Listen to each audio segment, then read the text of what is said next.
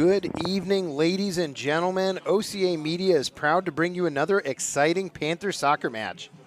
Tonight, live from Huntoon Field in beautiful Oregon, Wisconsin, the Panthers host Sauk Prairie. I'm Mike Stapleman, and I'll be bringing you all of tonight's exciting Panther action. First, we'd like to welcome our sponsors who help make Panther soccer possible.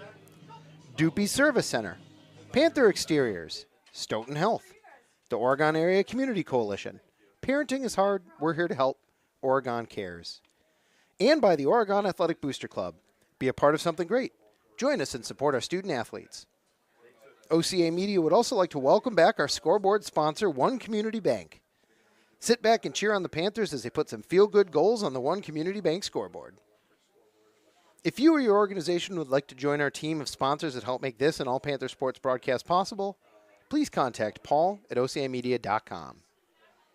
It's been a little bit since I've called a game here with you, but a quick recap on this season. It's been a great season so far for the Oregon girls. 9-0-1 overall, only 2-0 in conference. Hosting Sauk Prairie, 6-1-2 overall, and 3-1 in their conference. Last game for the Panthers was a win on this field last night against Portage Poinet. Panthers only needed, I believe, about 36 minutes total to put the mercy rule in effect and won 10-0.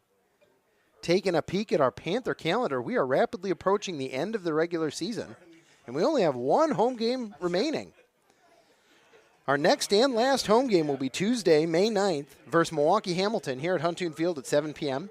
And then the Panthers hit a long road streak between us and the playoffs. Friday, May 12th at Monroe at 6 p.m. Tuesday, May 16th at Reedsburg, 4:30 p.m. start. Might want to double-check that one before you drive down to Reedsburg. Thursday, May 18th at Fort Atkinson at 7 p.m.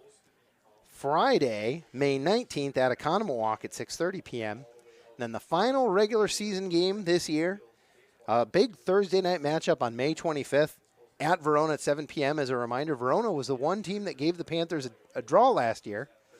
And I don't want to look too far ahead on the calendar, but I had that one circled pretty much when I looked at the schedule on day one.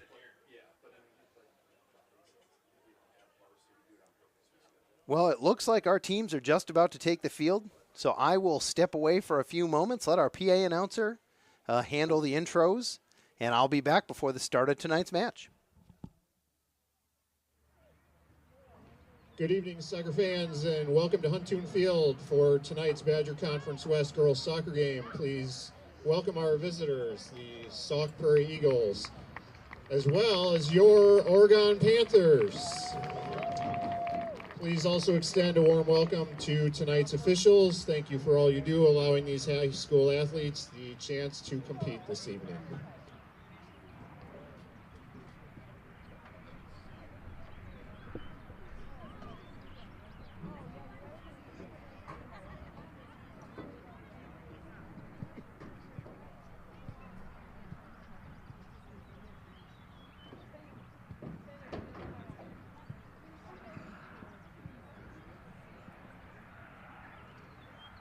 And now let's meet tonight's starting lineups. First, for the visitors from Sauk Prairie,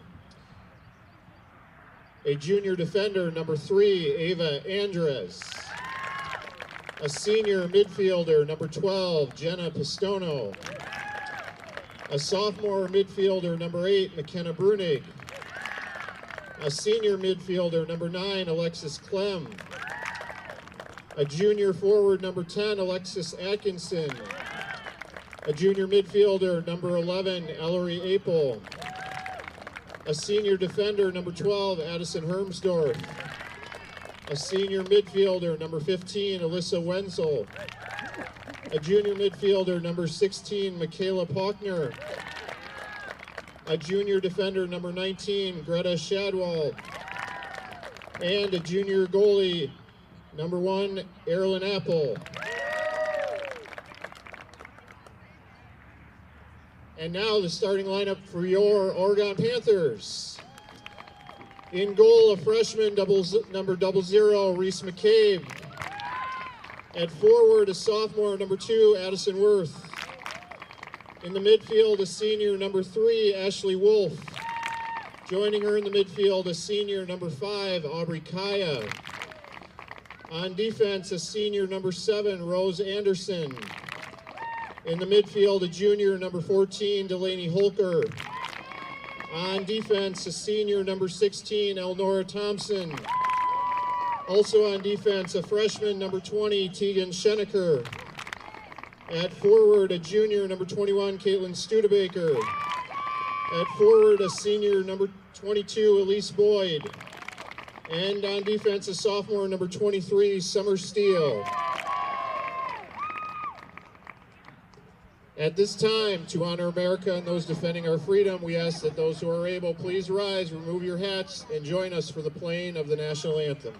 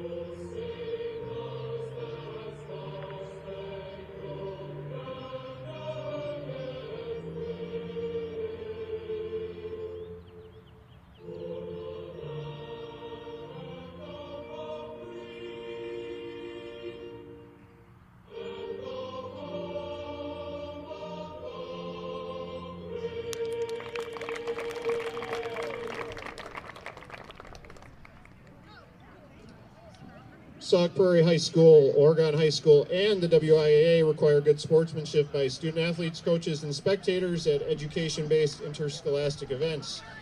We accordingly request your cooperation by supporting the participants and officials in a positive manner. Profanity, racial, sexist, or ethnic comments or other intimidating actions directed at officials, student athletes, coaches, or team representatives will not be tolerated and are grounds for removal from the site of competition.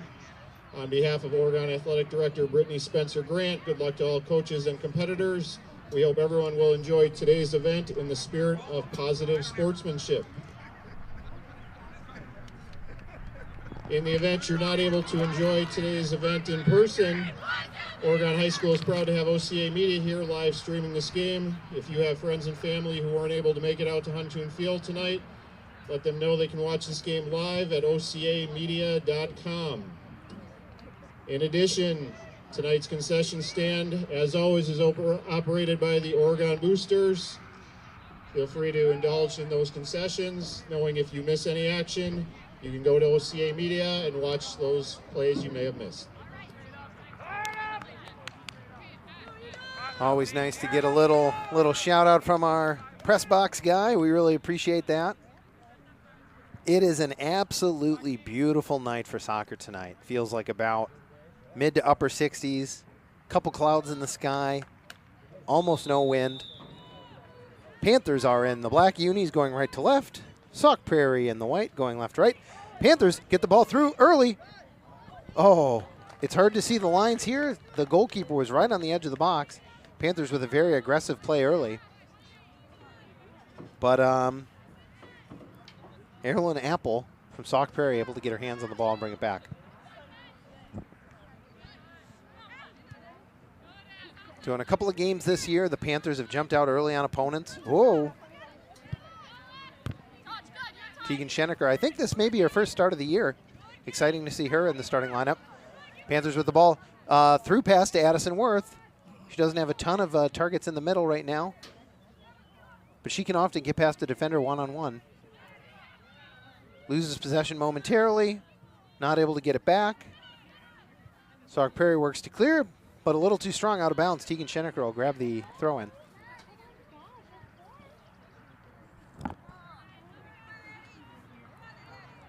Addison Worth fighting for position in the ball. A little extracurriculars. So that'll be a free kick for Sauk Prairie.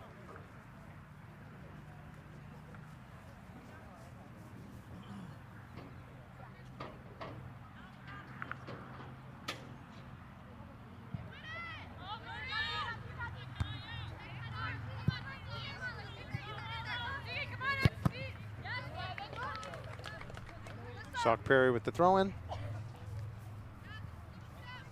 Oh, some miscommunication by the defense. Sauk Prairie with the ball in the box. Not able to get a...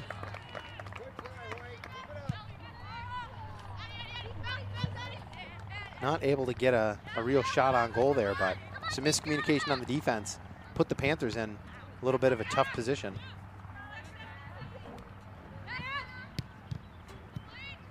All right, Panthers get the ball up to the midfield. Boot it deep. Trying to give Elise Boyd a chance to run under it. Had a little bit too much on it, though, and went out. So that'll be our first goal kick of the night for Sauk Prairie.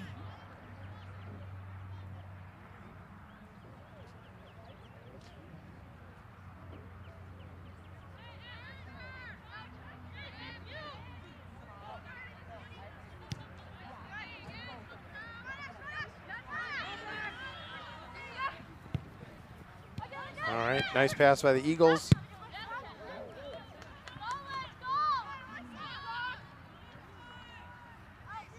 Oh, nice move.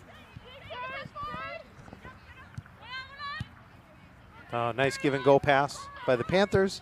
Tegan Schenecker finds a target. Studebaker was waiting for the ball. Sauk Prairie was able to catch up to her. Elise Boyd with the ball. She's got Addison Worth on the wing. Worth tries to get past her defender. Is able to, but the centering pass is picked up by the Sauk Prairie defender. Sauk Prairie keeps it in bounds. That was a close call. It'll be an Oregon throw-in.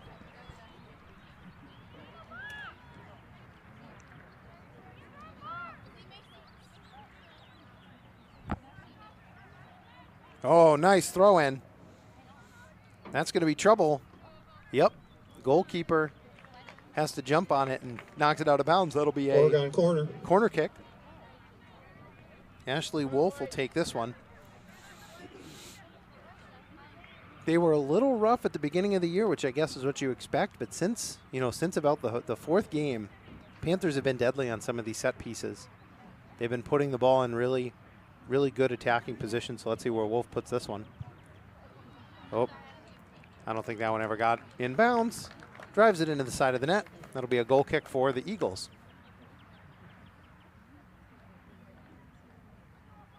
Oh, that could be trouble. Studebaker putting some pressure on the defender.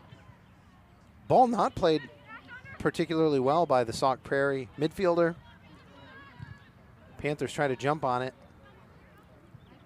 Elise Boyd chasing the back pass. Oh, there we go. Turnover. Ashley Wolf with the ball. Dribbling around, gives it up to Elise Boyd, who tries to take the corner but can't make it. Knocked out of bounds by Sauk Prairie. That'll be a throw-in for the Panthers.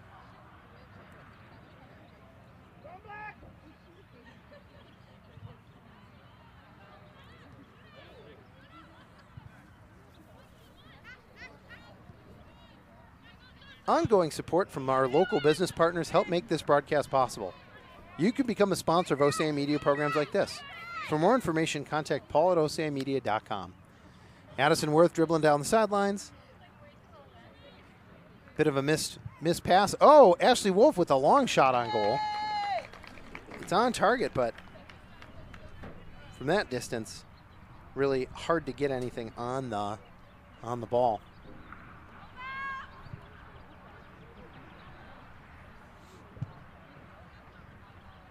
Panthers have played some really tough competition this year. They've also had some teams that were pretty overmatched from the jump. I wasn't really sure where Sauk Prairie was going to land. At 6-3-1, or 6-1-2 overall, I mean. They've had a pretty good season.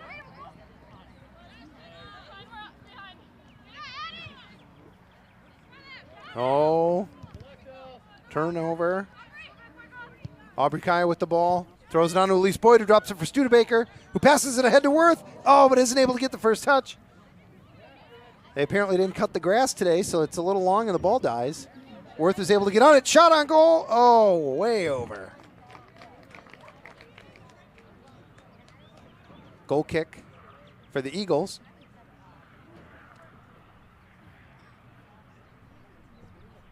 Other than the finish, I think that was a really good example of how the Panthers have played this year. They've got a really strong set of midfielders. They've got a really strong set of defenders who play really patient defense and do a good job collecting the ball and sending it up to the next level. And then the midfielders are all really good on ball, really good ball control, with really aggressive forwards. And so when the Panthers get the ball in midfield, oh, here we go. Rose Anderson trying to find the corner. Defender is able to track her down, knock it out of bounds. That'll be a corner kick. Rose Anderson with a really strong individual effort.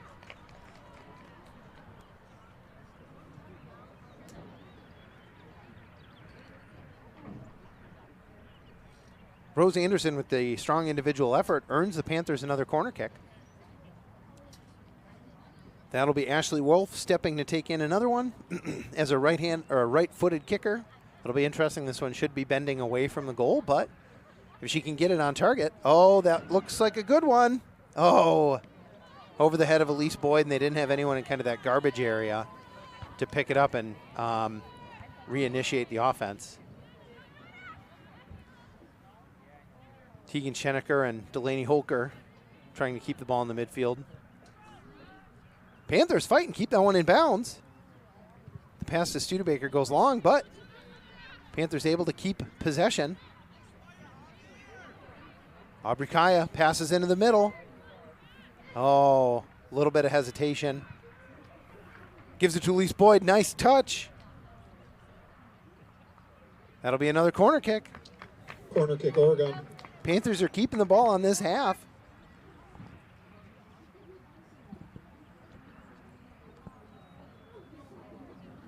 Our forwards all bring really different styles of play. Well, I guess Elise Boyd. Oh, who's taking this kick? It's a lefty. Oh, nice.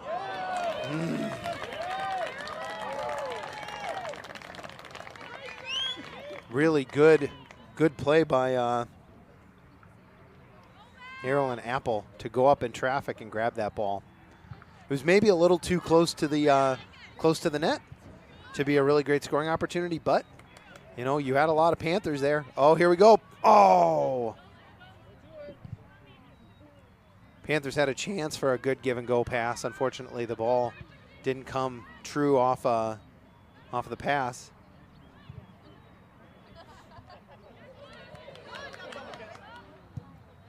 And there you go. Ball got back to the defensive line, and they calmly re-entered it back to the offense.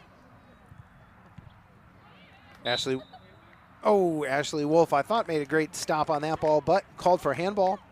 That'll be a free kick for the Eagles.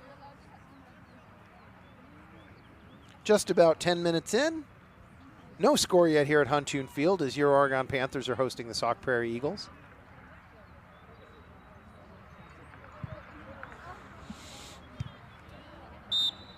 Oh. Called Elnora Thompson for the shove. That'll be a free kick for Sauk Prairie.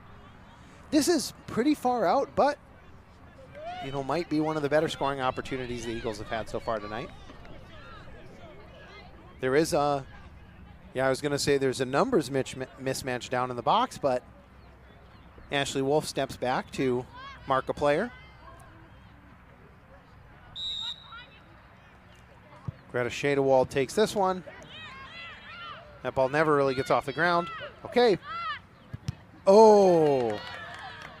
That was well done by the Sauk Prairie defender, where Elise Boyd was going, had a half a field to get ahead of steam. Whoa. That was the ball hitting our mic. Wake up, everybody.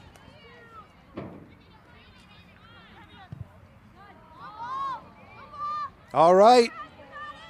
Addison Worth should be able to collect that before it rolls out of bounds. Man, the defense has her number tonight. A little bit of a wrestling match broke out. Oh, good move. Left Worth in the dust. Delaney Holker steps up and easily snuffs that one out. Worth with the ball, got a chance to cross it. Puts it up. In a tough spot, Elise Boyd. Oh! Oh! Collected by the goalkeeper. Well placed by Addison Worth. Elise Boyd was there. It was a little bit hard to see from up here, but I think the ball got through the goalkeeper's hands. Boyd had a crack on it.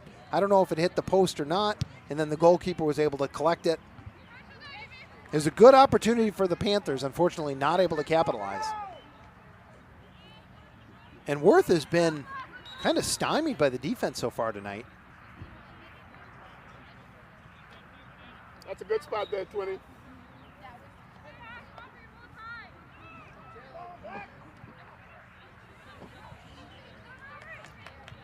All right, passed it up to Teagan. She's got 2 defenders on her. Dribbles through both of them. Gets the ball to almost to Elise Boyd. Defense able to recover. Delaney Holker steps up and takes care of that. Rose Anderson, with the player on, is able to pass it up to Addison Worth. Oh, a nice heel tap, but not able to keep the ball close enough to her. Turnover. Sauk Prairie trying to initiate their offense, and Delaney Holker snuffs it out. Able to get the ball up the line. Can Addison Worth get there? Oh.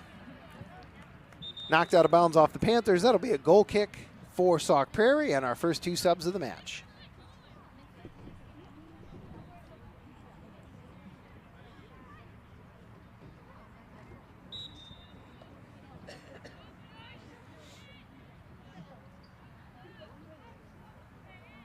OCA Media broadcasts on cable and communities throughout the Madison area.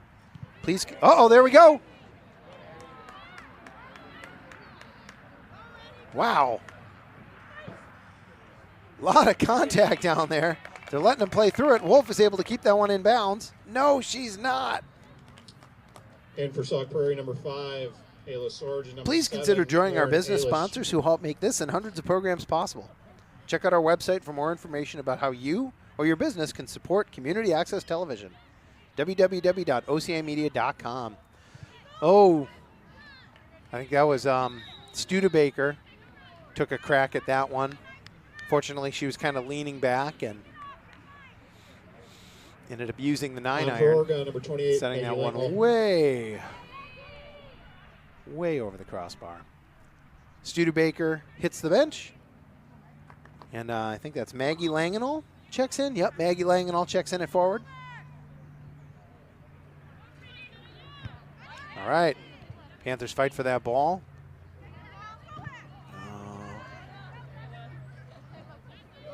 That'll be a Sauk Prairie throw-in.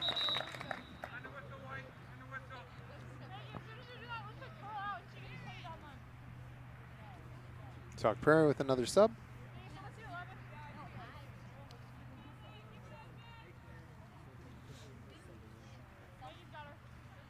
Here in the 15th minute, we're still tied up 0-0. The Sauk Prairie Eagles are playing your Panthers tough.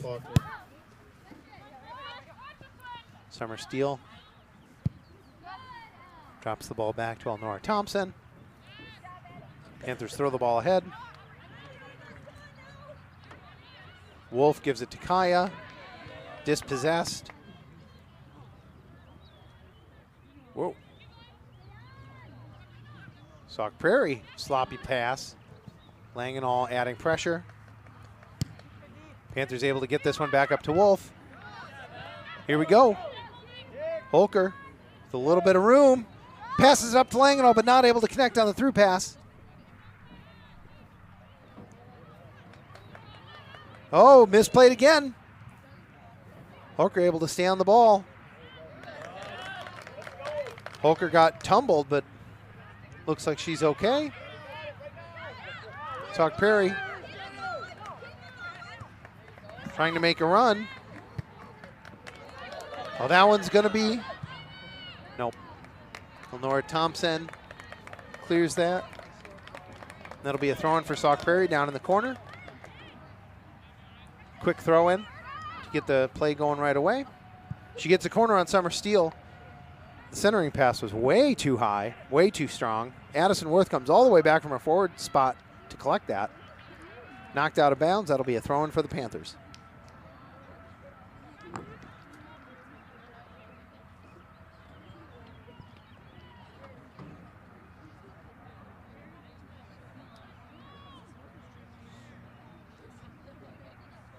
It's been some tough soccer tonight. Neither team really getting consistent scoring opportunities. Oh. Sauk Prairie taking a crack from outside of the box. Sauk Prairie fans traveled pretty well. I can hear a smattering of applause when they have a good play. It's good to see. We've got a pretty good crowd out here tonight. And unlike some of the games earlier this year, folks were out there in hoodies, not raincoats and parkas. All right, goal kick for the Panthers. Well, that's could be trouble. All right, Tegan Schenecker gives it to Maggie. Panthers cross the ball. Aubrey Kaya not able to pass the defense.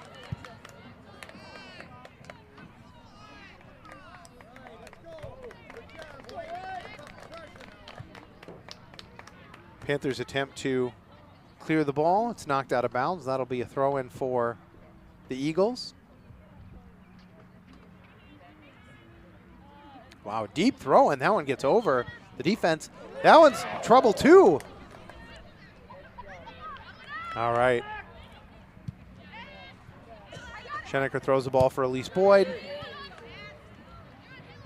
Right now, Sauk Prairie is on the offensive. Schenecker is able to get that one up the line to Maggie. Maggie finds Elise Boyd with space. Boy, Sauk Prairie was pulled up. Panthers were not in a position to really attack strong. Addison Worth loses that ball. He gets past Wolf. Panthers back line picks it up. Oh, if that one got past that defender, Wolf was off to the races. Sauk Prairie trying to build an attack. Defender picks it up. Worth comes back for that ball. That should be a throw-in for the Panthers.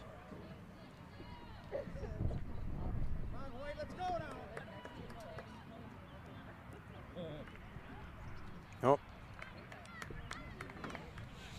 I don't know if that one went in. That'll be a throw-in for the Sauk Prairie Eagles and another sub.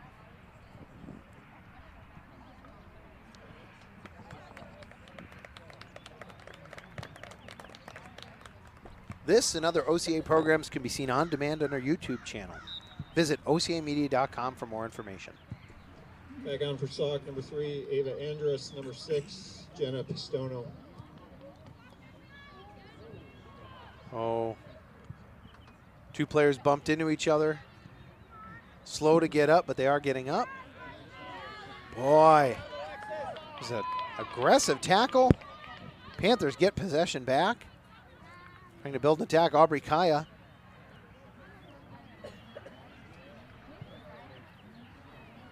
You know, even though it was a shorter game last night because of the mercy rule, it isn't super common to play varsity matches back-to-back. Wonder if any of the Panthers are dealing with tired legs today. All right, Panthers called for a grab. That'll be a free kick for Sauk Prairie. It was Summer Steele with the hook.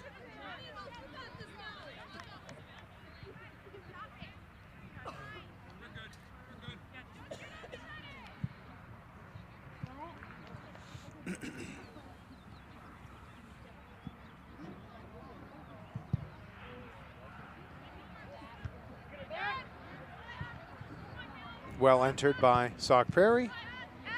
Panthers able to clear it. Maggie Langenall going to attack.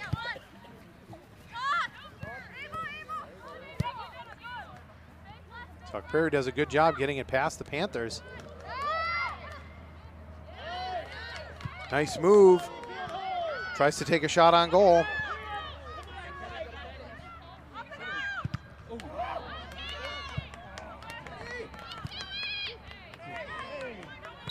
Yep.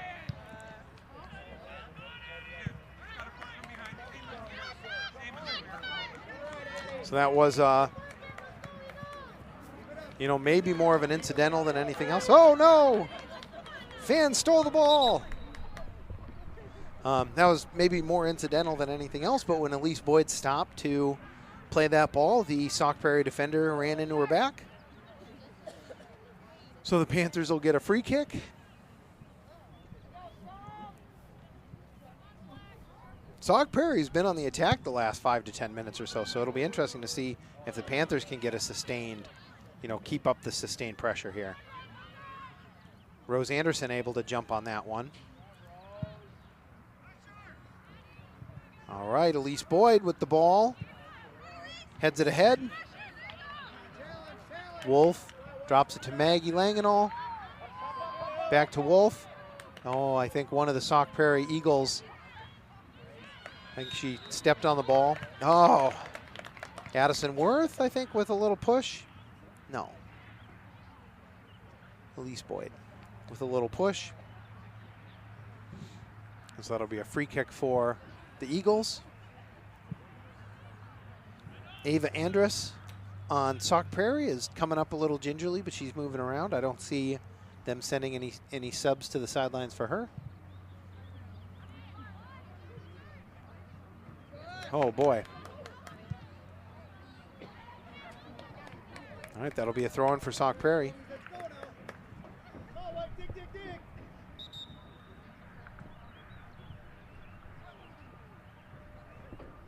All right, they're going to honor a sub for Sauk Prairie, and that'll also allow the Panthers to make 3 substitutions.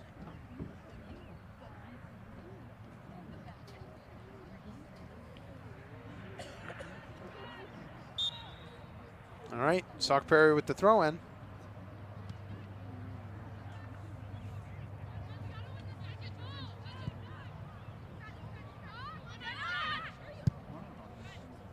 Panthers throw that one over the top. They got an opportunity to chase it. Defender passes it back to the keeper. She's able to get the pass off. Panthers looking to keep the pressure on, though. On for Oregon, number 4, Ava Budsick, number 10, Maddie Morhoff, and returning number 21, Caitlin Studebaker. I was just looking back at my notes, and the last game I announced, the Panthers scored in the 3rd minute, and then we're kind of frustrated after that. I was trying to figure out, you know, what are we looking at tonight? That'll be a corner kick for the Panthers. Let's see who's going to step over and take it. Looks like it'll be 28 Langenall. You know, Panthers have had a couple opportunities, but I still only have them down as 3 shots on goal with 2 scoring opportunities. And really, they have not been winning the possession battle over, I'd say, probably the last 5 to 10 minutes. So.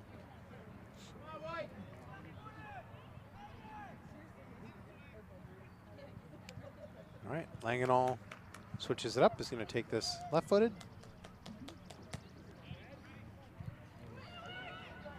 Drifts. Studebaker able to throw it back into the box.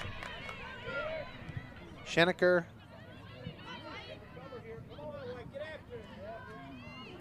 Dribbling around, looking for an opportunity. Tegan Schenecker plays it into the box, but not high enough. The defender is able to just step into it.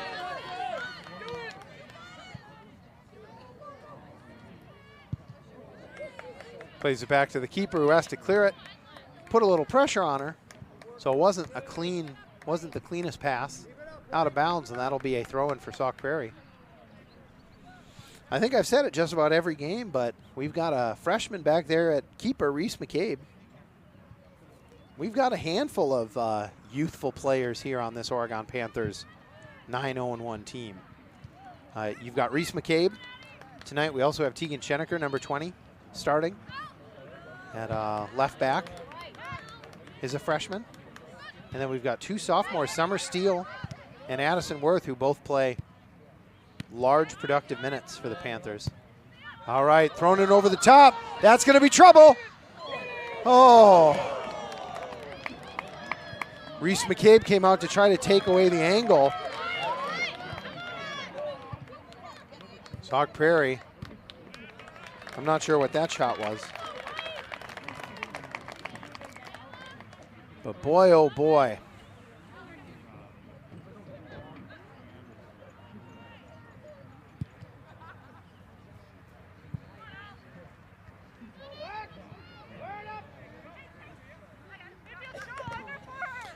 Oh, that one gets through. Langenau able to collect. She's got a couple opportunities. Abrikaya, ball on her foot. Oh, she loses her footing. Sauk Prairie able to recover. Man, Turf Monster got her. She was trying to, I think, get her feet lined up so that she could strike, confident strike with her strong foot, but not able to line it up. Sauk Prairie trying to line up the attack. Battle in the midfield. Maddie Morhoff over there. Oh, almost waited too long to play that back. Throws it over the top.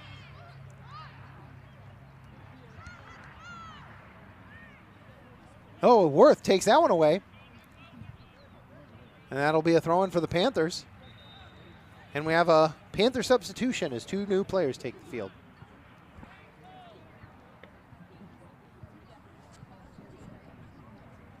So let's see who leaves. I think Addison Worth checked out for Elise Boyd. I don't know if that was Maddie Morhoff. Sauk, number 7, Maren Eilish. Studebaker with the ball. Number 7, Rose Anderson. Number 22, Worth. Elise Boyd. Worth tries to, or no, Elise Boyd tries to get the corner. Unfortunately not able to get it around the defender. Bangs into the side of the net. That'll be a goal kick for the Eagles.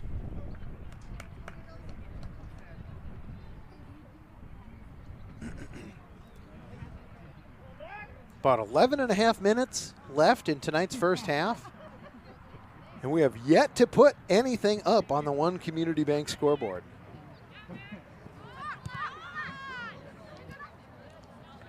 Wow.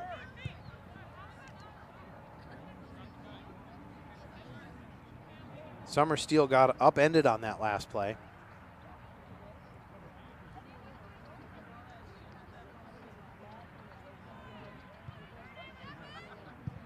Sauk Prairie plays it back.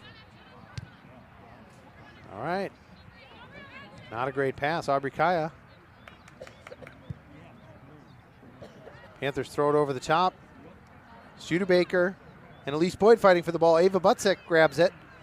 Studebaker throws it over the top. Can Langenau get there? She can, not able to center it with much power. Sauk Prairie recovers and throws it out of bounds. That'll be a throw-in for the Panthers. Schenecker gets on it fast. Gives Langenau an opportunity in the corner. She's able to shake her defender. Drops it back to Schenecker. Enters it into the box. Studebaker with the ball. Turns and fires. She thought there was a handball in the box. No call. Oh, Panthers. Oh, man, oh, man, oh, man. Panthers had a couple of opportunities there, but not able to turn and really strike the ball. Rose Anderson collects that one just past midfield, turns and clears it. Out of bounds, that'll be a throw-in for Sauk Prairie.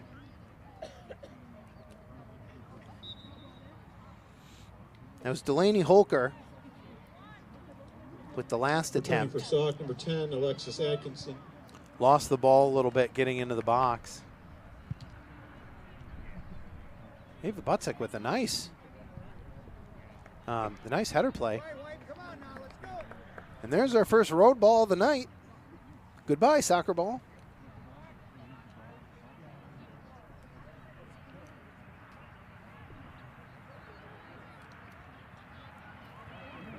Quick throw in by the Panthers. Elise Boyd gets the corner, centers it. No one there.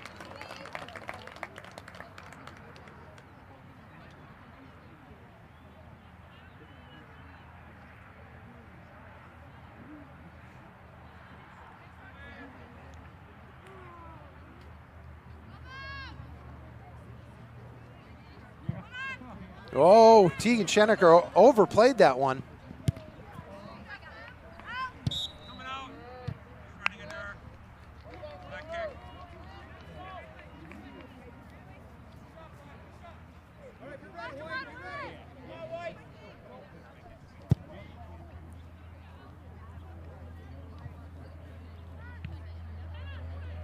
Delaney Holker steps up in the midfield trying to collect that one. Rose Anderson drops it back to Holker. Oh. I'm actually not sure what happened there. If Holker got stepped on? She just lost her footing. She went down. No call though.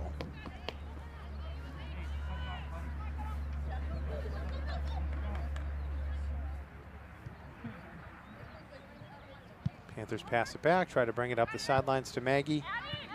All right. Oh, shoot. Rose Anderson throws that up. The entrance passes have just been a little off. Elise Boyd throws it ahead to Schenecker. The Sauk Prairie defense able to step in and take it at the last moment. Delaney Holker with the tough play, but not able to dispossess the Sauk Prairie Eagles. There we go. So number 4, I don't know how to say her last name, Ava Butsic or Butsic. She stepped in this game and has had a pretty big impact so far. Seems to just be in the right place at the right time. Throws the ball over for Elise Boyd. Can Elise Boyd get to it before it goes out of bounds? Nope. That'll be a throw-in for Sauk Prairie. Right idea, just a little bit too many legs on that pass. But Ava's just been in the right spot at the right time. She's had a couple really good connection passes where she gets the ball and finds the next player in the chain. She also had a really big oh, here we go! Kaya not able to maintain possession. Almost had a trip. Ball thrown over the top. That's going to be a foot race. Defender was able to get the angle. Kicks it out of bounds. Lets the Panther defense recombobulate. That was Summer Steele in a race, able to get position and possession. Sauk Prairie centers the ball. That's trouble. Oh. Boy, that ball was just rolling in the box.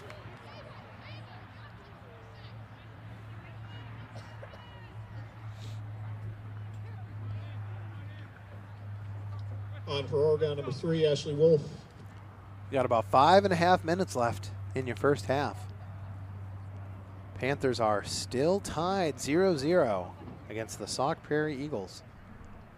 OCA Media is your local community access television station, broadcasting locally sourced entertaining and informative programs on Charter and TDS cable. Also on for Oregon, visit our website for our program guide and more information, www.ocamedia.com. That goal kick went out of bounds. That'll be a throw-in for Sauk Prairie.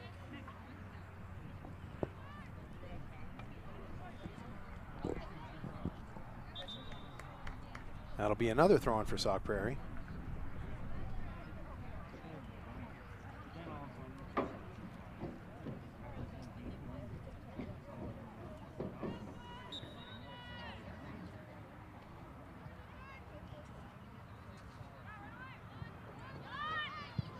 Sun's going down, lights are on.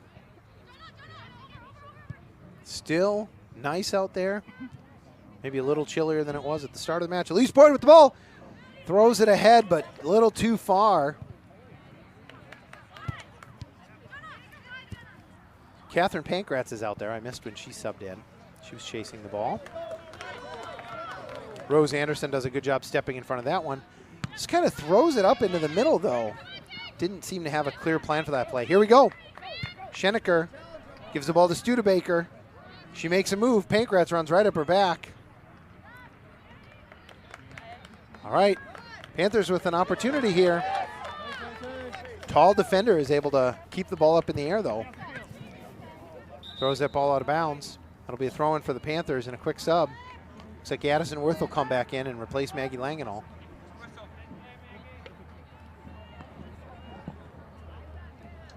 for Oregon, number 2, Addison Worth. Still got time. Got about 3.5 minutes here in this half. Panthers still got time to get an attack together.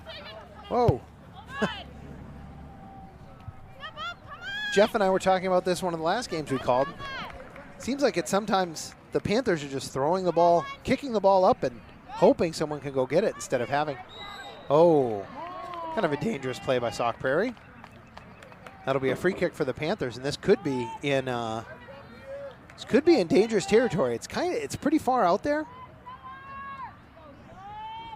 But if Summer Steel can strike this well, it could be trouble.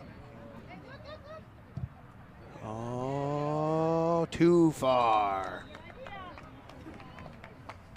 Goal kick for Sauk Prairie. Panthers have had a handful of set opportunities, set pieces, I mean. The best opportunity was, I think it was that centering pass from Addison Worth, where she almost connected with Elise Boyd.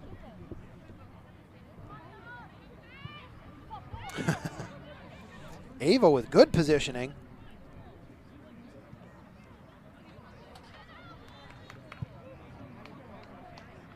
Yeah, I mean, the Panthers are just kind of clearing the ball sometimes. They don't seem to really have a target. They're just hoping one of their forwards can go run and grab it. Here we go, opportunity. It'll be a throw-in for the Panthers.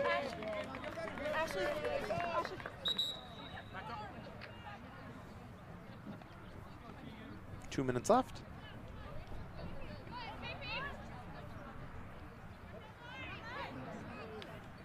Throws it up the line. Pankratz gives chase. Oh, thrown away. Addison Worth with the ball. Stays in the box. Wolf passes it ahead to Studebaker. Gives it up to Boyd. Boyd back to Studebaker. Defense cleans it up. Crisis averted for Sauk Prairie. Got our second road ball of the night, and that'll be a throw-in for Sauk Prairie. Rose Anderson with the strong tackle. And our friendly dog walker is heading back across the road to get our soccer ball back. Thank you, sir. Well, actually, oh yeah, throwing, okay. 1 minute left in this first half. All right, misplayed by Sauk Prairie. That'll be Addison Worth. Panthers got to move. Ball thrown up the line. Man, a lot of grabbing. That's got to be a call. Yep, that'll be a free kick. Oh no, throw in. Addison Worth with the throw. Oh, gets it into the box.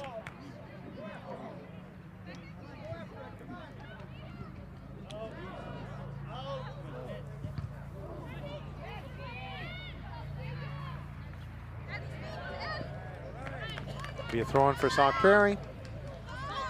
10, 9, 8, 7, 6, 5, 4, 3, 2, 1.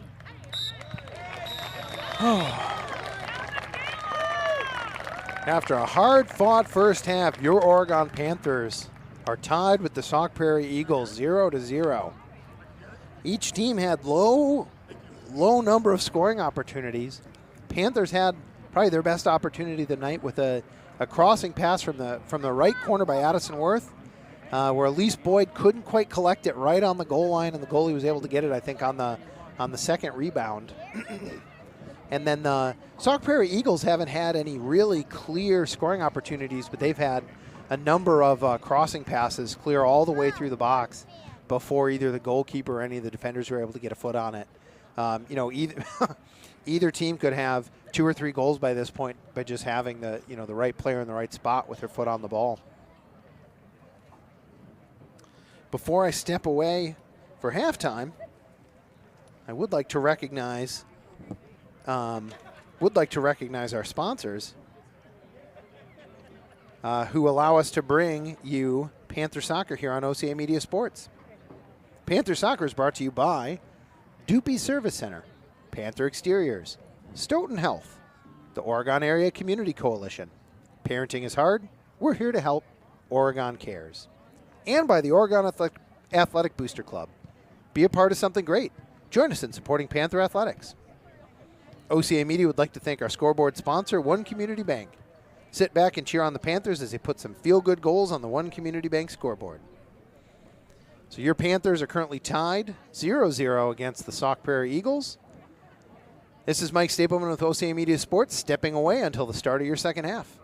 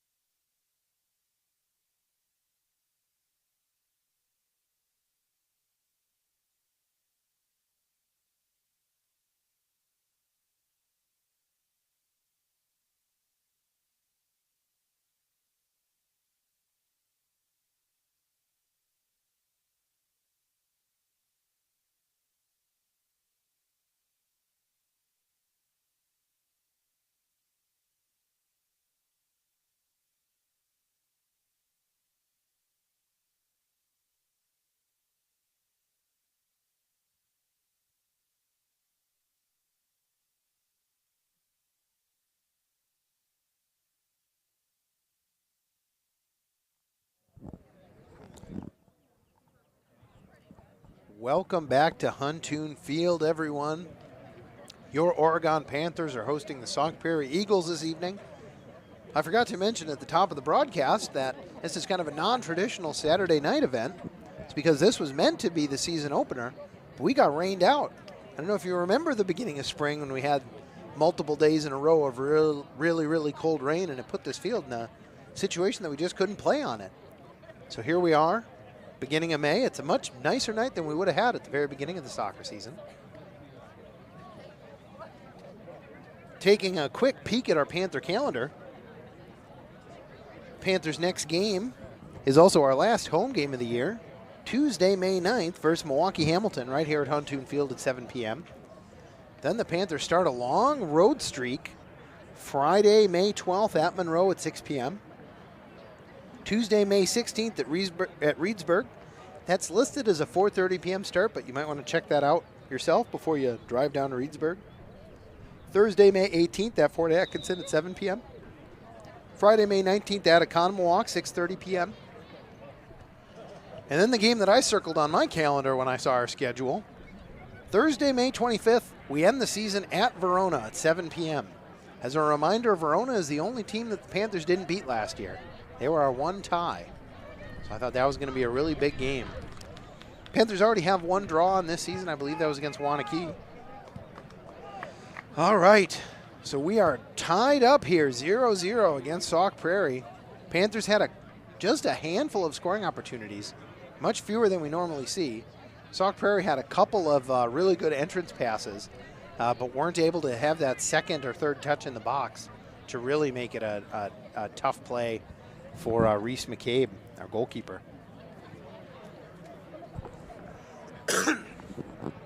All right. Our officials counting the players, making sure we've got everyone on the field. Your Oregon Panthers are in the black, going left to right on your screen. Sauk Prairie's in the white, going right to left. Sauk Prairie will start with the ball. And we're off. We got 40 more minutes of soccer here tonight.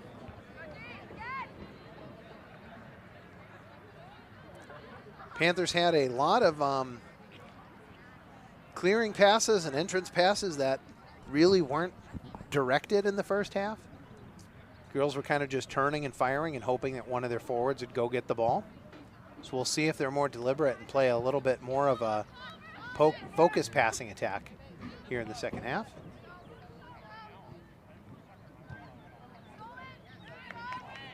Defense played well and primarily kept Sauk Prairie in front of them.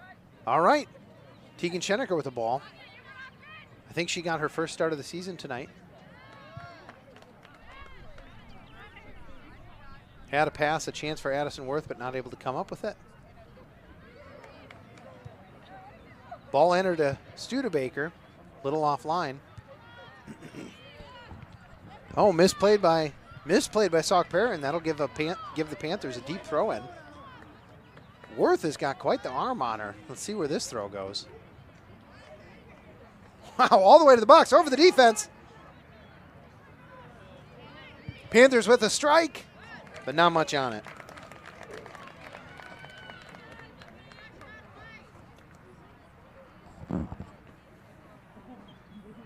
Erilyn Apple, the goalkeeper for Sauk Prairie, has done a good job back there so far.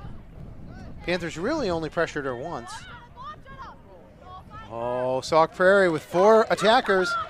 Reese McCabe has to come out and get on that one. Boy, that could have been a big opportunity. Touched a bit too far ahead. Reese re-enters the ball. Boy, that ball bounces a long way before someone gets on it. It's Addison Worth. Throws the ball ahead. No one on her. She's got an attacker in the middle. If she can center the ball. Throws it in. Sauk Prairie defender able to erase that opportunity. Panthers midfield back on the attack. Elise Boyd centers the ball. Oh, what a save! Oh my goodness! Oh, we almost broke the tie with an own goal by Sauk Prairie. The keeper with an absolutely stunning save to keep that one out of the net. Oh my goodness gracious. Well, that has earned the Panthers a corner kick and heartburn for every member of the Sauk Prairie team. Wow, what a save. Kick is up. A little too far out. Panthers not able to really get a target on that one. That'll be a goal kick for Sauk Prairie.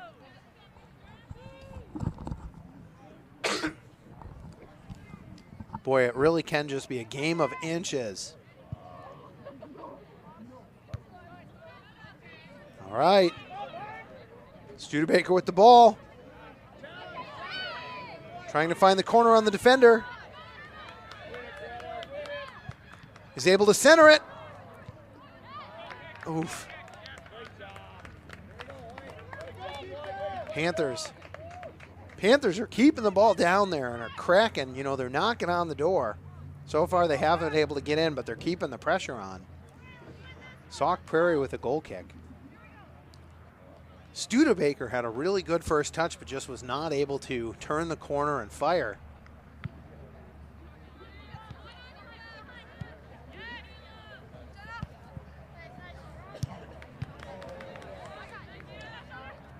Really nice play there by, I think, Elnora Thompson to turn that one back. Panthers staying aggressive. Elise Boyd really putting the hooks on. Oh, boy, oh, boy, oh, boy.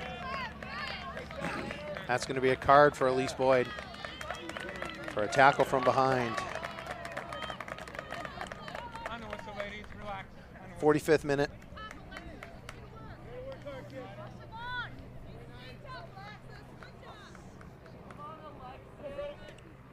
So that'll be a free kick for Sauk Prairie as Elise Boyd hits the bench. Maggie Langenall re-enters. Boy, oh boy, that's disappointing.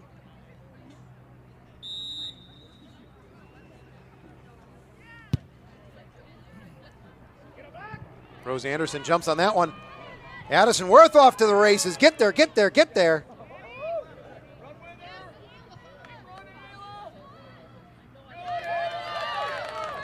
She wasn't able to get the corner dispossessed. Defender trying to break contain. Misplayed. Addison Worth on the ball again. She's got a bunch of players in the box. Centers it. Tapped. Oh, just wide.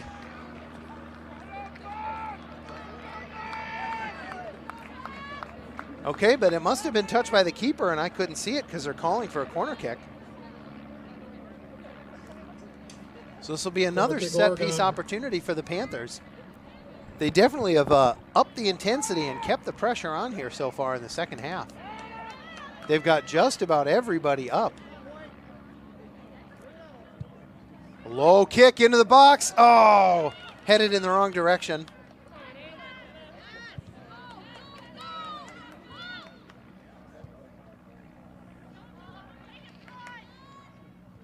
Okay. Sauk Prairie had an opportunity. They only had one player back with a misplay. Panthers are able to recover. Reese McCabe didn't have a good target there. Addison Worth able to come back and clean it up, though. Nice pass. Kicked ahead to Worth. Can she get the corner? Boy, good block by the defender. Man.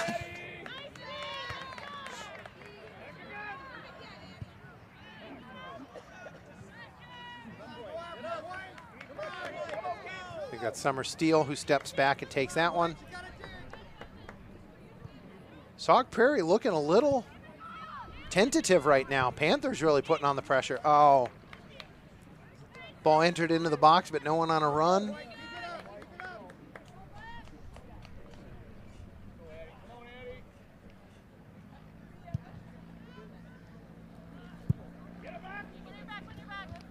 That'll be a throw-in for the Sauk Prairie Eagles.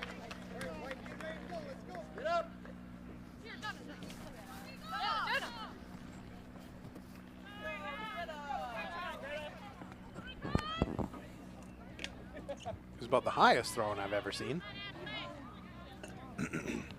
Maggie Langenall Give and go. Studebaker. Oh! Right idea. Just wasn't able to push it out there far enough. Turnover Panthers. But Aubrey Kaya comes back to pick it up. Panthers will look to get back on the attack. Check out our program guide to find out when you can watch more Panther action. www.ocamedia.com. Sauk Prairie throws the ball over the top. Panthers defense turns it over. Could be trouble. Actually, I felt like the Sauk Prairie Eagles had a player offsides, but no call. Ball taken away.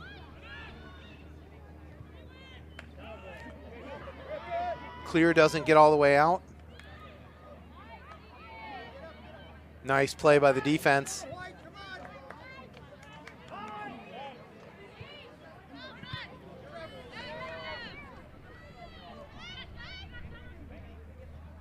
Oh, bad misplay by Sauk Prairie, but the Panthers not able to capitalize. Sauk Prairie with the ball, trying to enter the box. Kept out by the defense. Shot goes wide. That'll be a goal kick for the Panthers.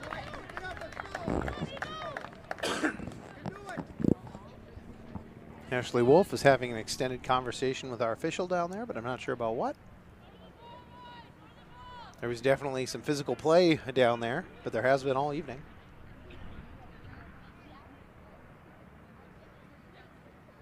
OCA Media reaches thousands of viewers with programs like this. Consider joining our fine group of local business sponsors. OCAmedia.com. Panthers are knotted up 0-0 with the Sauk Prairie Eagles in a hard-fought match here on a Saturday evening at Huntoon Field in Oregon. The Panthers have upped the intensity in the drive here in the second half, but haven't been able to turn that into a point yet. And in the last couple of minutes, Sauk Prairie's been able to maintain some possession and try to build some momentum.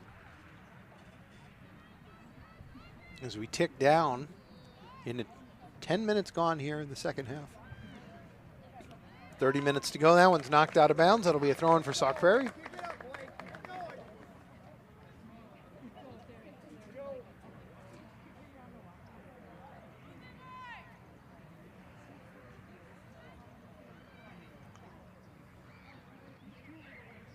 That'll be a throw-in for the Panthers.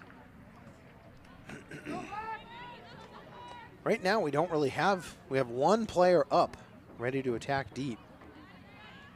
Threw the ball over the top. They had a couple defenders back. Schenecker able to get a foot on it. She drops it back to the midfield. Passes it up the line. Here we go, here we go.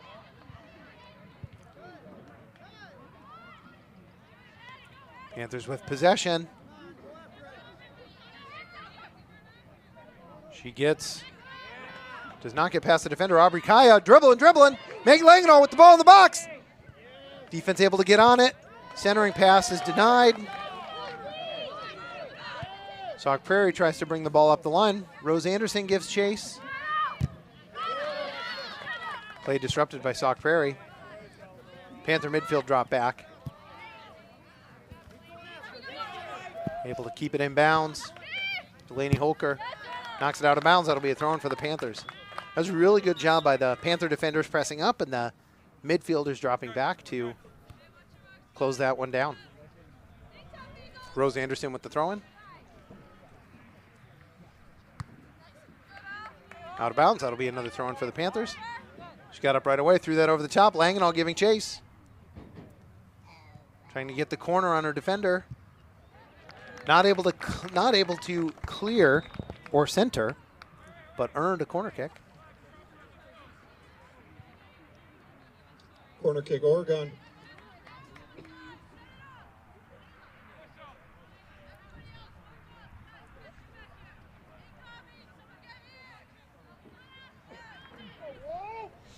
I can't see who's taking the kick. It's probably Wolf. On for Oregon, number 22, Elise Boyd. Elise Boyd re-enters the match. Kick is up. Another one that is not an opportunity. Bangs into the side of the net, and that'll be a goal kick for the Eagles.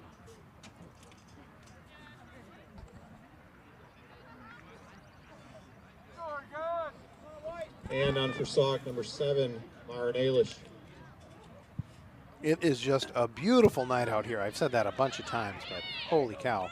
Nice pass. Elise Boyd with the ball, gets past her defender, shoots, stopped by the goalkeeper.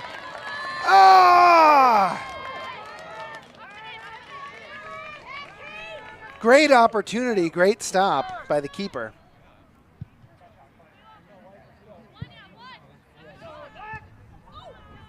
All right.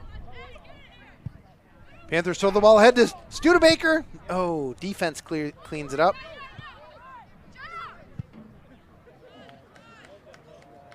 Sauk Prairie trying to mount an attack now.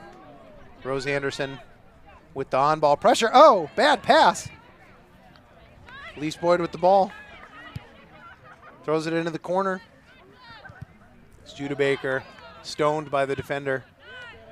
Ball thrown in the middle. Panthers maintain possession. Schenecker jousting over there. That'll be a throw-in for... Oh. I don't know how that's a Sauk Prairie throw-in, but they're a lot closer than I am.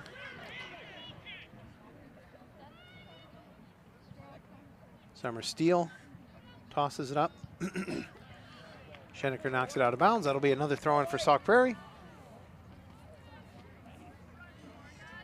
Looks like Ava will be entering the match during the next honored substitution for the Panthers. Ball's in the corner. And that'll be a Panther throw-in, so we should see a sub. On for Oregon, number 4, Ava Butzik. Ava Butzik replaces Aubrey Kaya, I believe.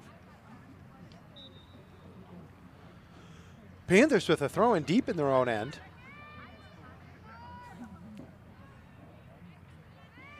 Give it to Addison Worth and throw it over the top. Studebaker gives chase. Sauk Prairie able to grab that one. All right, thrown into the middle. Oh, Wolf waited a bit too long. Elise Boyd able to get there, but not able to track it down before it goes out of bounds. That'll be a throw-in for Sauk Prairie. Throws it over the top. And that is a throw-in for Sauk Prairie deep in the corner. It was a good recovery by Elnora Thompson. Sauk Prairie really with an aggressive throw-in right over the top of the midfield and the defense. Panthers right now are keeping two forwards pressed way up, ready to counterattack. And here we go. That was just misplayed by Sauk Prairie. That'll be a throw-in for the Panthers. We called for a phantom substitution. We've got a player standing up by that ref's hut. Oh. Throw-in for the Panthers. I think that one was actually off the Panthers, but oh well.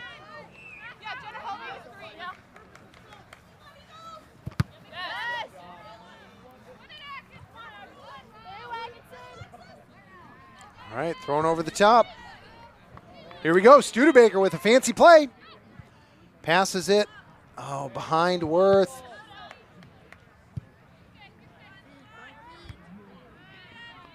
Panthers fighting hard to keep it in that offensive half. Effective blocking by Sauk Prairie. I didn't think you could do that.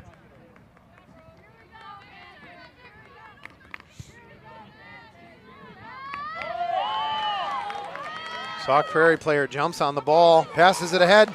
Offsides.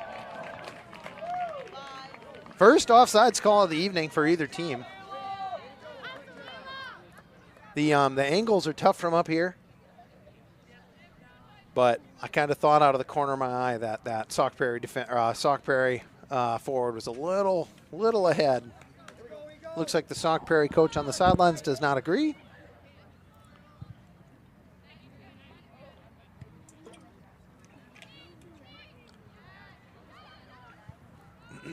Whoa. All right, Sauk Prairie with the ball, trying to get ahead of steam. Panthers shut it down and then just booted into the night sky. Oh, misplayed.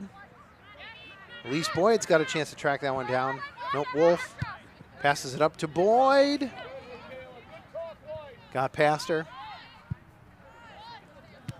All right, here we go. Panthers keeping it on the attack. Swing and a miss. Wolf sends it over Studebaker's head into the back corner. Worth not able to make contact, gives chase. Gets there before the defender. Fighting.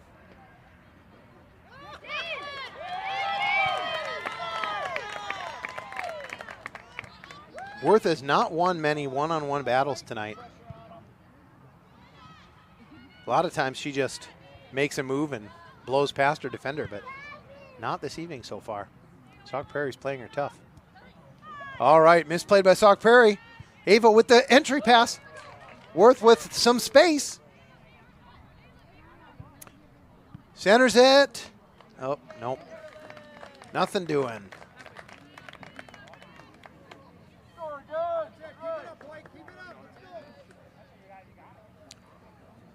With 18 and a half minutes gone, we are still at 0-0. Both teams looking for that first score. Thrown into the box. Oh, angles are tough up here. I didn't know how close Studebaker was. I thought maybe she would be able to get to that one, but a relatively easy pickup for Apple on Sauk Prairie.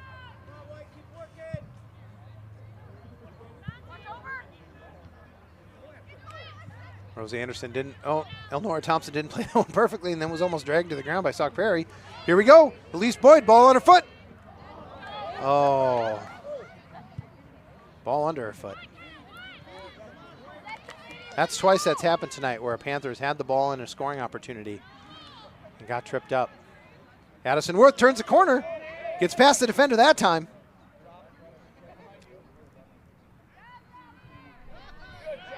That should be a corner kick. No, goal kick. Boy. Worth has just not been able to make it happen in that corner tonight. All right, we have two subs for the Panthers. It looks like Worth has taken a break.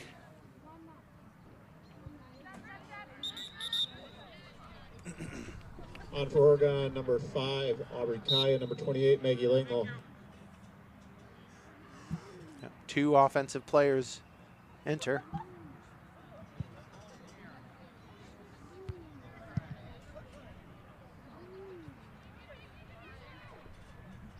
All right, throwing for the Panthers. Sauk, number 16, Michaela Faulkner. All right. Panthers try to get the corner on that side. No dice. That'll be a goal kick for Sauk Prairie. The energy's been a little different in the second half. Panthers have played a lot more aggressively, I thought, than they did in the first half. Hasn't showed up on the One Community Bank scoreboard yet, though. Here we go. Oh. You thought Elise Boyd played a little too physically. I couldn't tell if her arm extended. That's going to be a free kick for Sauk Prairie. OCA Media is your local source for information and entertainment. Producing hundreds of programs each year, OCA Media, your community access television station, located right here in Oregon. Ball's just bouncing around down there.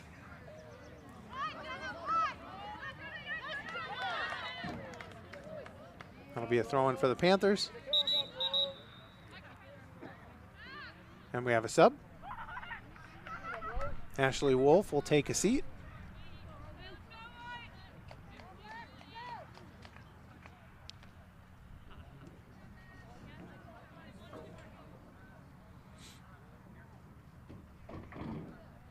Returning for Oregon, number 14, Delaney Holton.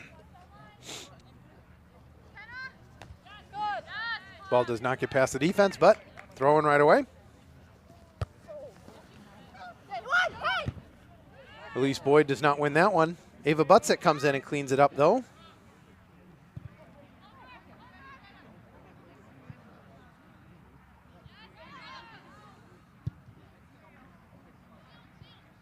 That one flies out of bounds. Throwing for the Panthers.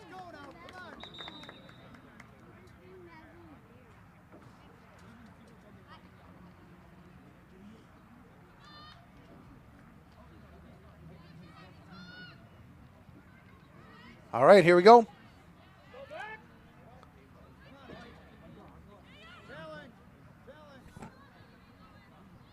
Nice move. Not able to get past the second defender. Sauk Prairie lays the ball up, though. Ava Butzik comes out of nowhere to grab it. Boy. Sauk Prairie defense doing a good job tying up that back line. Oh, nice move to get past the defender. Should have a chance to center it. Butzik on the ball. Not able to get a shot off. Now it's bouncing around. Ball is loose. Sauk Prairie able to clear it. That'll be a throw-in for the Panthers.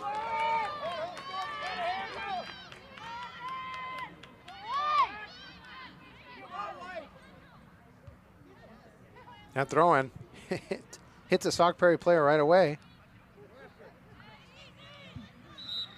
And that'll be a free kick for the Panthers. Couldn't really see what was happening over there.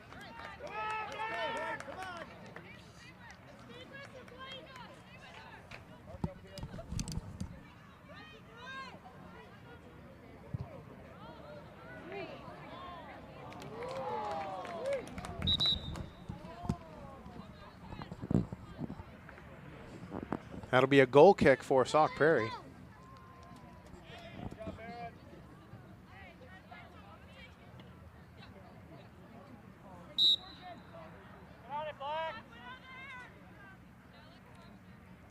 We are in the 65th minute, 0-0. Sauk Prairie Eagles are playing the Oregon Panthers tough. Panthers have turned up the intensity here in the second half, but have not been able to get the ball in the box. Here we go.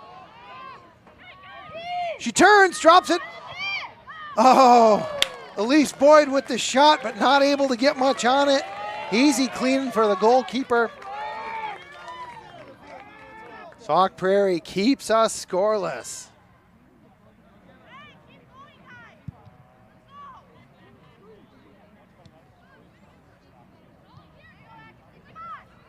All right, Sauk Prairie trying to build momentum and get an attack, but just kind of gave that ball away.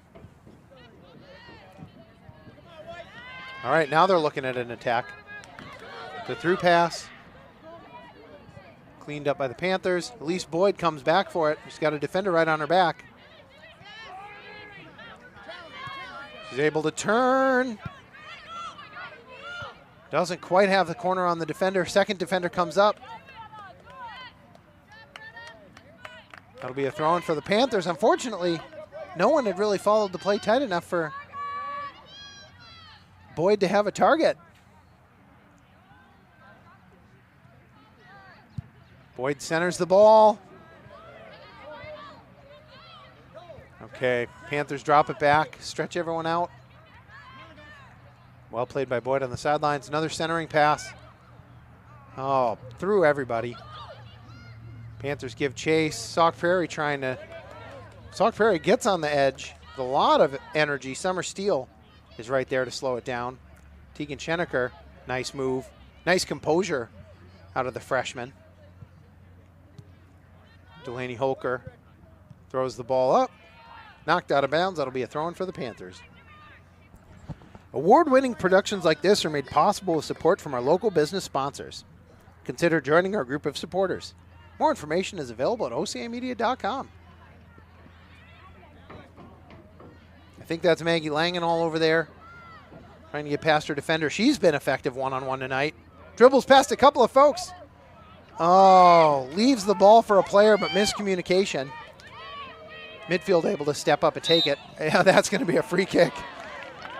That was very aggressive play by Sauk Prairie. And actually, Panthers should take a breath and make sure they're set for this set piece. This could be a really big scoring opportunity for the Panthers. I think it's going to be Holker taking the kick. And we send everyone up. Elnora Thompson as well. Sauk Prairie builds a wall. Oh, there it is! There it is! What a beautiful play! Delaney Holker with the ball into the box and then headed into the goal. Your Panthers take a 1-0 lead on the Sauk Prairie Eagles.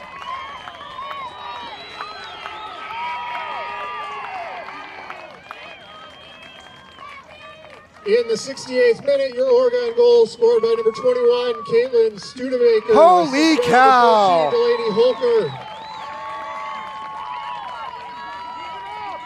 In the 68th minute, Caitlin Studebaker gets us on the board. Boy, and let me tell you what, that set piece and that header into the box, that should be on a how to play soccer instructional video. That was just beautiful. Boy, you had a feeling that if the Panthers kept knocking, they were going to kick that door down, and it finally happened. Addison Worth with the ball. Defense giving chase.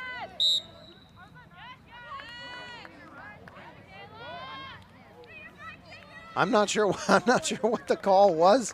I think it was Worth just being a little too aggressive with the lower body, trying to take the position away from the Sauk Prairie Eagle. So that's a free kick for the Eagles. Now the Panthers got to stay calm and composed. Whoa! I mean, both players played the ball and slammed into each other.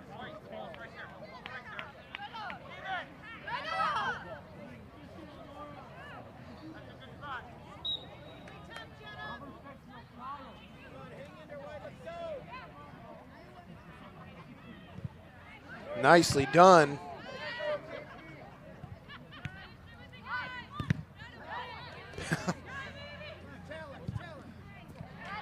Panthers trying to, whoa, misplayed by Sauk Prairie, and that'll be a throw-in for the Panthers.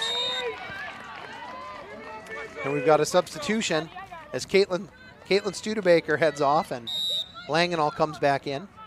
I think that's Langenall. Number 28, Maggie Langenall. Rose Anderson with the throw-in.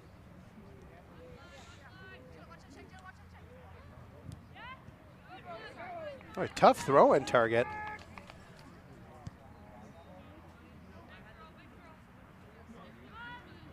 Addison Worth is going to take the throw-in. She's got an absolute cannon over there. Langenall settles the ball at the top of the box.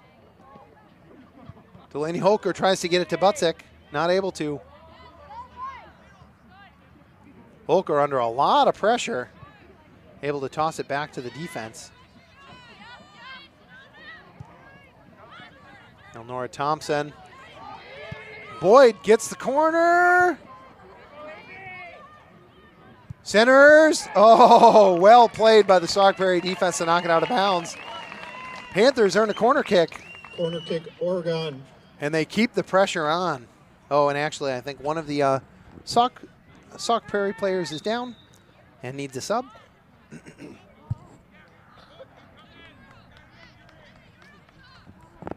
If that's number 3, she took a hard shot. No, it's not. Well, I thought I knew what happened, but I'm not sure. I'm not sure how she got hurt. Returning for Oregon, number 21, Caitlin Studebaker. Panthers with a corner kick. Handful of subs for Sauk Prairie. Your Panthers are currently leading the Sauk Prairie Eagles 1-0 as we tick under 10 minutes left to go tonight. That one's deep.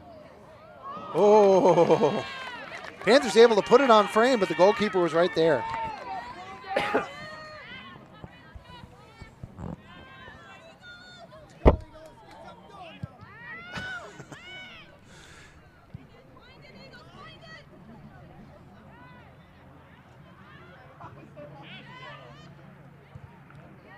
Here we go. Lise Boyd giving chase. Defender right on her hip. She's able to get past her. She's got Studebaker in the middle. Able to center it. Oh, Studebaker was there. Many of our live stream technicians are Oregon High School students who are trained by OCA Media's staff of broadcast professionals. But tonight's broadcast is being streamed by our own Paul Zwicker. Glad to have you, Paul. Back on for Oregon number 28, Maggie Langwell. Goal kick for the Sauk Prairie Eagles. They hand the ball right to their defense. Ava Butzek grabs that one. Oh, misplayed a bit by Sauk Prairie. That'll be a throw-in for the Panthers. And when knocked out of bounds by Sauk Prairie, it'll be another throw-in for the Panthers.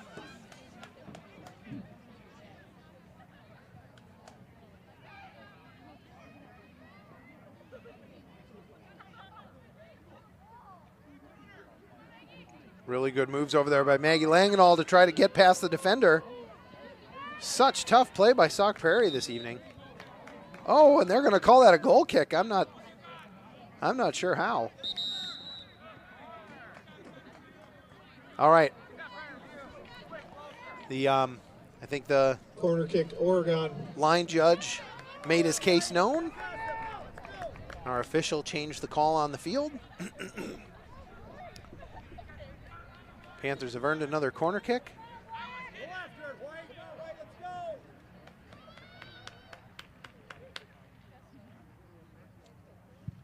Oh. Over everyone. And that'll be a goal kick for Sauk Prairie. And another sub. The corner kicks have not been particularly online tonight. We've had a couple of opportunities. Panthers got their, so far, only goal of the night in the 68th minute. Addison Hermsdorf for Oregon.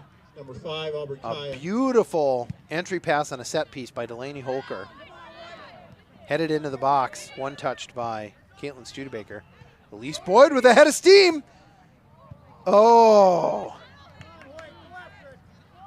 Oh, some miscommunication between Wolf and Kaya. Wolf dropped the ball in for Kaya to go on a run, but Kaya dropped back. Kaya steps up and steals that one. Throws it into the corner for Worth. Is able to get on it. Oh, turn but not get past her defender, and it looks like Sauk Prairie will be able to keep it in bounds. Defense keeps it on the attack. Addison Worth chases. Sauk Prairie misplays.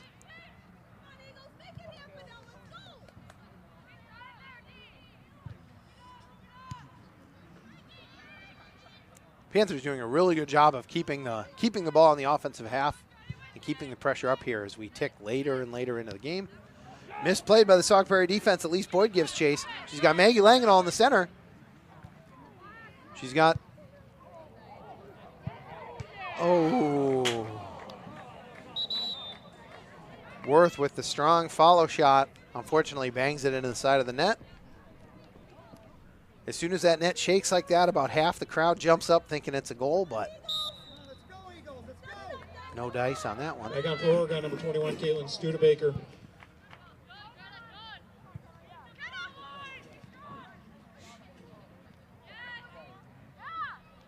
Sauk Prairie has really had trouble. Oh, there we go, stolen away.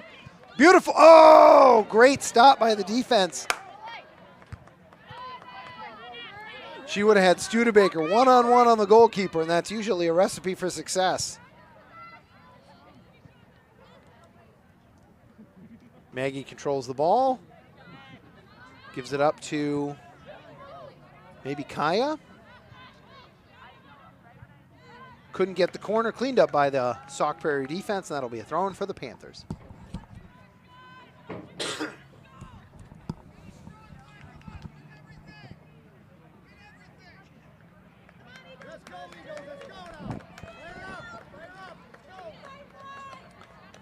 Panthers having trouble finding a good target with the throw-in.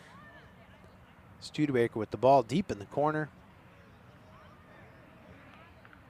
It'll be a throw-in for the Panthers.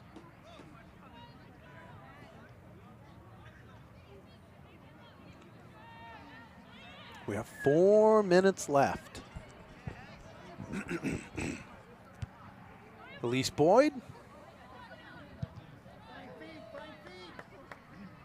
Whoa. Yep, that's going to be too aggressive, kind of an out-of-control play by the Panthers, so that'll be a free kick for Sauk Prairie.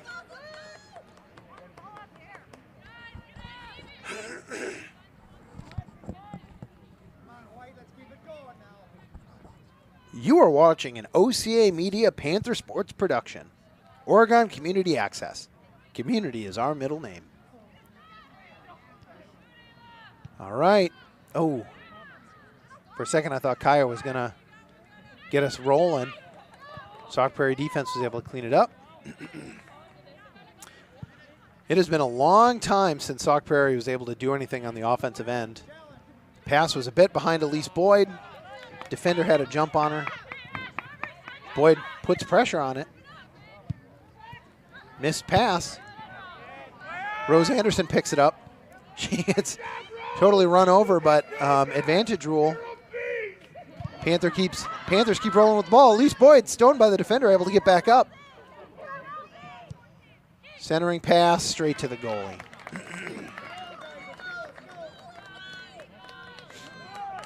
So if you watched that play and thought, man, Rose Anderson just got pushed to the ground, why wasn't play stopped?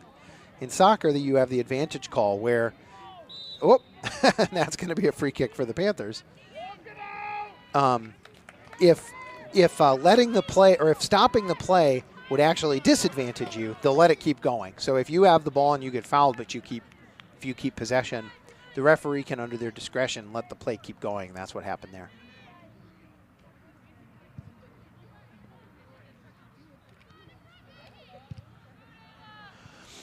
Whoa. Under 2 minutes left tonight. That'll be a Sauk Prairie throw-in.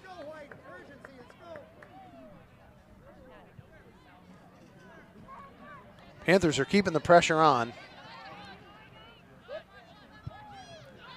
Elise Boyd with a lot of space. Oh, she dribbles in. Oh, right off the crossbar. Beautiful vision. Kept the ball in her foot just long enough. Able to take a strong strike. Put it in a spot where the keeper would have had trouble to get a hand on it. Unfortunately, off the crossbar. Panthers still up 1-0.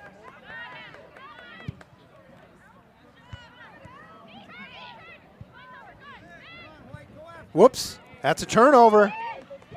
Oh, and Panthers erase the mistake.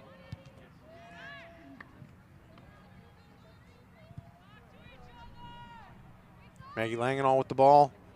Sends it to Kaya. I think that's Kaya. Ball is still in. Sauk Prairie looking to mount a counterattack. Panthers snuff it out. Studebaker throws the ball into the corner. And with 1 minute left, with 30 seconds left, Sauk Prairie has a throw in deep on their own side.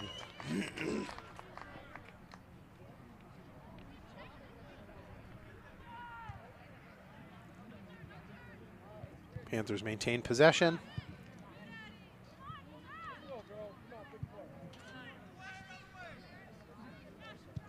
10, 9, 8, 7, 6, 5, 4, 3, 2, 1.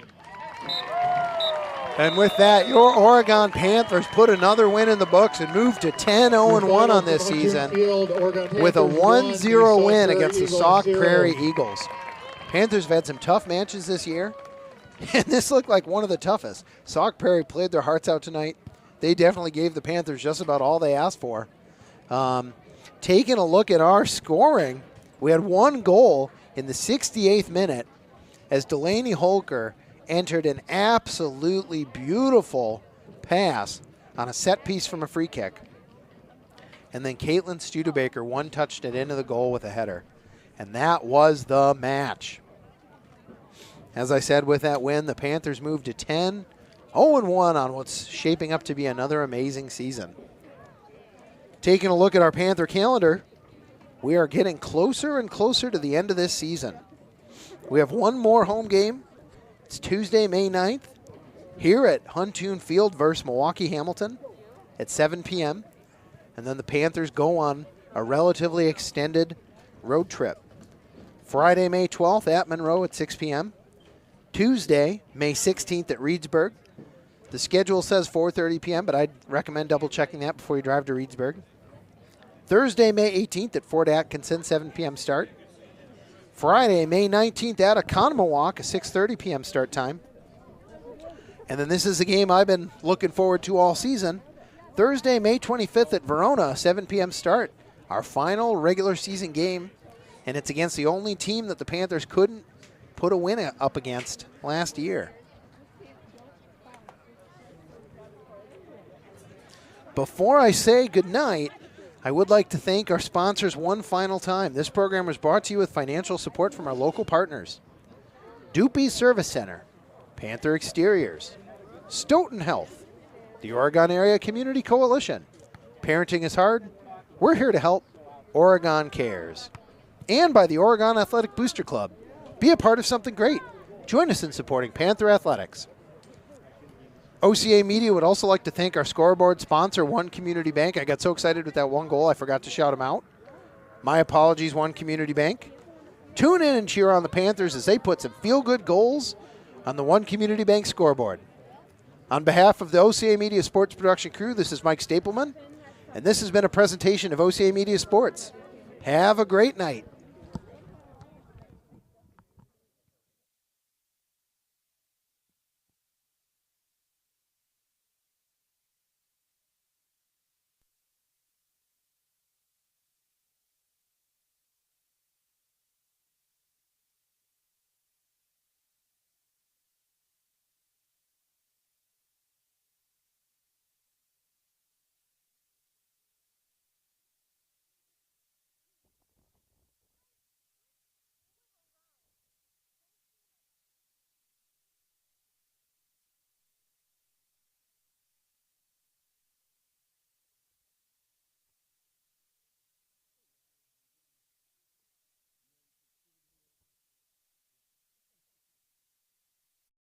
Phone down.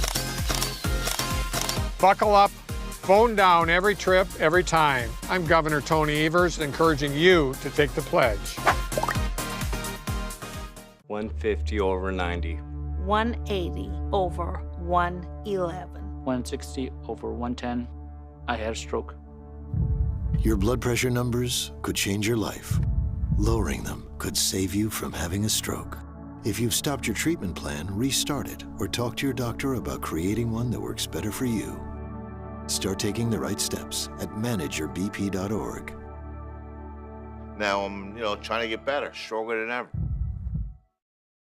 My mother was always very familiar with her neighborhood, but one day she stopped at the stop sign for much longer than usual. And she didn't know whether she should go forward or turn, and she wasn't even really sure where she was at. It was very unsettling for her. I felt so much better after my son told me, "Mom, I don't want you to worry or be afraid. I'll be there for you, and we'll figure it out."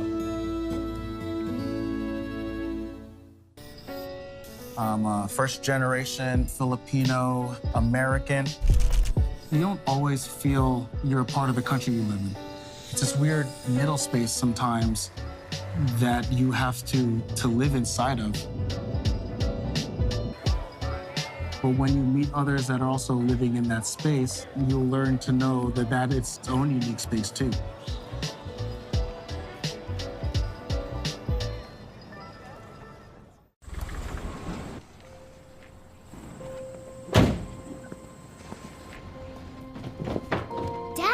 They took over my bedroom. Come on, come on. Okay, Dad. 1, 2, 3. Dad!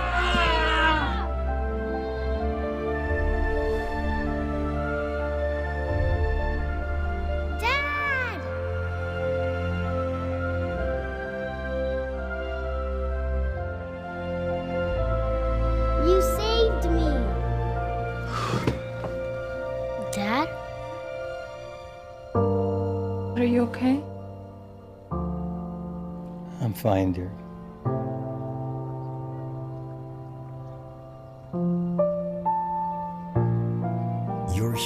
needs you now, and AARP is here to help. Find the care guides you need at aarp.org/caregiving.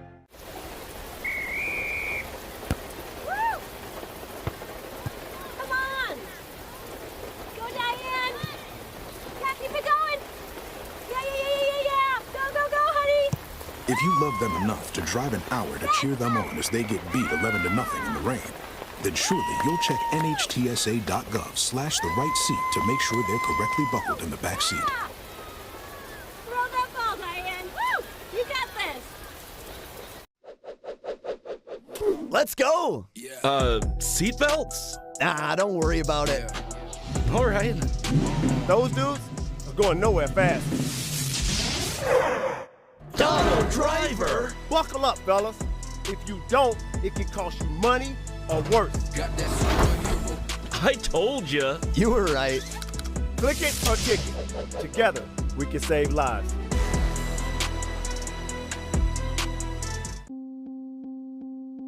My kids put skis on as they were learning to walk.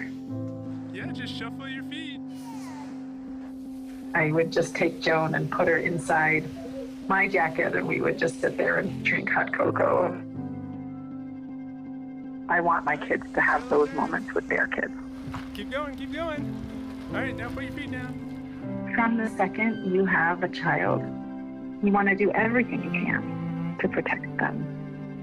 I think our action on climate change is no different. It's just an extension of being a mom. Being a scientist, I'm worried about climate change in so many different ways for my kids that I might start crying if I dwell on it too much. I think that if we come together, pretty much anything is possible.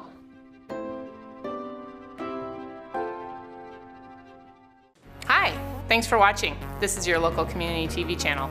Are you here watching a high school football game? Maybe your son or daughter is on stage performing in a school concert. Did you know community media centers cover all of these kinds of local events for you? So if you happen to miss something, call us. Email us. Check online to see if we were there. Or if you have a great idea for a show, let us know. What would you like to see on community TV?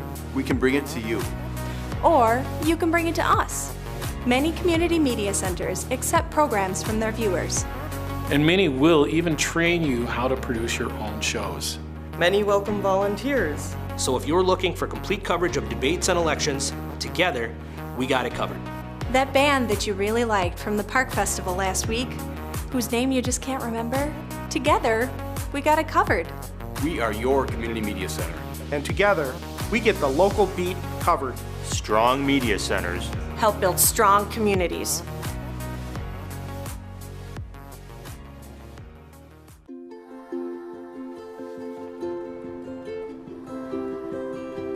To Sofia and Gabriel, mis flores, my little flowers. Even though these old knees can't follow on your adventure to the forest today, these flowers represent my love, so you can take me with you wherever you go, near or far. These stitches and threads join us together. Me, your mother, and both of you. And wherever you see a flower, a bird, a beautiful tree, know that my love is with you as you bring our colorful stories to the world. Make the forest part of your story at a park near you. Find one at discovertheforest.org. Do you want to meet a family with a transgender kid? Here we are. Max loves to do backflips. Max loves to play his ukulele. Max loves to just be a kid and just be himself. When I found out I was pregnant, all I really wanted was a happy, healthy, whole child. And that's what I got. I think it's really important for people to know that trans kids don't have a political agenda. They are just kids. Like any parent, we love our kids unconditionally, and we will never stop fighting for them. Stand with us. Protect our families. Ever hear the one about the frog? Put a frog in a pot of boiling water and it'll jump right out. But put a frog in a pot of cool water and slowly heat it up, and that frog will boil. It's alive. But as a metaphor for us and all that we go through as veterans, real-world experience. it's a story that rings true. We make excuses for how we feel. We push everything down. We tell ourselves the lie that it's easier to stay in that boiling water, to disconnect. And some days, maybe, it is. But you've never been interested in easy. Reaching out is hard. Do it anyway. You're not alone. You've got this. You are not a frog. Find resources at va.gov/reach. Hi, I'm Smokey Bear, and I made an assistant to help you prevent wildfires. Dude, I've got this. I've been camping since I was 5 years old. But I am a camping influencer. You know what? I'll bet you $5. Okay. Assistant Smokey, what is the best way to put out a campfire? To put out a campfire, drown with water, stir, drown again. Then make sure the fire is out cold by feeling with the back of your hand. Wait, really? I'll take the $5. Where did the time go? Somehow I lost all those years. Where did the time go? I don't know how I got here. Or how did I get here?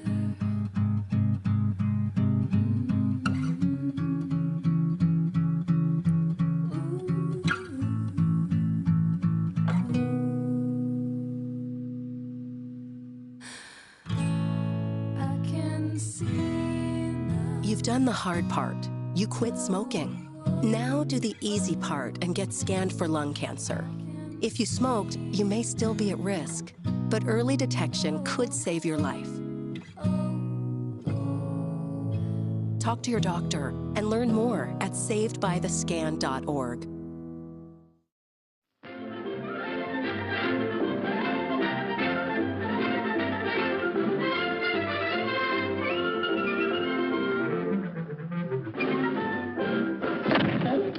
I oughta. You oughta what? Feed me! You can talk. I got a talking plant. I wonder if there really are people on Mars. Well, who knows?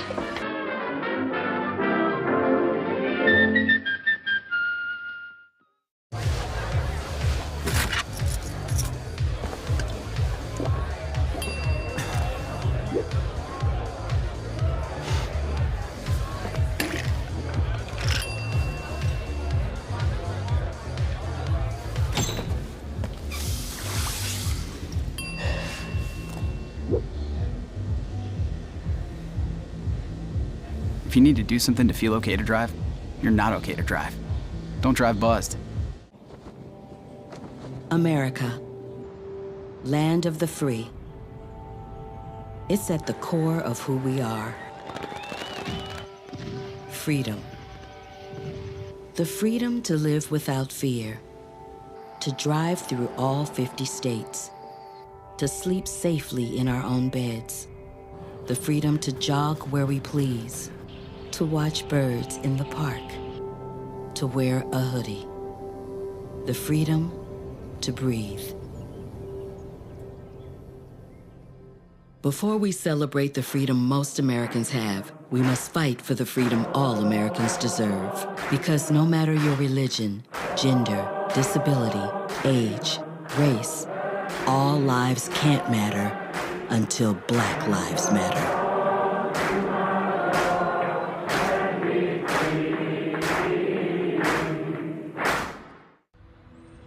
When I was 10, my mom got deported. We had a difficult time, and I feel that's why I didn't get to finish school. Jessica has been through a lot in her life from early childhood. My husband is really supportive in a way that he pushed me to go back to school.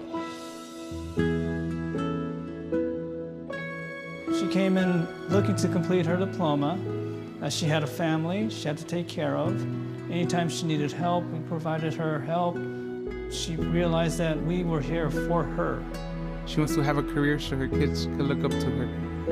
My graduation, it was something I will never forget. I couldn't explain the emotion I was feeling because people like you and me sometimes may have doubts in ourselves, but I feel that everything's possible. Jessica's future is brighter than ever.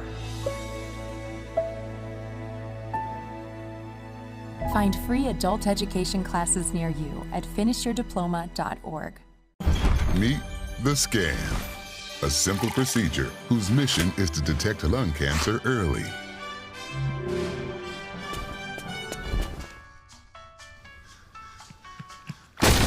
I'm here to save you. But I feel fine. That's great, but you may still be at high risk for lung cancer. Oh man, that's a new fence. If you smoke, early detection could save your life. Learn more at savedbythescan.org. Maybe you can make retirement happen. After all, you made home ownership happen. Homeschooling yourself on loans, beefing up your credit score. So I'm pre-approved. You were like, yes! Sorry. Color coding listings, ticking boxes, and flushing every toilet in a 20-mile radius. Home sweet home. You aced house hunting. Now get the tips you need to get on track at aceyourretirement.org. Push for a walk signal. You've all seen these things from way back when, even back when it was just a plain little button with no sound or visual effects. You may be under the impression that if you push this thing, it'll help speed up the process so you get the walk signal. And then after a couple minutes, no change, you'll think, it's a piece of crap, it doesn't actually work.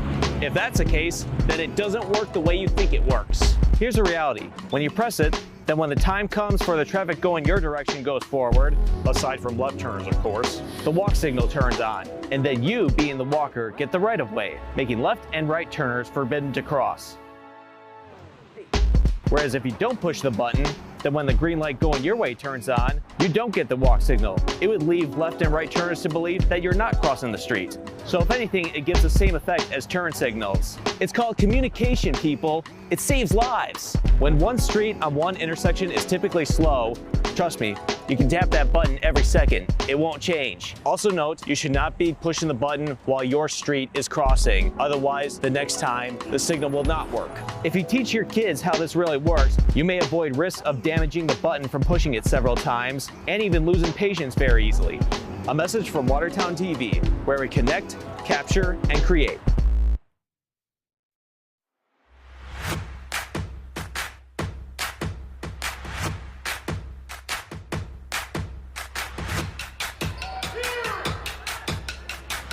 Oh! Euro step, running lap is good.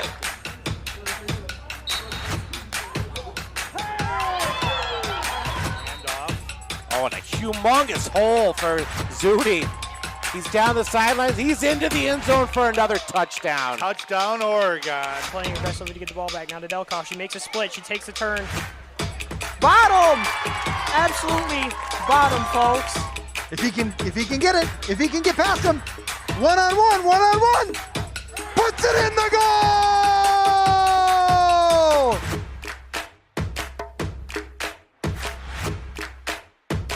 Oregon has a 3-0. Back the other way. Another goal. What a move, he scores! You can go home safe, Oregon. This one is over.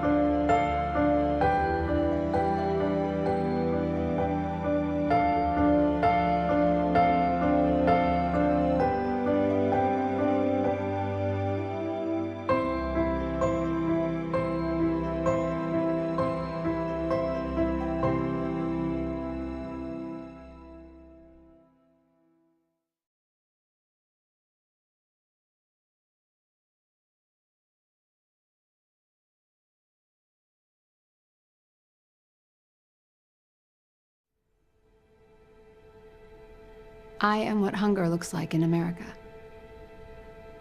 I am an 8-year-old girl who's not excited for the last day of school. Because this may be the last time I'll have lunch. Till September. I am a single father of two who works 3 part-time jobs. And that's still not enough to put food on the table. I am a 16-year-old boy who just got my first job to help feed my little sisters. I was created by artificial intelligence from faces of the 1 in 8 Americans who struggle with hunger. People you pass by every day but never knew they were hungry.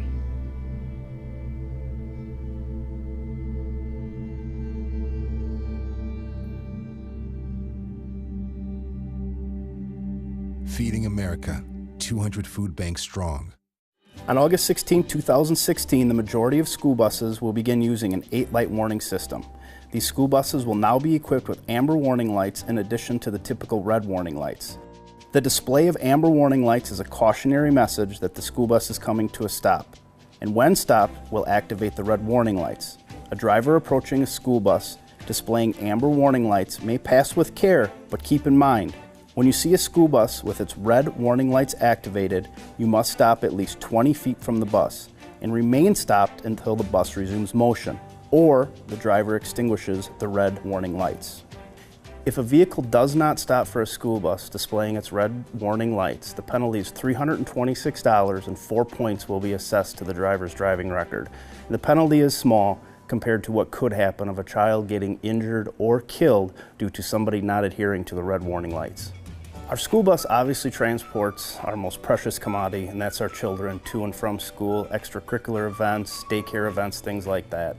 The reason that this law was put into effect is to really give an earlier message to traffic to let them know that the school bus is going to be stopping to pick up or drop off children. The new requirements are simple. Proceed with caution when amber lights flashing, and stop on flashing red.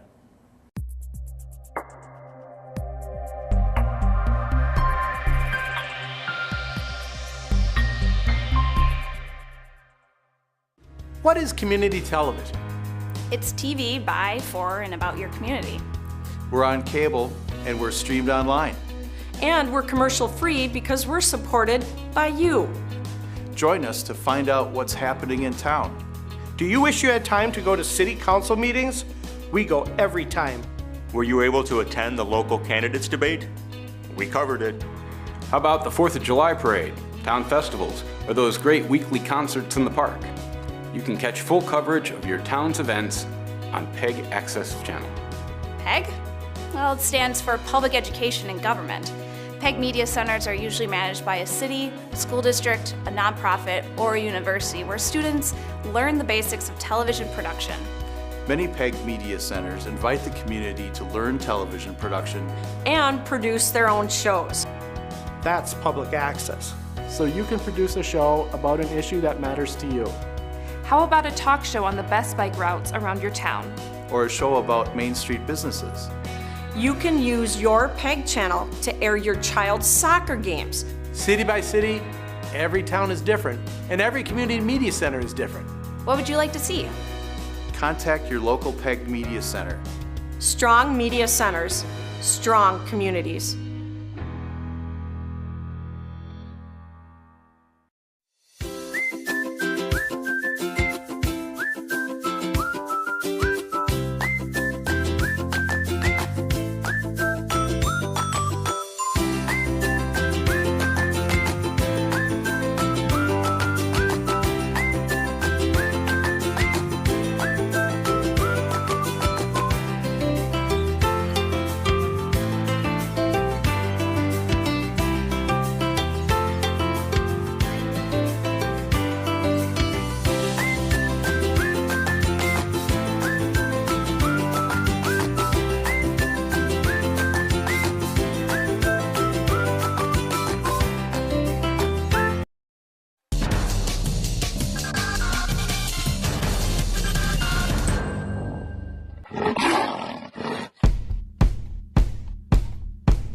Welcome to another exciting season of Panther basketball brought to you by OCA Media. Tonight, the Panthers host the Stoughton Vikings in the first home game of the season. Panther basketball is brought to you by Bill's Food Center, Stoughton Health, Doopy's Service Center, Panther Exteriors, the Oregon Area Community Coalition. Parenting is hard, we're here to help. Oregon cares. And by the Oregon Athletic Booster Club. Be a part of something great. Support our student athletes.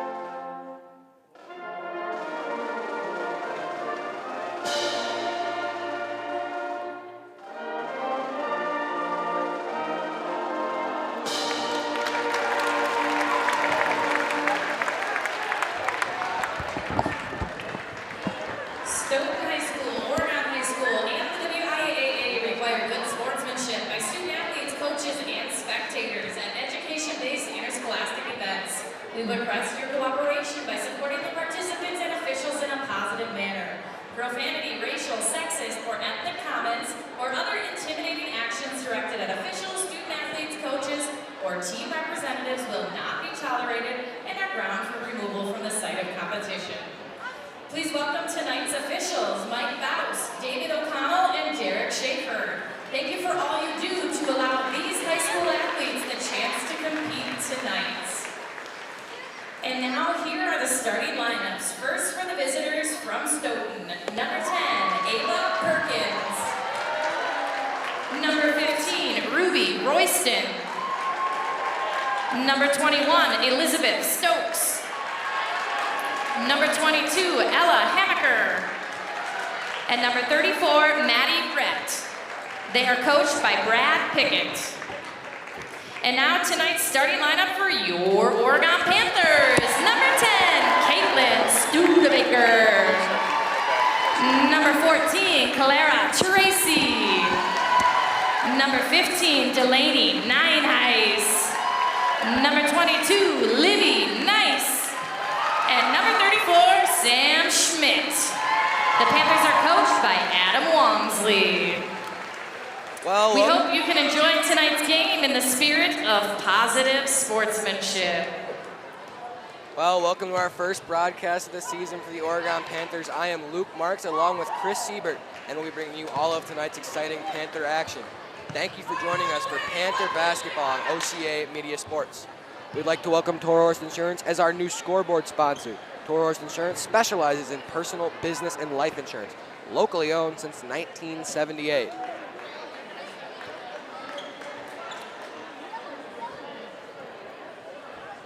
Out to get ready to go. Nineheis will be doing the tip here for the Panthers, and she wins it.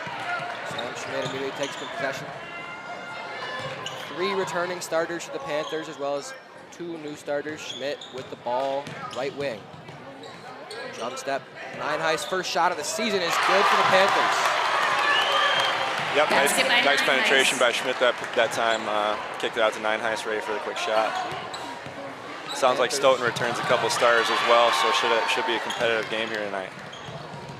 Clara Tracy with the ball, trying to swing it. Sam Schmidt will go inside, the kick, and that's going to be a travel on Caitlin Studebaker. Yep, just got out over her skis a little bit, but good to see aggressive play here early. Panthers will be in the press.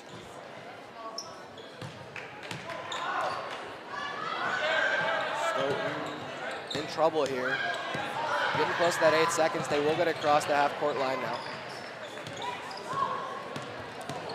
Oregon in a little bit of a zone, it looks like. That's what it looks like, yeah. 2-3. With Schmidt and Tracy on the top. Good defense being played by the Panthers. A lot of risky passes coming, and there's a turnover.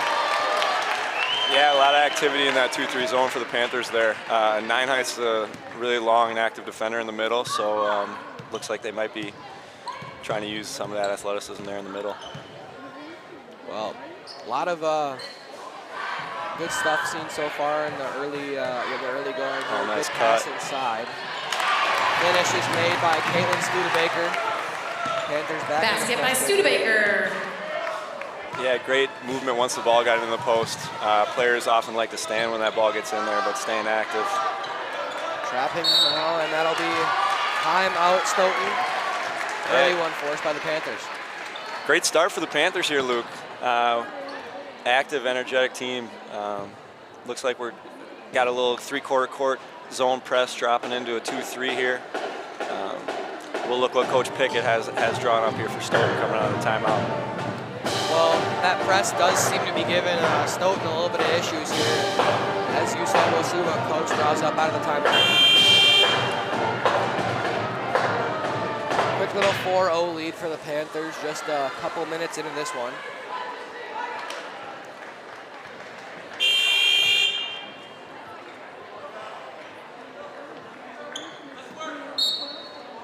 Oregon looks like they're into a man-to-man now.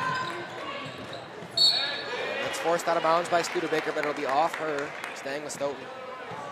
Side out now.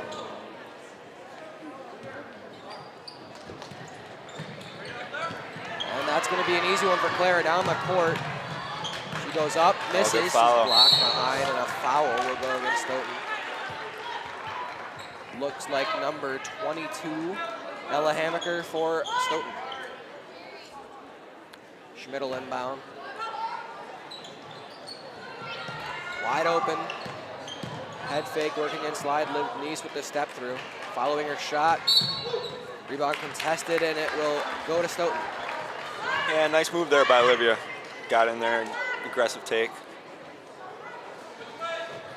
Panthers still in the zone. We'll see if they drop back into that zone defense or if they go to man. Panthers again active on the press. Clara another steal up. Sam Schmidt, the offensive board, puts it back up, and another two. And Sam Schmidt's first 2 points of the season. Basket by Schmidt. We'll see if Sam can live up to those all-conference player of the year aspirations she has this season and how that will help the Panthers. Back in the zone are the Panthers now. Another tip pass. Panthers are very active on defense so far. Yeah, they're doing a great job pressuring the ball, getting in passing lanes. There's that length again from Delaney. Here we go. Another steal for the Panthers. Great pass. Quickly up to Clara. That's going to be a long two, no good. Rebound will look to be controlled by Stoughton. Tipped once again. Good hands. Schmidt will just be left wide open, and she makes the Vikings pay. Timeout Stoughton. Quick start by the Panthers gives them the 9-0 lead, and Stoughton 3-point basket by Schmidt. Yeah, the Panthers have come out with a lot of energy. They look really good defensively. And just, not exactly what you want to see out of Stoughton from a defensive standpoint. Sam Schmidt gets the ball right out the left wing, and nobody comes to pressure her on the closeout. And she gets a wide open shot three, and when she gets those, she makes the count. Yeah, kind of a nice little broken play there. Good hands by Olivia Neese to knock the ball free, and good shot by Sam to capitalize. We got to keep this energy up. Well, that indeed. Mr. Siebert, we're going to see if Panthers keep it up. Stoughton's going to need to get something going quickly here. They're going to find themselves in a real deep hole, and we know that those are not easy to get out of. If you find yourself down big in an away game, first game of the year, in a rivalry game like this 138 rivalry is between the Stoughton Vikings and the Oregon Panthers here. Another press. Seeing 4 Oregon players in the court, but looks like Liv now back on the court here for the Panthers. They stay with the original starting 5.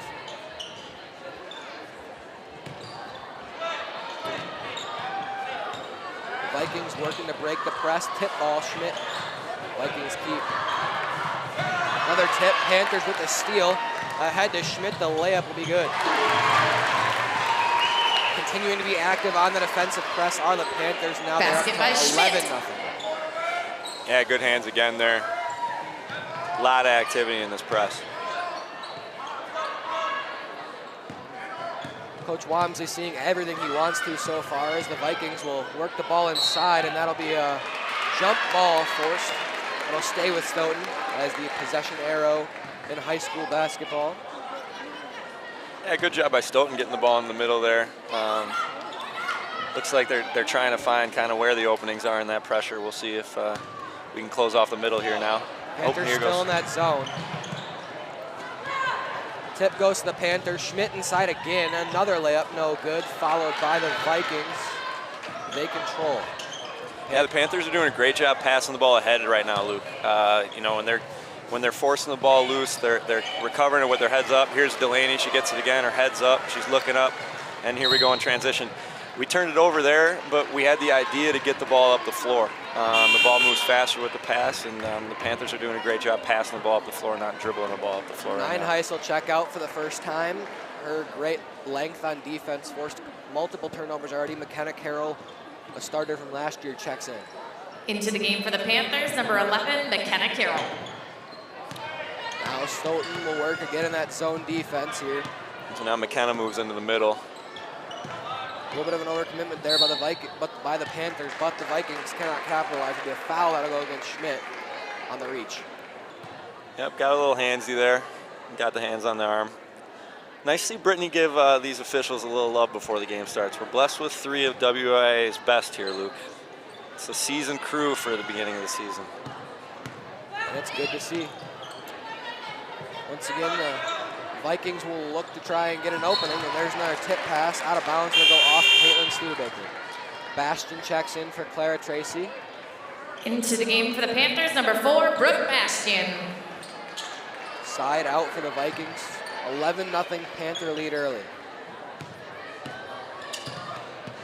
Double up when they come across half. Panthers now break back into the 2-3 zone. Good movement by the Panthers. Not allowing anything to work inside. On the elbow. Now stepping down Carroll with the defense, but I think they're going to get a foul on Caitlin Studebaker on a reach. So now we'll go under the basket for an inbounds. Yep, again, Stoughton got that ball into the middle there. They've gotten a couple fouls on us when the ball gets in there. Panthers look to be at their best on defense when the ball is outside the three-point line. Yeah, the Panthers are doing a really good job in their 2-3 with their wings on the bottom being kind of aggressive. You know, they're getting out on the wings and making Stoughton feel a little bit uncomfortable. That can make the middle, that opening in the middle, a little bit wider, but you know, it also makes passing lanes all a little bit tighter, and it makes shooters have to step out a little bit farther. Oregon looks really, active in that zone. You know, another good contest there by McKenna and a good rebound by Olivia. There she is with her head up the floor. And Schmidt recovered, no. Did not complete the pass, but you know, that's the right idea. And if you're making that look in game 1, you know, by game 2, 3, 4, you're completing that pass and laying that in. So good idea there. Yeah, and as you talked about, getting passes out quickly immediately off of shots or turnovers is what the Panthers are looking to do, and it's working for them right now. Getting Schmidt out in transition and getting an outlet to her. And that's going to be pick ball, I believe. Well, they called it 10 there. You know, it did seem like a quick 10, but these guards, you know, Bastion and Sam are doing a really nice job on the top of that press and the top of that 2-3, just making guards feel a little bit uncomfortable. The ball pressure's been impressive so far. Lots of deflections for Oregon. Vikings look to be in a more man-to-man style. And one of our first half-court possessions here, so we get to see what they're. Carroll, great job. Finish. Great job working inside and then staying through the contact. Basket by Carroll. Oregon stays in their pressure here. Oh, there goes Stoughton. One of the first times they were able to kind of pass over the top. And they're going to get McKenna for a foul. Shooting foul. She was one of the heavier foulers in the team last year, but you know, that just shows the aggressiveness and the ability to get blocks, because she also was probably one of, if not the team leader in blocks. So 2 free throws come for the Vikings. First will rattle around, no good. We got Tegan Schoeneker subbing into the game here. Freshman for the Panthers. It's fun seeing her check in. Getting to Coach Casey the last few years has been enjoyable. Of course, as Siebert mentioned the sister of Free throw by Royston. senior Casey Schenecker of the boys team. He looks to have aspirations for Conference Player of the Year too. Shot 3 is going to rattle around, no good for McKenna Carroll. Her first attempt of the year. Looks like Tegan will play the front of that Oregon zone now. And for the Vikings, number 5, Jordan Beliso. And number 23, Tegan Pickett. Her and Brooke will work together. They're going to get Tegan on the foul there. Good defense by her, but a little too much contact will give the foul to Panthers. They'll go right back to that 2-3 again, as you said, Tegan at the top. Yeah, just a lot of length. Great play by Bastion. Layup is up, good. Panthers in with another steal here. Basket by Bastion. So many in this early going in the first half. Able to dribble out of the press there is number 34 for the Vikings. Panthers still working that zone as it has gone so well for them so far. Yeah, they're doing a good job right now, the Panthers. If you just look at all 5 players constantly, you know, all 5 of them got both hands above their hips. You know, they're just so much easier to deflect passes if you start the play with your hands high. Another good block by Nice. Good pass. Beautiful find, and Carroll cannot get the finish there. Lots of contact, and that one just didn't go, but another great job by the Panthers working the ball down to the paint. Pretty much a coast-to-coast style play there out of the Vikings, and the layup is no good on that possession. 17-1 is the Panther lead here, closing in on halfway through the first half. Yeah, I thought that was good rim protection again there by McKenna. You know, when Nienhuis was in the middle there, she did a great job, and then McKenna there when Stoughton kind of had an advantage on that, but she made him settle for that floater. Turnover by the Panthers will give the Vikings the ball back, and the Panthers will look again to get the press, but kind of just dribbling it up to the front court now, working inside. It'll be nice, and a turnover. They're on a little bit of a slower style pass. Now we see Tegan Schenecker working towards the block, and she gets picked. Now nice, and that's going to be on. They'll call that on the Vikings, I believe. Yep. He pointed to an Oregon player. No, they're going to call it on Liv. That was a tough one, but I'm going to trust these guys. These guys have officiated a lot of high school basketball games. I don't know what they got her for, but it'll be Vikings. I think that was one of those where where he almost blew the whistle, maybe after what he thought the foul was. Yeah. Made the call look worse than, but here we go, next play. 2 subs were in for the Panthers, Carly Zeich and Nienhuis back into the game, so we see the first possession of the year with Carroll and Nienhuis, and it results in a Carroll block. Oregon did a really cool little nuance, that 2-3 there. Stoughton got the ball in there to the middle of that zone, and I think Nienhuis is back in the middle, or they got the ball to the short corner. Nienhuis went out and guarded the ball, and Carly Zeich did a great job kind of covering for Nienhuis in the middle. I don't know, Oregon might be switching between the wing and the middle player when that ball goes to the short corner. Good defense there by Oregon. They actually saw Nienhuis in the last possession bring the ball up the court. And like I had said, this is the first possession. Last year we saw it quite a lot with Delaney and McKenna Carroll sharing the floor, but it'll be the first time in the early going we see that. As this year it looks like they'll go with a different type of starting lineup. They'll go jump as Zeich fights for it, and it'll stay with the Panthers on the arrow. Yeah, good hustle there by Carly. Oregon's got a good nose for the basketball here early. You know, winning a lot of the 50-50 balls. They need to throw it up here. It's going to go off Stoughton, staying with the Panthers once again. And they'll just go to the other side of the paint to inbound this one.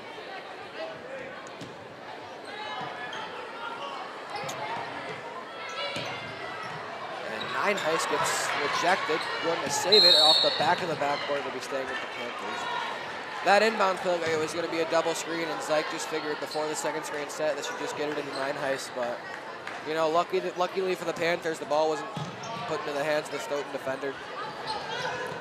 Panther basketball once again, longer possession here. It's their third chance as Bastion tries to work inside, loses it. And Panthers stay with it now. Nienhuis working inside using her length, but No good on the attempt there. Good pass there, now working by the Vikings. Shot 3 is no good. Fight for the rebound goes to the Vikings. It's stolen away by the Panthers. Here's Tegan Schenecker down the lane. The finish no good. Yeah, good take by Tegan.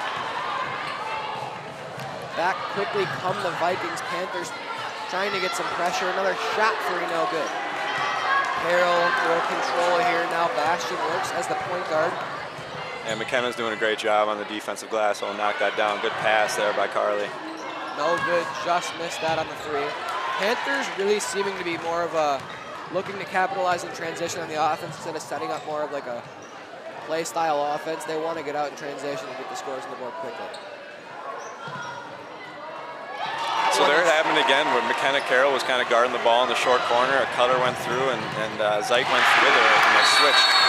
Let me just say, what a find there by Brooke Bastian to get it to Tegan Schenecker in a tight window. And Tegan makes the layup and the Panthers find themselves up 20-1, 8:20 to go in the first half of play. 20-1 on that Toro Horse Insurance scoreboard. 8:20 to go in the first half. So we're over halfway through, and the Panther lead is 19. Just stellar defense being played so far by the Panthers, for sure. Yeah, impressive start for the Panthers here for sure, Luke. These girls are fun, you know. They're active. They got a nose for the basketball, and they're sharing it in transition for sure. Yeah, like you said, they're having a good time down there on that bench. They're all jumping around, celebrating each other, which is just what you want to see out of a team. They're showing good camaraderie. You know, that's one big part of a team that wants to go to a deep playoff run later down the year. It's just being a good team. And so it'll be Viking basketball off the inbound with 8:20 in the first half. We'll see if the Panthers are going to go with the full three-quarter court press, or if they're just going to drop back now with a 19-point lead. I expect them to go with the press, considering there's still so much time in this game. Looks like that's exactly what they'll do. Schmidt back into the game. Yep, as well. Panthers will keep the pressure on, but it looks like a different pressure. Switching to more of a diamond press instead of that 2-2-1. I'll be curious to see if they still drop 2-3 or if it's more of a odd front zone. Stoughton broke at that time. Panthers had a scramble and missed. McKenna again, though, with her great rim protection. She does a good job just staying between the ball and the basket, making people score over. Great bounce for the Panthers, gets them the basketball. Good post feed. 9 Heist will work. Oregon resets and see what they run here. Good cut. They want to get it inside of Delaney, and she finds the open spot, working around the defender on Stoughton, getting the 2. Basket by Oregon not in the diamond anymore, and now they drop 2-3. I wonder if they would have gone 2-3 that one possession. They kind of went diamond. I noticed 9 Heist now playing on the wing and McKenna staying in the middle. There's that length out of Delaney. Another tip pass, almost another steal. She tries to get it to go off the defender, but... Entering the game for the Vikings, number 23, Pickett. Panthers staying in that 2-3 that they've shown all game. Stoughton yet to show that they can go against it. Yeah, there you go. Oregon switched between the middle and the wing player when that ball went short corner there. That's really a hard execution and impressive defense to be able to pull off. And it's a good way to take away that cutter when that ball does get entered to the short corner. Here it goes again. So McKenna's going to try to drop into the middle there. And it looked like if that ball wasn't tipped by Delaney, McKenna might have had that steal too. Oregon's really executed that defensive tactic really well tonight. Impressive pulling that off early in the season.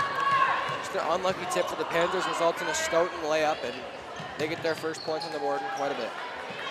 Panthers are now going to set up what looks to be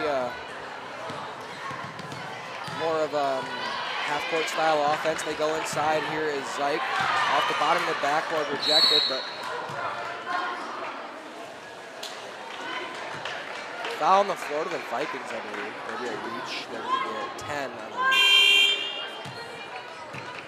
One sub for the Vikings coming in. Entering the game, 15, Ruby Royston.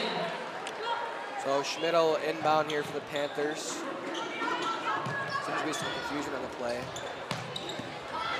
That'll go off Stoughton. 2 Panthers had the chance at that one. They didn't got a hand on it, but it'll go out of bounds anyway, so Panthers will keep possession. Schmidt now will start at the O. Shot 3 for her, no good. fighting for that rebound, cannot control, and the Vikings are going to be in another tough possession here now that they couldn't get out. Panthers with that lengthy defense. If you want to beat them, you're going to have to get out and transition quickly, because once they get set up, they're a tough team to break. But shot three will fall for Stoughton. Yep, good shot there for Basket by Stoughton. Pickett. You know, they're going to need to knock down some outside looks for sure at some point here. A little bit of miscommunication by the Panthers results in a turnover by Clara Tracy. Passing to somebody who decided to backdoor cut at the last second. Oregon back to the kind of the 2-2-1 look. Yeah, dropping out of the diamond. Now they are looking to get back set up in that 2-3. Looks to be Clara and Sam again. Here's a Stoughton inside-out look. That's kind of what Stoughton's been working for. You know, that's kind of probably their best possession of the game so far, Luke. We'll see if they've found something here, or if Oregon, what we're going to do here. Good way to stay with it, McKenna. Oh, that's big.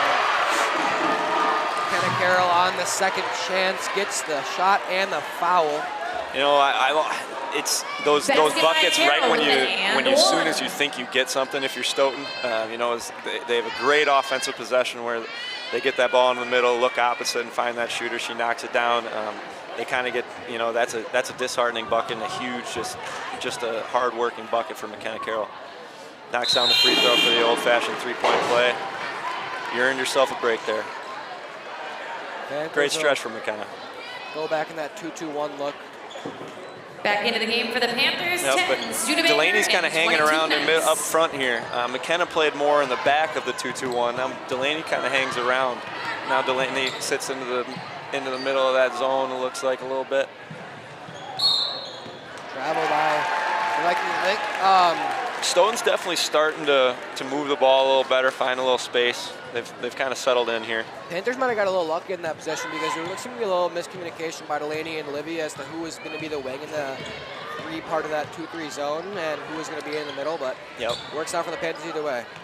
Shot by Nineheist is going to be long and saved by Tracy. The Panthers they have great, this Oregon team, for you fans got to get out and watch them. They have great athleticism, Luke. So even on some of their defensive mistakes, that they're still kind of there. You know what I mean? Like kind of right there, for example. They kind of got beat on the press, but they forced a tough pass over a long athletic player, get a deflection, and now, you know, get a chance to set up your defense. That's exactly what the Panthers want to do, is get set up in that 2-3 zone, which is... Looks like we're man-to-man on this based on out of bounds play. That they will be. They'll be back in that man-to-man. Well, Stoughton was kind of finding a little bit of ball movement and you know, success the last couple of possessions. I know they traveled the last one, but like you said, we were scrambling a little bit. There it is again. That's the player they want to find, but she misses that three there off the dribble. Up the court, it'll be Sam Schmidt. Stutter step, dribbles between two defenders and picks up the dribble. She'll have to get some help now. Good idea, Sam. Yeah, there it is. Wide open, Nineheist, but the layup. Sam did a good job just drawing two, drawing three, drawing defensive eyes, and finding the player opposite. Tough shot there. Oh, they're gonna get. That was kind of the first loose ball of the game that Oregon, you know, had a chance for and didn't quite get. Stoughton rewarded with a trip to the line. Looks like they'll get nice on the foul. Looked like a good contest. Probably got some arm there on the contest though, and the first free throw will be good, making it 25-9. Bastion will check back in. Tracy will head to the bench. Basket by Perkins. Yeah, kind of an awkward play there. Sometimes in basketball, it's funny. It's not about if it is a foul, it's if it looks like a foul. And the Stoughton player did a great job just going hard to the basket there, being really aggressive and going up strong. And you're more likely to get those calls than one when you're kind of shying away. Couldn't agree more on that. Panthers will set up in the offense now. Good cut there by Sam. Good paint touch. She drew 2-3. They'll go to the floor, but the Panthers will control. Move it. Good head fake. Oh, Sam, inside, great pass. And Nineheist stays with it. Nineheist. Timeout, Panthers. Basket by 27-10, Nineheist. just under 4 to go here in the first half. Yeah, Oregon offense, now that the game's kind of slowed down a little bit for them, getting in the half court, they're doing a good job still, working the ball through the paint. It's not only Carroll and Nineheist getting post touches, but it's guards getting penetration, it's guards getting cuts. Good place to pass from, good place to draw help. They're drawing extra, and they're making the unselfish play. Well, fun first half here, Luke. Yeah, absolutely. I'm enjoying sharing the booth, the desk with you. Coach Siebert, if you guys that are tuned in don't know, Coach Siebert is our boys varsity head coach. He is, announcing this girls game and replacement for whoever else may not be here. I don't quite know. Maybe I'll be able to be graced by joining Siebert again. We hope so. We hope so. I'm having fun looking down at the student section. We got Jersey night. I'm seeing some classics. I got a Bo Jackson down there in the front row. Bo Jackson Royals jersey. Our guy Finley Keel, the NBA savant, repping the Sacramento Kings over there. I saw a Kofi Coburn, Illinois jersey, I think. There's some good ones down there. Dwayne Wade City jersey, I saw the. Here we go. We're back. We're back, baby. We're back. We are back. Oregon back in the 2-2-1. Nineheist going to play the middle here. Pressure by the Panthers. Stoughton's definitely found something against it. They broke it, but again, the Oregon rim protection does a great job just kind of forcing the pull-up. Good offensive rebound, though, for Stoughton and a basket. By Royston. Looks like Stoughton might be. Stoughton's playing man. Studebaker, a little head fake and a jump ball. That'll go to the Vikings. No turnover. Refs will discuss. Yep, jump ball. Yeah, good work by the officiating crew coming together, making sure they get it right, not taking too much time, but good penetration by Studebaker, got the paint touch. Just found out that Dwayne Wade City jersey is from none other than our own Caden Diaz. Diaz has he's got good taste. He's had good taste. He had a good first week of practice too. Good to hear that he's got a good jersey collection. He's got a good shoe collection too. Now it'll be back in the 2-2-1 or the 2-3. I beg your pardon. Foul will go against the Panthers. Good hands there by Brooke. Oregon forced a ton of turnovers when these two were on the front of that zone early in the game. Sam and Brooke Bastion. But Stoughton now in the bonus. Oregon's applied a lot of pressure here this half. Let's see if we can rebound this front end or see if they knock it down. She makes first. I don't know why I value those so much, Luke, but as a coach, something about those front ends of bonuses, if you miss those, I know it's only 2 free throws, but sometimes I swear they're worth so many points. Oh, and if not just being worth points, getting a chance at least a second shot and knowing that you get at least free throws right. Stoughton's been battling pressure the whole half. They're frustrated, they've had turnovers. They feel like they're getting fouled probably every time. Finally you get to the line and you got to make that team pay for trying to pressure you. Good cut there. Just didn't quite get the ball in the right spot to attack the rim, but Panthers stayed with the ball on the loose ball, and it'll be a foul on the Vikings. Panthers will get to set up that inbounds play. Single screen, ball goes to the corner where Nineheist will control for the Panthers. Good cut by Nineheist, and that'll be a travel as Harley Zyke just looked like to slip a little bit there right around the free throw line. I'm getting a little grief for my lack of appreciation over the classics and calling Kofi Coburn a classic uniform. So I'm going to try to find another throwback down there. I'm struggling so far. I've seen a Clay Matthews Packer jersey. It's not quite a throwback, but it is, You got that like purple and teal Lakers jersey too. That's kind of, I forget what era that was. Was that the Minneapolis Lakers? All right, I'm sidetracked. I'm letting people chirp me. I gotta stop tuning in. Get off the social waves. Jump ball forced by Schmidt, and the Panthers will get the turnover. I don't know. I see a nice Hakeem Olajuwon jersey over there. That's a throwback. For the Vikings, I'll get you that one. I always enjoy a good student section theme, though. I thought last year there were, you always see the same ones over and over. I laughed at a few of them last year. I forget where we were the first time when I saw that helmet theme. Oh, the helmet theme always is That was a new one. Studebaker in and out in the three. Student sections are getting more and more creative. We just got to keep it positive and supportive, right? Absolutely. And, nothing as a football player and somebody who's down there playing, nothing excites me more than when I have all of my other fellow students behind me cheering us on, and nothing gets us going more than that. So if you have a good student section, you're going to win some games. Absolutely. If you're a high school student, these OCA media games are available on replay. You can come on out and watch anytime. Panthers great turnover. They look to find Bastion, but Nine Heights have controlled the loose ball. I love how Oregon's got the idea of sharing the ball in transition. You know, I know that they haven't completed all the passes, but in game one is not the time that you do complete those. Having the idea to throw them and play together in transition will pay off for the Panthers in the future. And one thing we did comment on already, but... So that was the first time Oregon, Stoughton got that ball short corner and then hit the middle player on the dive, and Oregon didn't do that switch. Nine Heights got back and got a good contest, but Stoughton was able to get a good look at the rim. They found something against the zone. I'm sure Adam will kind of tighten that up over halftime here.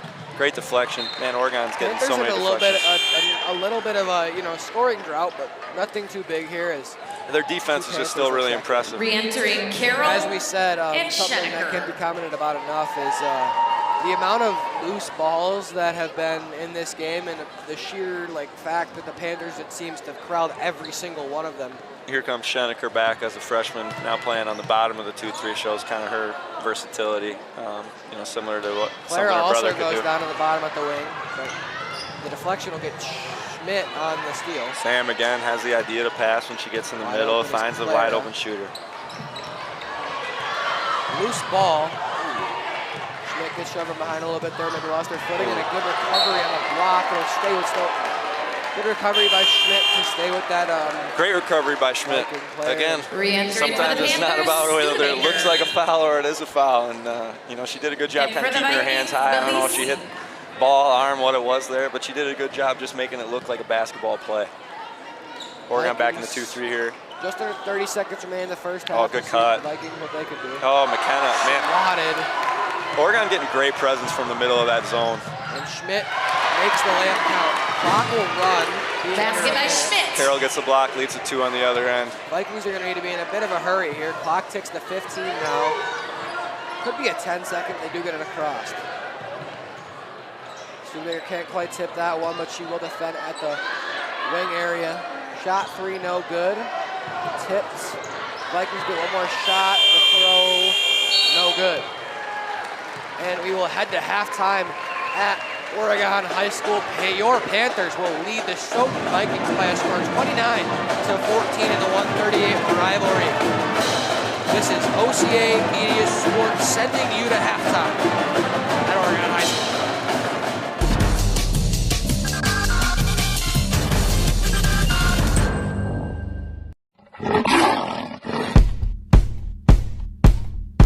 Panther basketball is brought to you by Bill's Food Center, Stoughton Health, Doopy's Service Center, Panther Exteriors, the Oregon Area Community Coalition. Parenting is hard, we're here to help. Oregon cares. And by the Oregon Athletic Booster Club. Be a part of something great. Support our student athletes.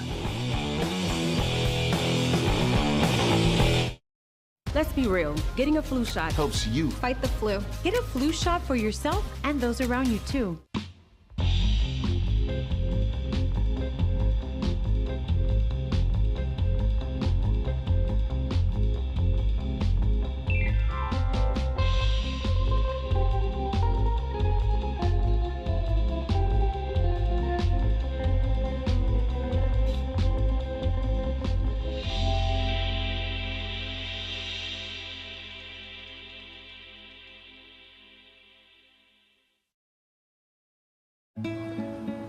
Gracias. Thank you.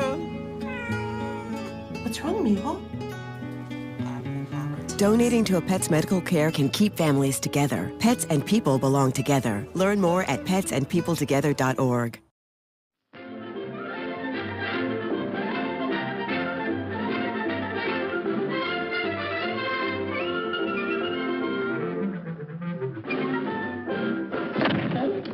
I order. You order what? Feed me. You can talk. I got a talking plant. I wonder if there really are people on Mars. Well, who knows?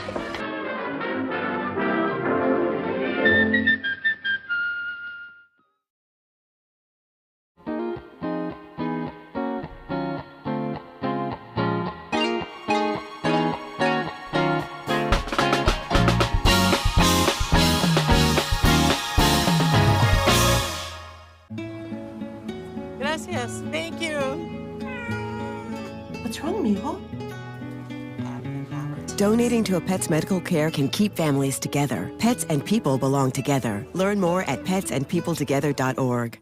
Hi, I'm Jessica Maloney with the Wisconsin Department of Health Services Indoor Air and Radon Program. Radon is a colorless, odorless, naturally occurring gas that comes from certain rocks in the soil and enters homes through cracks and crevices in basements, foundation walls, drains, and even homes without basements. And listen to this. 1 in 10 Wisconsin homes has elevated levels of radon. It can be dangerous because radon causes lung cancer. In fact, it's the second leading cause of lung cancer after smoking. Testing for radon is simple. All you need is a test kit you can buy from your local radon information center or hardware store. Not up to doing it yourself? Hire a professional radon tester. Testing is the key to a healthy home.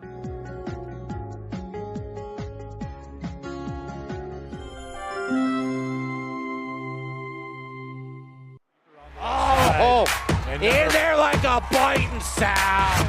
He got a foot race. Zoe Peg was able to get on top of it. Past the goalkeeper. And another goal. He's one-on-one. He's going to get a shot off. And he sneaks it past the goalkeeper. James will time to the zone. And they will do so no Oregon. Jerome Masona sent it past Margin. And on that 4 seconds to go. He wins it with 2 seconds left. Joe Romer put Oregon on top. Oh my God. This is a presentation of OCA Media Sports.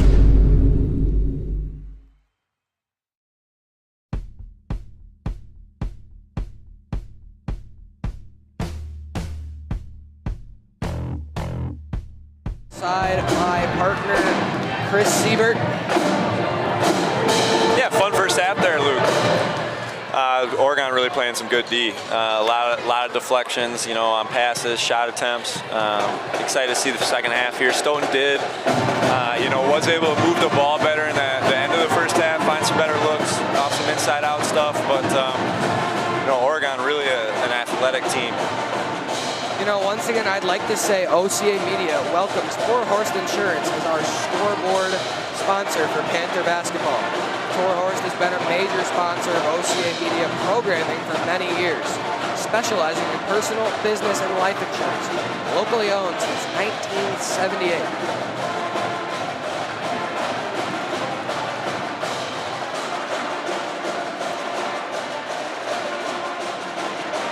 Just a couple of seconds away here from the start of the second half. It's the Panthers and the Vikings. Once again, the Panthers do lead 29-14. They kind of have just looked all around as the better team in the first half, and we'll see what the Vikings do to start out the second half. Panthers have been stellar defensively so far. So many forced turnovers coming from the Panthers, tip balls, just, everything everywhere. The Panthers are fighting for the ball on every possession. It will be, I believe it'll be Stoughton basketball to start the second half now from Oregon High School. Well, I see a percussionist in the band leaving with one of those throwback Toronto Raptors jerseys. I also, a big fan of a good hockey sweater too. A good Dallas Stars one going out the door right now. All right, time for second half action. Here we go. It'll be Viking basketball to start the second half. Number 34 for the Vikings will pick up the opening throw, inbound. Oregon back in the 2-3. Oh, they went for the trap. Right, that's an awesome instinctive play by Studebaker. They do get the ball. Oh, great inside. pass, Sam. Beautiful find by Sam Schmidt. Just an awesome instinctive steal by Studebaker there. Really rare out of a 2-3 to bring your wing all the way up to half court. So Stoughton's expecting a really routine pass. Good rotation again by Studebaker. Yeah, she does a good job on that back wing. Now the Vikings will work the Nienhuis ball in the middle inside the paint. Carroll and Delaney do a great job in the middle of Oregon's 2-3. I'll be interested to see how much 2-3 Adam plays this winter. In the corner, the Vikings will work Here's with it. Delaney again. It's just hard to score in her one-on-one. Studebaker just pulls the ball out of the hands, but throws it right back into the hands of the Viking player. Yep, Oregon again with the idea of passing the ball ahead. I like how instinctive they are to play with their head up. They want to make the easy pass a little bit and cut down on some of these live ball turnovers, but at the same time, they'll find a way to complete these. So here we go. A little bit of a different set for Oregon, starting with a UCLA screen. Sam gets a paint touch. She's looking to pass again when she draws 2. Here we go. Let's see what we got. Nice, receives the loose ball. They work it back inside to her on the block. Tries to get a pass to Lady Nine Heist, but... Yep, good idea. Drew 2, just couldn't quite get it to her. Panthers still in, now that maybe be in a... They're still in the 2-3 look. Be a block on the Panthers. It's a 2-3, but it's really aggressive. You know, I mean, there's that connotation in a 2-3 that you want to pack the paint and get beat from perimeter, you know, take away the paint and against teams that don't shoot it as well. But the Oregon guards are so high up on the floor that they're really applying a lot of pressure, and their middle players have done such a good job that they know that they have rim protection behind them. Good cut and post again by Delaney. Good post feed by Olivia Neese. Great rebound. Can't quite get it to go, and it'll be a... Olivia's having a great game. She's really flying around, getting her hands on a ton of balls, almost got herself another offensive rebound there. Here comes Stoughton. A little bit of a different press break look for Stoughton. They're kind of running the inbounder through now. A foul on the Panthers. Clara Tracy will get the call against her. Panthers look to be in just a tad bit of a different press, but not too far off what they were doing in the first half. Back into that. Yeah, their guards just are coming out really high and applying pressure even on non-pressing opportunities right at half court. Here goes Stoughton on a good middle catch, but see how Oregon can kind of stay home, and Delaney's just able to kind of just guard that one-on-one. Panthers getting hands to the Good basketball. pass. Good shot, 3, no good. Good rebound. Oregon again with their eyes up off the rebound, looking up the floor. Good take there by Studebaker. Rebound will go to the Vikings off the bounce off of Nine Heist's body. Now the coast-to-coast throw up, no good. Another second chance, no good. Panthers once again getting out in transition quickly. Good pass. Across the court and rejected. Is Clara Tracy. But it'll stay with the Panthers. 4.5 minutes into the second half. Panthers leading 31-14. Inbounds goes to Studebaker at the left wing. Step through. Baseline run. The pass over the other side. Schmidt is too long on that corner 3. Great pass by Studebaker. Lazy Good look by pass Sam. there by the Vikings, but it'll Good stay take. in their possession. Yeah. Schmidt on the defense the second time. The foul Good penetration there by the Stoughton player. Got Sam in there just a little bit too deep. Sam, not an awful foul, but she just let the penetrator get too close to the basket there. Oregon's still doing a great job sharing the ball this half, Luke.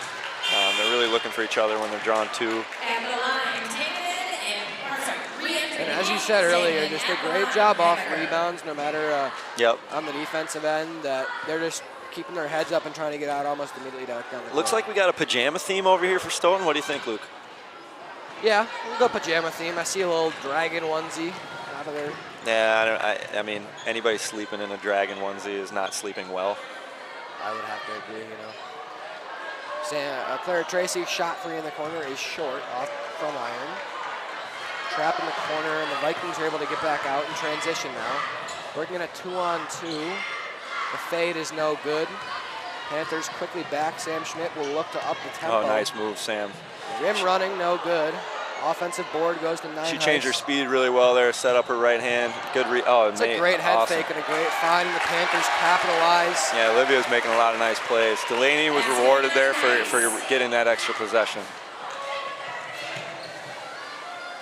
Good pass there for Stoughton. They might have had their best success against the press when they pass it over the top of it. The problem is that Oregon's guards are doing such a good job on the ball that those passes are not easy. Here's Studebaker again with her idea to pass the ball ahead with a good transition look there for Oregon. They missed it, but Oregon really looking up the floor, off defensive rebounds, turnovers. They're trying to play. They're trying to play fast. 3 Panthers subs are in. Yep. I would say if you're going to find one thing to, I guess if you want to say nitpick for the Panthers tonight, it's their shots from beyond the arc. They are not doing so well on that. They've got a lot of open looks, just can't quite capitalize. And the Panthers, finding themselves up to 18, not doing well beyond the arc is a great thing to see. Yeah, one thing that's hard early in the year is like replicating transition threes in practice. This Oregon team, there again, Olivia with looking up. I mean, I love that pass. I know it was a live ball turnover. I just love that Oregon has the idea of wanting to play together in transition.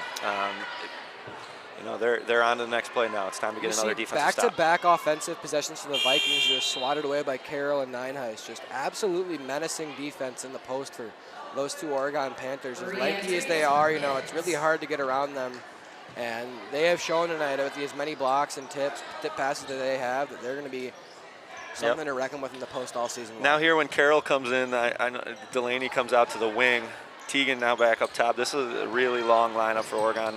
Brooke Bastian did a great job in the first half of applying pressure. Teagan and Brooke with a nice little switch there on the top of the 2-3. This Oregon team is very good in the 2-3 in they force another turnover.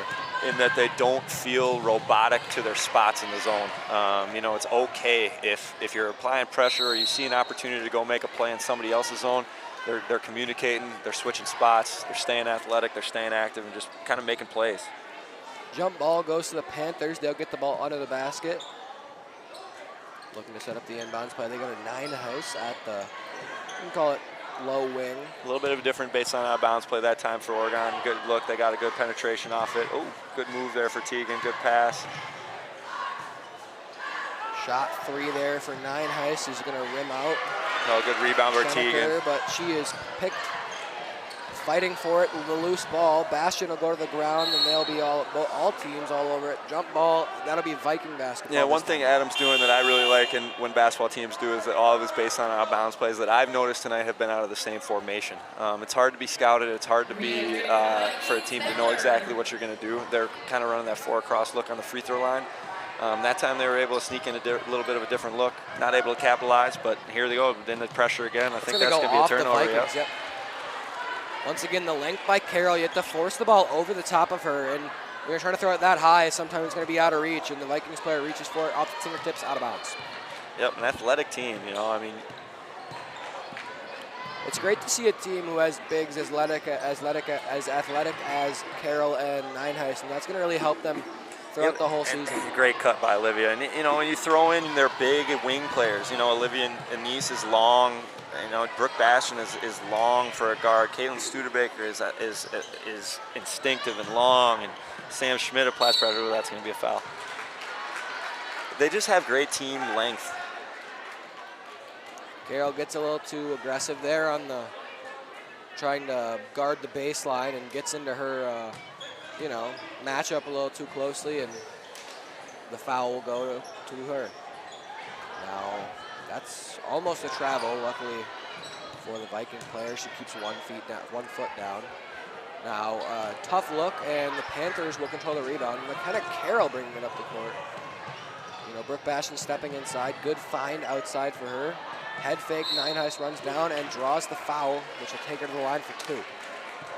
Yeah, nice step through there for Delaney.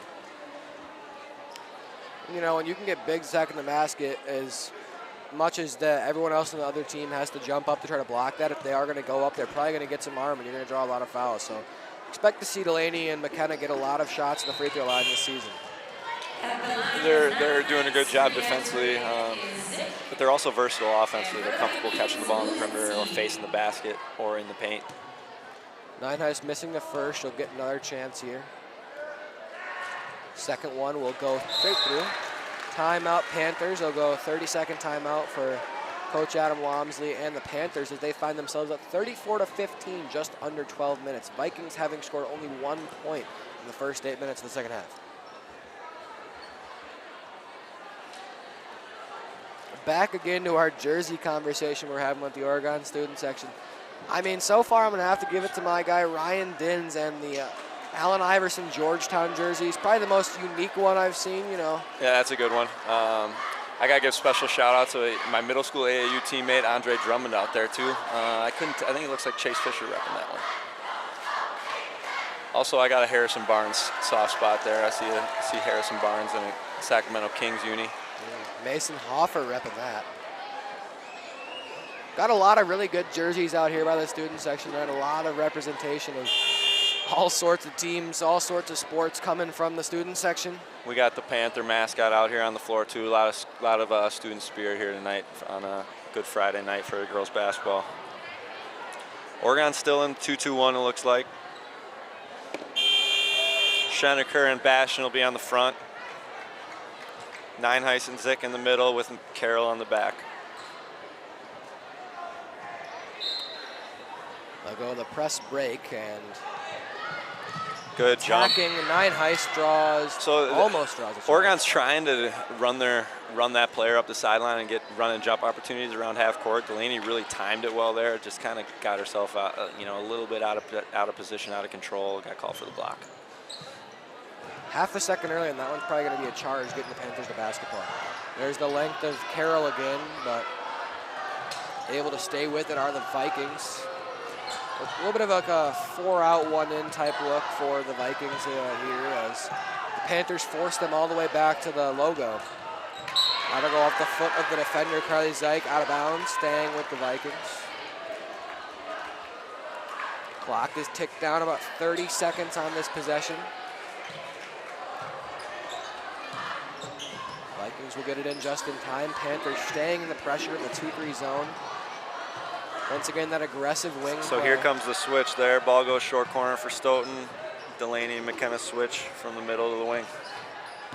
They're good and quick at capitalizing that. A common way that coaches try to attack zone is go to the short corner and have that short corner pass the middle guy. Great jump stop by Bastion to get the defender in the air and finishing behind her for the layup. Good pass there by Stoughton. Great job by the guards and the wings in general for the Panthers to be as aggressive as they are, getting so many turnovers. Stoughton's had the best success against our pressure when they kind of try to pass over or pass opposite. Good idea there by Tegan to look to share the ball, but a little bit didn't necessarily have to, and she was a little bit sped up there. Once again, that was another forced turnover from the Panthers. I mean, it'll be Viking basketball, but Panthers just turnover after turnover after turnover being forced by their stellar defense. Staying in that lengthy lineup is, keeping Carroll and Tegan Schenecker on living nice in the court. Good rebound. Trying to go off the foot of the defender, yeah. Carroll will get the foul called against her, sometimes that's tough on a defensive rebounder when they feel doubled, and Oregon's, they had outlet players there, but they could have communicated for her a little bit so she didn't feel like she had to throw it off that player's foot. I think she could have wrapped a little bounce pass around, but if you're that player, you want to communicate for your rebounder so they know where to look when they hit the floor. It's kind of hard to rebound in traffic. Second free throw will fall as well. All right, here we go, Oregon. No press shown from the Vikings. It looks like they'll stay in that man-to-man defense they've been doing all night. Working good inside, cut there by nice. Tegan. And kind of Carroll top of the key. Not someplace you usually find her, and she throws it over the head of the bounds. Brooke Bastion, the intended target. We'll see Sam Schmidt back into the game along with Reese Evans getting her first minute of the night. Tegan Schenecker and Brooke Bastion will check out. Reese will get her first minutes of the night here halfway through the second half. Panthers still in that 2-2-1. Vikings break it, they'll look to run, but are stopped by the lengthiness of McKenna Carroll once again staying in that post defense.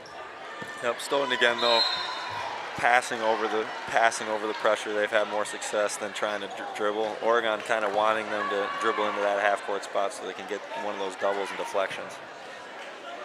Now Schmidt will see the ball at the logo, and Oregon going to run a little bit of a set here. Weave action. Shot three for Schmidt is online and good. Panther three goes for Sam Schmidt. 39-17 is your Panther lead.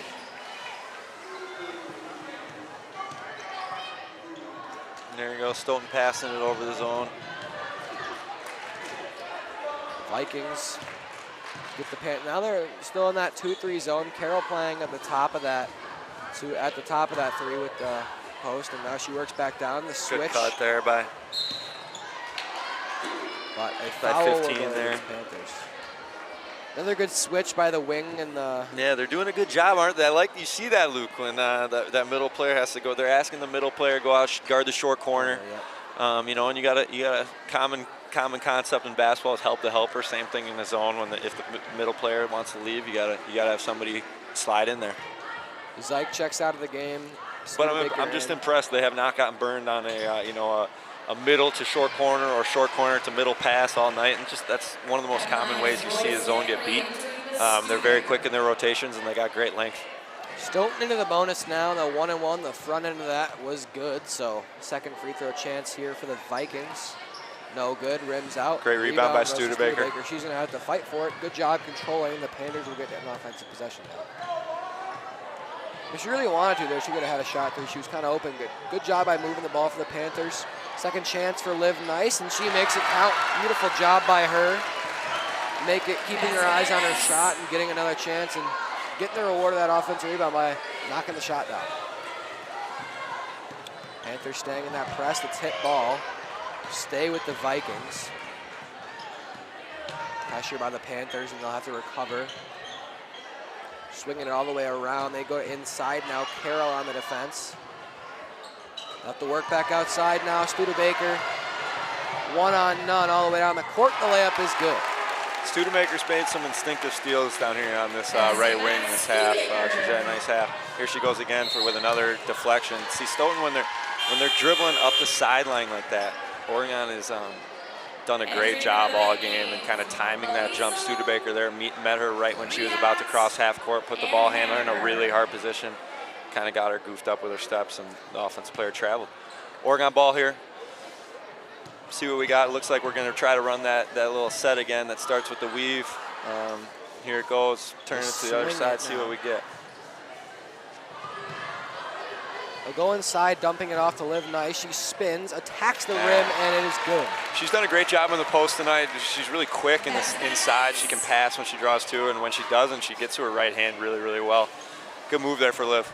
Panther lead now. See again, Studebaker just kind of waiting around half court, hoping somebody dribbles. So here goes Liv, trails that deflection. Oregon doing such a good job just getting people into that double. Nice attacks the baseline, and the foul will go against the Vikings. Panthers. Good pass there by Liv. Way to be available there in the middle for McKenna on the baseline drive.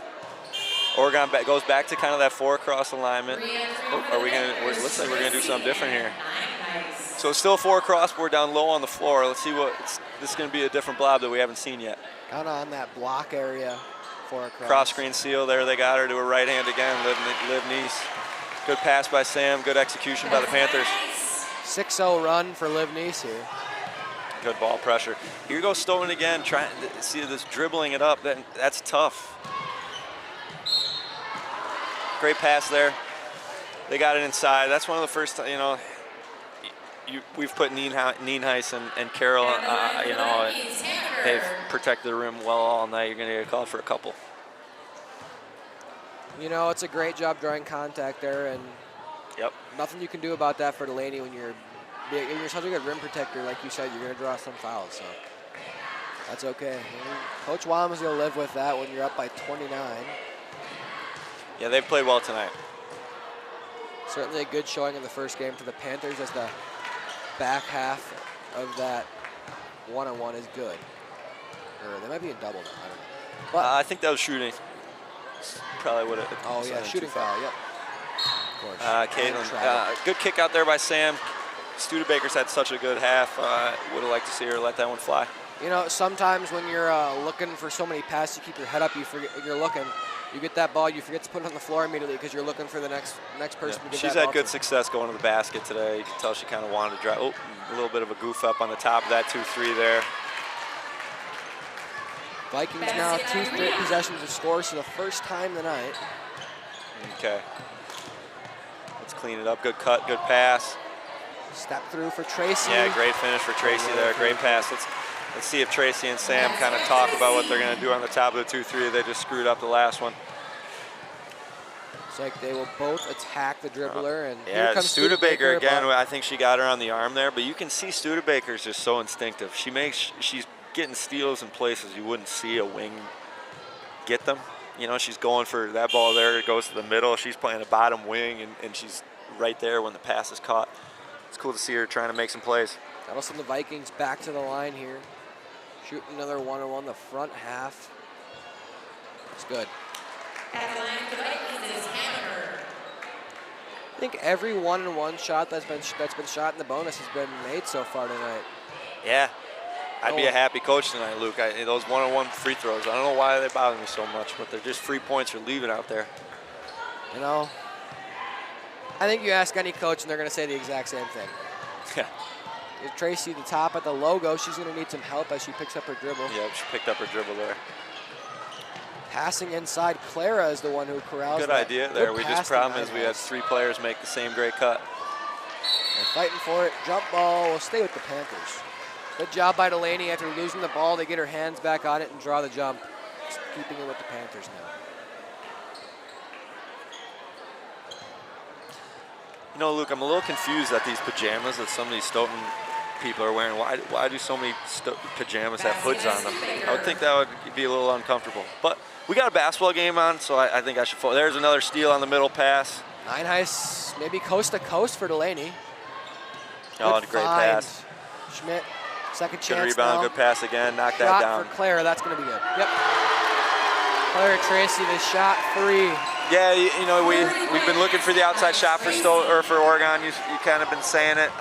We knocked. I know Sam made a couple, but that was kind of our first, inside out extra pass. Good in rhythm catch and shoot. Baseline run here for the Vikings. Good pass back outside. Yeah, there's a good inside out look, but just not quite caught cleanly. Yes, Panthers Oregon been making pressured another middle again. pass tough, and just great rim protection by Delaney. Great rebound, outlet, awesome. Yeah, now we're up the floor, 3-on-1. What do we got, Sam? She's looking to pass. Kind of, that was one of those where she wasn't ever stopped. I thought she could have gone all the way there. Maybe a power dribble. Great ball pressure again, though. Yeah, I mean, awesome.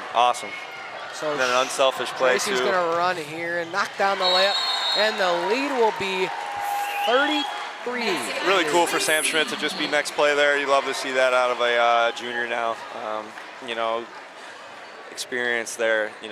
She made the turnover. She didn't hang her head. She hustled back. She got right into it and forced a turnover and made a bucket for her teammate. You talk about the unselfishness out of somebody who last season broke the school record for assists per game, trying to break her own record this year maybe. Yeah, Panther she's definitely had a bunch 33. tonight. She's done a great job all night, kind of just drawing 2 defenders, playing with her head up, finding shooters, finding players in the lane. Looks like she'll take a seat.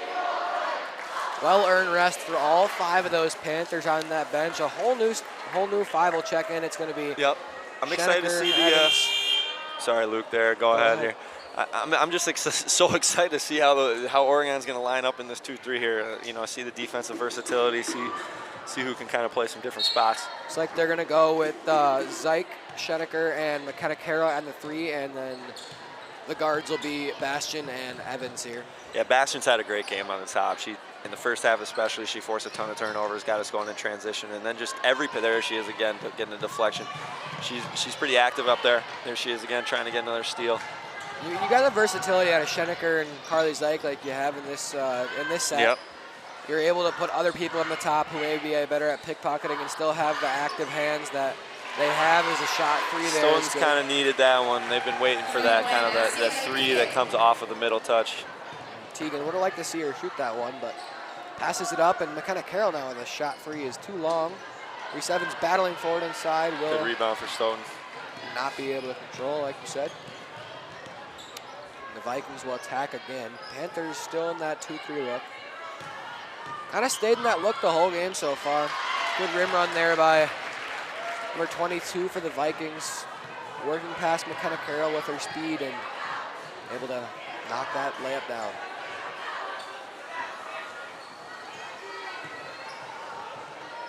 Panthers now kind of going in the area, keeping McKenna Carroll on the inside while working with the other 4 outside, Harley Zyke will be the one to attack. Kick out Evans, shot 3 just short. Good rebound there for Stone. Stoughton. Get the rebound. Back up the court, it'll be the Vikings again. Clock ticks under 4 minutes now in this one. Nice move for Riot there and a great pass. That's kind of Stoughton's been missing that play, those paint touches that lead to a inside-out 3. Oregon's guards have done such a good job keeping the ball in front. So their middle catches have come off the pass, and then Oregon's been content to play that one-on-one with Carroll and Nineheis. Good job by McKenna Carroll working inside. Now gets a second chance effort, and will draw the foul, earning herself 2 shots at the line. At the line for the Panthers Well, is Carroll. Vikings, as you said, may have finally found something here that they have been waiting for all night to attack that 2-3 zone, but with 3:21 to go, it's too little too late, maybe. Perhaps. But, Carroll knocks down the first free throw. you know, we'll be sure to stay and give you some great OCA media action for the last 3:21, no matter what the score is. But I am impressed with the Stoughton team and Coach Pickett. You know, he runs a great program over there. They've done a lot of winning over there the last, 20 years, and they didn't come out with the greatest start, but he kind of kept them together. They kept playing, and they've put something together kind of nice here down the stretch. Just a little bit too much over penetration on that one. Evans down the court, will not be attacked too strong on the layup, I swear. Yeah, this the Oregon, wide open layup is the toughest shot to make in the game of basketball. This Carroll Oregon able to team get the does an second chance. awesome job passing the ball before in transition. They find that player who's furthest up there. McKenna Carroll puts 2 more points on the Toro Horse Insurance scoreboard. Quickly up the court. That pass may have been a little too strong. Bastion cannot quite get there. Yeah, there again, Oregon with the idea of passing it ahead and sharing the ball in transition. And they're playing fast. When you defend like this, Stoughton's had some long possessions, but with how fast Oregon's looking to play and pass the ball before, they're still going to, get up over 60 points here. Again, almost. It's hard to beat in high McKenna school Carroll basketball. getting another steal with the lengthy arms she has, and that'll go off the hands of the Stoughton player and out of bounds. Panther basketball. Well, just under 2:30 remains. Looks like in this Adam one. wants a little set here, but seems they'll have. But Stoughton's picking up a little pressure here. We'll see what kind of happens.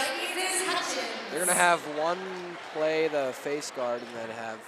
No, never mind. They'll drop her back. We'll see now. if we call something here. Maybe a half court set. Thought we wanted to. Maybe not. Looks like not. Bastion wide open. Look, 3 is buried. Yeah, nice shot there for Brooke. Deep 3, couple feet beyond the arc. And good to see that one going for Brooke. She's had a great defensive game. Vikings will get it in now. Panthers finally dropping out of the press now. Great night for them in that press. Draw a ton of turnovers out of that press, and they'll finally get out of it here in the last couple minutes. Yep, you still see Oregon at the end of the game. All 10 hands from all 5 defensive players way above their hips, playing with their long arms, playing with their length, getting tons of deflections. It's been a very, very good night for the Oregon defense. It'll be Oregon basketball. Tegan looking to playing a little point guard here, showing, again, another versatile Schenecker out here.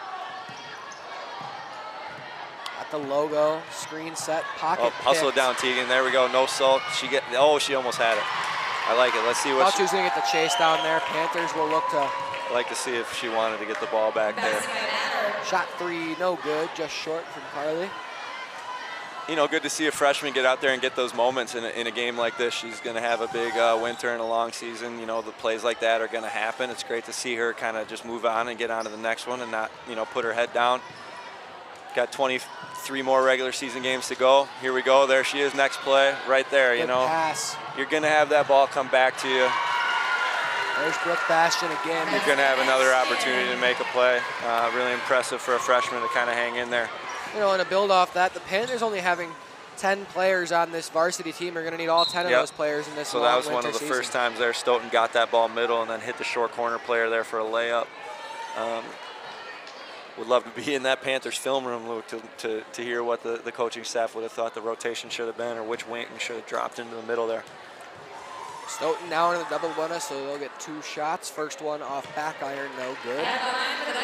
Clock down to 60 ticks to go before the Panther W in this 138 rivalry game between the Vikings and your Panthers at Oregon High School.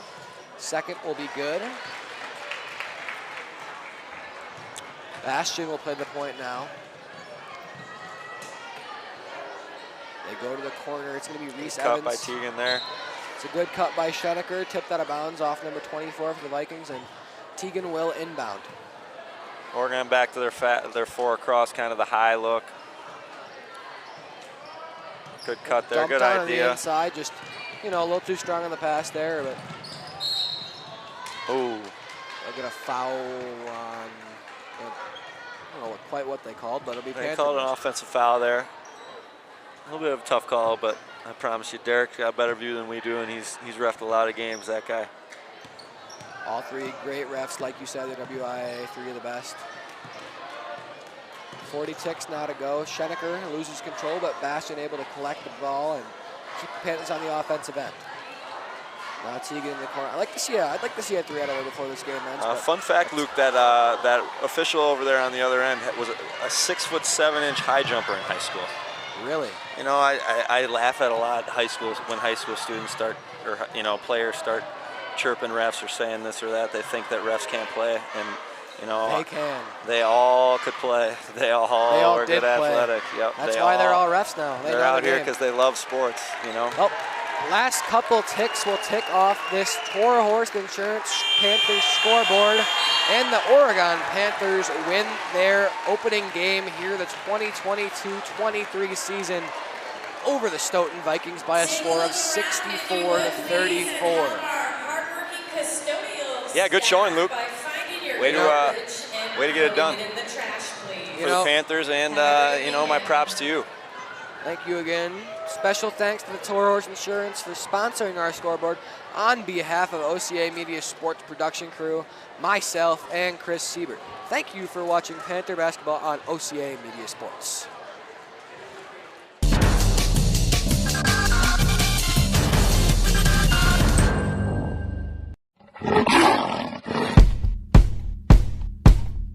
Panther basketball is brought to you by Bill's Food Center, Stoughton Health, Doopy's Service Center, Panther Exteriors, the Oregon Area Community Coalition. Parenting is hard, we're here to help. Oregon cares. And by the Oregon Athletic Booster Club. Be a part of something great. Support our student athletes.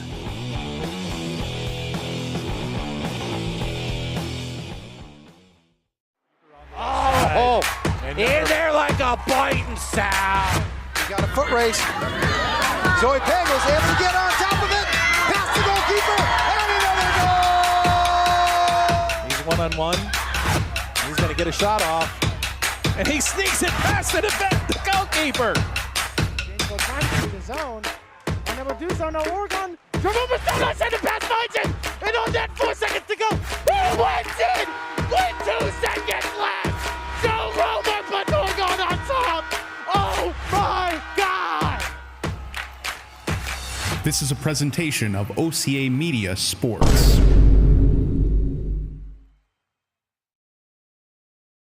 You're watching OCA Media. You're watching OCA Media. Excellent.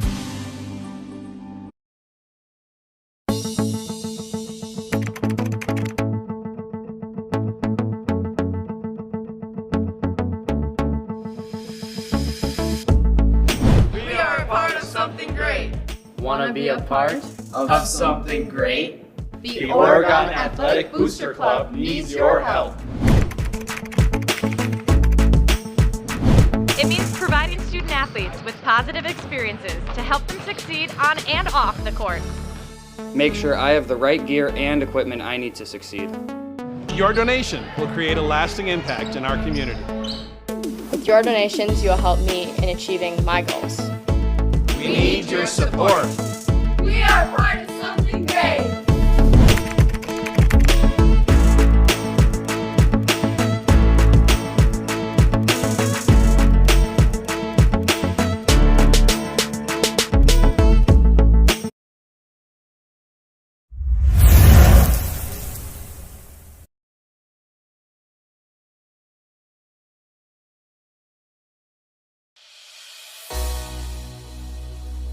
Funding for this program is provided by Stoughton Health, Doopy's Service Center, Panther Exteriors, the Oregon Athletic Booster Club. Join our team today and help support our student athletes. And by the Oregon Area Community Coalition. Parenting teens is hard. We're here to help. Oregon cares.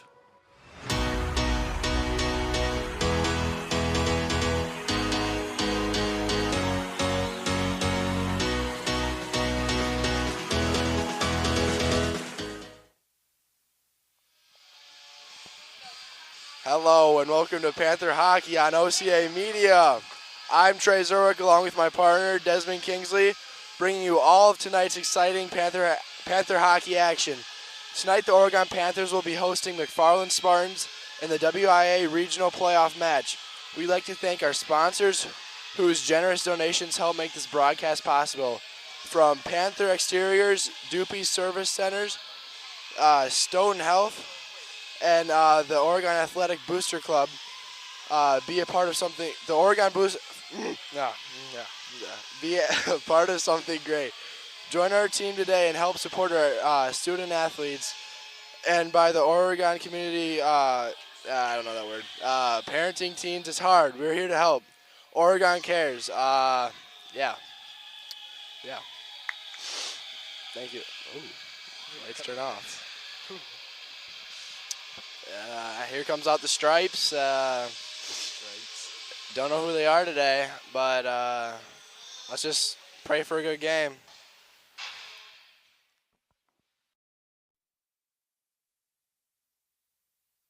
Let's welcome Ryan Reichel and Johnson and Dave Armstrong, our WIA officials. Thank you for all that you do and allowing these great athletes to compete today.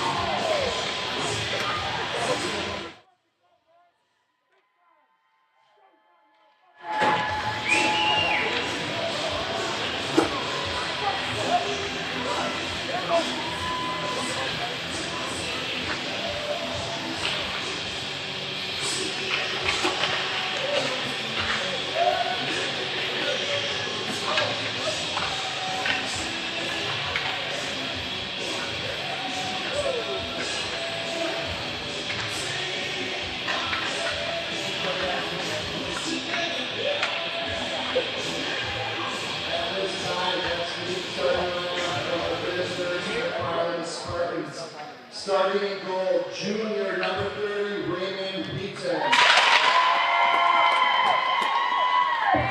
The senior and defense number 24, Tegan O'Brien. And for the defense, a freshman defenseman number 12, Brody Samuel. Starting at wing, a senior number 25, Kai Swanson. The other wing, a junior number 19, Jacob Sturtz. And a senior center number 27, Paul Morris. The Spartans are coached by Max Kumar. And now, your starting lineup for the Oregon Panthers in goal, junior number 29,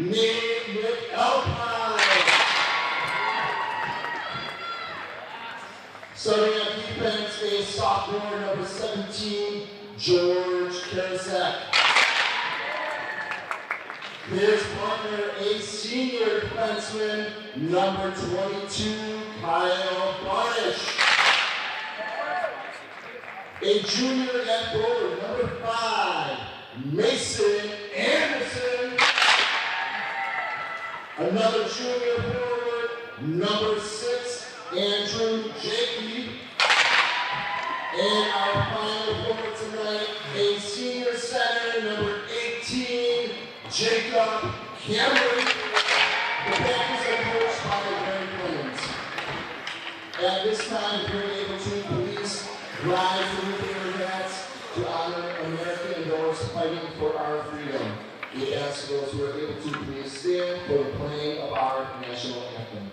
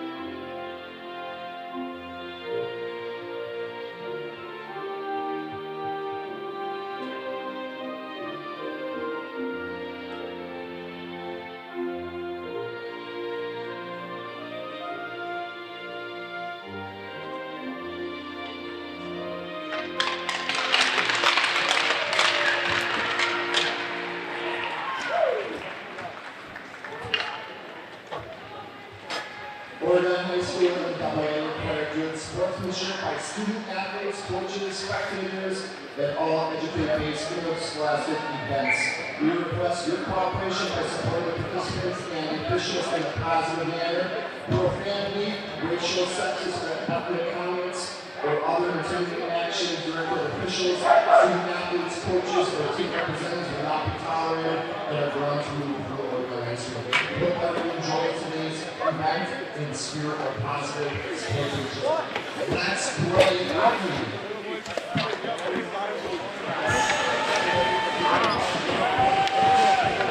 There you heard it. Let's play hockey, boys. All right. An interesting starting lineup from sophomore George Karasak that just recently came to the varsity level. He's been looking pretty good out there this year. I mean, he's been playing both, and I feel like he's been getting a lot more comfortable with just the puck and how he runs things. Yeah, he's definitely a player to watch out for. Oh, for sure. Coach check to Mason Anderson. Mason with the early hit. It's going to be like that all game. I think this is an important one, well, of course, but good stand by George. Keeps it in. Already out. I saw that we got Ryan Reichel reffing. I've talked to him many times before. I've reffed with him. He's a good ref. We got a good set of refs out there tonight, so great. I think it's going to be a good called game at least, so that's good.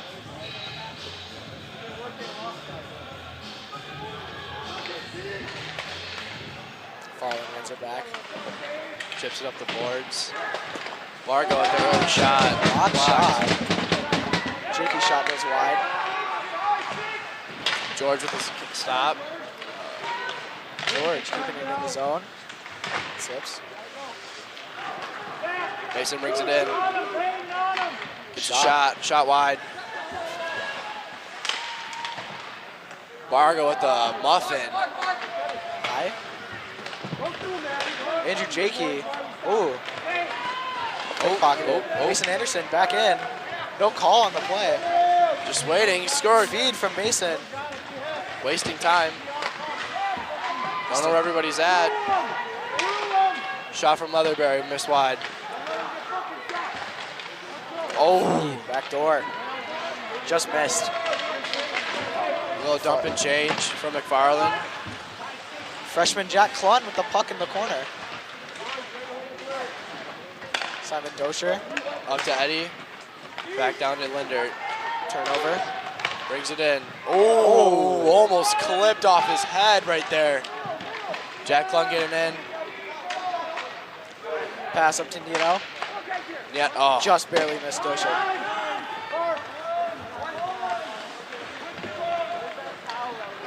Edgar misses with an amazing back check from number 16. Farland gets it deep.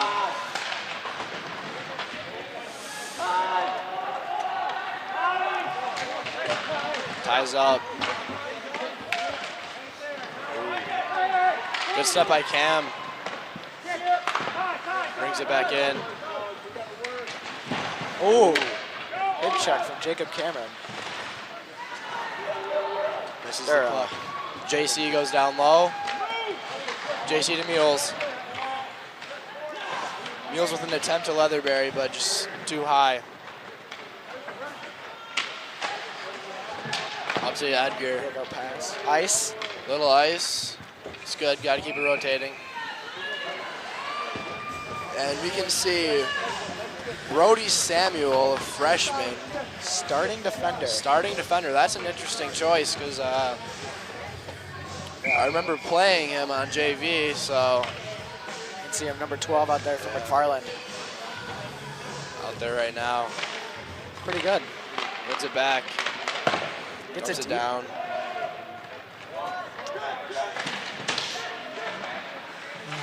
They got shut down by number 24 with the shot wide. Brody saves it. Mason, don't know where that was going, but right attempt. Farland tries to get it deep, turns the puck over. Mules to Mason. Mason to Jakey. That could have been close to from behind there. Letting him play tonight already. 8 skates up, 8-2. 2 on 1. Oh, horrible just pass. Well, slash by number 8. Farland's getting chippy. Ooh, could have been a hand pass right there. Interesting play by number 9. Jakey finds space. Jakey walks. The move. Jakey walks. Between his legs. Oh. Big hit by 23 to Jakey. Kyle Barner's getting it deep. Easton Linder with the puck behind the net. Mason to Mason. To Karasek. Oh. There's a penalty. No, there's not. Oh, the net was off. Net was off. Delay of game, actually. Kind of nervous to see about number 6 for Oregon, Andrew Jakey. Yeah, he's definitely a player to watch for when he gets hot. For sure, yeah. Just when those cylinders are fully firing, an unstoppable force, man. Another player to watch out for, number 7, Easton Lindert. He's a sophomore. He's pretty good. Pretty good, I'd say. Left spraying the net down with water. Yeah, I saw before the game on starting lineups. They're doing something to that left post on McFarland's side. I don't know. Oregon's pigs are pretty bad. Yeah, they are. They're brutal. Easton Lindert, puck down low. Good effort there. Bad pass. Good chip in by Edgar. Oh, Easton and a hit Linder, by the reverse hit. Straight out of Chell. Maintains possession. Those corner battles are going to be a huge win for Oregon if they can get it out. Yep. Oh, Ferd. Oh. Little further pass. Yeah, almost. Easton, the shot and the save. Yeah, those corner battles, they're going to be key to winning this game. For sure. Now, we've played them twice this year, and we won both times, and we have home advantage. Yeah. I don't know. I can see it going both ways still, though. Yeah, McFarland's got some fight in them. They do. I don't think they're gonna go down easy. No, sir. Gets it back. Freshman James Shervin with the puck. 2 freshmen out there. A shot, little high. If we were playing football, that would have been a field goal for sure. Oh, for sure. Number 4, James Sherman, freshman. He's a guy to watch out for. Yeah. He kind of moved up the ranks all this year. Yeah. Little varsity time, but then someone got hurt. I don't remember who. Or it was Easton. Easton was sick for like a couple weeks, and they just. Oh, is James using a sink? Oh, he is. That's new. Yeah. That's an interesting choice. I don't know. He's been really liking that. The AS5. Icing by McFarland. All the way down. First line goes out. It's going to be sand. It's going to be real sad once Mules and Buskey get broken up. I don't know. I heard some speculation that Buskey might not play next year. Oh, I haven't heard that. That's a new one to me. Well, it was just a little rumor, so I don't know. Jacob Cameron, the feed to the middle. One was there. Nice. Another icing call. Hey, be patient. Be patient. Who else is there to look for? An interesting play, I would say, by Oregon's goaltender. I don't know. I think number 35, Josh Keene, was looking pretty good. He was last 2 games he's been playing really well, but yeah, they went with the young Nate McAlpine, so it's an interesting choice. I mean, he is a really good goalie. He's going to be a really good fit next year for us. So. This shot goes wide. Jakey low. Mason brings, dumps it back down. down. Gets it deep to Jakey. Jakey pass to Jacob. Out to Brock high. Oh. Tip. Oh. Rebound. Oh. Almost there. Almost. And uses his hands. Gets it deep. Little stop. That's a delay of game. The goalie's got to play that. There's no one in the zone. And it's all the way. Wait. Never mind, this ref. I thought it was all the way down for a second. It is not outside of the zone.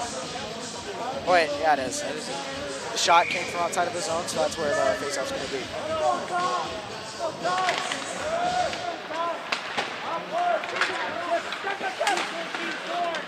Dosh brings it in. Dosh tries skating his way through. Gets it deep, yep. Brings a little corner battle. McFarland wins it. McFarland comes out with the puck. Try to ice it, but it's kept in by number 22, Kyle Barnish. And a missed attempt to keep it in by George. No ice on the play. That would have been a nice, but apparently not. Edgar Nieto with the puck. Loses it. Easton Linder tries to find room. Easton just dumps it in real quick. A little switch. Oh, and number 4, James Sherv's back out. A little contusion by number 7. Yeah. And he's getting physical out there. Number 7, playing with some tenacity. Like to see it. Yeah. Good back check by number 2, Ty Shervin. Ty Shervin?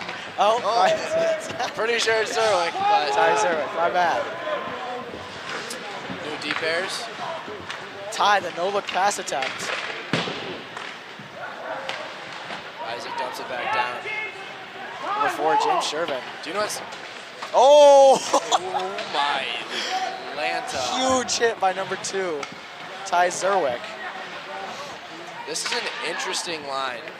I will say. I like to see it though, they're working well. You got James Shervin, I think one of the hardest workers. Well, he gets to the puck every single time. Yeah, he's really fast too. He is extremely fast. Good block shot by number 19. Or set. Yep, 19, sorry. Puck's deep. Ref getting in the way there. 2 freshmen going at it. Following that possession behind. 24 skating with room. 24 to 19. JC gets it, dumps it low. No ice on the call. It was close, but I'll give it to him. 24 skates it up, chips it. Chip on to successful. JC to Mason. Mason to... I messed up. Jakey. seated. Puck low. Little dump. Ice. Could end up being an ice.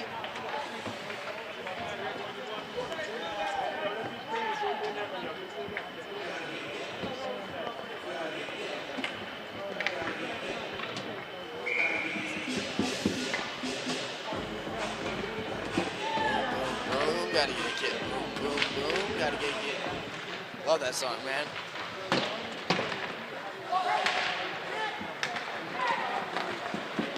With room. Offsides. And a little cheeky play from number 15, Mules. The freshman, number 2 from McFarland. Trying to skate it in a little early there. Addison, Nakamp. It's a beauty name. It is a pretty good name. I remember playing against him on JV. He was pretty good. I'm the getting a D. Oh, he's chirping. A little contusion. Walk low. No look pass in the middle, intercepted by number 22. Let's see if Jakey can get there. Jakey does not get there. Number 8 in the middle. Whiffs on the pass, back check by Jakey. 23 looks like it will bring it in, finding room, skating through. Almost gets a shot off. Good defense there by the Oregon. Good save by Nate. Andrew Jakey carrying it up. Pass to Anderson. A little short, Jakey in the zone, 2-on-2. Shot this wide. Jack tries to open it down low. Oh, and pops out in front. Almost. 23 with room. Pass to the 2 who's not looking. That's what we call a suicide pass. Yeah. Oregon dumps it in. McFarland with possession down low. 28, the captain, to 7. Messes up, Linder. Linder skates it down the ice, dumps it in. Linder with the Back puck to in the corner. Oh. Nieto, the puck. Cameron Mueller misses it. Freshman, number 7, gets the puck around. And almost gets a good shot off. Really good attempt there. Great good defense stick by number 15. Yeah. And 15 with a huge hit. Absolutely puts 28 on the ground. That's a penalty. You can't do that. You cannot do that. That's poor class right there. Mills unstrapping his little buckles. Pretty sure some interesting words by the Oregon coaches. Yeah. Well, I know for a fact that that's going to affect. Holy. Is that Matthew Strassman? Farland on the power play, down low. With possession, taking his time, kicks it up high. Shot. Good save by Nate. Rebound by number 8 on McFarland. Over to 28. Down 28. Keeps it low. C on his chest. 28-8. Great puck control there by 28. And I honestly think Oregon's got one of the best PKs there is. They got a senior and a freshman. Turns out really well. And a nice number 4, dunk. James Sherman. James looks fast. like he's gonna beat him, but the goalie gets a stick on it. Simon Dosha getting it good.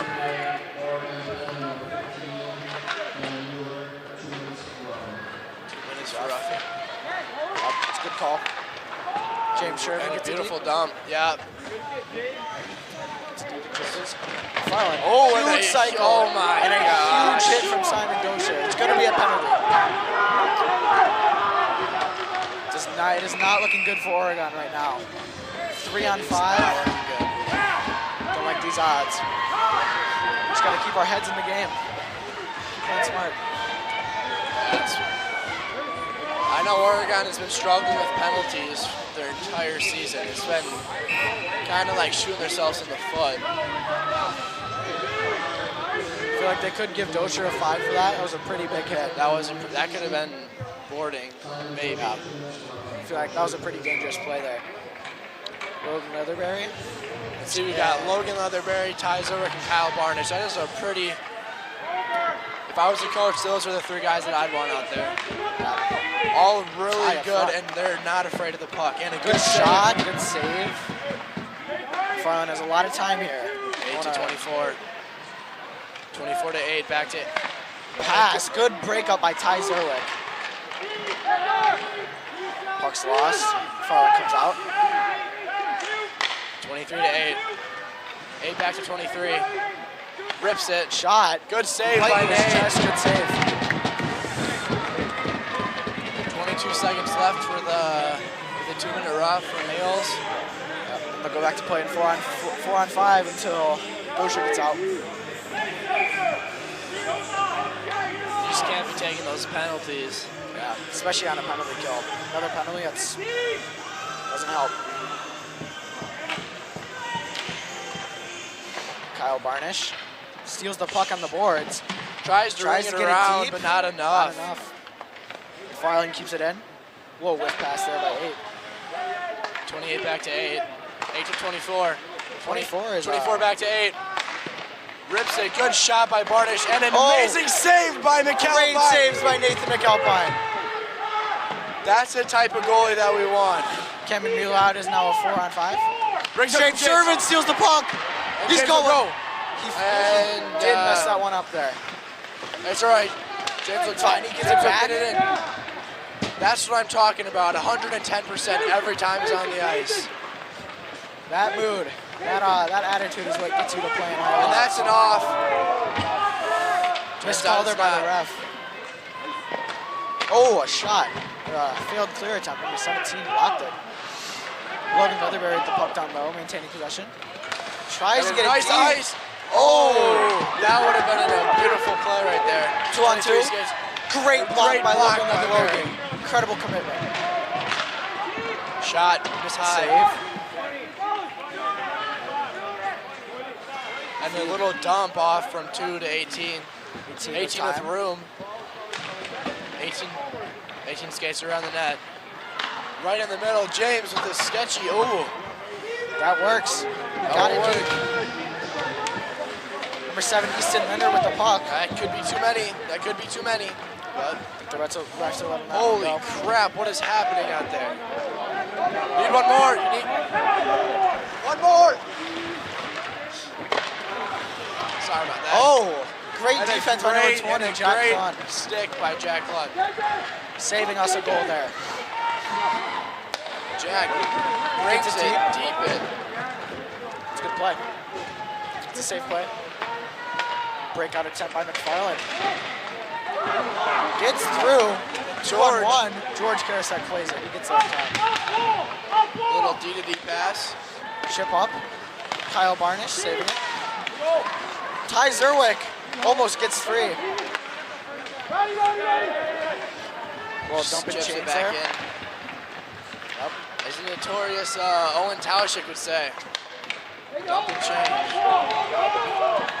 That's the one difference between, I think, that Josh and Nate have. Wow. Holy moly! That's a good field goal right there. That was crazy. Back to what I was saying, but if you notice, if you watch Josh's playing style, Josh more stays in the net. Yeah. Nate's more, I think, comfortable outside of the net. I have noticed that Nathan does play the puck. Yeah. He does play the puck a lot. Which, I mean, both styles work extremely well. As you can see, we have 2 extremely, extremely good goalies. Yep. 24 keeps it in. Good block by Linder. Good block by Linder. Good hit by Brock. Good clean hit. Gosher tries to make a move, goes down. No call on the play. Out. Loses the puck, 3 on 3.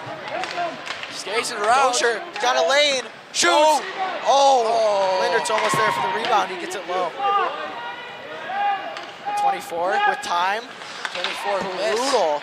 Chip, Eddie, middle. Edgar right into the chest of number 30. Good shot by Nieto. Good save by the goalie. We're just going to keep on doing that. Some words are being expressed right now. Emotions are high. High tensions here. No goals so far. Looking like a close game here. 1:47 left. Margo tries to stop it. George will end up getting there. George through the middle. It's broken up. Play. Pass in the middle to no one. No one's there. Number 28 down low with the puck. Tries to get it. Ends up working, gets it back up to 29. George Karasek in the corner. Getting a little physical, which we don't see too many. Ooh. Don't see that too much. George goes down.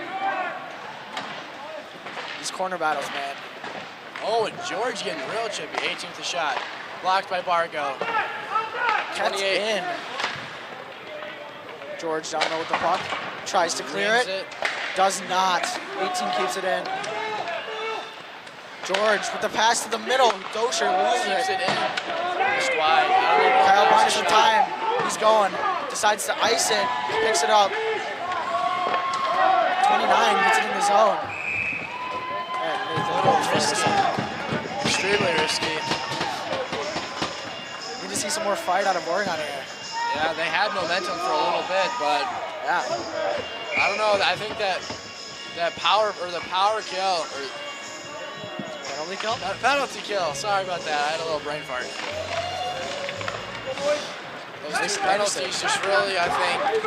Oh, that's a trip. Penalty. Mason elbow from behind. They will get a call. Oregon is on the power play. Mason expressing some words. Number 8 in disbelief. Look at the stick on number 8. White FT5. Those too many. You love it or hate it, man.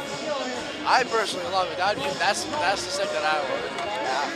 I don't know. It's pretty clean. Yeah. I don't like the bright sticks. For me.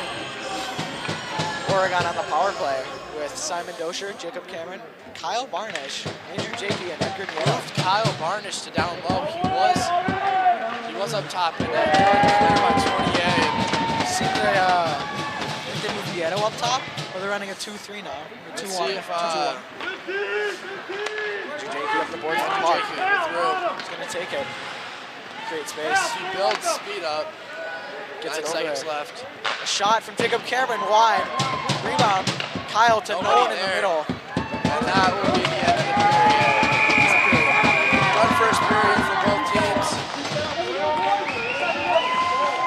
Good close game, good competitive game. And I see a legend, a veteran from Oregon, Matthew Strassman.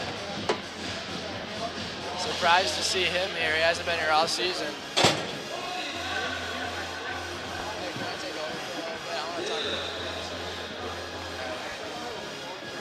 And we will be back at the start of the second period in just a few minutes.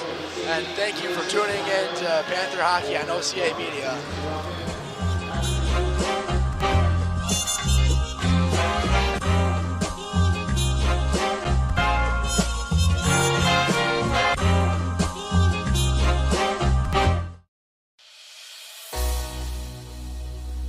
Funding for this program is provided by Stoughton Health, Doopy's Service Center, Panther Exteriors, the Oregon Athletic Booster Club.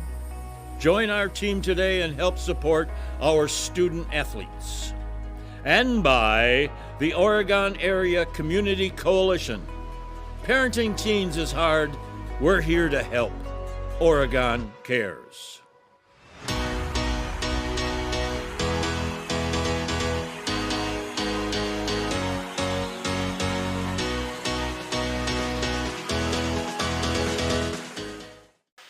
Welcome back to the start of the second period of tonight's Panther hockey match against the McFarland Spartans, brought to you by OCA Media. Your announcers for the second and third period is Keaton Walker and Nick Couliard. We'd like to thank some of our sponsors who just generous donations help make this broadcast possible. Panther Exteriors, Doopy's Service Center, Stoughton Health, the Oregon Athletic Booster Club. Be part of something great. Join our team today and help support our student athletes. And by the Oregon Area Community Coalition. Parenting teens is hard. We're here to help. Oregon cares. All right, Panthers starting off on the power play. Number 8 in the box for, I think, roughing.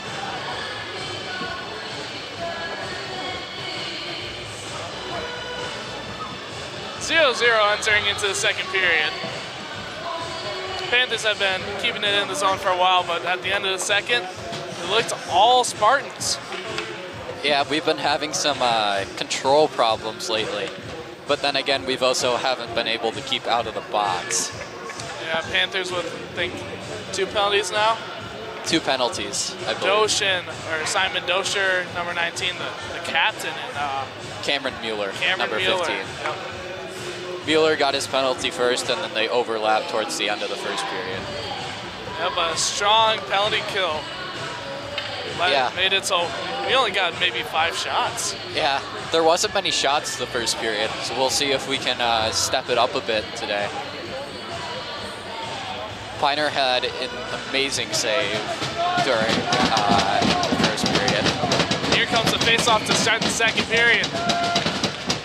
Spartans win it. Goes back to their defense, but they can't handle it. Oregon dumps it in. Puck being chased by Jacob Cameron into the back of our zone. He sets it up behind the net and passes it to Edgar, who then passes it up to Dosher as they bring it across the blue line. Dosher brings it low. Passes back up to Edgar, back down to Dosher. Across to Jakey. Jakey takes a shot, doesn't make it. Spartans ice the puck down all the way to Piner.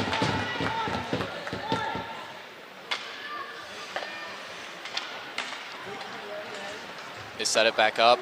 Jakey does not get the pass. Hits off the back of his skate. See if we can get started with some 30 seconds left into the power play. Yep. We need at least a shot. At least.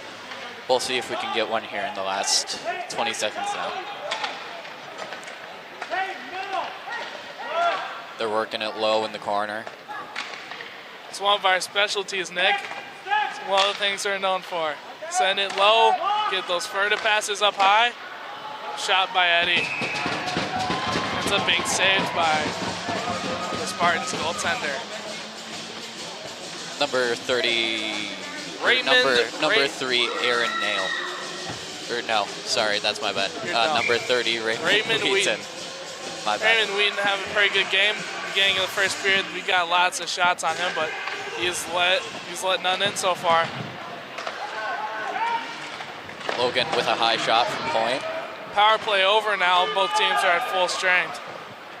We'll see how long we can keep it in the zone. Not long by the looks of it. Spartans, no icing on the play. Logan Leatherberry just not fast enough to get to the puck in time. Nope. He's a large human. Okay. Oregon trying to break it out of their zone here, not working too well for them. He keeps switching. James We cannot. fumbling the puck.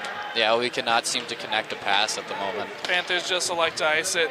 Yep. Start it over. No icing. No ice on the play.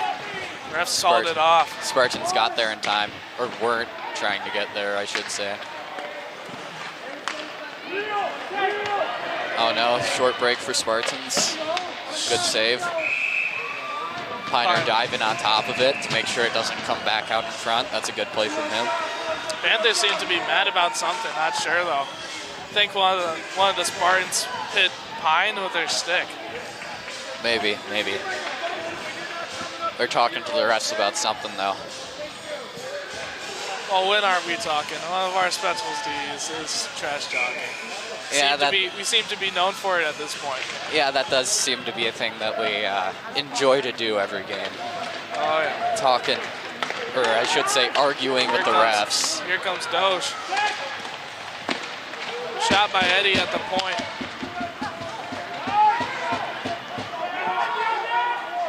Dozier comes in low, throws it back behind the net. Spartans put it off the glass, and that will be an icing for Oregon. I love the song, Nick. Makes you feel like you're on a beach, on a wave.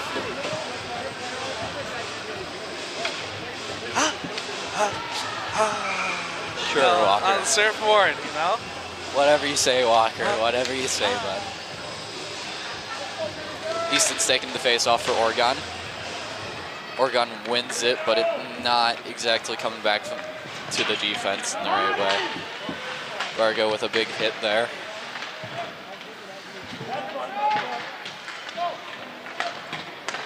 Oregon breaks it out. It goes up to Edgar. Dosher looking for the pass. He gets it. Surprised he's not offsides. Questionable Edgar gets calls it. by the home refs, but what do you expect? Home field advantage. Yep. Trying to get some plays started up, but Spartan defense looking strong so far this period. Yeah, looking good, looking good. It's not good for Oregon, though. Big poke check by Kyle Barnish. Jakey bringing it up the side. Trying to set something up for these powerful Panthers. They work it out of the mess there. And great glove save by whatever his name is, Raymond Wheaton. Raymond Wheaton. One of their players getting into it with number 6, Jakey. Ref's got him pinned over here. Lets him go back to the bench. Number 23, Peyton Haug. He's a senior forward. Getting a stern talking to by the head ref right now. Yeah. I'm guessing he said some language that was not appropriate for the ice. Probably, Nick. Spartans win the face-off and wrap it around the boards. Oh. Clun gets absolutely taken out by number 28, Caleb DeChambu. Senior. Jakey tries to pass it behind the back to Mason. Unsuccessful. Logan tries to work it out and does not have the puck on his stick. Jack goes for it, wins the battle. Still getting swarmed by a pack of Spartans. Yeah. We work it across. Good pass to Mason. Mason passes it up to Jakey. Jakey catches it and works it down the side. Jakey, such a dangerous scorer. Obviously one of the best in the state. Yeah. Mason tries for a wraparound and does not get it. He's talking with the other players.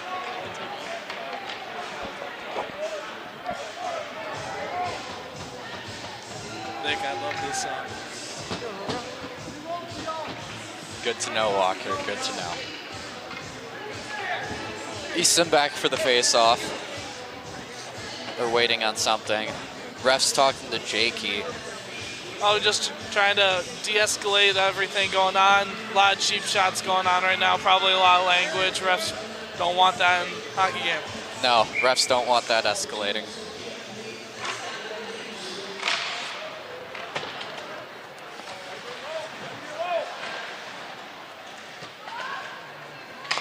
Cameron shot from the point, doesn't make it through. Pine playing the puck. Pine having to come out and play the puck there. It looked like there was a little bit of miscommunication between him and Cameron Mueller. Didn't know what they were going to do. Dosh. Someone was center there. That would have been an easy goal. Goalie was way out of position on that one. Barely caught it on his last pass. Cross-checking. He's not. Oh, it's got to be cross-check on Easton Linder. Going to timeout, gonna sit for 2 minutes. Yeah, that's not one that you usually see in the box.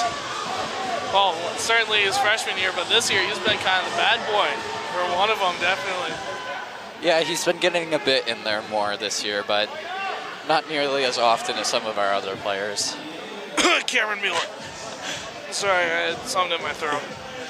Yeah, I heard that. Heard all about that. With our team, it seems to be the rest, that the people that ref that usually end up in the box. But the ones who know the penalty rules kill the been best. pretty successful today for the Oregon Panthers. We'll see if we can continue that streak. Logan Leatherberry playing it in the corner. Dosher works it out up the boards. Makes their goalie comes out and play it.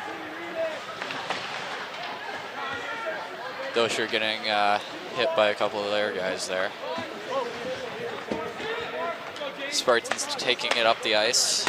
Pass across the ice. And now into the zone. Dumps it low. Number 28 going in for it. Working against Logan. We're just trying to keep it out of our center at the moment. Pass James to gets James. it. James Cannot gets hold it. on to it. James gets it out. But, here. Jacob Cameron going. Tries to let it move, but just can't get it. Number 8 for Spartans with some good defense there. Coaches of the Oregon Panthers seem to be pretty mad at the refs right now that call wasn't interference. Oh, James got it James here. Sherman getting it out of the zone. Dumps it to Dump up the boards. James, obviously such a threat in the penalty kill. He's so fast, so strong.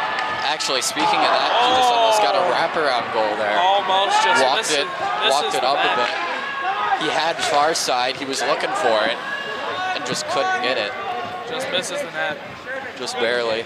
But as a freshman, to have such an impact on this team already, it's quite impressive. Can't wait to see what he does in the future. Definitely. Spartans working it up the boards here. Bringing it into the zone. Low shot. Ty works it out. Jakey goes after it. They dump it back in. Stopped by their defense. And that'll be the penalty killed by the Oregon Panthers. Back to full strength. Let's see if we can get something going here. Mason brings it low. He's got a guy on him, so we'll see. Passes to Jakey, I believe. Jakey goes for a shot and misses behind. It's now out of the zone. Panthers have to regroup. Jakey brings it up the boards. Nope, coming through center. Jakey goes for a shot and scores! Top right! Right over the glove of Raymond Wheaton. What a goal, what a play. By such a dangerous threat. Big game changer for the Panthers here. Once again, Jakey proving why he should be out there. Such a great player. Hopefully now he builds some momentum. Yes, the momentum has definitely shifted in this game. The energy in the ring for the Panthers has just gone up.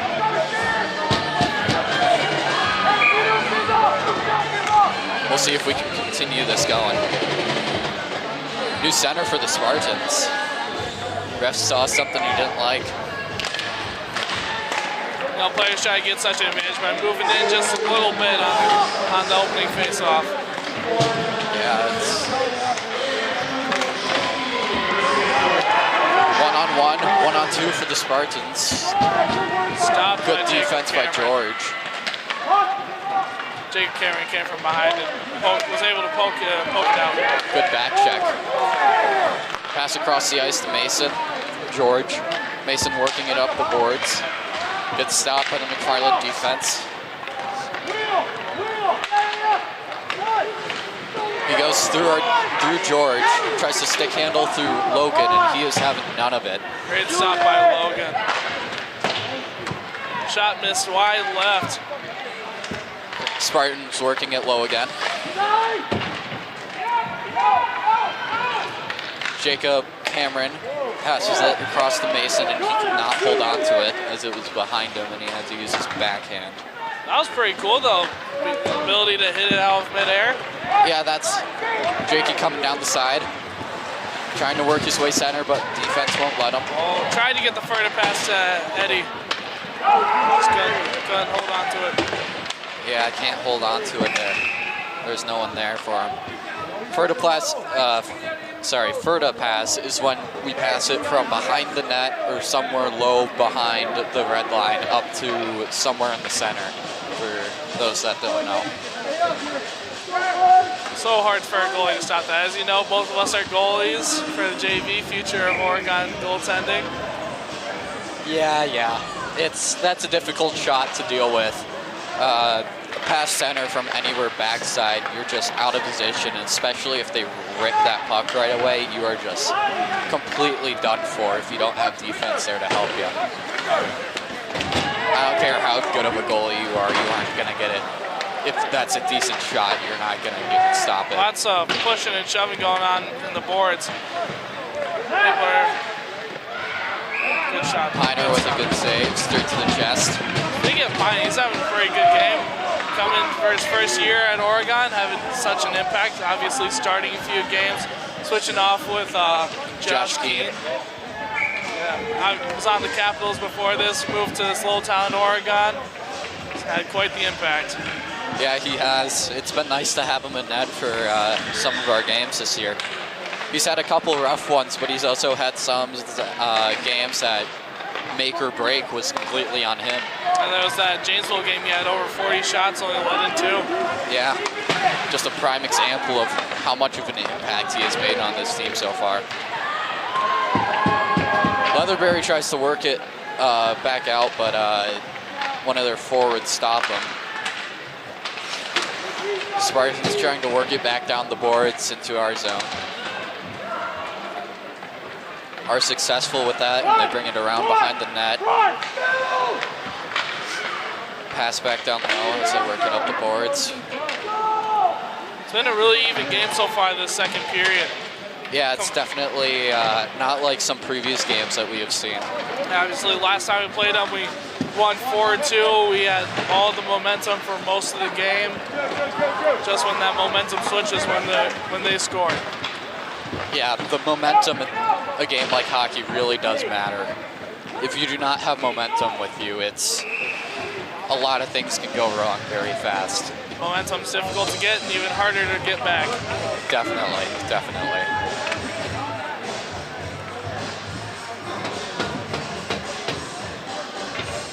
You can watch this and other OCA programs on demand on our YouTube channel. Visit ocamedia.com for more information.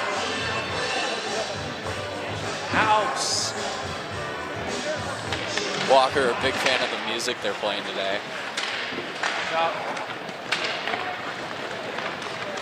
James pressuring the puck. Ooh, I think he caught that one under the helmet. He's shaking that one off. Continues playing. Keeps it in the zone for Oregon, though.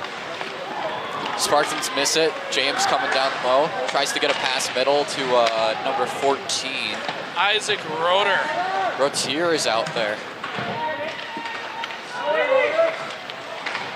James working it low. Brings it back up high to Kyle Barnish. Barnish has his shot blocked. Dumps it low.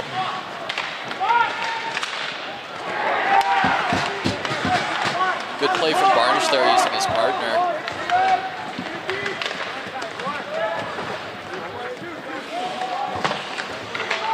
Farland tries to wrap it around the boards. James doesn't let them. Keeps it low.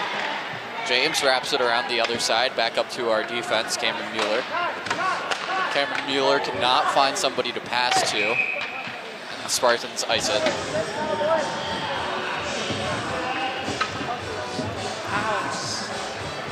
Love this song, Nick. You seem to like a lot of these, Walker. Oh yeah, well, it's our old principal from the middle school. Oh yeah. Jason Zerwick. Big part of this. He has, of course, 2 kids playing here at Oregon. Ty and Trey. 2 knuckleheads, 2 great brothers. 2 great guys to have out there with you. Oh yeah. Spartans win the face-off and throw it down out of their zone. Brock Butzkager on defense throws it back up, and they just respond. It's like a ping-pong game out here. Spartans dump it low, straight down to Mueller. Jakey works it up, passes across to Mason. Mason is in the center, takes a shot, blocked by the McFarland defense. Jakey tries to work it around. Spartans bringing it up the side. Pass across the ice to number 8. 8 takes a shot, and Piner has a great catch. Great glove save. For a little guy, he's such a great goalie. He plays one of the side effects that he has of being a smaller goalie is that he works out very far and plays very aggressive. Try to take away that angle. Definitely. He plays in the box as much as possible, and when he needs to, he's really good at working outside of it. smart goalie. Definitely. He has learned to really understand his angles and his depth in the crease. Go Easton Linder on a 2-on-2 opportunity, tries to pass it to Simon Dosher. Dosher's just not there. Spartans ice the puck. Last 3:44 in the period. We'll see if we can get one here. Ongoing support from your local business partners help make this broadcast possible. You can become a sponsor of OCA Media programs like this. For more information, contact Paul at ocamedia.com.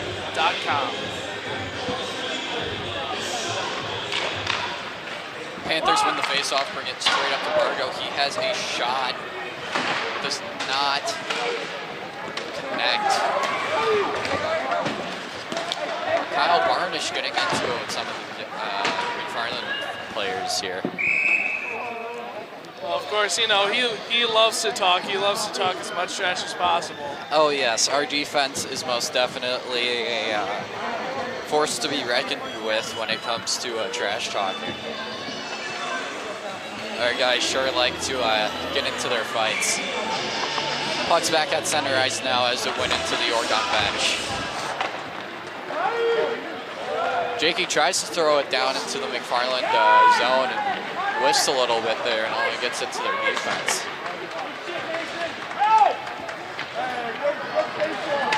Spartans working it out, stopped by Jakey. Jakey passes it center to Mason. Mason goes for a backhanded shot and cannot connect. Seemed like number 24 just grabbed Mason's stick. Yeah, cheap shot by number 19 on George Karasek. That's a penalty right there. Penalty. Piner comes running down. Almost slipped there.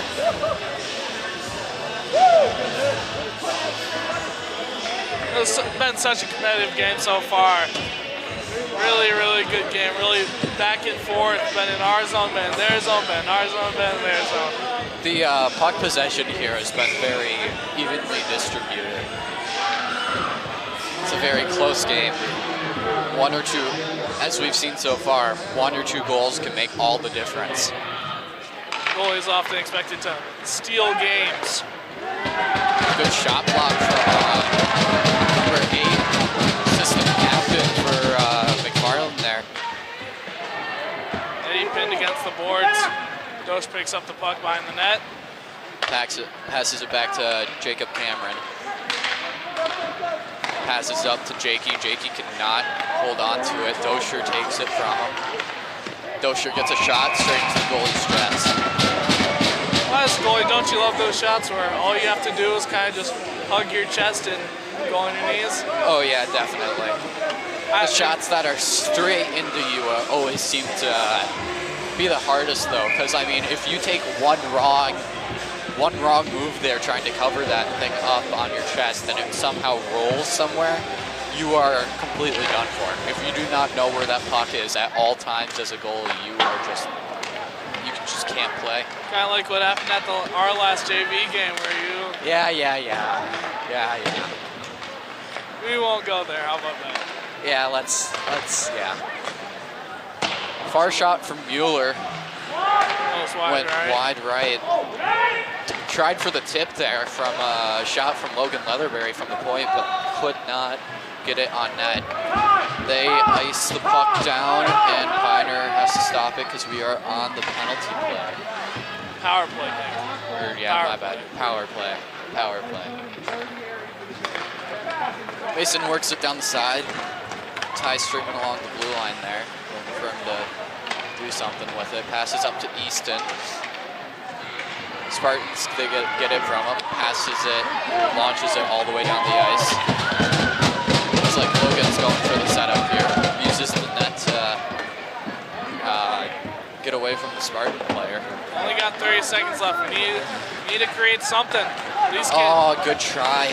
We almost had a pass from point to point on the blue line. Oh, Piner comes all the way out. All the way out. Piner loses his stick. Piner Piner comes out to top of the circles on the boards to come play that. That is a risky play. Obviously, loves to play the pucks. Oh no. And he whiffs. Number 23 for Spartan cannot finish on that shot.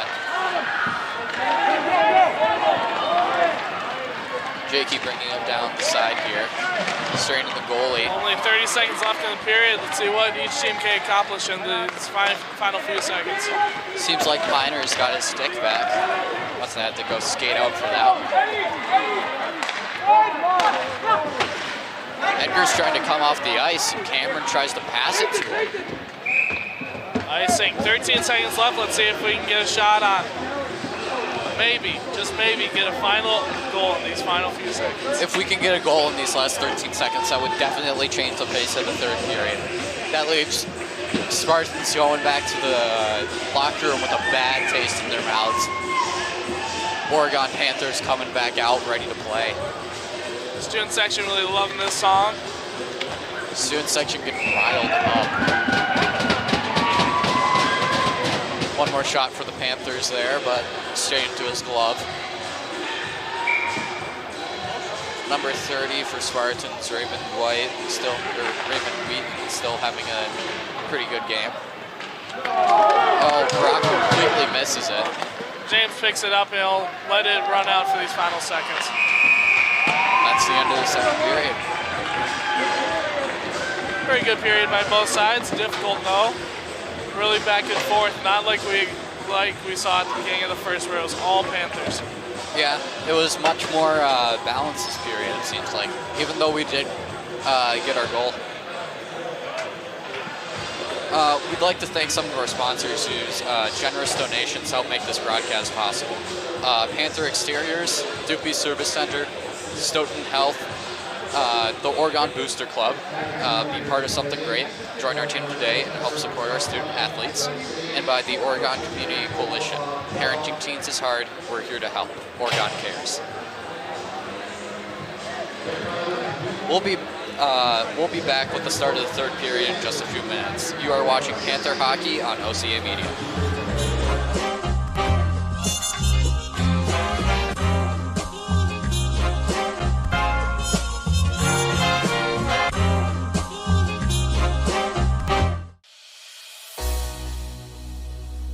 Funding for this program is provided by Stoughton Health, Doopy's Service Center, Panther Exteriors, the Oregon Athletic Booster Club. Join our team today and help support our student athletes. And by the Oregon Area Community Coalition. Parenting teens is hard. We're here to help. Oregon cares.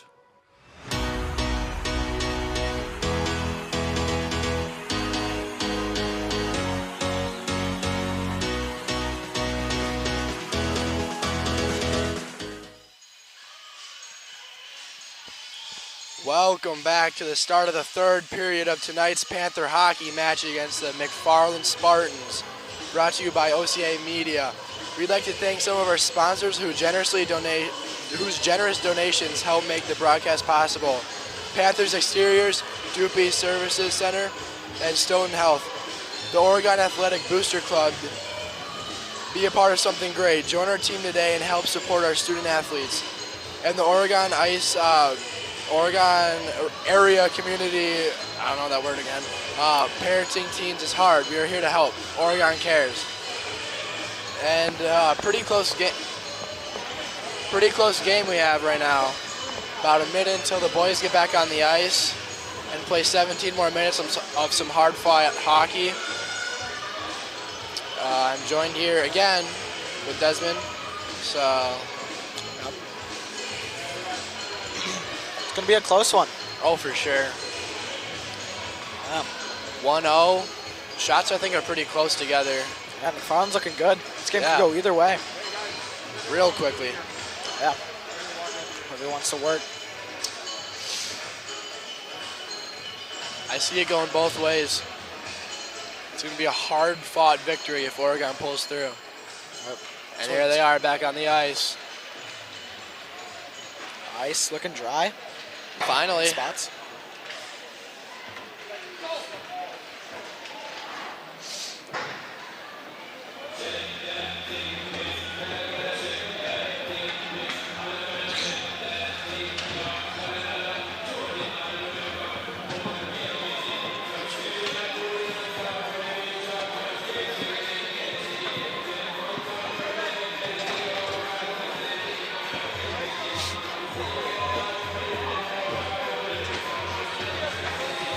Just a reminder, you can watch this and other OCA programs on demand on our YouTube channel.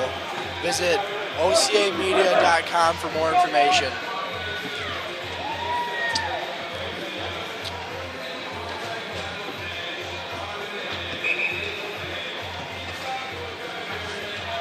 Whistle's blown. This is when emotions get real high.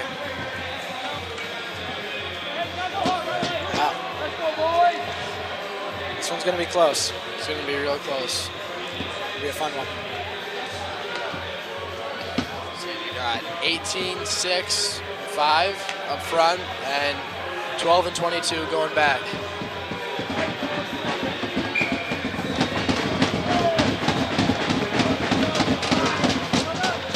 McFarland wins it back. Tries to dump it in. Mason with the fast break. Shot. Save. Good save. Tries to dump it out. Logan stops it. Puck low. Farlett back. Up to number 2. The breakout. 2 with room. Loses the puck, gets it back. Pass it up to 8. 8 just dumps it in. See if Logan can get there. 23 slides it up to the D. Turns it over. Mason dumps it. Andrew Jakey. Looks like he's going to beat him there. The shot. Very close, very close. Very, very close. And that's a really good way to start out the third period. Yeah, set the tone. Third team with the pass up. Buskey brings it back. Buskey to Cam. Jacob Cameron down low. The pass to Oh! Almost. Jakey has it. Jakey shot. Missed wide. Mueller keeps it in on the boards. Gets it low. McFarland with time. On the boards. Chips it up. Oh, high of a pass. Brock to Mules. Mules up to Dosh. Dosh has with room. Dosh skating through. Gets it in. Lindert. The pass to Kyle Barnish. Good shot. And a high. This will be a stoppage of play.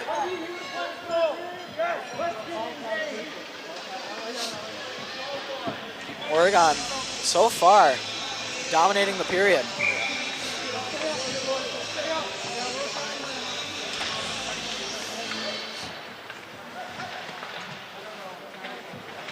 In the corner.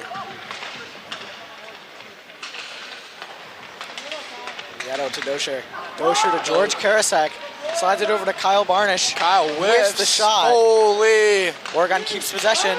Gets it deep. Dosher down low. Gets it. Loses it. Recovers. Feed. Back up to Bargo. Bargo to Dosh. Feed middle. Nobody there. George Karasek. Good job dumping it in. Shot. And a good hold by Oregon crew. Tap. Little move. Doesn't get there though. McFarland ices it. We're gonna call it off. Just tipped. 25 for McFarland. Coming in fast. Dosh. Goes to Barnish. Intercepted by 24. Tries to get a little cheeky move in. Doesn't work. Bargo playing good D. Jakey skates it up. Jakey to Mace. Mace is gonna beat him there.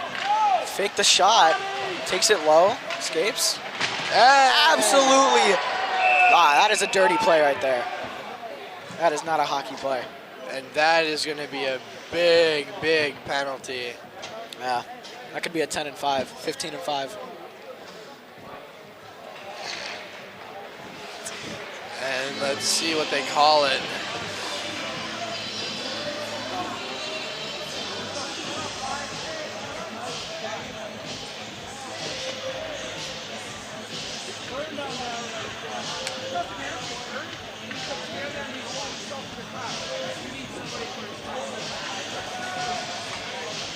It sounds like they're calling a 5.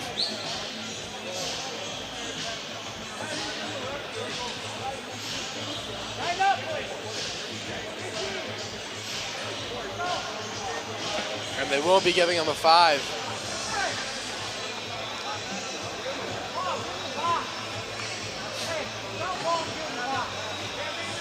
A lot of talking.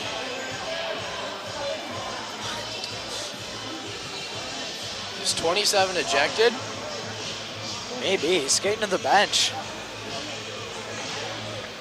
And it looks like he is done. Oh. They have it up on 27 on the board. Is 27 the one who hit Mason? Yeah, it was.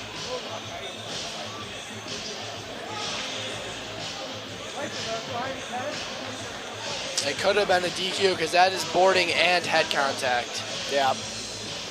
All from behind.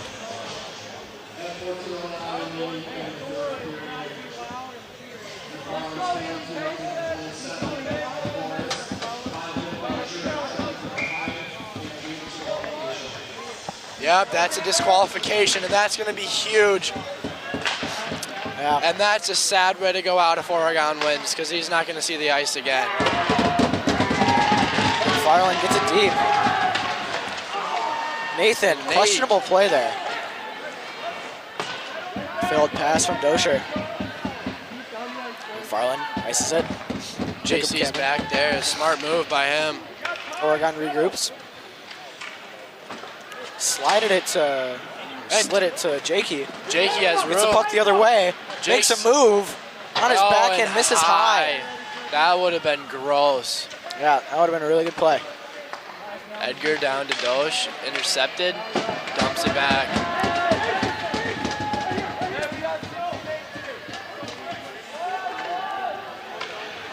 And this could be a very, very good tone setter. 4 minutes left on the power play. If Oregon scores here, it could be huge. Because at the 5 minute they score, he's still in the box compared to a minor. Yep. Where he'd be released. So Oregon could really take advantage of what they have right now. Yep. Throws it through the middle. Makes a move, gets carries around. it. The shot. Oh, really good shot. And that hand pass. That would be a hand pass. Dosher got there. Good hold. Waiting for Jay.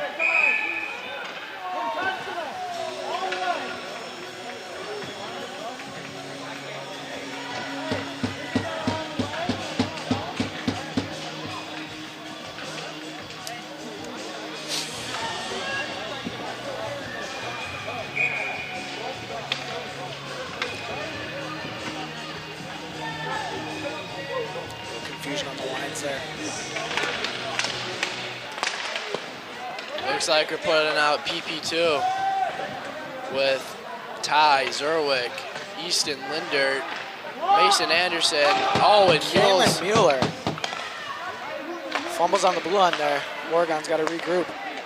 Lindert with the puck through the middle. Looks like he's going to skate it. Makes a move. Oh, I didn't even notice Mason Anderson, like a baby, is able just to bounce back, not even hurt from that devastating goal. Oh, that was amazing. Mason.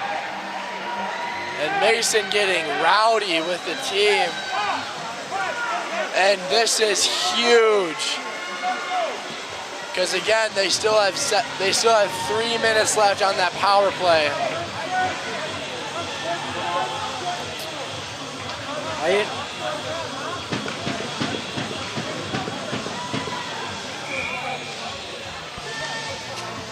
Mason bounces right back after getting hit. Makes the beautiful pass to Easton Lindert for the backdoor goal. That's what we like to see. 2-0. Oregon stays on the power play. Farland gets the puck deep. Jacob Cameron with the puck. Jacob up to Edgar. Edgar up to Jacob. Or Jicka, sorry. Kyle Barnish down low. Slides it over to Dosh. Dosh up. Jakey with the pass. Good stick by Eddie. And another back Jakey door. Oh. misses the net wide. It was a good opportunity. McFarland ices the puck. Ty Zerwick going back to get it. No. Little battle. Jakey comes out with the puck though. He just needs to pick up speed, and he's like an unstoppable force. Yeah. Jakey's on the move, loses it.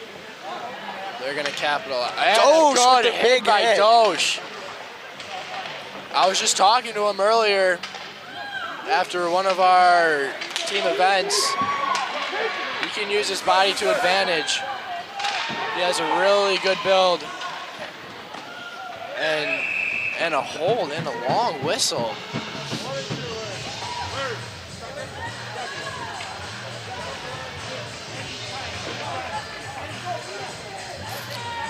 And Oregon looking pretty good. Minute 24 on the power play. 124 left on the power play. Let's see if we can get another one. Wins it back. Logan's gonna stall. With time. Freshman Nice number 7. escape. Easton with a little move. Easton up to Mason. Mason with room, skates it and gets it back out of the zone. Pressure's on. He does not fold. A good little move, but a good dump in by number 29. Nathan decides to hold the puck. OCA Media reaches thousands of viewers with programs like this. Consider joining our fine group of local business sponsors at ocamedia.com.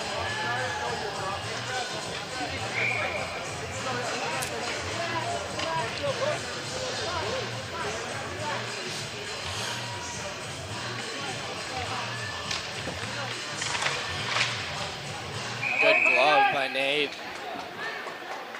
Still feel horrible for that 27 guy. Captain of the team. Just a freak accident that doesn't happen that often. Just kind of sucks. Might be his last game if Oregon can pull through. JC up to Edgar. Edgar with speed. Edgar slows down. Edgar to Bargo. Hit. Just the net wide. No words exchanged with them. That's good. The great Sean Peterson always said, keep the emotions at an emotional level at a 7. Not too high, but not too low. Jakey. What are they going to call? Oh, just a pause of play. 29 hurt. 29 Skates was to the bench really, really slow. Yeah. He's the one that made the hit on Jakey that yeah. Jakey's tall. Oh, and Jakey broke his stick. Well, that's 1 of 4. Remember last year when he broke 3 in a game? I do. That's almost $1,000 worth of stick. Yeah, that's something. Jackson Klun out there on the power play. Freshman number 20. 9 seconds left. Ooh, good save. Good save and a good shot. So we can keep it in our zone. And 29 threw him a shot and a good glove save. Good fundamental save.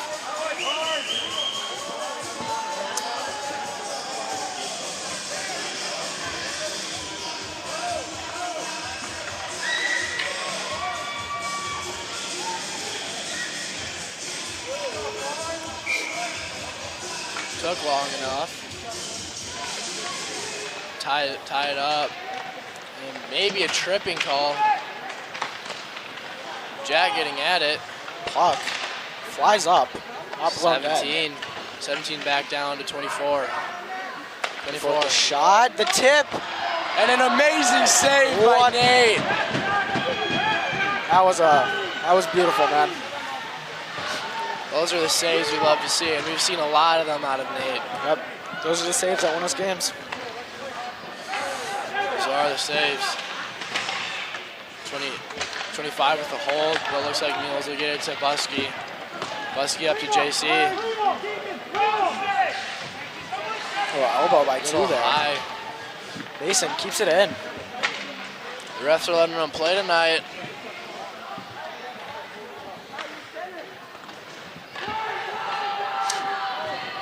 Farland chips it. We've seen turned over. 8 skates with room, easily. Slap shot. This is high. They love that move. They love just not giving them another chance to score. They always like to shove it off their stick and right into the glass or the net. And we've seen Oregon in this situation before with other teams, and honestly, it can go both ways. Yep. Like, other team will score one, and usually there's one to follow. Yep. But George Karasek tries to get it to the middle. And Edgar intercepts the pass. Toe drag. Back to Dosh high. Dosh gets head into the boards. Maintains Still possession. puck. Gets it low to Lindert. Easton with the hit. Up to Vieto on the boards. Puck swings low. McFarland picks it up. 29 dumps it. Chipped it out. Kyle Good. Barnish Good keeps foot. it. McFarland, one-on-one. And toe drag, pulls it back, doesn't get the shot off. That was close. Real close. So, that's a bold play to try that in, with 7 minutes left. Down by 2.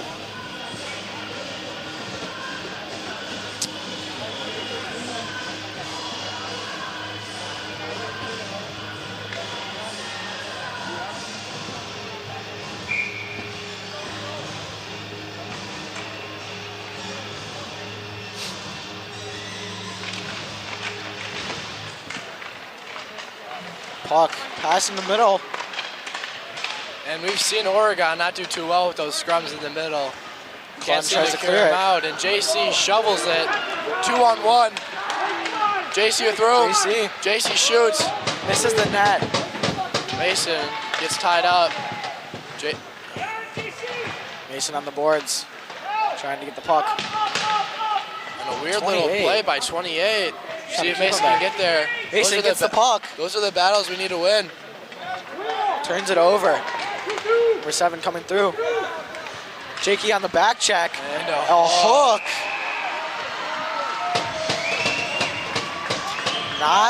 That's not ideal. Jakey's not one to take many penalties. That is not ideal.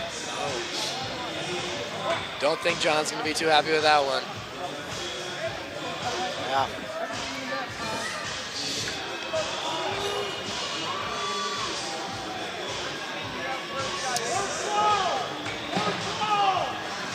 And if we win this, we play in Stoughton. That's Beaver Dam. Dread it. Stoughton's ice rink is known for its quality ice. And that's one way to put it. Good shot and a good save by Nathan. Mueller holding it in on the boards there. Tries to chip it over to Leather. 23 gets there, but Logan Ty with the puck, loses it.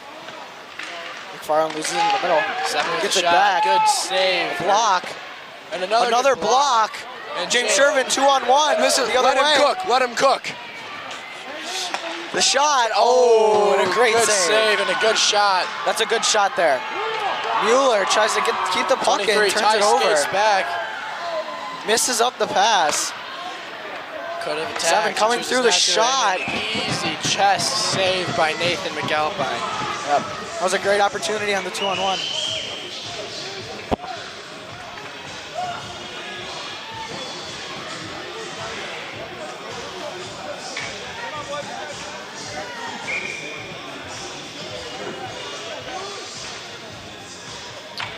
Puck drop, ones it back.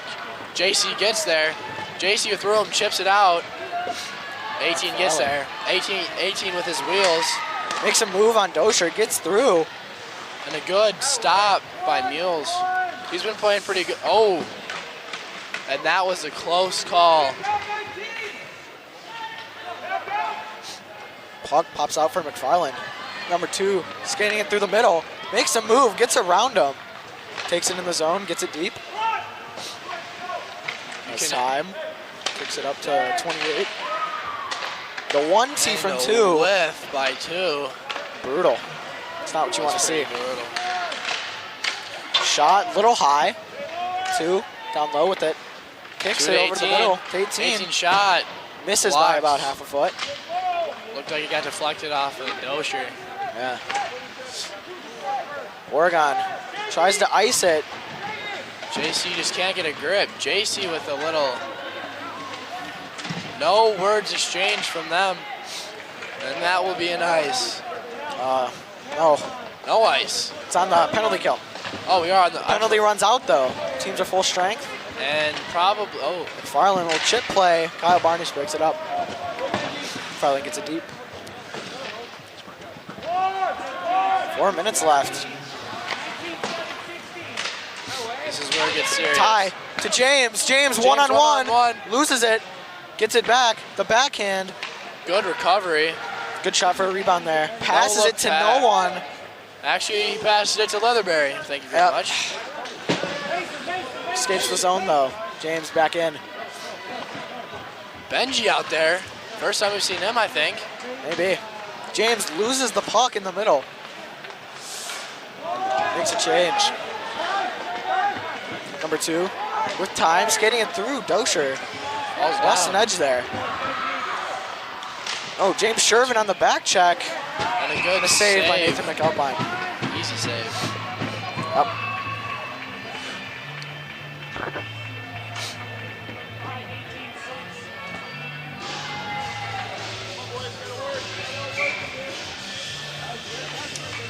We can expect to see the goalie pulled soon. Yep. Farland wins it forward. Shot, a rebound, misses. 2 gets it deep. Chips it in. Seen a lot of 2 Mules out there. get in there. Mules does not go for the body. That is a first I've seen out of him. Doesn't want to get another penalty. It's the last thing we want right now. This is crunch time. Nieto skating, gets it around him. Dosher one-on-one. The shot, good save. Scoops it back in.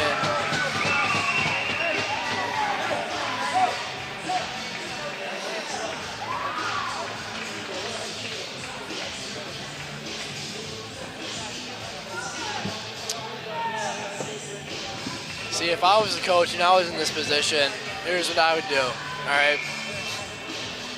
Take a penalty with 2 minutes left on McFarland. Pull the goalie.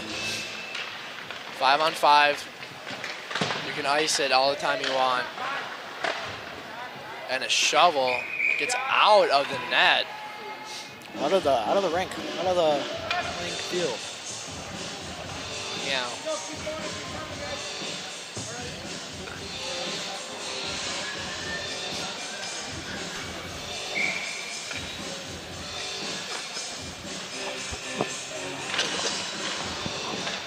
Don't know what that was about, Desmond. Nieto down low with the puck. Slides it up to Mueller at the point. Over to Bosky. Bosky shot deflected by 28. Nieto defeated the middle. Rebound. Can't find it. Brings it up. Middle. No one high. Good stick by Mason or Easton. Sorry about that. Good effort. Nieto getting tied up there. A little scruffle. If we can just hold it in their zone. Can't pull the goalie. And Cam. The penalty on 15, Cameron Mueller. This is what we were talking about. That's a call by the ref. Brock is pointing at 25, saying scoreboard, scoreboard. That's what we like to see. It's a bold move. It's a very physical game. I don't know what the call on the ice was for that one was, though. I think it was interference. Yeah, it looked pretty high. Yeah, maybe a rough. But that's just not a penalty that you can be taking at this point. And they're not pulling the goalie. Time out. Smart play. McFarland, I think, called that one.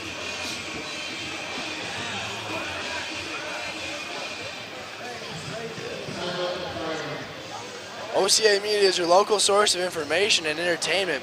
Hundreds of programs have been produced each year by OCA Media. We are your community's access television station based here right in Oregon.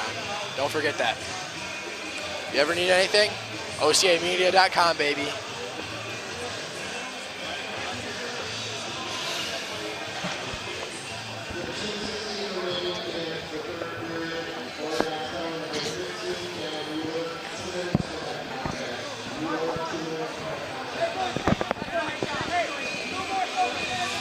OCA Media reaches thousands of viewers with programs like this. Consider joining our fine group of local business sponsors, OCAmedia.com.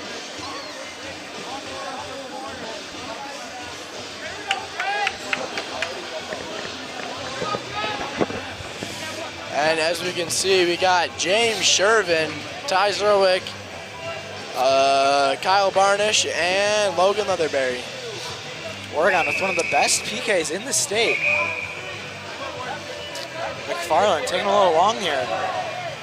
Edgar's not going to like that. Edgar counting.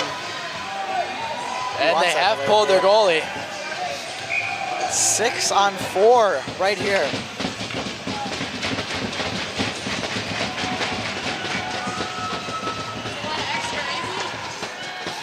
Kyle Barnish. Oregon wins it back. McFarland. This is a really tough situation for Oregon. Yep. James Shervin almost gets it around him on the boards. They just need shots right now. Don't know what they're doing. It's fine. They can pass it all they want. Shot. Good rebound control, kicking it low there. McFarland with all the time in the world. Tries to get it through, doesn't. Good block by... Ty ties him up. Not working. 24 calling for it. Gets it. A shot. Blocked Great by block. Bargo. Another shot blocked by Bargo. And a horrible, horrible pass. James Shervin rushing to get it. No goalie in net to play the puck. James locks him up down low. Now he's got a back check. McFarland coming the other way. 1:15 left on the penalty, or 1:15 left on the whole game itself. Shervin shot on the back high. check. Shot high. 24 gets it on the point. Whiffs, the 24. pass. 24 to 28. A shot and a save into the by goalie's Nate. chest.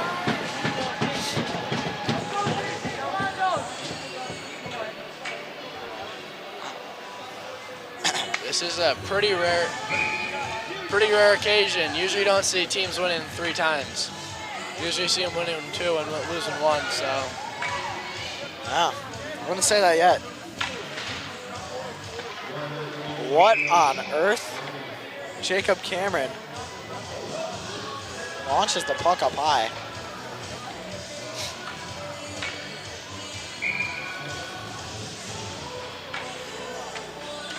Face off. 1 back. 28. Up to 18. 18 back down to 8. Over to 7. 7 up to 18. 18 to 24. 24 shot. Missed. 40 seconds left and a good save by Nate. Easton tries to clear it, gets deflected. Jacob Cameron. Oh! And McFarland with a penalty there. Dirty hit against Jacob Cameron after he loses the puck. And he is pointing. I think in a bit of anger. 23 with unnecessary hit to Jacob Cameron. That's going to cost him. I hope that number 23 for Peyton Hodge. And he's a senior. His last 30 seconds ever probably on the ice will be spent on the penalty box. That sucks. That is quite unfortunate. Oregon still with the penalty. It is currently a 4-on-4. 30 seconds left. You got a 5-minute for that. Please stop that clapping.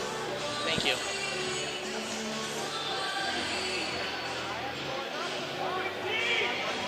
Logan lining up at the blue line. Talking over to Ryan.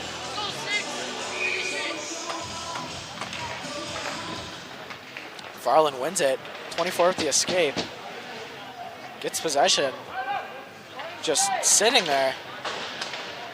7 brings it down. The good 7 pass, to 18. 18. Intercepted by Cameron. What? I don't know what the call on the ice there was. What?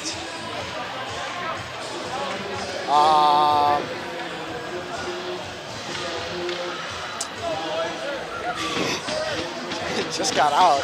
What Gets put right back in the box for an interference call. I do not know what that was for, but Yeah, I don't know that rule.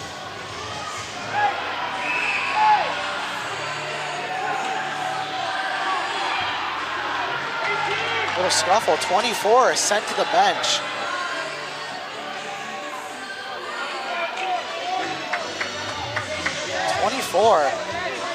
Mouthing. someone's a little heartbroken. Yeah. See his 24 senior, and he is. Tegan O'Brien. I have to look him up on IG, and I have a feeling it's going to get real emotional real quick. McFarland playing extremely physical. Shot gets through, but a save. Oregon wins it. And a heartbreak.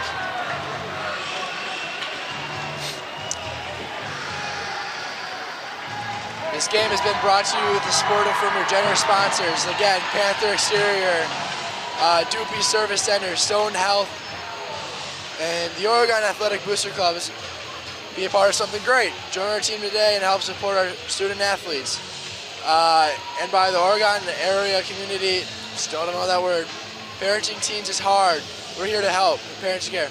On behalf of the Oregon or the OCA Media Sports Production crew, myself and Desmond, thank you for watching Panther hockey on OCA Media Sports.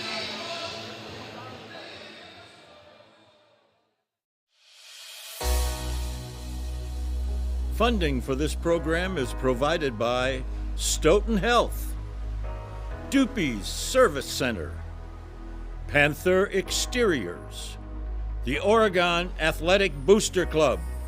Join our team today and help support our student athletes.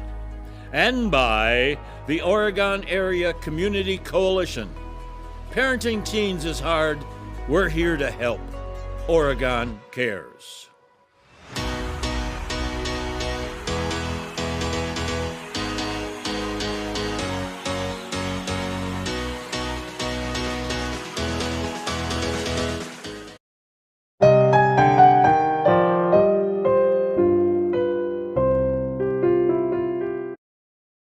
(150/90). 180 over 111. 160 over 110. I had a stroke. Your blood pressure numbers could change your life. Lowering them could save you from having a stroke. If you've stopped your treatment plan, restart it or talk to your doctor about creating one that works better for you. Start taking the right steps at manageyourbp.org. Now I'm, trying to get better. Sure. When I was your age, I was just like you, fascinated by stars.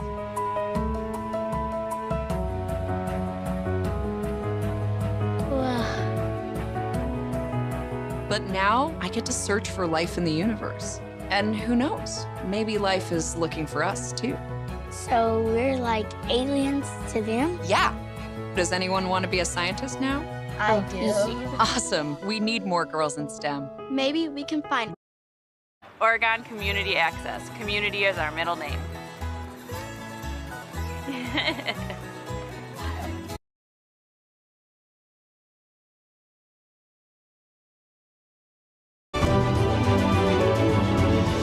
NASA celebrates Asian American and Native Hawaiian Pacific Islander Heritage Month.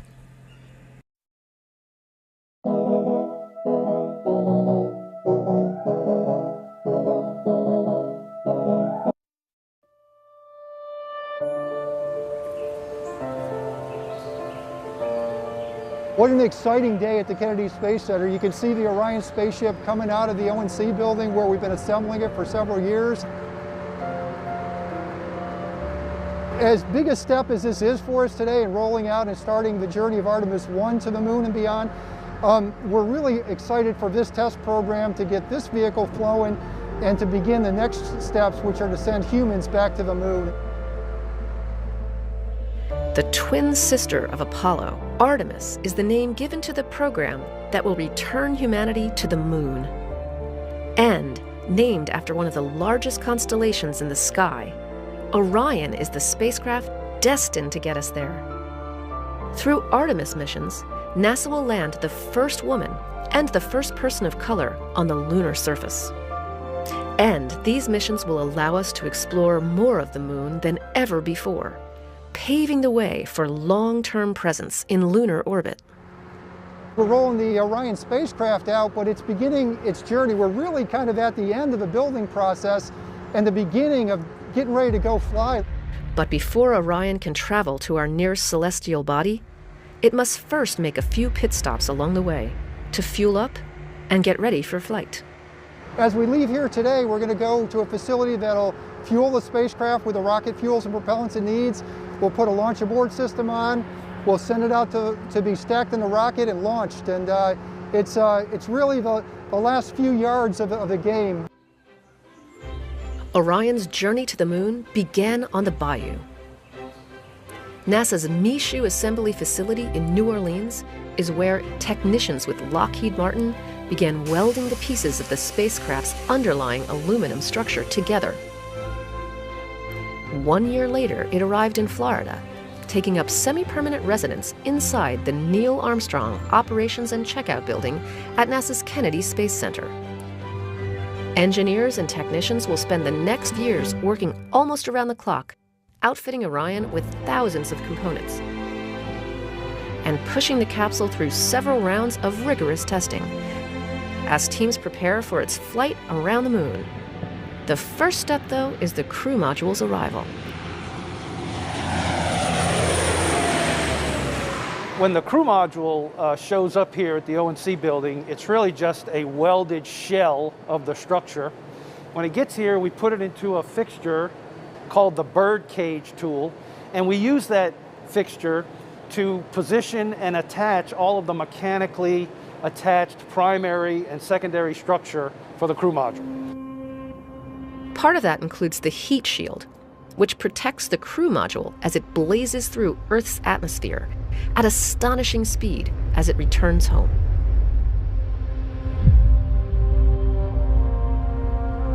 Technicians with Lockheed bond those thermal protection system products onto the heat shield right here in the ONC.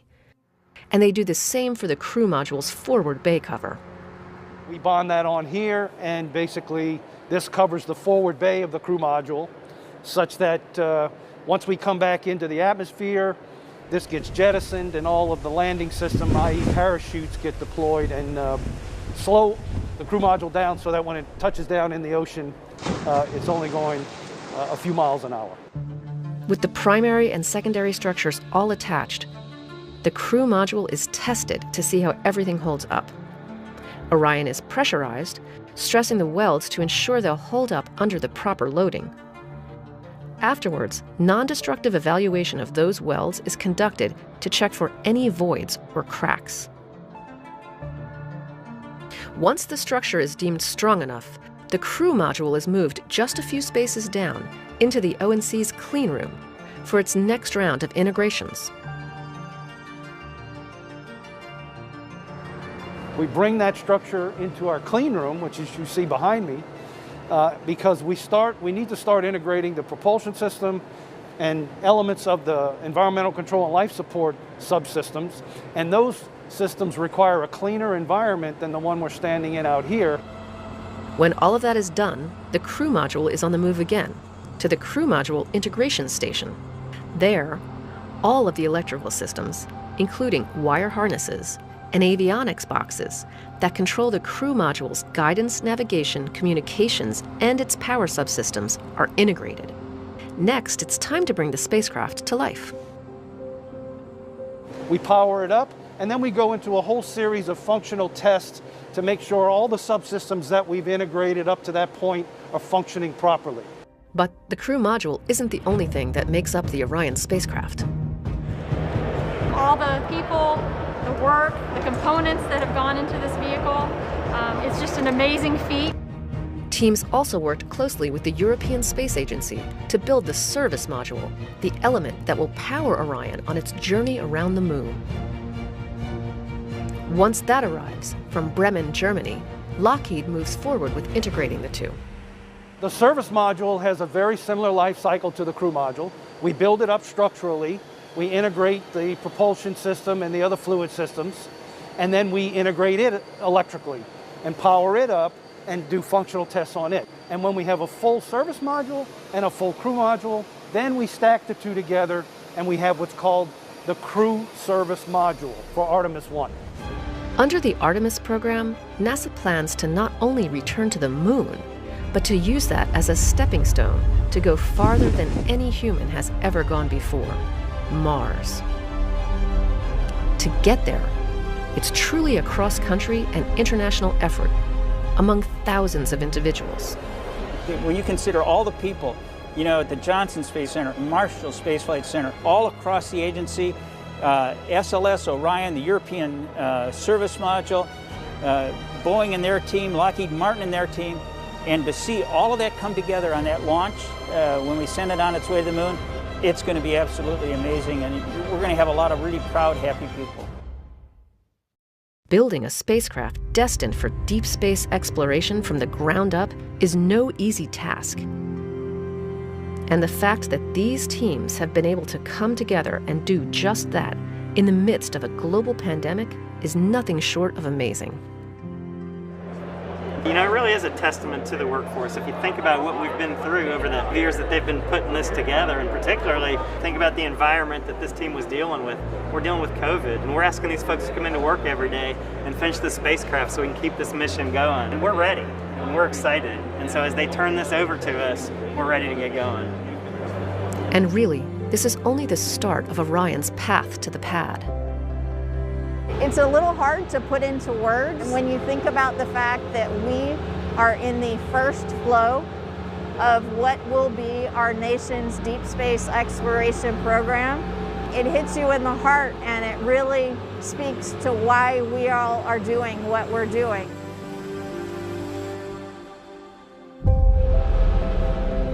I never thought as a little kid growing up I'd be part of something like this today. Now as a dad of two young girls, to be able to tell them what I do and to be able to have them someday watch the first woman stand on the moon is pretty amazing to me personally. As the Orion spacecraft departs the ONC, its next stop is the Multi-Payload Processing Facility, or MPPF, where teams with NASA's Exploration Ground Systems and prime contractor Jacobs will perform the next set of milestones, fueling and servicing the spacecraft. We have a few months of hard but rewarding work ahead of us to get to launch, but this is it. This is our year. This is our time and what folks have worked so hard for. Now we're going to continue with processing, get that thing checked out, fueled, get the launch abort motor stuck on top of it. With fueling of Orion's crew and service modules complete, the spacecraft moves from the MPPF into the Launch Abort System facility. We just finished fueling the spaceship, and we moved it to the LASA facility, the Launch Abort System facility, to put the Launch Abort System on the top of Orion. And in July 2019, teams completed a critical test, the Ascent Abort 2 flight test, to validate the Launch Abort System works as expected.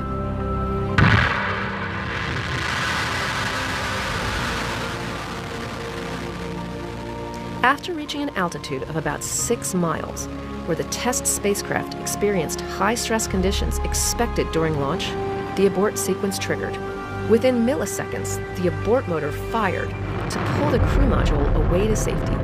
Its attitude control motor flipped the capsule into the proper orientation, and the jettison motor fired to release the crew module for a splashdown in the Atlantic Ocean. I feel, just honored and humbled every day to be able to work on this. This rocket is just going to be absolutely amazing. Now that the spacecraft's launch abort system is securely in place, Orion is ready for the next stop on its path to the pad, the Vehicle Assembly Building. Once inside, the spacecraft will be placed on top of the Space Launch System rocket, the most powerful rocket the world has ever seen.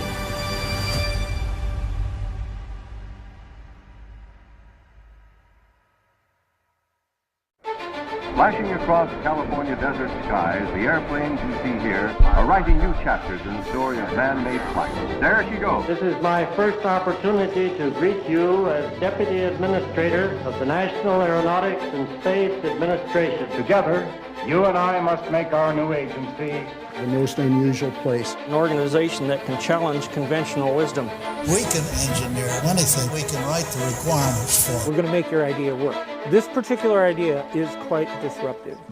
A typical flight, of course, starts under the wing of the B-52 mothership. This sleek, high-speed machine would have made Rube Goldberg proud. The manner in which we fly re-entry from space on the space shuttle was pioneered on the X-15.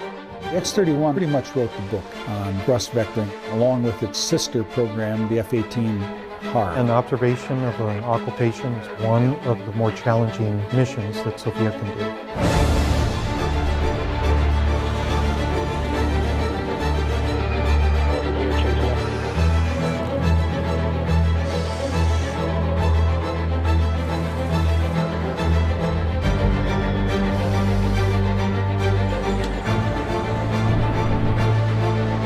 Right now, we are looking at the dawn of a new era of aviation.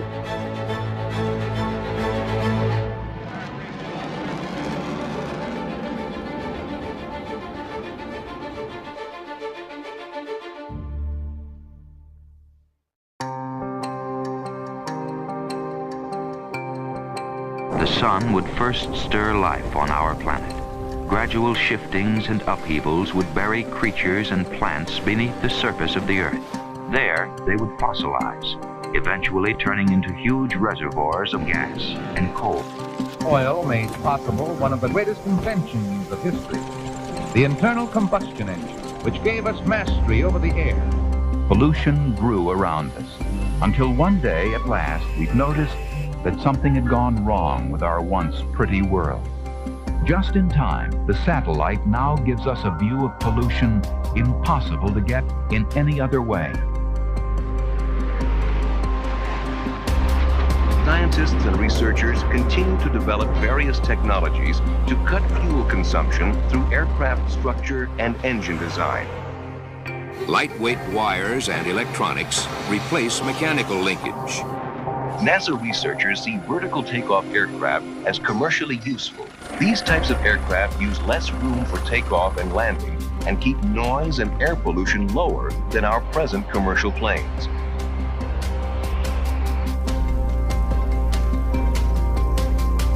One of the most unusual and highly experimental aircraft ever tested at Dryden was the Gossamer Albatross. The Albatross was human-powered and pedaled like a bicycle. The man who designed the Albatross also built the Gossamer Penguin, the world's first flight-worthy sun-powered plane.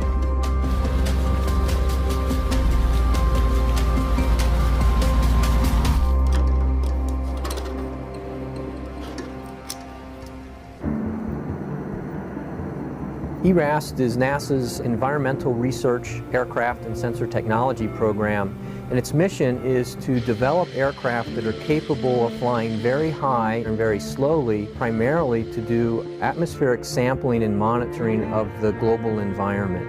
Solar power offers some unique capability for flying in the stratosphere. The Helio should be able to stay aloft for up to 6 months at a time to function very much as an atmospheric satellite. What's very unique to the solar-powered airplanes is that they are not polluting the very atmosphere that they're trying to take samples from, so they're ideally suited for that purpose. These vehicles can help us attain a desirable balance between technology and nature. The stakes are high as we speed toward a challenging future. Solar-powered aircraft don't really work well at nighttime. This is a way of compensating for the inability to get energy at night. The airplane flies off the energy provided by the laser. This is the world's first demonstration of the application of laser energy to a flight vehicle to achieve truly fuelless flight. NASA Aeronautics continued its green aviation initiatives. Their goal? To make air travel quieter, cleaner, and more efficient, while increasing the safety and comfort of passengers. With this mandate to significantly lower noise and emissions and increase performance for subsonic aircraft, there will be a need to address virtually every aspect of the current aircraft configuration. We're using a blended alternative fuel to evaluate the impact of different fuels on the emissions of the aircraft.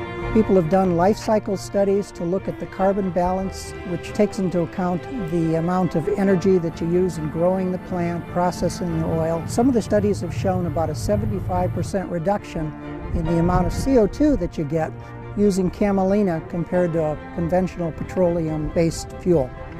NASA started investigating alternative fuels as a way of reducing the carbon emissions from aircraft, but there's other benefits of these fuels. They produce much lower levels of soot, and also they do not have sulfur contaminants. Hopefully there will be a fairly significant return on the investment in terms of improved public health and environment. Everything within subsonic aviation now is looking for efficiency.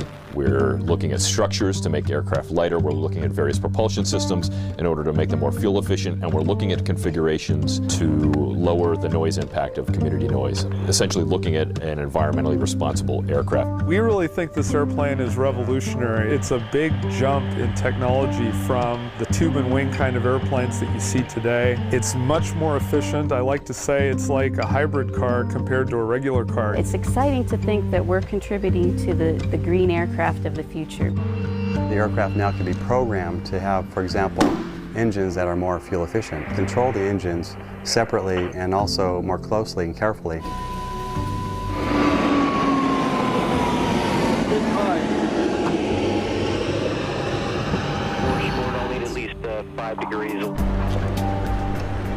This is NASA's first all-electric crewed aircraft. We can use electric propulsion systems and aircraft design in an interactive way. The wing itself is designed so that the electric motors enable extra efficiency in the wing itself. There's several different types of airplanes that can benefit from electric propulsion.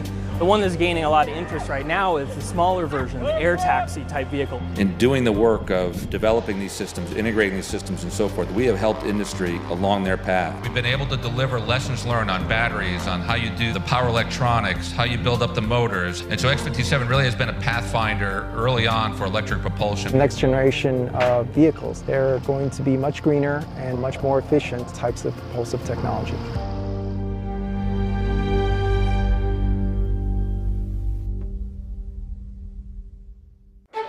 Flashing across California desert skies, the airplanes you see here are writing new chapters in the story of man-made flight.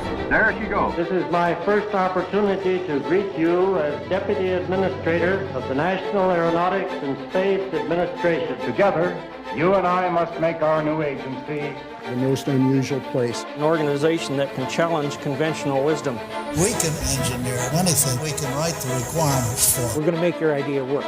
This particular idea is quite disruptive. A typical flight, of course, starts under the wing of the B-52 mothership. This sleek, high-speed machine would have made Rube Goldberg proud. The manner in which we fly re-entry from space on the space shuttle was pioneered on the X-15. The X-31 pretty much wrote the book on thrust vectoring, along with its sister program, the F-18 HAR. An observation of an occultation is one of the more challenging missions that Sophia can do.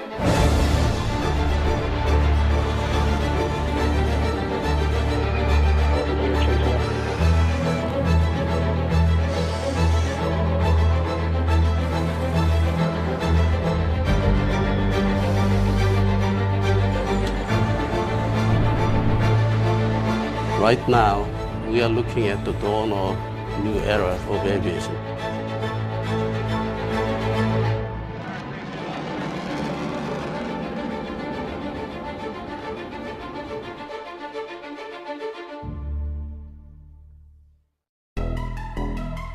Something has now emerged that might make even our most elegant theories workable. Scientists developed equipment which would be able to think. Machines that do things and make choices without human beings. That uncanny spectacle is automation. Capable of storing, processing. Calculations that would ordinarily take hundreds of man-hours. Unique ability to check itself on possible errors. Cheaper and quicker and better. Electric eyes, limit switches, servo mechanisms. Secretary, librarian, banker, teacher, medical technician, bridge partner. Volumes of changing data into a continuous flow of interpretations. Aladdin's lamp couldn't do more. Jaws, loading machines, electric drills, it's all automation. Computers have taken wing. By the late 1960s, digital computers had become more available. Using data about the aircraft's performance, the computers vote on the correct amount of control deflection to make in response to the pilot's stick and rudder movements. This system could make air travel of the future smoother and safer by reducing aircraft vibration through automatic response from the computer to the aircraft controls. We did the digital engine control. We had an early large digital computer that ran the engine and the inlet and exhaust system. We did an integrated control study to provide digital control of the inlets, autopilot, throttle, air data, and navigation system. A digital computer here, major improvement in the capability of the airplane. Test pilots are flying a plane without having to leave the ground. It's a new way of flight testing advanced aircraft that's both more economical and less hazardous. A research pilot in a realistically recreated cockpit on the ground, complete with flight controls, flies the remotely piloted craft using computers and television. The airplane includes computers. Those computers take stick command and continuously monitor what the airplane is doing and compares it to what the pilot wants the airplane to do. The computer signals the control surfaces to not only execute the pilot's maneuver, but also to counter any attempt by the X-29 to veer out of control.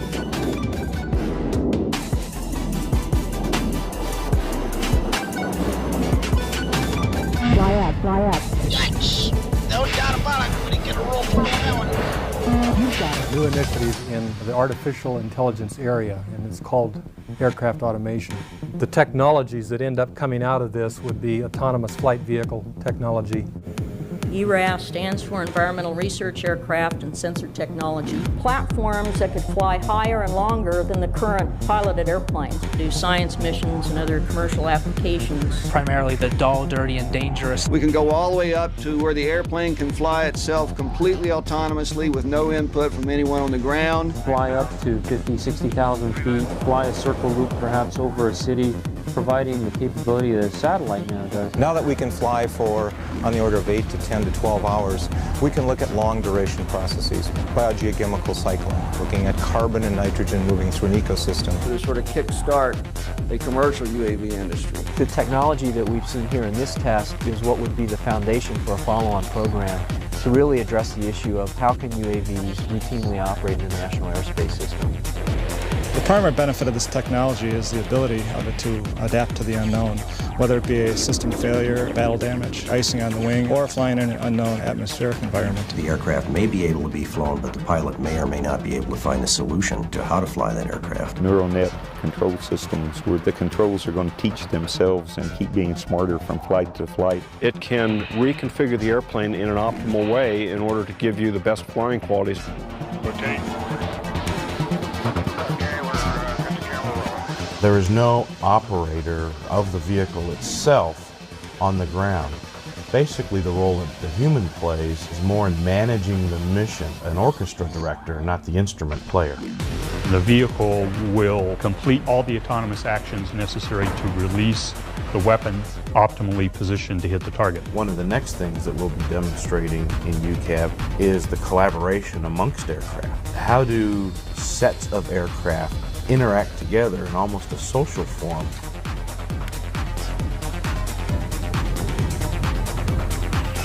We're going to examine the feasibility and technical utility of actually being able to fly two airplanes or multiple aircraft in formation with each other. Now the trick to this is to make sure that they fly in formation closely enough that they can extract the advantage without obviously running into each other. The station keeping would be fairly close proximity for hours. The workload on the flight crew would be quite high, so we started to develop autonomous algorithms to do the station keeping. So you basically would have an autopilot that you could engage. The computers are flying the airplane without your stick input, even in the system, to allow a piloted airplane to take 2, 3, or 4 unpiloted vehicles on a long distance trip. We're just getting started on this technology. We'll use this technology to refuel unoccupied combat air vehicles. The basket's slightly moving. Looks like it's going high. Okay, it detected a miss and came back on its own. So I did not do anything. She's got it. She's got it. Congratulations, guys. That was fantastic. The Autonomous Soaring Project has one simple goal, is to program a small UAV to soar in thermals similar to the way a glider pilot or birds do. It has been reprogrammed to automatically detect that it's in an updraft and then use that updraft by circling. There's a wide variety of applications for this technology to help UAVs do things like forest fire detection, police surveillance, border patrol, and weather monitoring. If the aircraft was damaged, you don't have to necessarily just rely on the pilot to compensate and fly the airplane. Adaptive flight controls, autonomous flight controls, different things where we're using the airplane to assist the pilot. It will take over basically the controls of the airplane as far as flight stability. The Platform Precision Autopilot is capable of staying on a given path within about 15 feet. It allows the synthetic aperture radar system to fly over essentially the same path more than once. This obviously has some potential applicability when you're looking at Earth's surface movements, such as after an earthquake, or if you're looking at an ice pack melting. For the F-16, we went out and tested the system and based them on actual mishap cases. It prevented every single mishap. What we're developing here is merely an aid should the pilot get distracted or disoriented. By automating it, we can take out the pilot reaction time entirely. The computer takes full control away from the pilot for a very brief period of time, and it redirects the trajectory of the aircraft to save the human. ADS-B is automatic dependent surveillance broadcast. It's equipment on board an airplane that transmits its position and velocity information twice per second. We were really trying to prove that we could use ADS-B as a way to do coordinated flight between multiple vehicles. This system is present on a lot of manned aircraft, but we were one of the first UAS to perform testing of it in the national airspace. NASA has a project for integrating UAS. So one day, UAS could hopefully fly with other commercial airlines and everybody will fly together safely. There's various benefits to integrating unmanned aircraft, being able to monitor specific weather systems, monitor fires, delivering packages to your doorstep. Operations to deliver medical emergency supplies, infrastructure, surveillance, and monitoring. The technical side is a big challenge, but being able to integrate them safely is maybe even a bigger challenge. To have thousands of these vehicles flying at the same time, you're going to have a lot more automation on the vehicle and in the airspace system. Regulations for operations of the vehicle, regulations for airspace, regulations for infrastructure. These aircraft are going to be highly autonomous, piloted, optionally piloted, unpiloted vehicle. It's not just looking at the UAM, it's actually integrating the small UAS, the package delivery, or even the larger cargo delivery. Subscale aircraft, we use those for a variety of reasons, to test things like new technology, which could be hardware or software, or even a completely new vehicle. You can do almost anything you want without much risk. And you can realize those gains very quickly. We're researching some level of autonomy. The aircraft, in most cases, are capable of taking off, flying around and landing without any human intervention. Things like ardupilots and multi-rotors and flying computers are allowing kids to play with research type tools that they never had access to before. So it's sort of driving in this new robotic learning type environment that never did exist.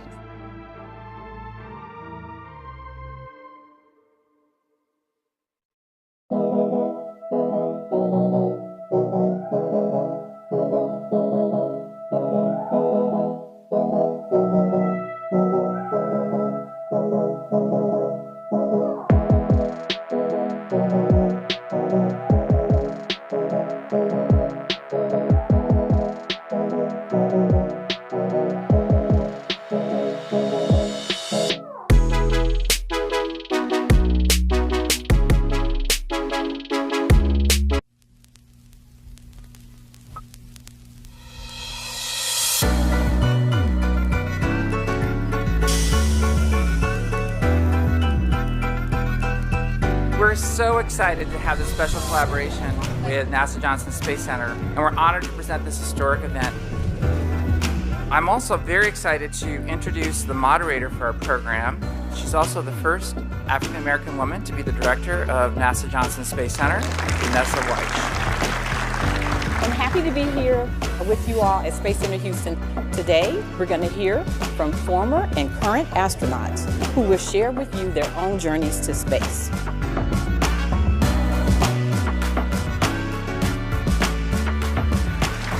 Robert Kirby, Jeanette Epps, Bernard Harris, Leland Melvin, Stephanie Wilson, Victor Glover,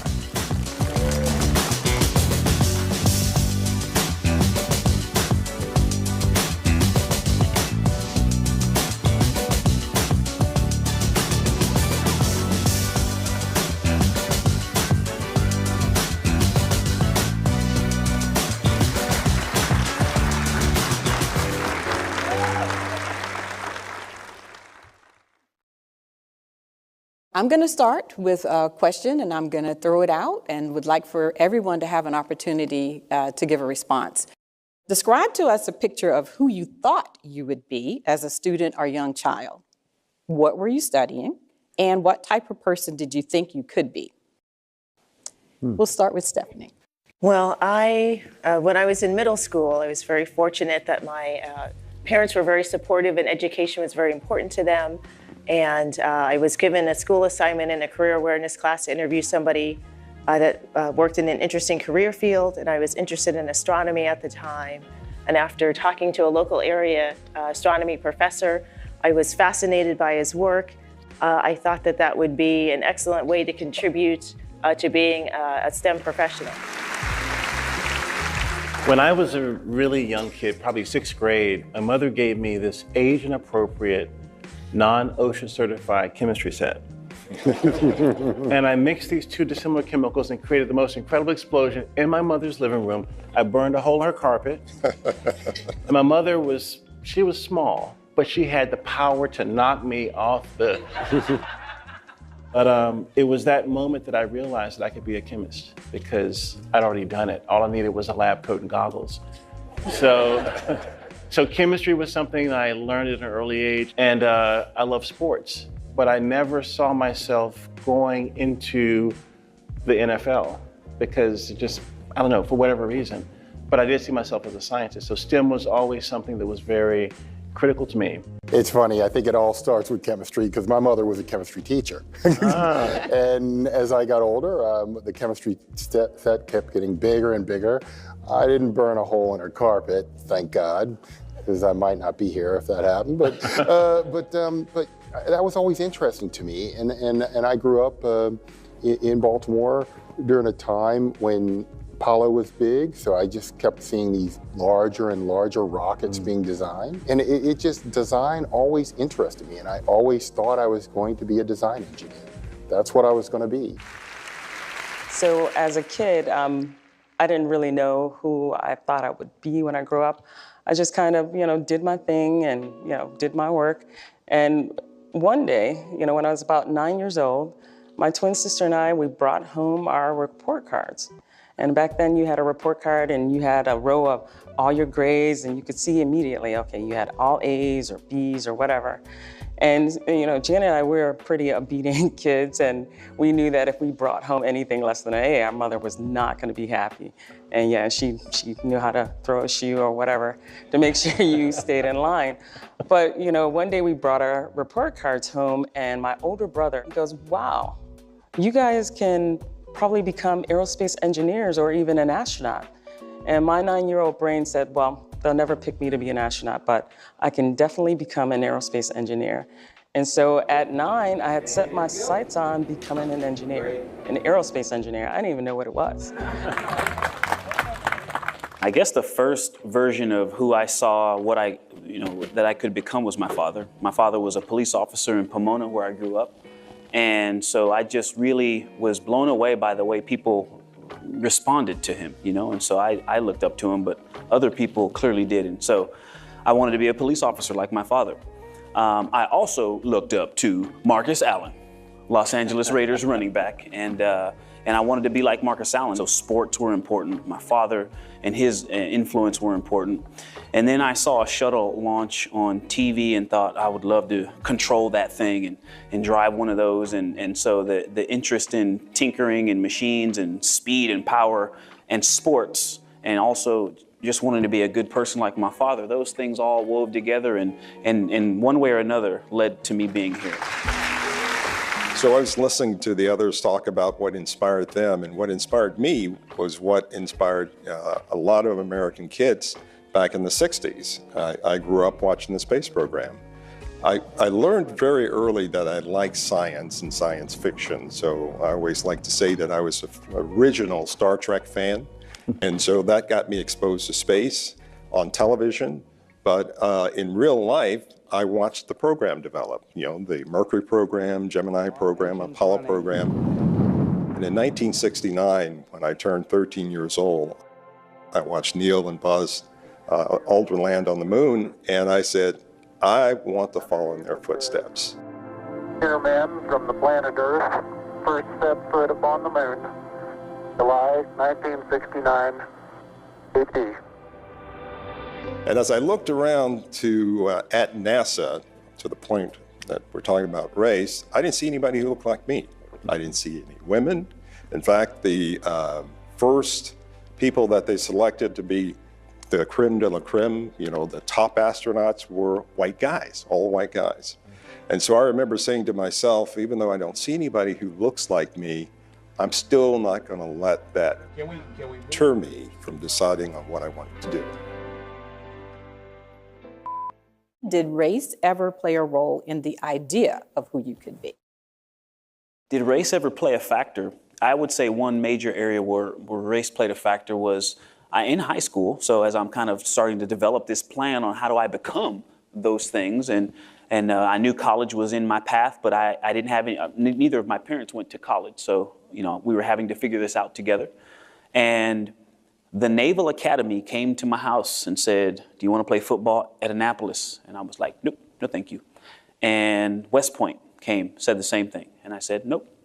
And Annapolis actually came back and says, would you like to wrestle? And that was really my main sport. I love football. I wanted to be like Marcus Allen, but I was a better wrestler. And you want to come grapple at Annapolis? And I said, no, thank you. And so I don't know if any of you have seen the movie Boys in the Hood, but the father in that movie is Furious Styles. And the conversation that he has with his son is something very similar to how I felt. It was that there wasn't a place for me in the military. And so I go off to college, and one of my mentors, I'm in his office waiting for him to come in. He's one of the few black faculty members at my university. And he comes into the room, and as he steps in, he is in this full regalia, the black suit with the gold around the wrists and the hat. And I was like, wow, sir, when did you enlist? And he said, I'm actually an officer in the Navy Reserves. Boom. The next version of what I could become. And that to me there's so many lessons I pulled from that. But the power of exposure and seeing yourself in something. Hello, everyone. Victor Glover here, checking in during my 6-month mission aboard the International Space Station.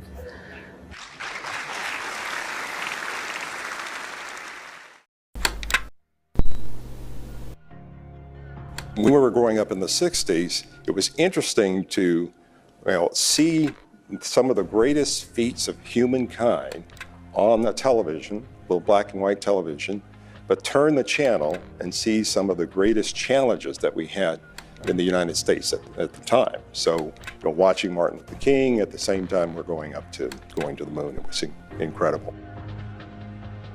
Talking to my mom, who was a teacher, who said, would always ask us, what do you want to do when you grow up? What do you want to do when you grow up? And kind of pushing us.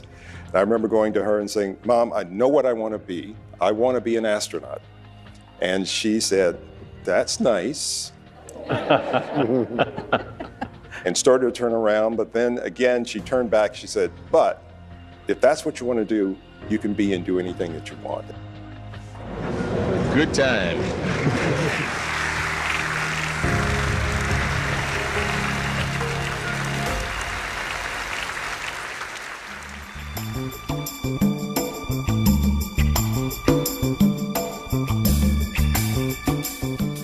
As a kid, I became interested in airplanes, and I liked making model airplanes and reading books on airplanes.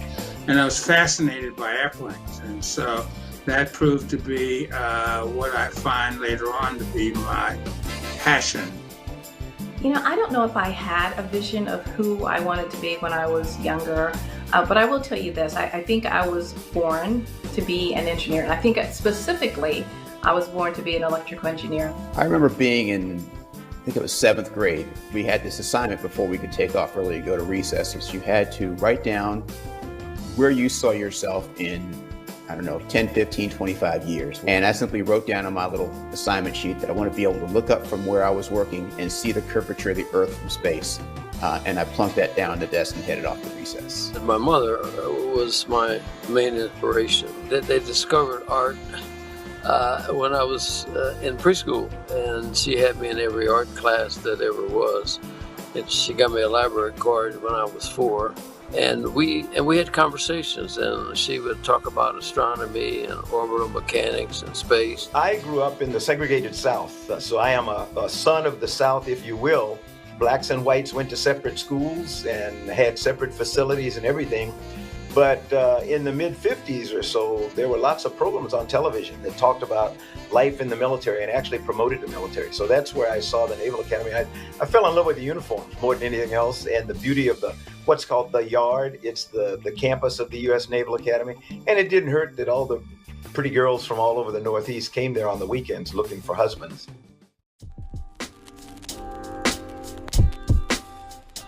You sort of assume that astronauts never had hard times. Yes, I've had hard times too. At some point in everybody's life, they're going to have that moment where they're going to have to step off the ledge. They're going to have to just make that push out into the void. And it's always, always, always going to be a extreme gut check. But I think the important thing is to keep your goal in mind. And my goal was to succeed and eventually become an astronaut, and to be patient enough in order to hang in there. In other words, don't quit. Don't ever let anybody tell you that you can't do something, and always have an alternative plan if things in your life kind of go awry. You never learn a damn thing with your successes. And so the idea of failure is probably the best thing that can happen to people who want lasting success. Because on the next time around, you think your way through a better way, a more creative way to get through to your success, and then it forces you to be creative.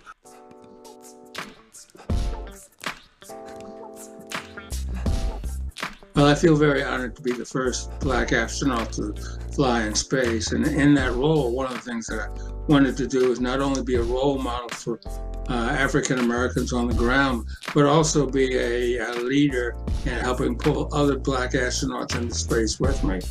It is hugely important to see people who look like you and who can inspire you, especially in fields that you want, because it shows you, I mean, right there, the people that are there that you can touch, that you can feel, that you can reach out to, that you can talk to, that, you know, if they can do it, then there's a chance for me to do it too. When I was first thinking about becoming an astronaut, I asked my father, can Black people become astronauts? Remember, this is just a few years after the Civil Rights Act of '64 had been passed, and there was still a lot of segregation. It didn't go away overnight. And he looked at me, he says, not only can you be an astronaut, there have been people, Black people. There was at least one Black pilot who was selected to be an astronaut. But the fact that he had gone out there and had blazed that trail meant to me as a 5-year-old boy that there was no limit. Nobody's going to stand in my way. The only way I was not going to become an astronaut is if I decided not to become an astronaut. And I needed that role model out there to inspire me. I have a connection to all the African-American astronauts because in some way either we were in the office together and so we share experiences from that, or they came before me and I met them. And it's just a small sorority/fraternity, and we try to support each other, and we get together every once in a while and talk, and so it's a great group to be a part of, and I appreciate each and every one of them.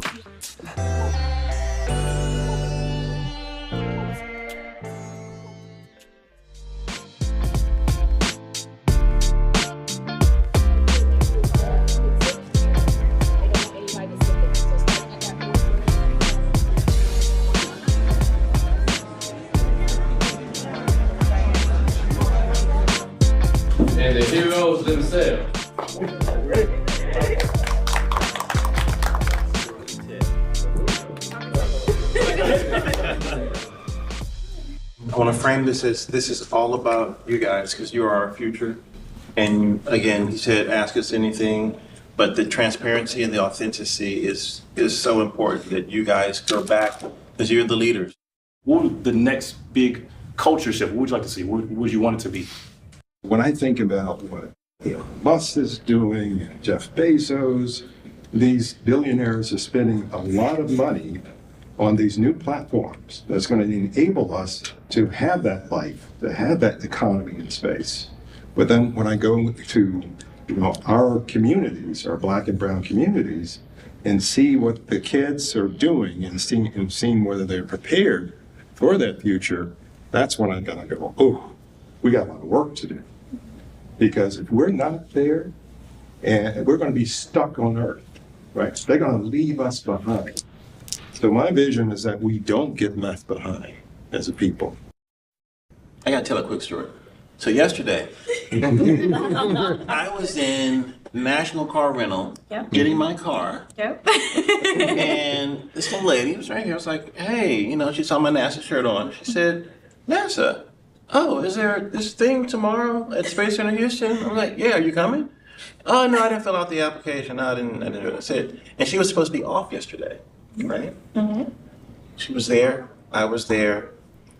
And she is here today because she was supposed to be here today to hear this. Chemistry major, gonna rule the world one day, maybe be Elon Musk too. I don't know, right? Right. But this is where it starts. Like we're talking a lot about what we see for the future and like shaping a lot of the stuff for the future.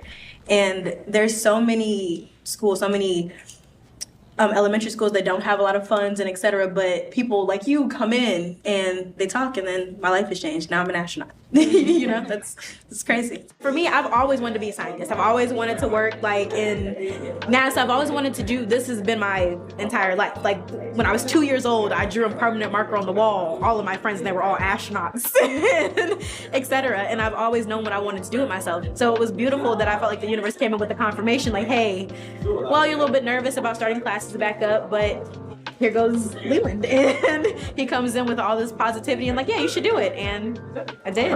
Honestly, coming from places where I came from, I never see anybody aspire to work for NASA to be an astronaut or to be in these fields. So seeing people, these heroes, reaching these heights, it lets me know, hey, you know what, I can do this, it's possible. I often find myself, tough times having a lack of motivation. I often tell myself I can't do something.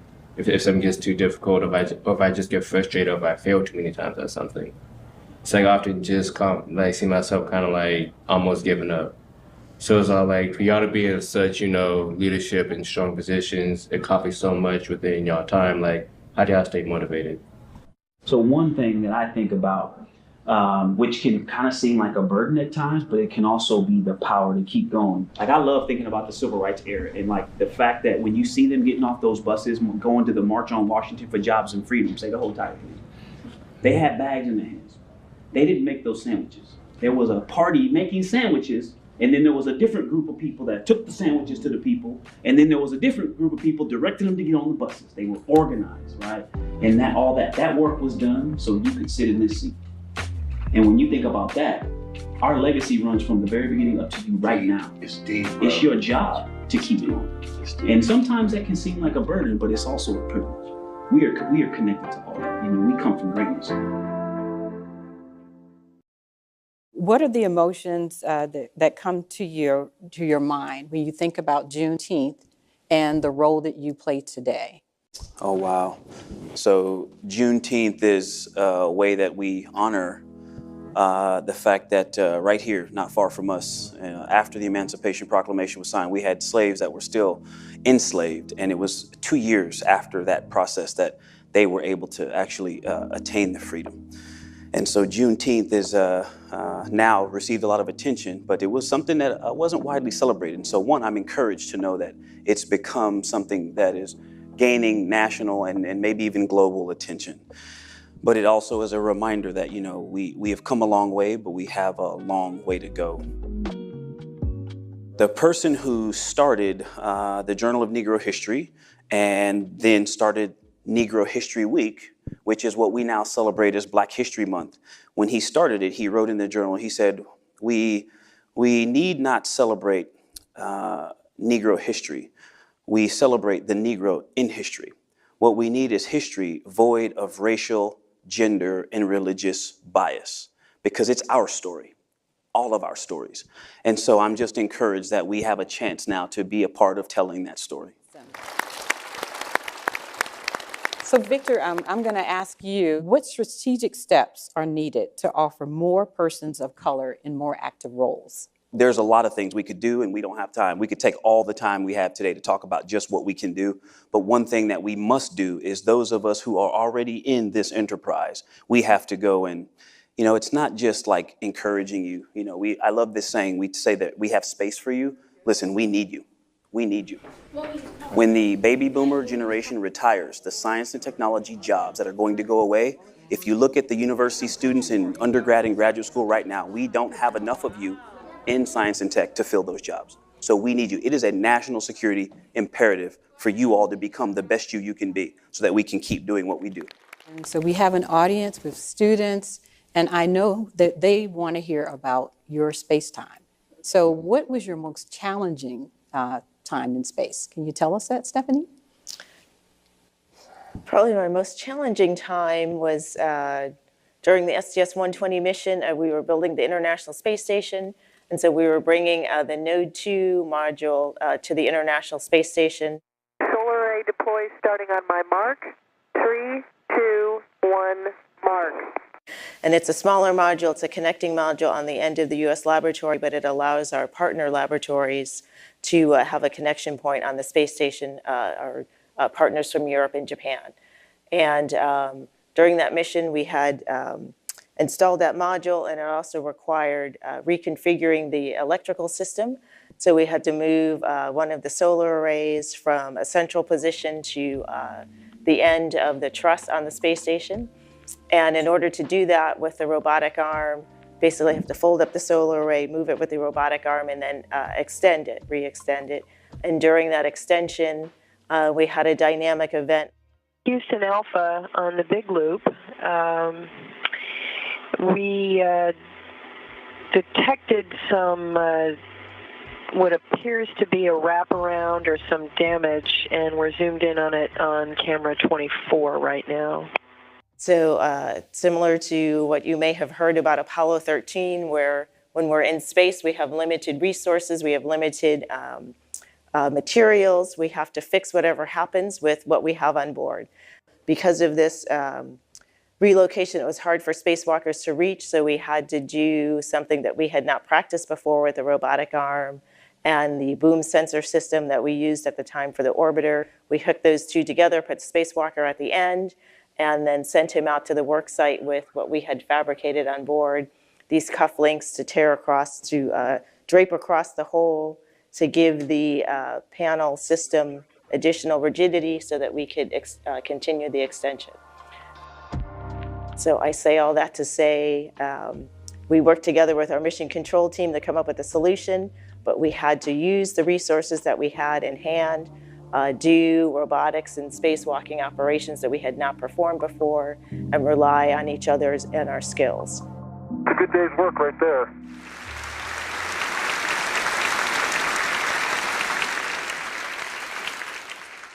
I'm going to go back a little bit because it ties into the story she just told. And so I go into test pilot school, and we, as a class, have to go to a conference. And at this conference, the keynote speaker is Pam Melroy. And Pam Melroy, who is, I believe, the second female shuttle commander, stands up and tells that story. She tells the story about the cufflinks. They use the cufflinks. And she tells that story. And that's the day I decided, all right, I'm throwing an application in. So I also think it's neat how our stories do link together, like you just said, and I think that that's beautiful, this legacy here that continues to grow and evolve.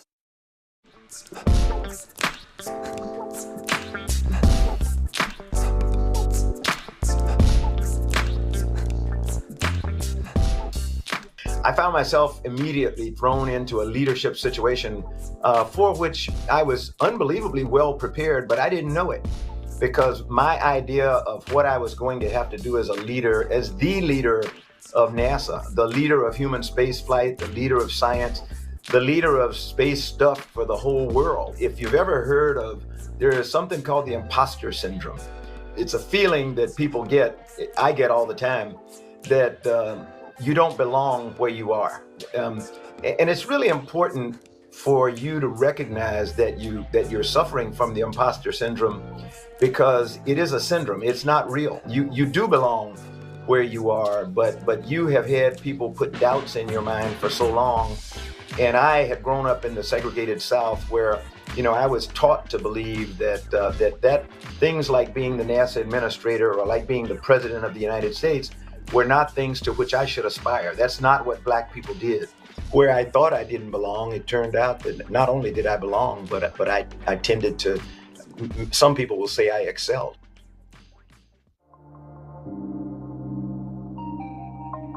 I mean, if you're really passionate about doing something, what you do, you end up finding out who does it really, really well.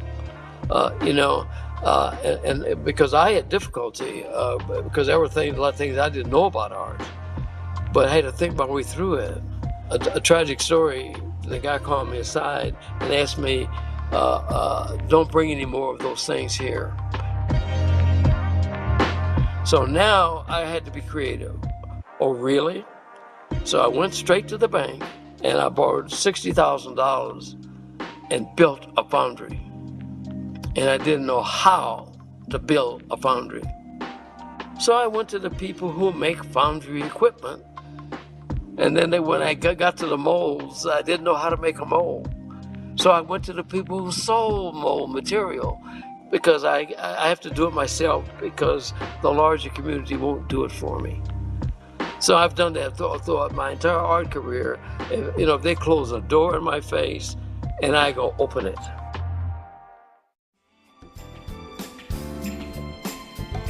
I am inspired. I am very hopeful that in the future there will be more women of color in space, to the point where we cannot name the number, right? The number is irrelevant. As I said, my mother was a librarian, so I grew up loving books and poetry and stuff like that. And my favorite poet is a woman by the name of Nikki Giovanni. She wrote a poem many years ago, and it's called Quilting the Black-Eyed Pea. We Are Going to Mars. And this was before we started talking about taking trips to Mars, because in it she tells why black people like me are ideally suited to lead the path to Mars. Quilting the Black-Eyed Pea, we're going to Mars.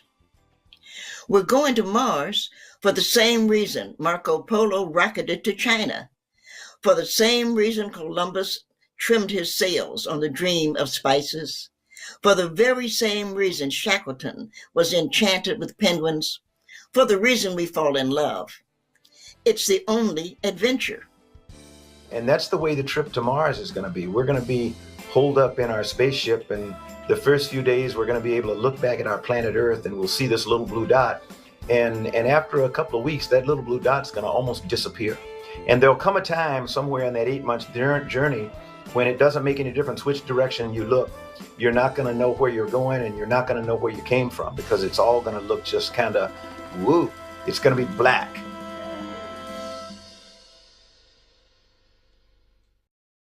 And also now joining us is Dr. Robert Satcher.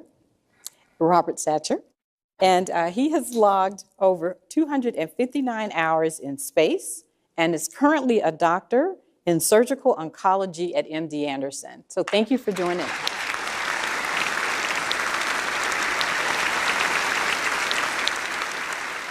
Well, my story is, of course, I grew up in Hampton, Virginia, and there was Langley that was there, and was inspired, to want to try to be an astronaut from pretty early on, from watching Apollo missions, and of course didn't see anybody that looked like myself during that.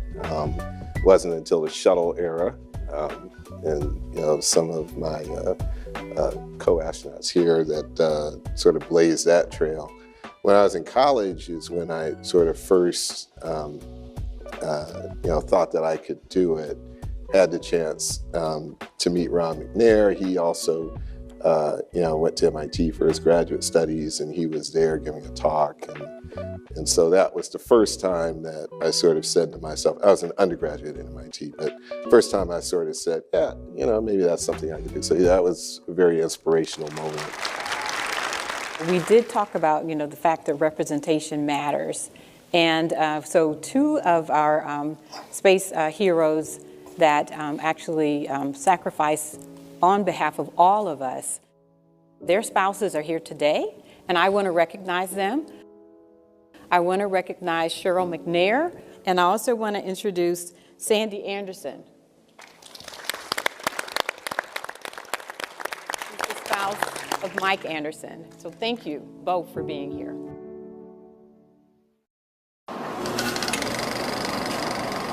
And Jeanette, I want to bring you into the conversation. All right, well, my journey is very similar to everyone's here, but there's always these different nuances. We were talking earlier about, you're going to have things to get through, and I think all of us had similar experiences. And, you grew up in segregated areas, and things happen, but I always focus on how do you handle those things when they do occur, because they're going to occur. There's a verse in the Bible that always says that, in this world, you're going to have tribulation, but take heart. I've overcome the world. And so that just tells me that troubles are going to come. And so how do you handle those? And, having a sense of self and knowing who you are and what you're capable of and not letting people feed negative energy into your life is hugely important. But also being a proactive person rather than being reactive has been things that I've stood on for my entire career. I'm like a Black female aerospace engineer. There was no one that looked like me in aerospace engineering, but that never even dawned on me until I left there. These are the kind of things that I always love to tell students. There's going to be times when you have to figure out who you are, and it's in those tough times that you actually really realize what you're capable of. I really appreciate that, because a lot of times as a person, you get stuck in this place of fear to do something. I don't know if I'm going to fit into this space. I don't know if I should be here. I don't know what I should be doing or how I should be doing it. And you don't do it. you just sit. And it's easy to do that when you don't have people around you. You're not meeting people who are doing things. I think you hit the nail on the head right there. It's all about supporting one another. There's enough threats outside of the tent to fill a whole day.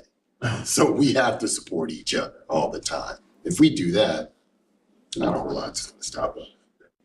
Like, I often limited myself just because, basically, like my surroundings. I just thought like the world, like I thought this was my world. And like one thing I'm learning too is how like, a lot of stuff may come up. And you may be in a situation where you may not know where you are or you can't even find yourself, but we can't give up. Like, we just can't. I mean, I always knew I wanted to do more than just be there and watching cars go by and stuff. And, I didn't allow that to, define my imagination in terms of, I sit there staring up at the sky and imagining what it would be like to go there. So I don't think I've ever said that before, but I actually would do that.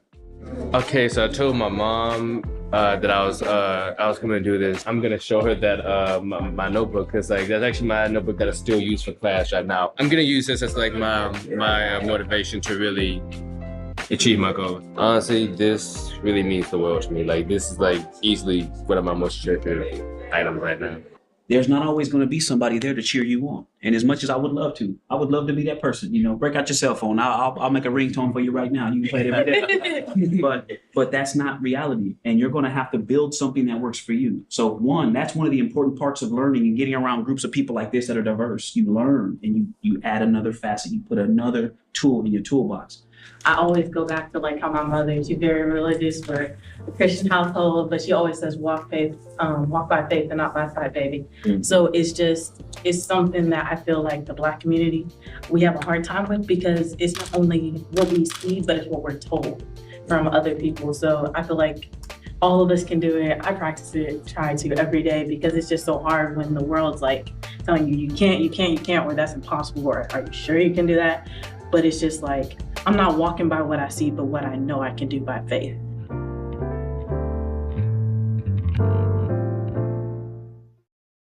So I want to ask one of our astronauts to talk about his time doing a spacewalk. So the record holder for a single spaceflight mission of spacewalks is Robert Kirby. Can you tell us about what it's like? Hello, Beamer. Oh my gosh, it's an amazing experience, and Bernard can tell you too.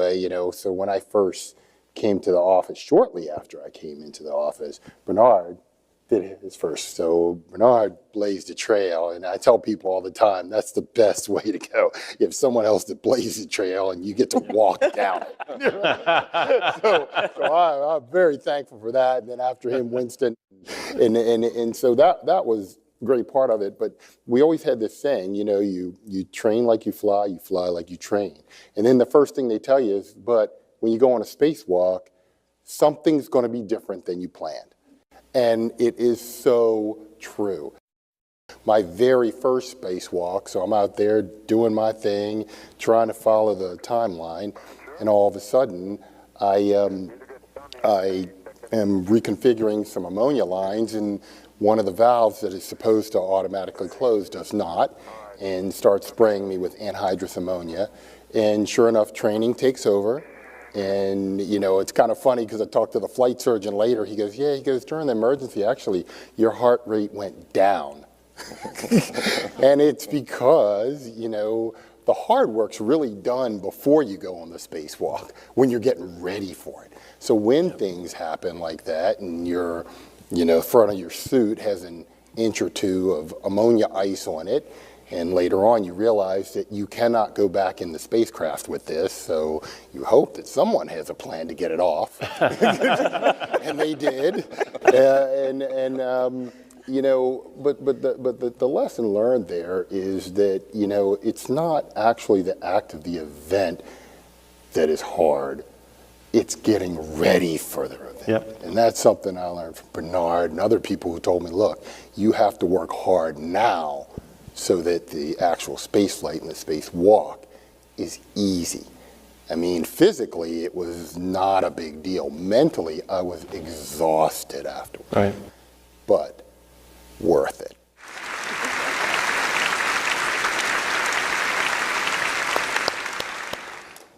So we're going to open it up to our students. Hi. Hello. Hello. What is your work like when you're not in space or training for a mission? There's no average day. Some days I have a lot of meetings, but some days I get to go and scuba dive or full pressure dive at the giant pool that we have, 6 million gallons of water where we train for spacewalks. Or right on the other side of that facility, there's an airport, and we go fly our T-38 high-performance aircraft.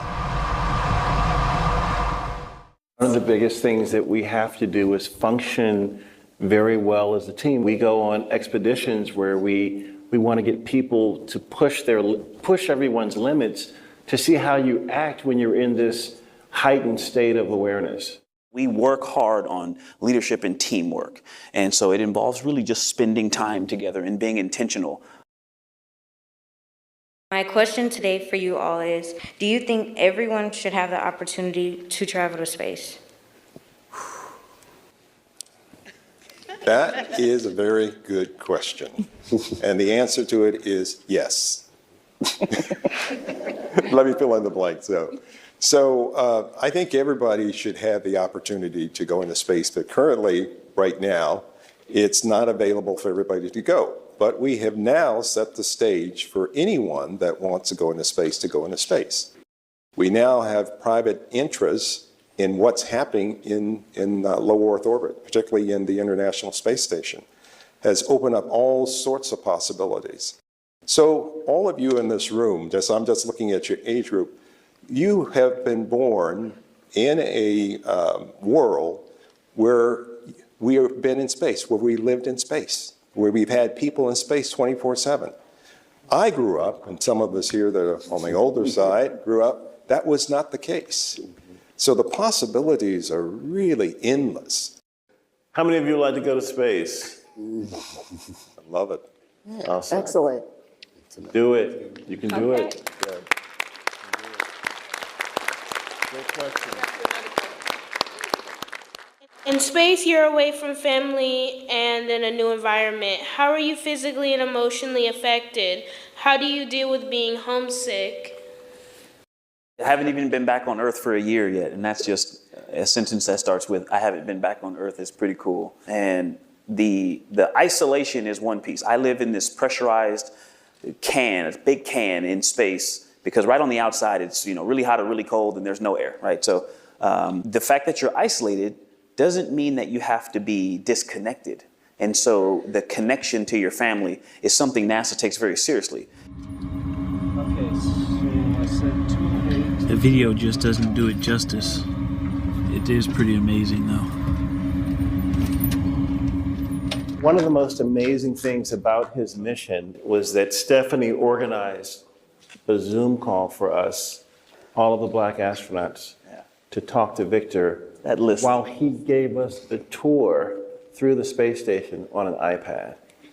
And he was in space at the same time that, we were coming with the deliberations of George Floyd, and we had all these things that we were thinking about down here on the planet with COVID, but having this connection with our brothers and family and people helped us all get through things.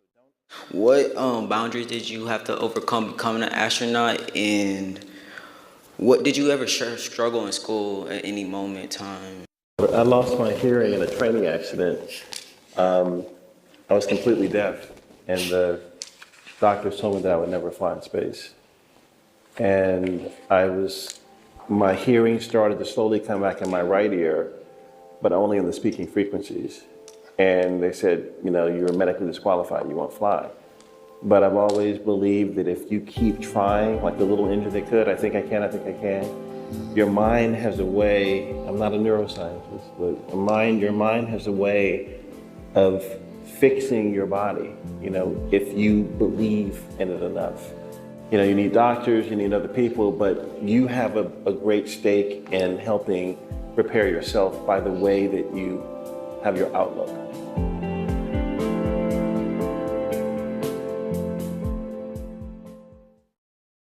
Bernard, I thought it would be good for you to talk about, having a vision and thinking about where do you want to go in life. So when I did my spacewalk, I guess it was many years ago, it was the first time that an African-American had done a spacewalk. It had been 30 years since the first time that we had done a spacewalk. Dr. Harris, tomorrow you're to become the first African-American to walk in space. How significant a first for that is for you is that personally? Well, Brian, for me it really is a personal achievement, a great personal achievement, one that I've looked for a long time. And I think it's kind of ironic that during this month, this is Black History Month, that we're celebrating the contributions that African Americans have made to this country. But I have an opportunity to walk outside in space, that is, an EVA. I get emotional when I think about it. And I'd like to dedicate this spacewalk, my first spacewalk as an African American, and as an African American, to all African Americans, to African American achievement.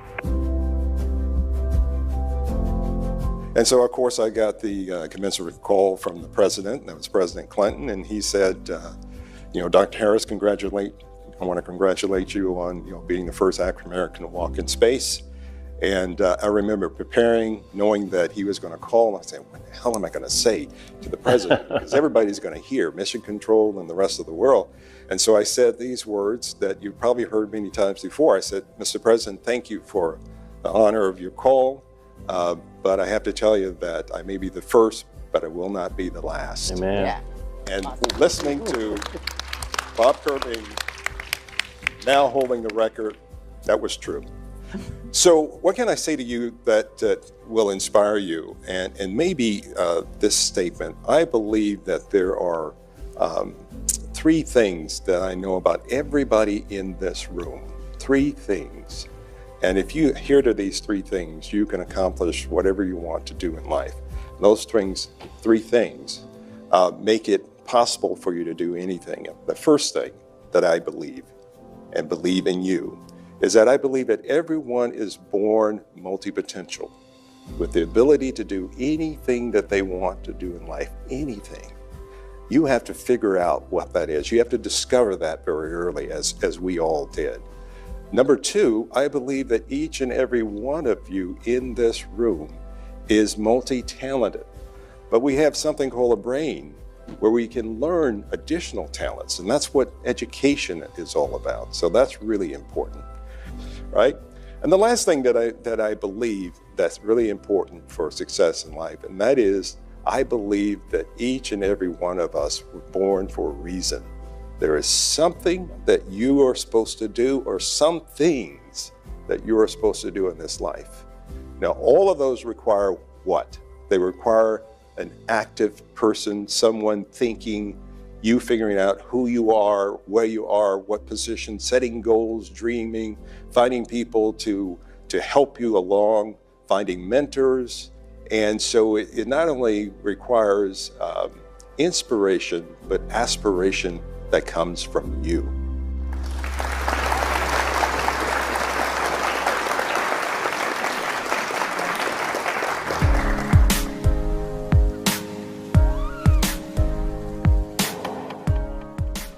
So when I hear the words "the color of space," it brings to mind probably like a box of crayons, in that, you know, it has every color of the rainbow, as they say, and it's very inclusive.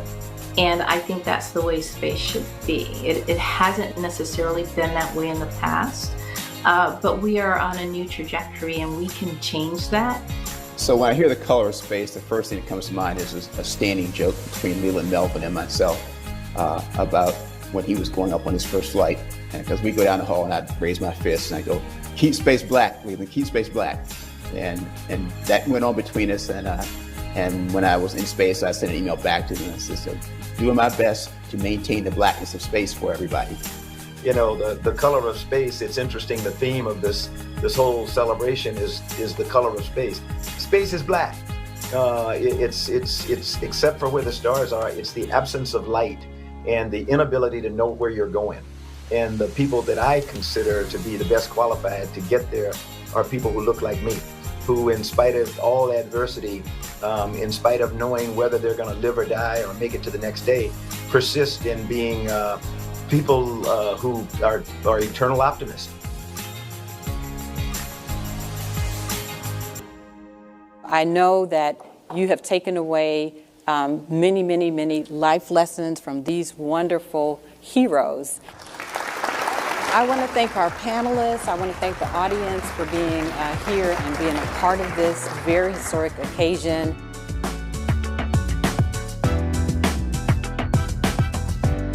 My takeaway from this experience is don't just assume what you can do, but take that step to see that you can do it. Because a lot of times we think, oh, I can't do this, or we take from our experience or what people say or our surroundings and we're like, well, I can't do this because of what such said or where I'm from.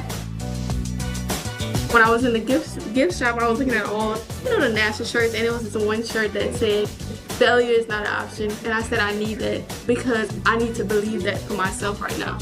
And so your friends and family, do they know that you're here today? My parents actually don't know, but they will know when I get back home. To come and meet astronauts, that was like the most exciting thing ever. It was really inspiring, man. Like, I have so many feelings just because, like, one, you'll meet an astronaut every day. During the conversation, it's kind of crazy because I'm very interested in things like quantum mechanics, theory of relativity. So I know this encourages me to keep going. I'm going to keep watching, keep learning. They're just like us.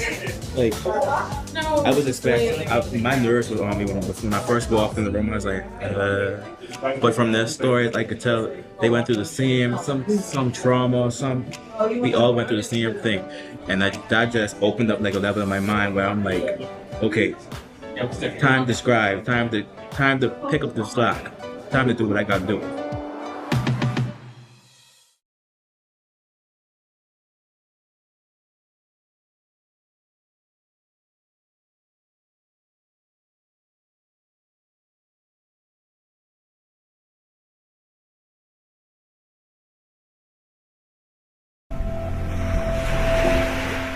Cape Cod, Massachusetts is known for its beautiful beaches. This scenic landscape is also home to one of the most frequent marine mammal stranding sites in the world.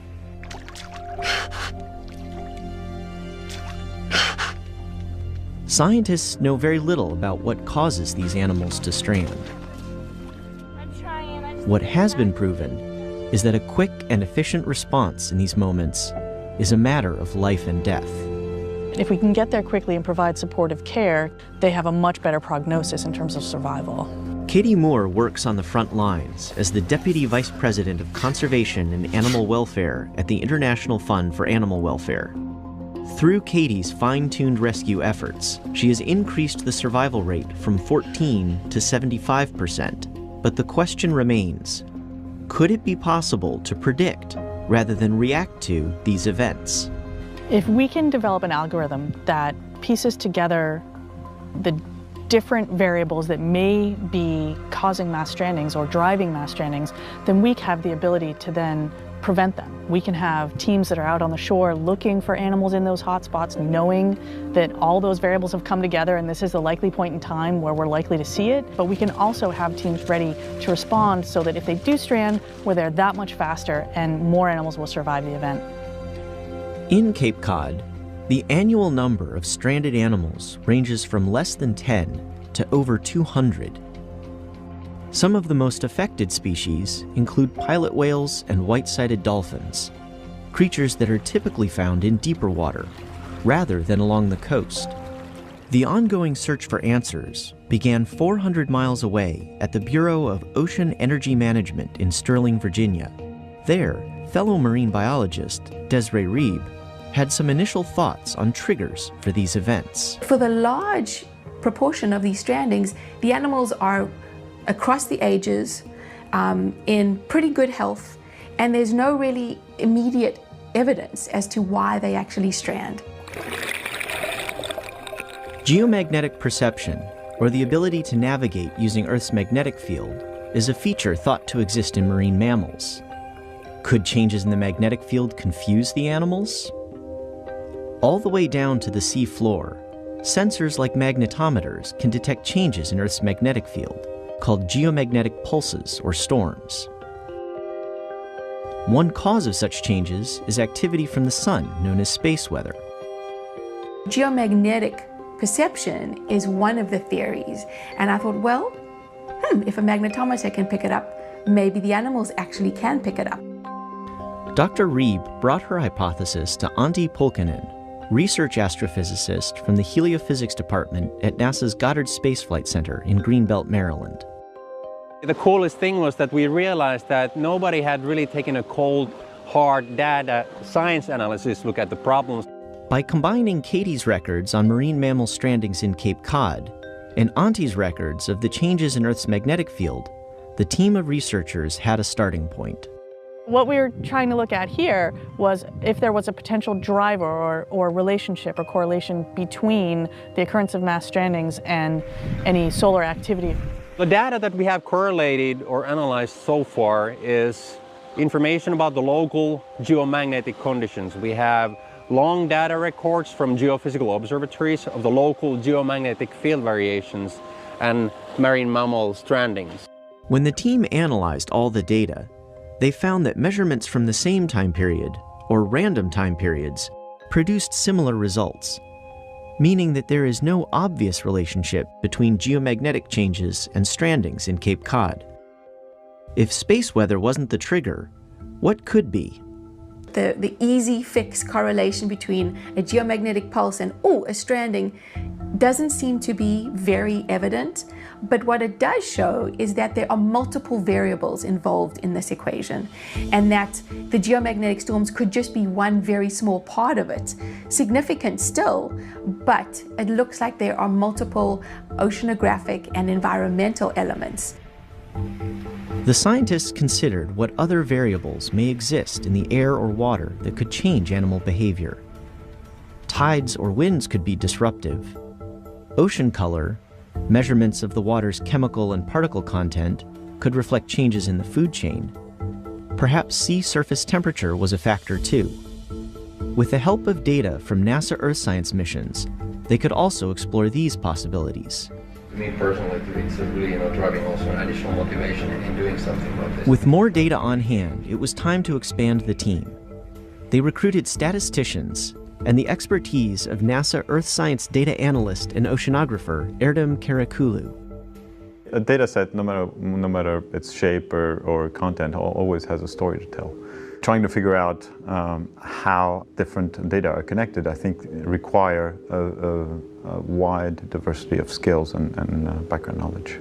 For example, I'll be explaining how a mass stranding occurs and how we respond to try and understand why I'm presenting the data in a certain way. And my colleagues from NASA will look at me and ask questions that I wouldn't think to ask because I take for granted my understanding, and they're coming at it from a totally new angle with no background. The group hopes to combine these data sets in a way that reveals a pattern, allowing them to predict the likelihood and location of mass strandings before they happen. We've really just sort of slowly peeled the first layer of this onion back. And I think that there's so many more layers that still need to be addressed and looked at. And I hope that we can actually find additional collaborators, additional funding partners to really bring all the data that's really available to really give this the study and the scrutiny that it deserves. And we are also going to make all these data sets available to the entire scientific community so that we can utilize the entire scientific community to take an attack and approach this problem. The project's legacy rests not only in a predictive tool, but also as an example for collaborative research moving forward. I think that there will be other things to take and run with, get new ideas, maybe add more data. And I'm hoping also that it will be a model for how projects can then be open to the wider public. Just follow you guys that way. With the potential for an even broader collaboration ahead, Katie's rescue team is optimistic that they will gain a deeper understanding of strandings and ultimately save more lives. The ability to release animals after they've stranded is tremendous. When we do that, I mean, that's the best feeling in the world after all of that hard work. Those questions that seem unanswerable, if you give them time and support and effort and put people on them, we can do amazing things.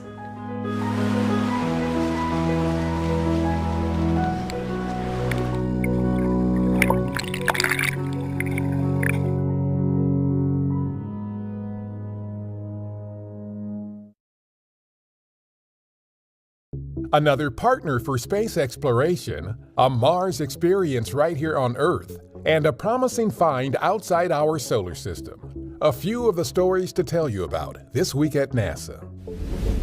On May 3rd, the Czech Republic became the 24th country to sign the Artemis Accords.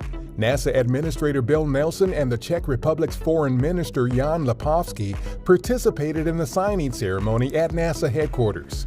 The Artemis Accords establish a practical set of principles to guide space exploration cooperation among nations, including those participating in our Artemis program. NASA's Crew Health and Performance Exploration Analog, or CHAPEA habitat, is complete and ready for crew members. The 3D printed habitat at our Johnson Space Center was built to provide a Mars-like environment here on Earth. This summer, several volunteers will start a year-long analog mission to help us prepare for future human exploration of Mars. Learn more about analog missions at nasa.gov/analogs. Our James Webb Space Telescope detected hints of water vapor while observing GJ 486b, an extremely hot rocky exoplanet that is too close to its star to potentially have liquid water. But astronomers don't know yet if the water vapor is associated with the planet or its sun.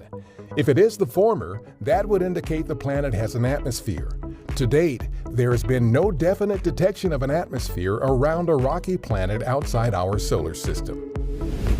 We celebrated Black Hole Week with new animations, educational resources, and other fun and informative material about black holes and their significance in the field of astrophysics.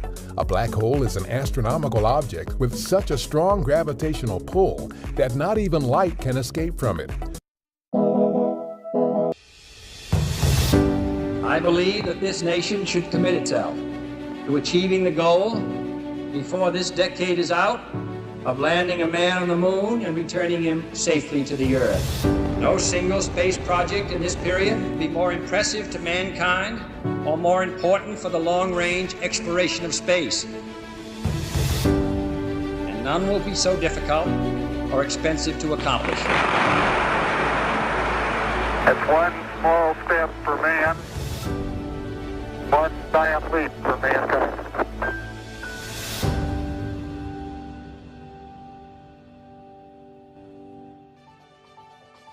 I'm Wendell Mendel, a planetary scientist retired from NASA. I'm here today to talk to you about the environment on the lunar surface. Let's start with a question. Where are you? The answer I'm kind of looking for, which no one is going to give, is I'm in the universe. Now, that answer has probably no more information in it than the answer here, because everybody's in the universe.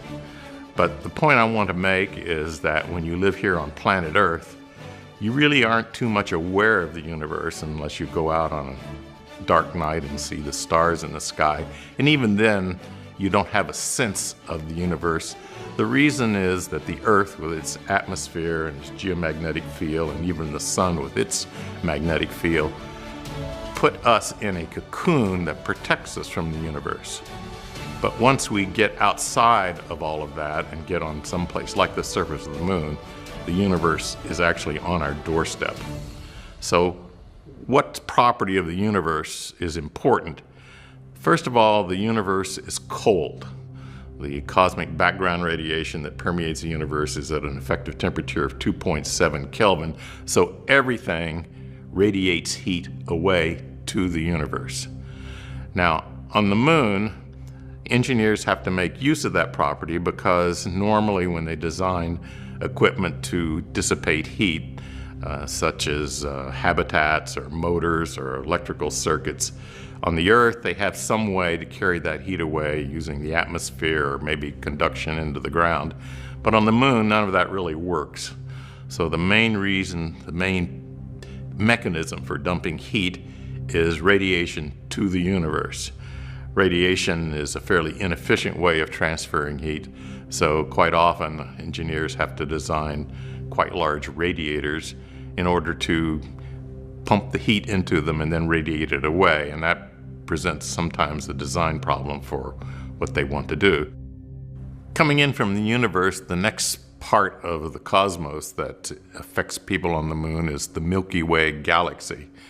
The galaxy generates highly charged energetic particles called galactic cosmic rays. They are accelerated by the magnetic fields in the galaxy, and they come in at high energies into our solar system. It's protons and electrons, but the really dangerous particles are highly ionized atomic nuclei. And if one of those comes into your body, it can destroy DNA and cause various havoc, molecular havoc inside your body that is very difficult to repair. So over time, exposure to the galactic cosmic ray flux produces cancer, other sorts of damage to the blood-forming organs. So it's something that takes prolonged exposure to really be dangerous, but in general, people should be shielded from it, and the shielding is a bit of a problem.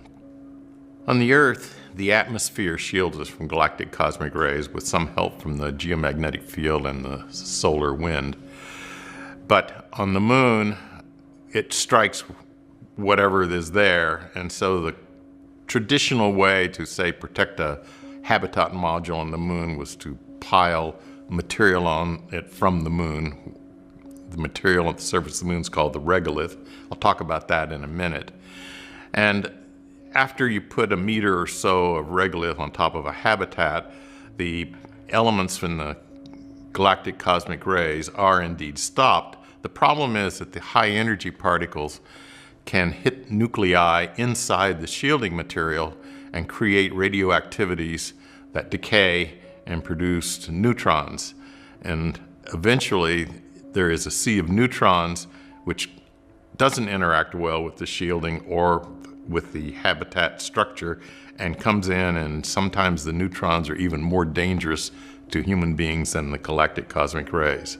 So right now, the best ideas are that there is some kind of high density shielding with a hydrogenated material inside, like plastic or water or even human fecal matter, to keep people from being exposed to the neutrons. Moving in from the galaxy, the next environmental factor that we have to talk about is being in the solar system itself.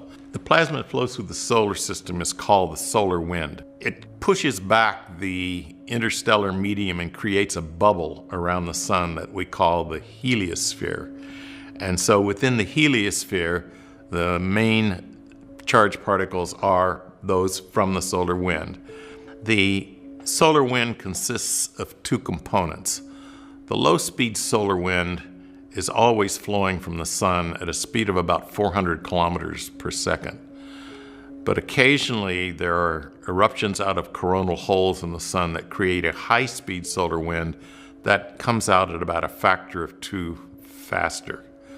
The ions in the solar wind are overwhelmingly protons and electrons, but it also contains ionized nuclei, various other elements, and those gases impact the moon, and the grains on the lunar surface contain solar wind, and that is actually considered to some extent to be a resource because the moon is so deficient in volatiles that the solar wind gases in the upper surface can be mined in principle. The solar wind also interacts with the Earth's magnetic field, and the pressure from the solar wind distorts the Earth's magnetic field and causes it to stream out behind the Earth in the direction opposite from the sun, creating a configuration called the magnetotail. And the moon, at 60 Earth radii from the sun, passes through the magnetotail once a month, and so the charging environment on the surface of the moon, its interaction with the plasmas, changes with time, whether it's in or outside of the magnetic field. In addition to the normal solar wind, there are occasional explosions on the sun that can spew large fluxes of very high energy ions, primarily protons. These are called solar particle events, and the energy and the flux of particles is so high that it can be literally deadly to humans and can cause fatalities. A particularly dangerous solar particle event occurred between the Apollo 16 and the Apollo 17 missions, and had it occurred during either one of those missions, there may have been fatalities of the astronauts. This is a problem on the surface of the moon because when the solar particle events occur, astronauts have to take shelter. The problem is that there really aren't warnings for the solar particle events. The astronauts, therefore, have to have some sort of detector of the X-rays that precede the events, which take about 8 minutes to come from the sun. Then the solar particles themselves arrive in another 20 minutes or 30 minutes, and that is the time the astronauts have to take shelter. Unfortunately, solar particle events can last anywhere from hours to days, and so an astronaut just simply can't go and hide under some kind of overhang because the length of the event may be too long. The other property of the sun, which is important to the moon, of course, is sunshine. And the whole spectrum of the solar radiation hits the moon, whereas on the Earth, much of it is filtered out so that we only see the visible light at certain bands in the infrared, and particularly the ultraviolet is shielded when we live on the Earth. On the moon, the whole thing hits, and so this is not unusual in any kind of space travel, so engineers in general understand how to deal with the full electromagnetic radiation. But of course, it obviously has effects on humans or equipment or materials that are exposed to it for long periods of time. The solar radiation is essentially that of a black body, and it follows the typical physics black body curve. The peak of the radiation is somewhere in the near infrared, but it has significant components in the visible and out into the thermal infrared. The unfiltered ultraviolet and X-ray radiation can be dangerous, and of course, you shield against that. But this is a problem that's faced by any kind of spacecraft, any kind of operations in space, so engineers know how to deal with it. I hope everyone knows that a full moon occurs when the moon is on the opposite side of the Earth from the sun. So the same thing happens if you live on the moon and can see the Earth. The disk of the Earth in the sky, in other words, its moon, quote unquote, is about 4 times as large as the moon as seen from the Earth. The Earth is also brighter because it has a higher albedo. So the Earth light that shines on the moon during the lunar night can be quite bright and almost suitable for operations. In fact, on a very clear night when the moon is new, you can vaguely see the outline of the moon. It's called the old moon in the arms of the new. And the fact that you can see this dark part of the moon at all is due to the fact that the planet Earth is reflecting light onto the moon and then reflecting it back to where you can see it. The environment in the solar system consists of a lot of junk that's floating around the sun. The planets and their moons and the asteroid belt are pretty well behaved, but there's a lot of other stuff that can be floating around and come in at high velocities and impact the moon. And in fact, the moon is impacted quite frequently, but with submicroscopic dust particles. So these very tiny particles tend to erode the surface, form very small pits on the grains. But every so often, something of significant size comes in and throws up material which we call ejecta. The flux of meteoroids and larger bodies is about the same as we experience in geosynchronous orbit on the Earth. The Earth's atmosphere protects us from these most meteoroids up to a pretty good size.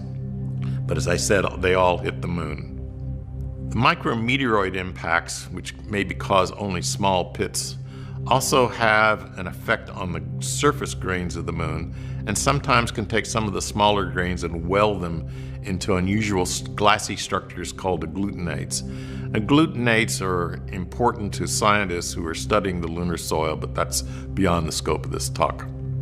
One of the things we're interested in is how often something large hits the moon, because that's when the crater is formed and ejecta is thrown out and could provide a hazard for habitats or people on the surface. In recent years, a telescope at the NASA Marshall Space Flight Center has monitored the moon when it's new and can see flashes of light from impacts. So we see maybe something like 100 flashes over 30 months. Problem is, no one knows how large the objects are that hit the moon and cause these flashes. Now, the risk to an astronaut or to a habitat from a direct hit is really quite small. It's the ejecta we worry about.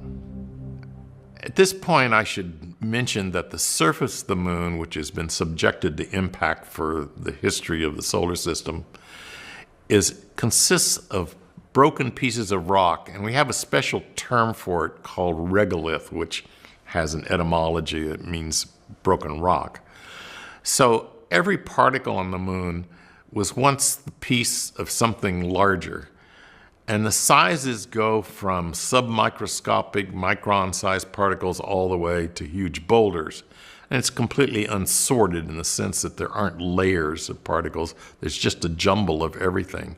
It's a quite unusual surface to work with, and so engineers have to become familiar with its properties in order to design equipment to operate on the surface or to move parts of the surface like earth movers or drills, that sort of thing.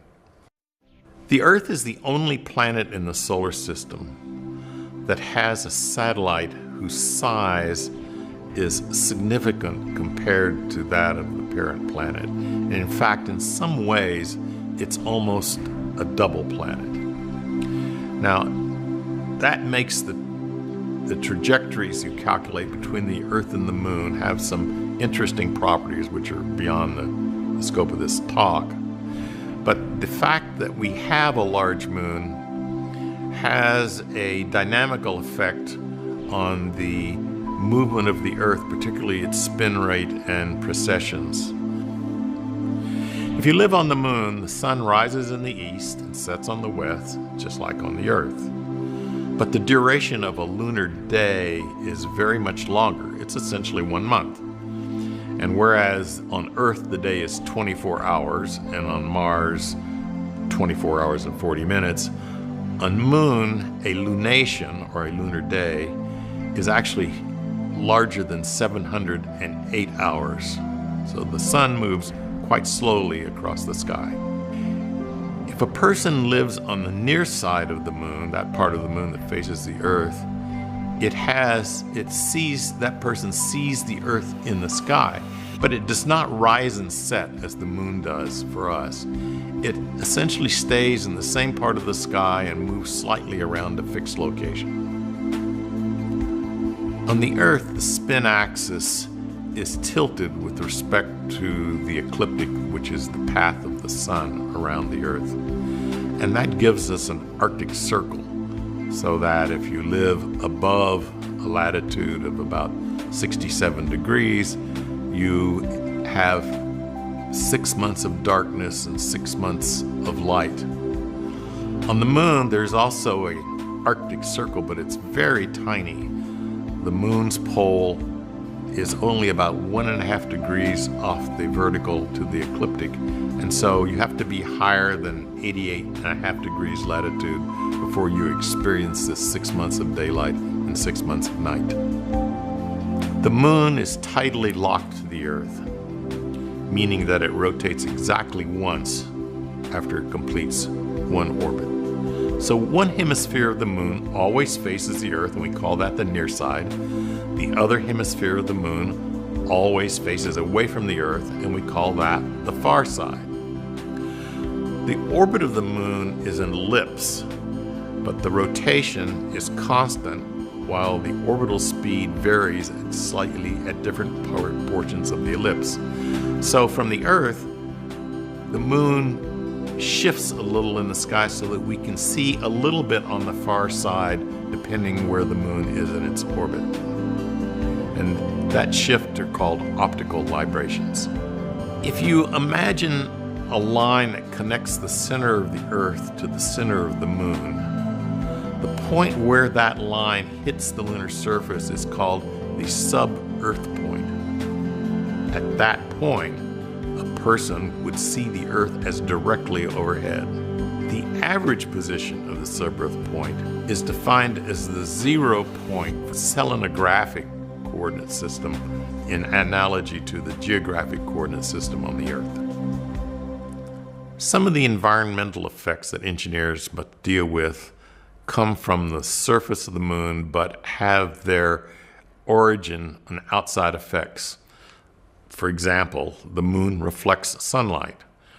The Moon is heated by the sun and gives off thermal emission.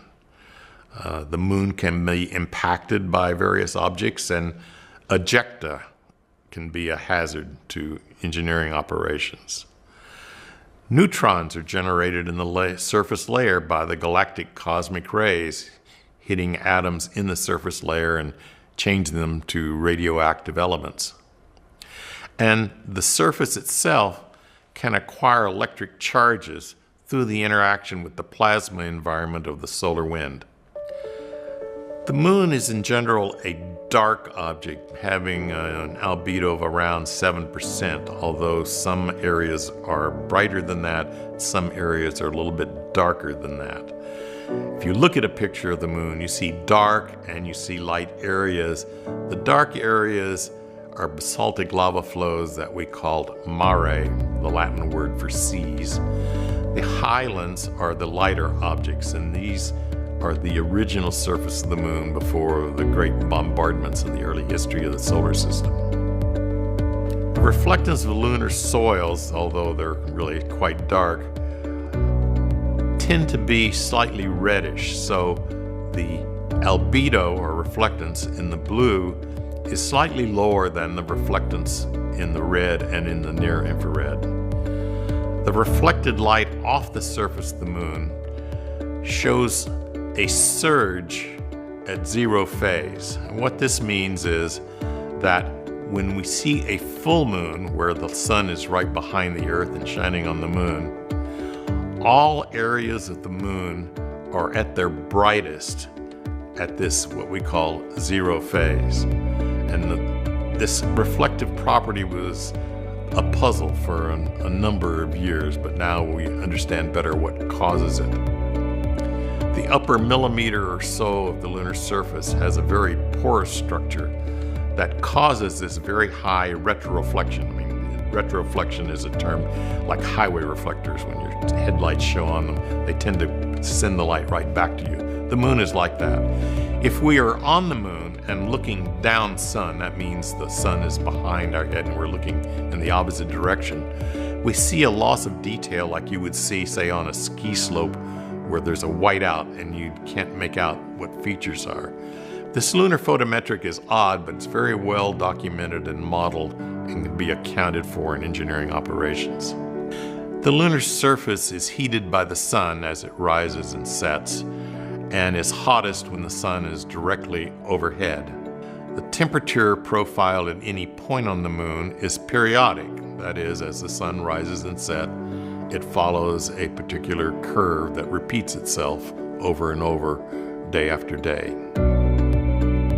When the surface temperature is periodic, the temperature measured at depth will also be periodic. But the shape of the curve with depth will change, and the amplitudes will become less. So that as you go down into the surface, the temperature variations around some sort of mean value get quite small rather quickly. And on the moon, the thermal inertia is quite low, and that means that as you go deeper into the surface, the thermal wave and the temperature wave that you see on the surface becomes muted so that the amplitudes vary only a little bit and as around a medium.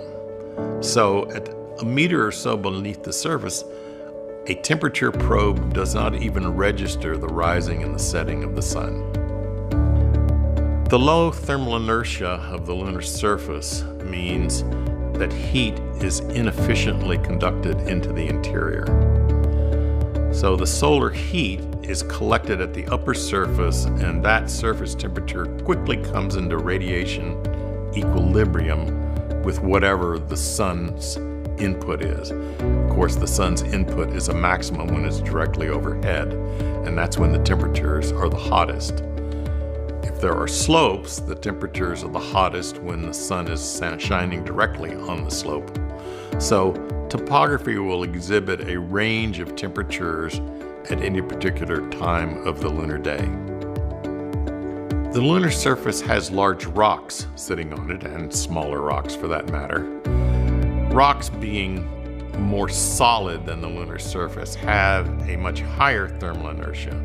So heat is conducted into the interior of the rock more easily than is the case on the lunar soil. As a result, the rocks will remain cooler during the lunar day, and as the heat comes out of the rock during the lunar night, their surface will remain warmer than the surrounding soil. The galactic cosmic rays and the solar particle events strike the lunar surface with very high energy, and they can cause nuclear reactions with the atoms of the surface material of the moon. The interaction of the high-energy particles with the subsurface create temporary radioactive elements which decay and emit neutrons. These neutrons find their way out of the surface and can actually be detected from orbit, and sensors there can say what elements are in the subsurface from the way the neutrons are detected. The thermalized neutrons, the ones that are moving at sort of slower velocities after they've bounced around a bit, can be absorbed by materials that contain a lot of hydrogen. This can be worked into shielding design, but it also can be a signature if there is any localized volatiles or water in the surface soil itself. And that's what the neutron sensors from orbit sometimes tell us, that certain places on the moon seem to have deposits of volatiles. Because the moon is immersed in the plasma of the solar wind and is bombarded by the solar UV radiation, the particles on the very surface of the moon can be charged. And the principal charging effect when the sun is shining is the photoelectric effect. And so photons from the sun knock electrons out of the grains, leaving them with a positive charge.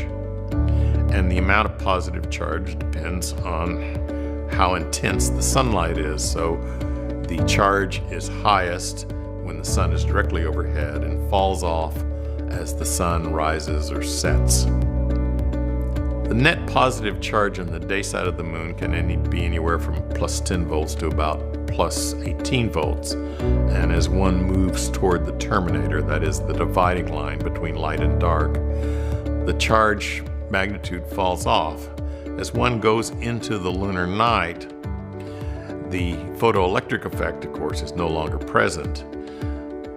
And the plasma environment is changed because the solar wind has been blocked by the physical shape, the physical body of the moon. And the particles that go past the moon and the solar wind gradually fill in the void behind the moon, and the electrons are more efficient at moving into the void than are the protons.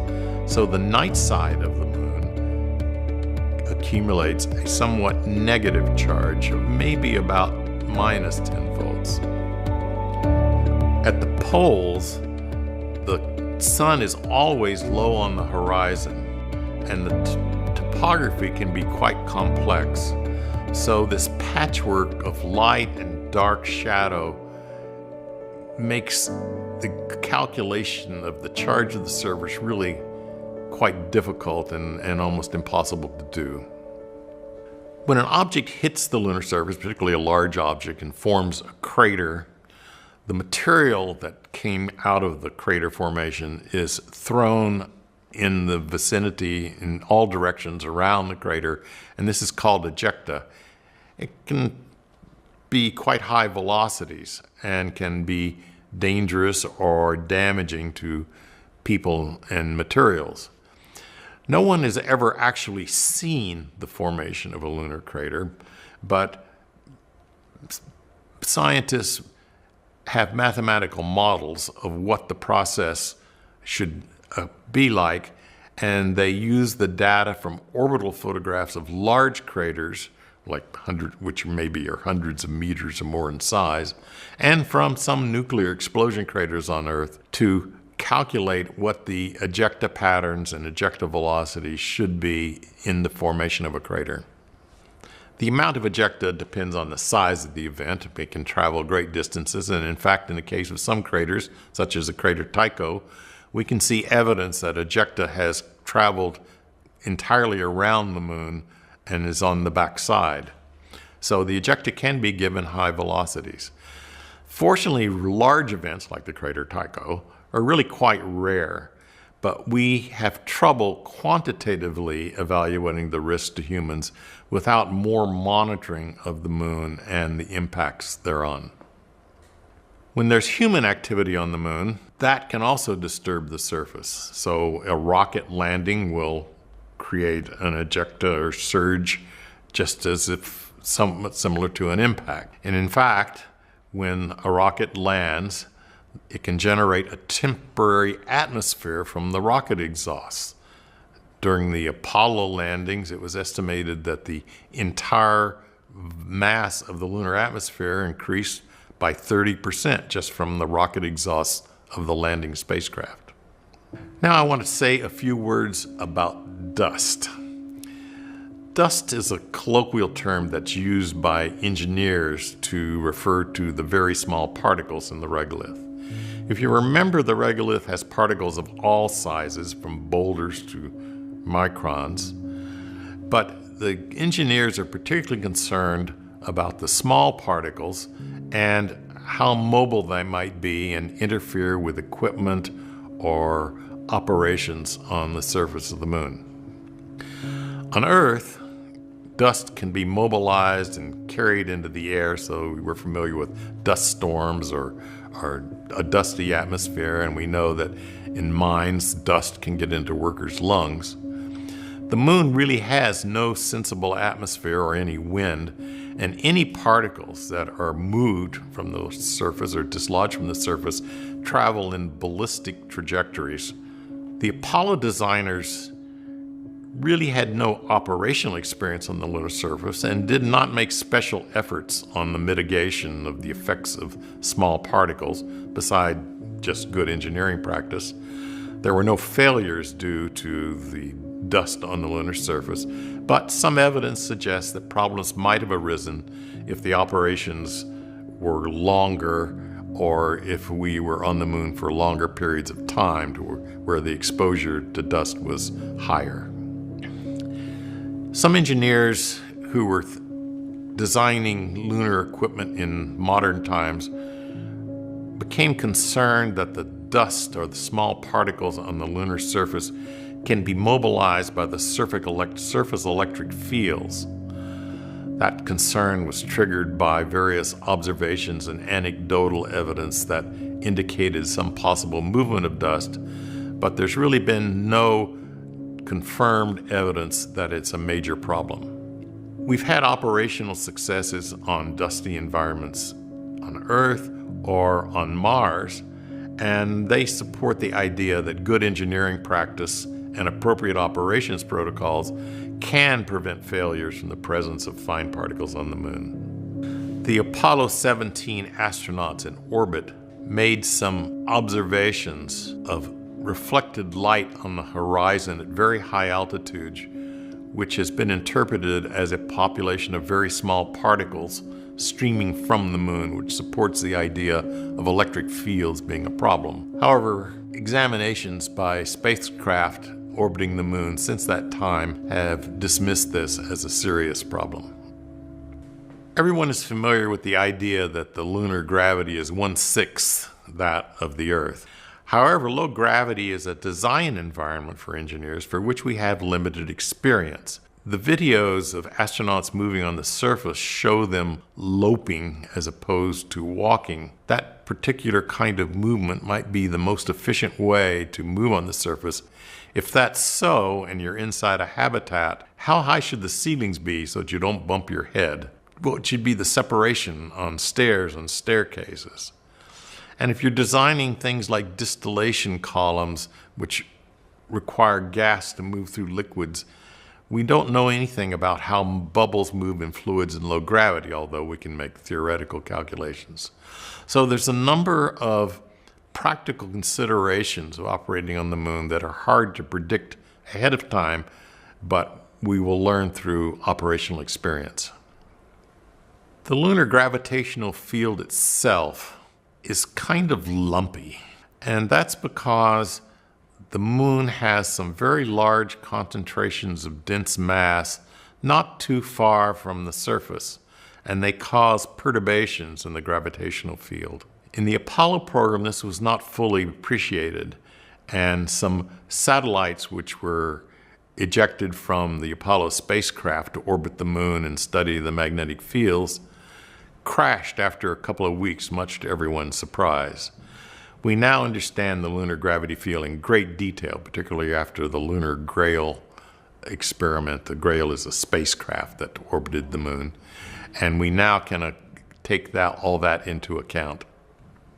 The moon is generally regarded as a dead planet, meaning that nothing happens except for things that hit the moon and cause something to happen there.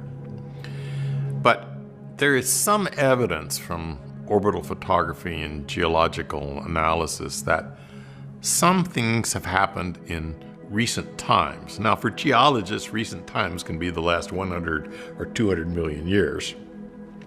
And we're only concerned about what happened maybe last week. But even orbital spacecraft having detected bursts of certain gases, and seismometers have detected some kinds of vibrations, seismic activity.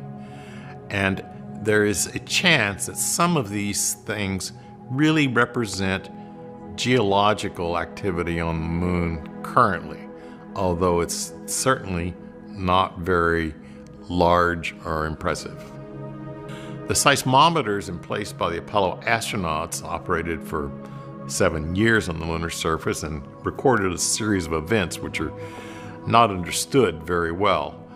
The magnitude of the seismicity, the vibration of the surface, is extremely small and actually in the nanometer range, which is, of course, totally insensible to human beings.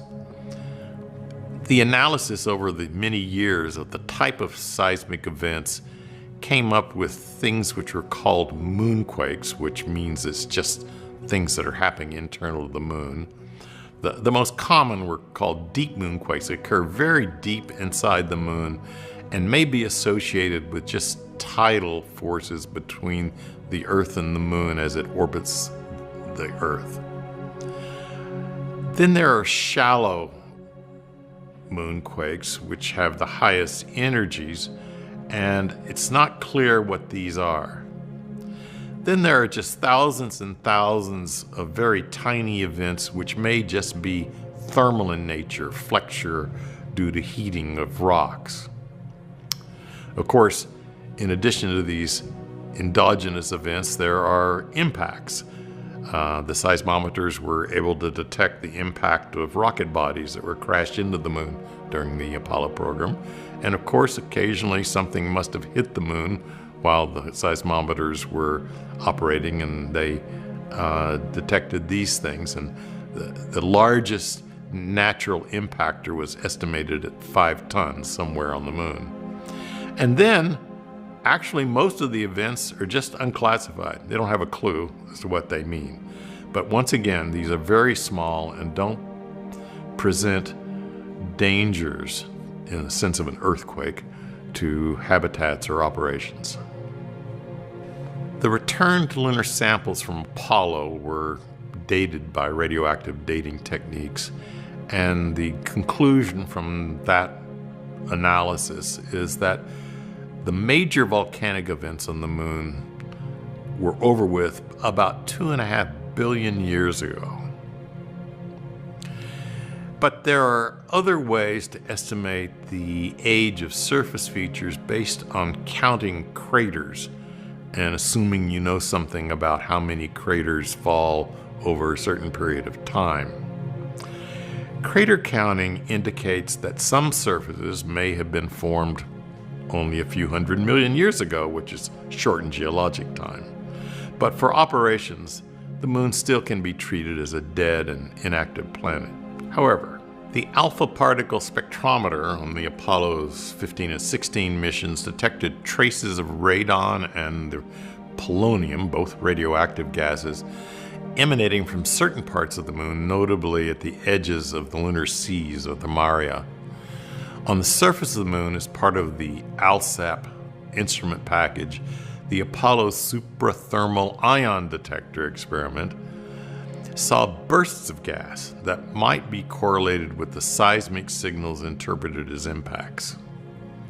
At least one class of seismic waves are not well understood and may well be associated with tectonic activity. None of these observations represent a threat to human exploration, but they do suggest that our knowledge of the moon is somewhat incomplete. I really should say just a word about the lunar atmosphere, of which there is essentially none. The lunar atmosphere is really technically a surface-bounded exosphere.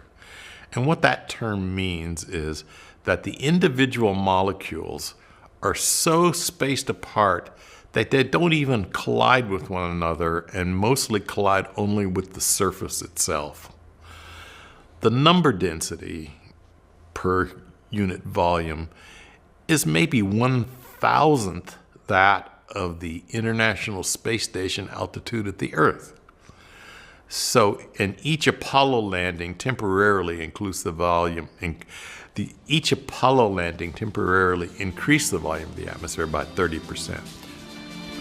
In this talk, we've discussed characteristics of the environment on the surface of the moon. We've done it for the benefit of people who might be designing equipment or planning operations, or even for people who will be working on the surface of the moon. Many of the unfamiliar characteristics of the lunar environment trace back to processes in our galaxy or on our sun, and these phenomena are unfamiliar to Earthlings because our geomagnetic field and our dense atmosphere provide us a cocoon to protect us from the bad stuff in the universe.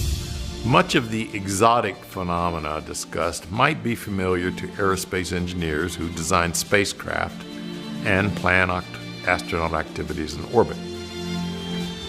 Unlike the Earth, the moon has no weather, no geologic activity, and the state of the surface materials, particularly the regolith with no water and no weathering, may provide unexpected challenges to the operators there. But with experience, we'll make it work. And of course, we have to get it right the first time to have a second time. But remember, the laws of nature still apply on the moon, and the materials there are not inherently malicious.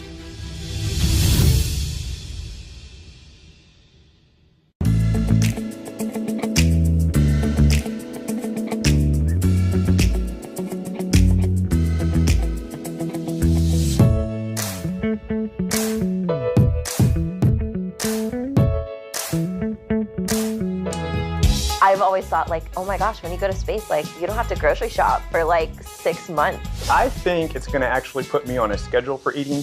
I am horrible at eating at all hours of the night. I miss lunch. We're also talking about like beverages, like we can probably only drink powdered beverages or water, so nothing, no sodas. No sodas. Nothing carbonated. No, yeah, no it's just. I think it'll be a little bit more healthy than what I normally eat. Plus, I get to eat everything with tortillas, and I'm from San Antonio, so. I will say we are doing this over a holiday weekend. You have huge barbecues and lots of great food. So I think I'm gonna want to eat some really good ribs and, you know, like fajitas. snacks. Solemnly swear to eat all of the astronaut food and not cheat. Never. Never. We're in this together, so if we feel weak, ever. we'll text each other. Maybe We chose 7 days out of the standard menu. You're gonna have a protein, some carb, some fruit. The other large category of products that we have are thermostabilized products. Which is sort of like a military ration that we don't have to refrigerate to keep fresh. Can't do them in a microwave. I was gonna say, it looks like something that can't go in a microwave. I was gonna ask because I didn't want to find that out the hard way. We also have rehydratable food, which is this type in a vacuum pack where we have to add water, either hot or cold.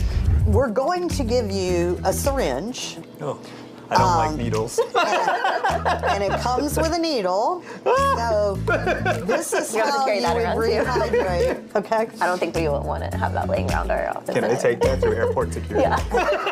It is the day before we start the food challenge, and I just went to go pick up all the materials from our wonderful food lab.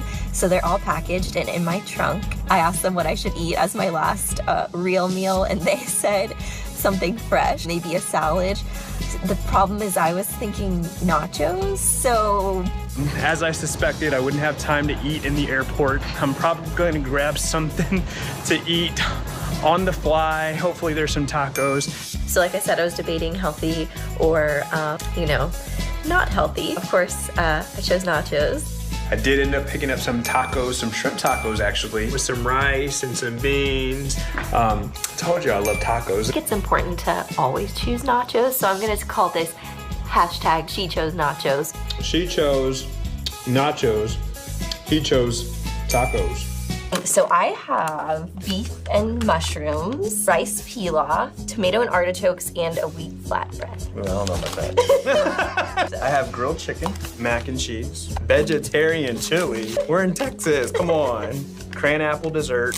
Oh man, I already, remember she told us to tear it so there's no extra pieces of trash. Oh, so like if we were in space, So this like would all this. be floating around. Yeah. Once we open those packages, the food is what we consider to be liberated, and it can just float anywhere. And sometimes you find yourself using your spoon or your mouth to chase around the food and make sure you get it all in your mouth instead of stuck against the wall or somebody's face. Let's heat up a bowl of water and set these green ones in there. idea. Yeah.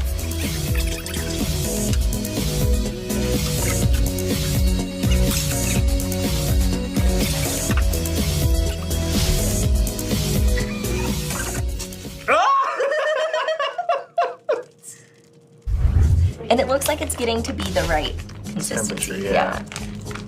We might have not done hot enough water too. That might be why it's not absorbing like all the way. Okay, Okay, well, this is good. this is interesting. It's not bad. Wait a minute, what was this? This is this good. Yeah, the artichokes and tomatoes are good too. Should I try and eat it like this? Yeah. Ooh. You should have just got straws. I could have been Right? This is making my day. Like, this is a treat. I have cran-apple dessert. This would remind me of home. Yum. So it's been a long day, but I did not get hungry at all. I had my butterscotch pudding as part one of my snack. I was wondering if the workouts would be hard. They're pretty much the same. I feel really high energy, and I didn't even have coffee this morning. I'm actually really excited about this chicken, corn, and beans. This potato medley actually looks like some potatoes with spices and melted cheese on it. I'm very excited to get some melted cheese texture up in here. Little butter cookies look really delicious and super bougie. So you'll see I have some Caribbean chicken, pesto pasta with some corn, tortillas, vanilla pudding, and some pears. I got a little bit better at actually making the space food today, but I punctured the actual corn. I cut through it, so I had to rehydrate it through the side. So lesson learned, this smells absolutely delicious. It's my boyfriend's last day at his old job, so one of his favorite clients brought him these delicious, huge looking cupcakes, so none for me. Woo! Do you see that? This is science, y'all. So Be a nurse now. I get. My mom would be proud. Like, Mom, I'm doing nurse things today. Look at this. Oh, okay. This looks like oatmeal. Do PR for NASA, they said. It'd be fun. What are you having for lunch? What's your main? I have citrus salad, and then my main thing is fiesta chicken. Ooh, I love fiesta. Yeah, and rice. yeah, rice with butter. So tacos. I'm really excited because I think our food's gonna be warmer today. I agree. I think we did this right with some practice yesterday. This is some smoked turkey. Oh God! It's leaking. I wasn't expecting. It's like it smells funky. Some cornbread dressing, and then some cauliflower. I'm not a fan of this. Today we're eating in the LBJ room. So President LBJ is who Johnson Space Center is named after. We should do a toast. We should. Go LBJ. Woo! Oh, mine's closed. And so here we go. This is really good. This is the chicken noodles. Let's try some of this green bean. Oh, that could use some hot sauce. The lentil soup. Ooh, it's hot. Ooh, hot. See, these are actually my tortillas. Astronauts on board the International Space Station can actually eat tortillas, and it's one of the things that they like to do because you can pretty much grab anything that's floating in space with them. 2 quick miscellaneous notes. I've been living a really scheduled life and waking up early and going to bed early because I've been having to wake up with enough time to make breakfast. And then I go to bed shortly after dinner just so I don't get hungry again. I think Dan has a burrito. Oh, I yeah. am jealous right now. I went for peach and queso. Apples, fresh fruit. Which may or may not be organic. My snack was chicken in a pouch, so. Mine was tuna in a Yeah. pouch.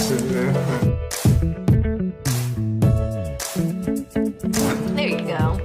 Lemon curd cake. Looks kind of like your rice. Not your grandma's living. I was just at the mall, and whew, that was a week time because all of my friends, I got some really good appetizers, and when you're just all sitting around the table together, I had to really stop myself a couple times to not mindlessly reach for some of their chips or pretzels. What are you eating? A cupcake. And what is Isidro eating? Space chocolate. Space chocolate. Yeah. How do you feel about the astronaut candy? Is it yummy? Can you tell which one's the space food and which one is our regular Easter meal here? Hey guys, what are y'all making? Astronaut burgers. My family gets to eat this delicious grilled food, and I get to eat a kind of brisket, a space brisket, and baked barbecue beans, so we'll see how that ends up being. See this? Oh, it's coming apart. Oh no! Oh, save the meat. It's Monday, so we're done at Wednesday morning. We're really ready to be done. The weekend was hard. I was not able to eat any of the food that was at the festival. There were some jalapeno corn dogs, and I'm like, That sounds so good. what is life right now? I can't even. And we have curry chicken, green beans and potatoes. The potatoes have been iffy, but these look better than some of the ones. Cream of mushroom soup. Oh, a little bit of India, a little bit of Texas with this countryness. So ready for this to be over. Yeah, we're ready. I need my social life back. Yeah, no, I'm just. Having milk today. Powdered milk. Ah! We're nervous about the guests or the milk? I'm more nervous about the milk, I'm not gonna lie. But something that I noticed while we've been eating this food is you have to have it really hot. On the space station, we put it in a kind of a, it's almost like an easy bake oven. Okay. Where you just, and that does make a really big difference. So I gotta admit, when I was making lunch this morning, I wasn't thinking this was gonna be on camera. Leftover rice, some turkey. But it's home cooked. It's definitely home cooked. Yeah, I was a big fan of the garlic paste. Garlic paste. That could fix anything. Hey, question, can you chew gum in space? Yes. Okay, because garlic, you know, bad breath. I wasn't trying to impress any of my crew members. We would use what we call food glue. Something, just make up something. Spray some olive oil in there to try to get everything to stick together a little bit. Or like I said, the garlic paste worked well for me. When you get a few people with rice in their eye, and then after that, you figure something out. You know, it's a lot easier in space because we don't have to load the syringe. Like if you were trying to measure out 250 milliliters of water or 100 milliliters of water, we literally just dial that number and then press the button for hot or cold water. So talk to me about tacos in space.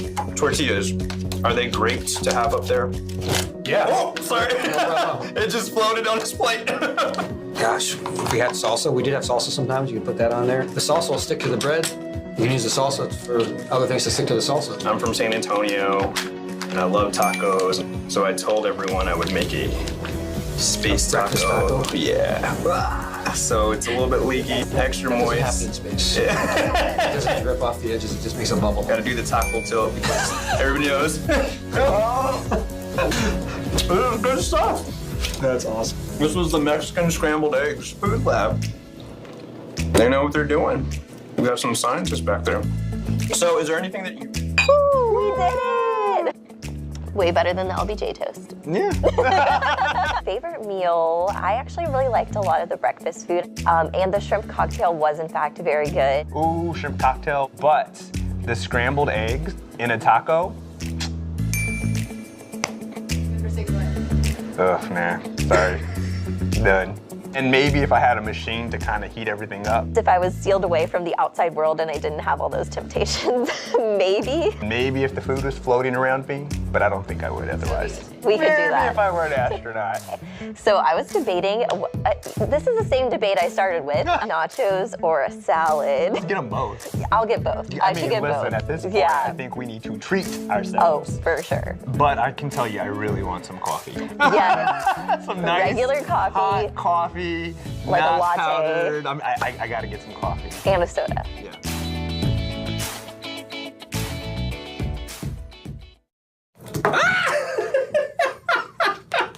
This is not easy, y'all. I'm telling you.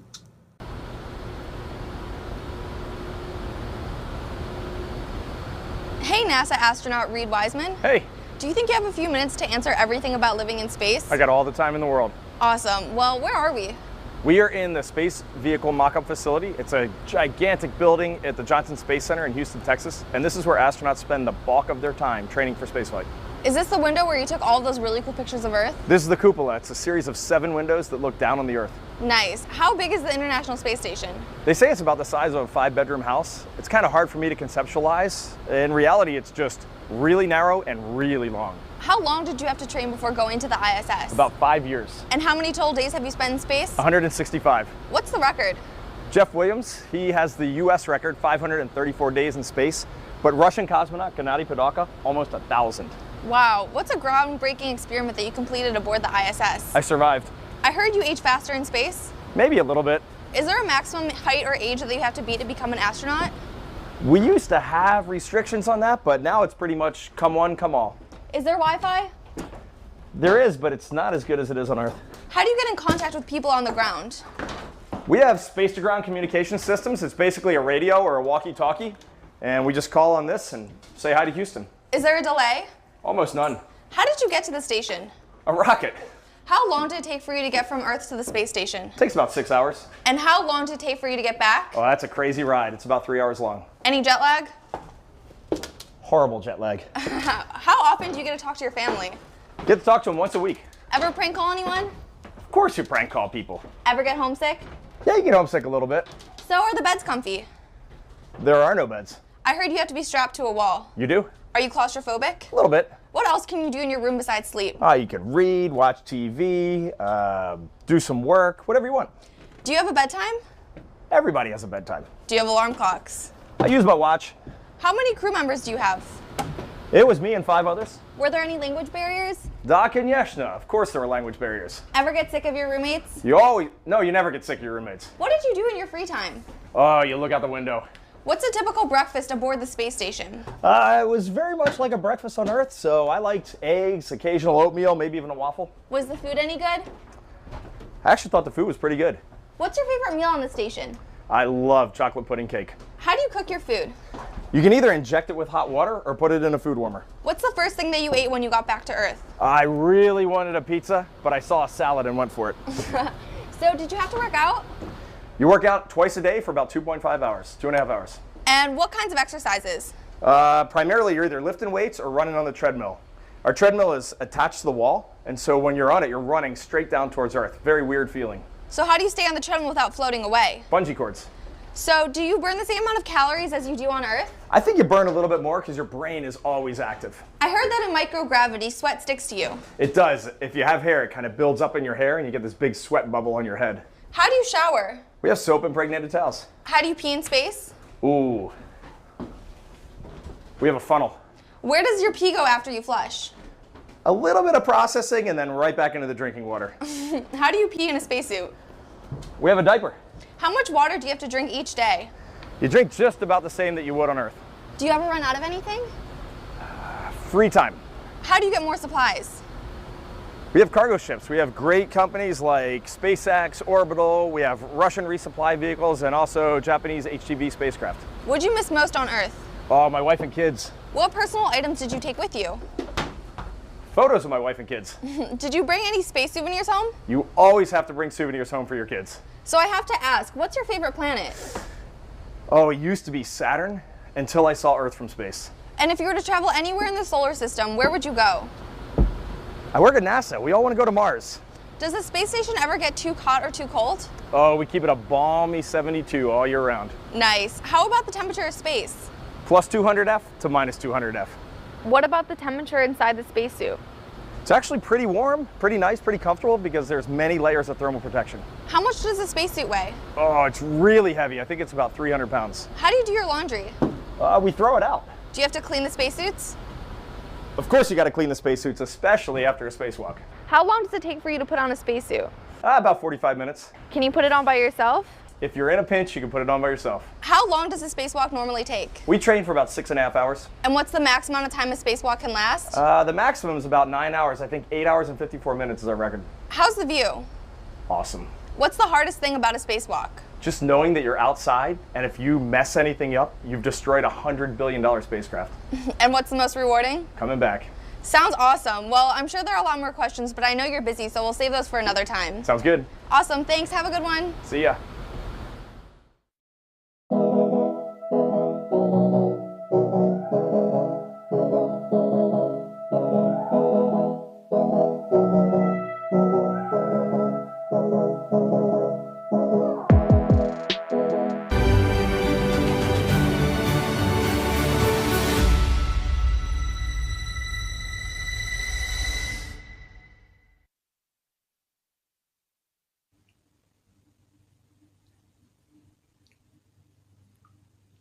Hello, and welcome to another episode of NASA Science Live, an opportunity for you to interact with our NASA experts, ask your questions, and have them answered in real time.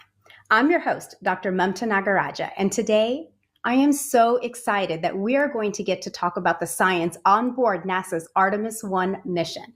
So if you have questions, send them in using the hashtag Artemis on social media or drop a comment in the box wherever you're watching today. So you might have seen the incredible launch of NASA's most powerful rocket from Kennedy Space Center on November 16th. Since then, the spacecraft on board named Orion has completed 2 close flybys of the lunar surface and has flown farther than any other spacecraft built for humans. Yesterday, it finished its return to Earth with a splashdown in the Pacific Ocean. Artemis 1 is a flight test to prove that the technology all works before we put humans on board Artemis 2. But there is a lot of science on board, lucky for us, and we are going to talk about that today. And that science is going to help us learn how humans can thrive in deep space. Now, some of the science has been deployed in the form of CubeSats. And if you've ever heard that phrase, the best things come in small packages, that's pretty much a CubeSat, about the size of a shoebox, fully functioning spacecraft. And some of the science is nestled inside the Orion that splashed down yesterday in the Pacific Ocean. Let's learn more about the science on the Artemis 1 mission. Artemis 1 is paving the way for us to explore deeper and deeper into space. I think Artemis 1 is significant on so many levels. It is a new frontier to do science. So the primary objective is to test the Orion spacecraft integrated with the Space Launch System. And it is designed to carry out the boldest of the bold missions. But it's more than just learning how to travel in space. We're taking a lot of cool science along with us on this first mission to the moon. So as NASA plans to go back to the surface of the moon and then onto Mars, we want to spend more time there, and that's riskier business. So the more we learn about the moon itself and the environment where we'll be operating, the better we can prepare. We have 10 CubeSats we call secondary payloads, which are small scientific spacecraft of their own that will each be conducting their own scientific mission. All of these payloads in some form or fashion will help us going forward. They are going to be studying the moon. And they're going to help us understand what is the moon made out of, what types of rocks, what types of regolith, what types of ice, what's mixed in with water that might be present. They're going to be studying the sun, understanding and studying the space environment or the space weather. Some different propulsion systems. These novel ideas will ultimately turn into the technology and the systems that we want to use going forward. There's a lot of cool things going on between all these CubeSats that make up our secondary payloads. Additionally, inside the Orion, we'll be flying an experiment to study space biology. Space biology is where we study the underlying changes that Earth-based biological systems undergo when they're in space. Or basically, how does life respond to the space environment? The level of ionizing radiation that you experience when you go beyond the Van Allen belt, so you go beyond the protective magnetic sphere that we have around us, you then get exposed to higher levels of ionizing radiation. So we are flying several space biology experiments. We will take a series of materials, plant seeds, fungi, the yeast cell, algae, and ride along the trip. And then when it comes home, we can analyze how they responded to that environment. This research will help us thrive in space. It will help us to go further and stay there longer. So there you have it. I hope you agree with me. This is exciting. The science we'll conduct on Artemis 1 lays the groundwork to ensure that we can safely conduct scientific activities at the moon with our astronauts going forward. This really is the stepping stone for us as we take that next giant leap in space exploration.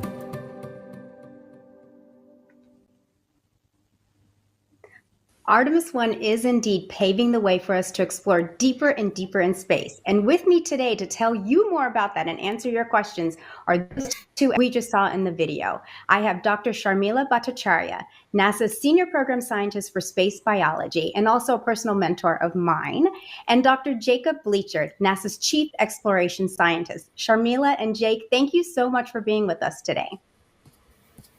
Thank you for inviting us, Mamta. It's a real pleasure to be here.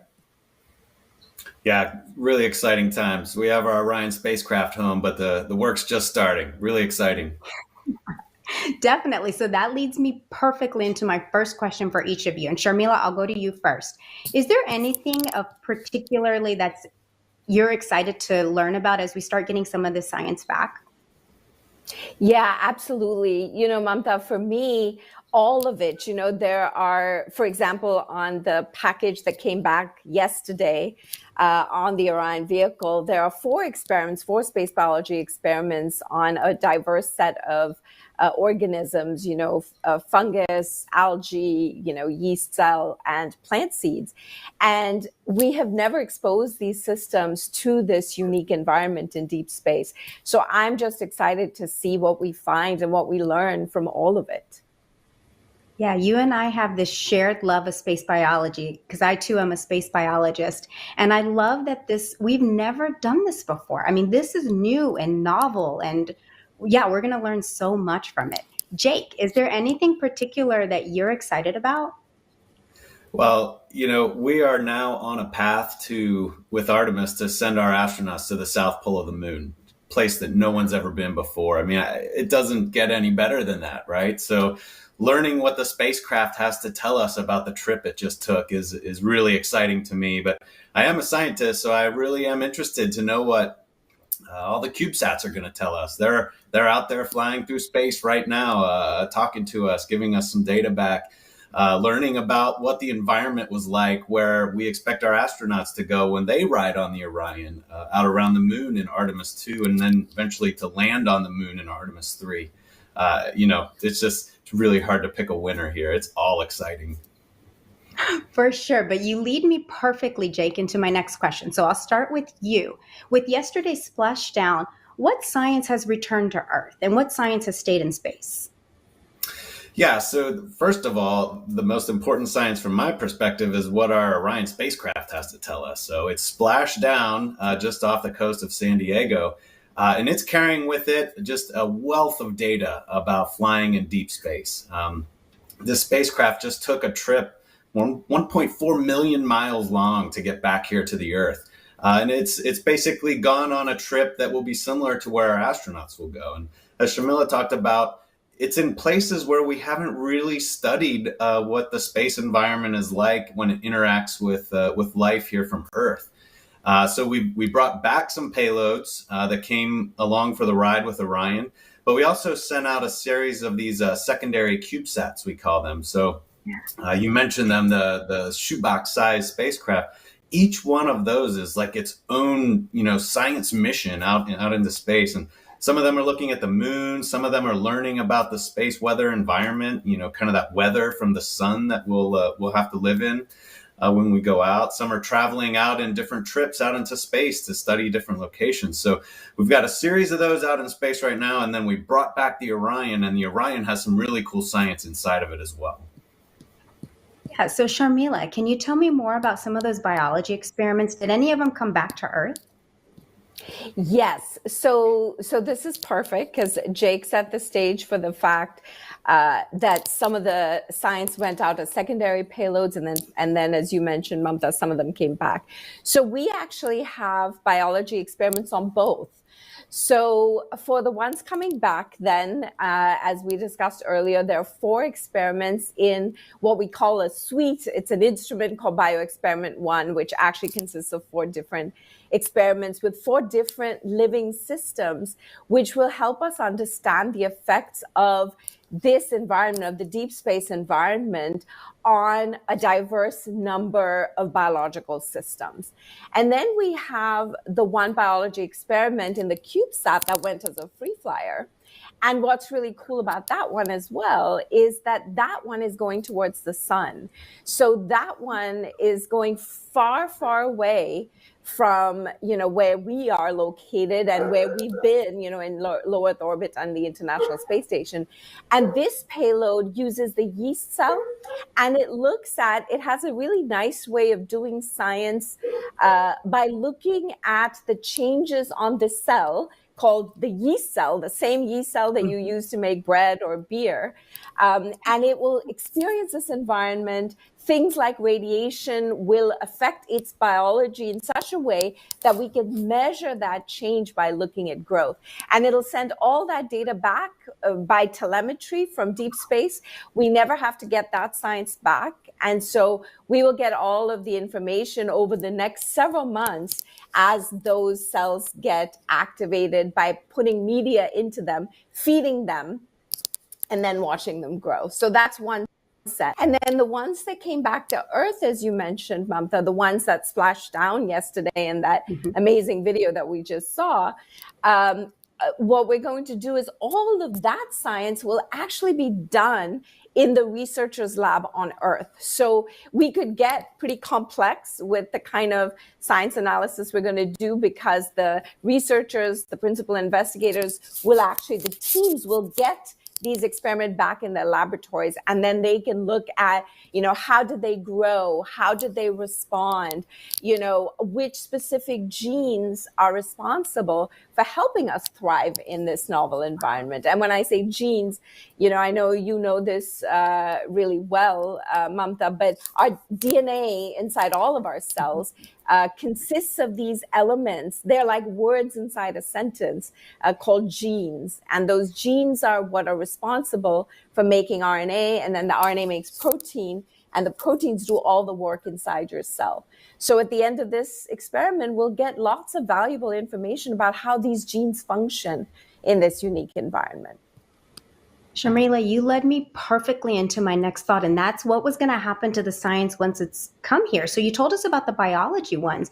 Jake, you mentioned, one of the things you're interested in is all the science we're going to get from the spacecraft itself. So what are we going to learn from that, and how are we going to learn from all of that different information we get back? Sure. So the Orion's been talking to us throughout the entire trip that it took around the moon. So we already have a lot of that data back, and we're starting to work through it. And so what's great about it is the mission went really well. The spacecraft flew well. The space launch system, the big rocket part that made the really spectacular, made it like nighttime into daytime when that thing launched. We got a ton of data from that, and the space launch system performed extremely well. The Orion performed well. We were able to get the mission complete. We even were able to do some additional work along the way. But one of the big parts for the mission was coming back to Earth, coming into Earth at an extremely fast speed, almost 25,000 miles per hour. And as the Orion comes into the Earth's atmosphere, it creates a lot of friction, kind of like when you rub your hands together and they get warm, but like a lot more than that. So it gets really hot. And so one of the big parts we had to study was how to slow the Orion down, because we got to protect our astronauts, our friends who are riding inside. So as the Orion comes into the atmosphere, it heats up. And so we're going to be able to actually look at the Orion now when we take it to back to Kennedy to understand how well it performed and how well the job it did. And then it had some parachutes that opened up that slowed it down for its eventual splashdown, looking at how it performed floating in the ocean, for instance. So we have to be able to get to the Orion to help get our astronauts out of the Orion once it's in the water. So there's a whole bunch of steps that go on there that will work through the data, analyze that data. And it's all very important for us to have the confidence that we need to put our friends in there for Artemis 2, which will be another fly around the moon, but with astronauts on board. So it just gets more and more exciting each time. Yes, it does. And I studied aerospace engineering for my undergraduate degree. So the aeroscience that you just described is so fascinating to me. I love that entire branch of science. So my next question, and Sharmila, I'll start with you. There's a considerable number of experiments that we had on board that were focusing on, and you mentioned this before, the effects of radiation. Why is that so important as we set the stage for future Artemis missions? Yeah, great question there. So the reason that's important for us to really measure and to understand is that radiation is, simply a reality. I mean, we're exposed to ionizing radiation on the surface of the Earth. We're exposed to ionizing radiation on the International Space Station. And we'll be exposed to a little bit more of that same sort of radiation when we go beyond the Van Allen belts, as you heard in the earlier video. And so it becomes important to really understand what the biological effects, as well as the other effects, actually, the effects on the electronics, et cetera, of this radiation, just so that we are well prepared. We know what to take with us.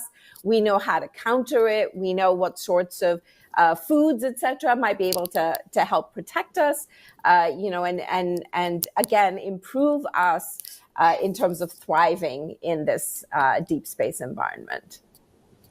Yeah, that's great. Jake, do you have anything to add on that too? Because I know there's many different perspectives when we're looking at radiation.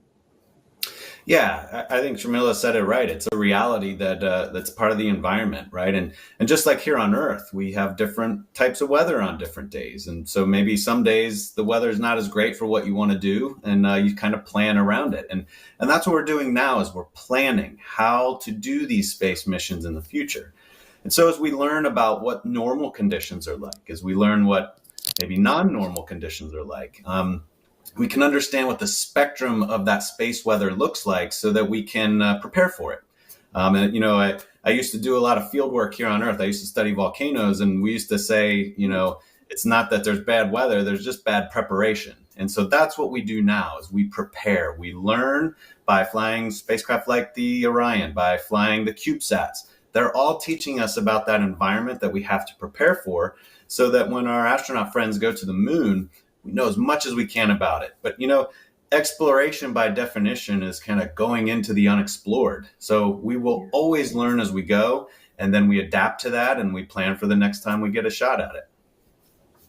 Yeah, totally. So even though there weren't any humans on Artemis 1, there were a few special passengers that will help pave the way for future missions. Let's take a look and learn more about these passengers. Inside the Orion spacecraft, as we fly around the moon, we have some cool experiments going on to help us understand what the environment is like. Although there's no humans aboard Artemis 1, we do have a few special passengers aboard that will help us pave the way for future Artemis missions. So there's basically 3 occupants riding. You can kind of think about it like 3 astronauts. We have a moonikin. We will also have 2 torsos that are learning about the moon and learning about the environment for our astronauts before they go. We have a mannequin on Artemis 1. We call him our moonikin for short. That moonikin is called Commander Moonikin Campos. The name is actually in homage to Arturo Campos, who was an important person who helped bring the Apollo 13 capsule home.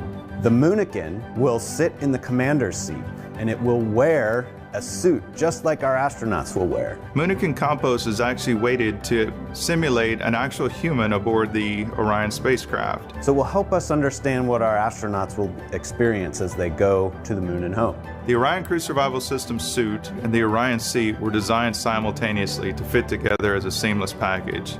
The actual design of the suit was built into the Orion seat such that when they're in the suit, in the seat, it is a true cocoon of protection for them. During this test flight, the seat will actually be instrumented with accelerometers. Sensors that tell us how much the chair is shaking during launch and re-entry and how many G-forces or gravitational forces it experiences. We expect Commander Moonikin Campos to have a very exciting ride on his way to orbit. The thrill of launch, the experience of weightlessness, the excitement of landing. What we learn on Artemis 1 with our mannequins assistants will help us better understand how a human will actually behave in the seat, both for landing and for launch to allow us to ensure their safety.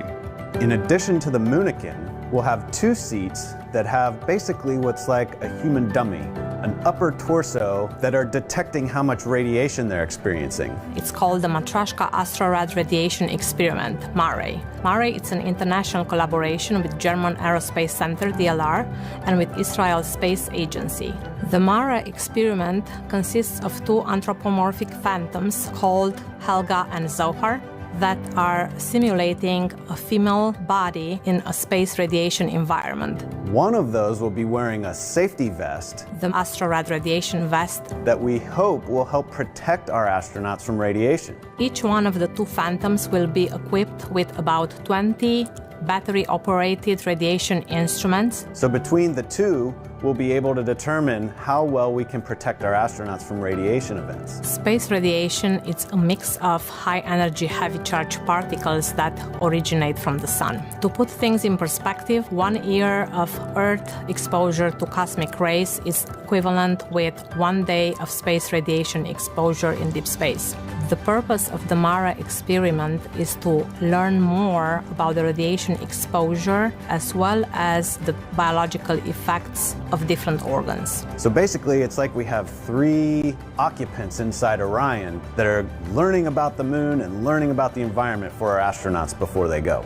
Going back to the moon with new exploration goals and new technologies will help us gain better understanding of the challenges we encounter with deep space exploration. We will have to develop new technology and solutions to meet really difficult challenges. But that's what NASA does. That's what Artemis is all about.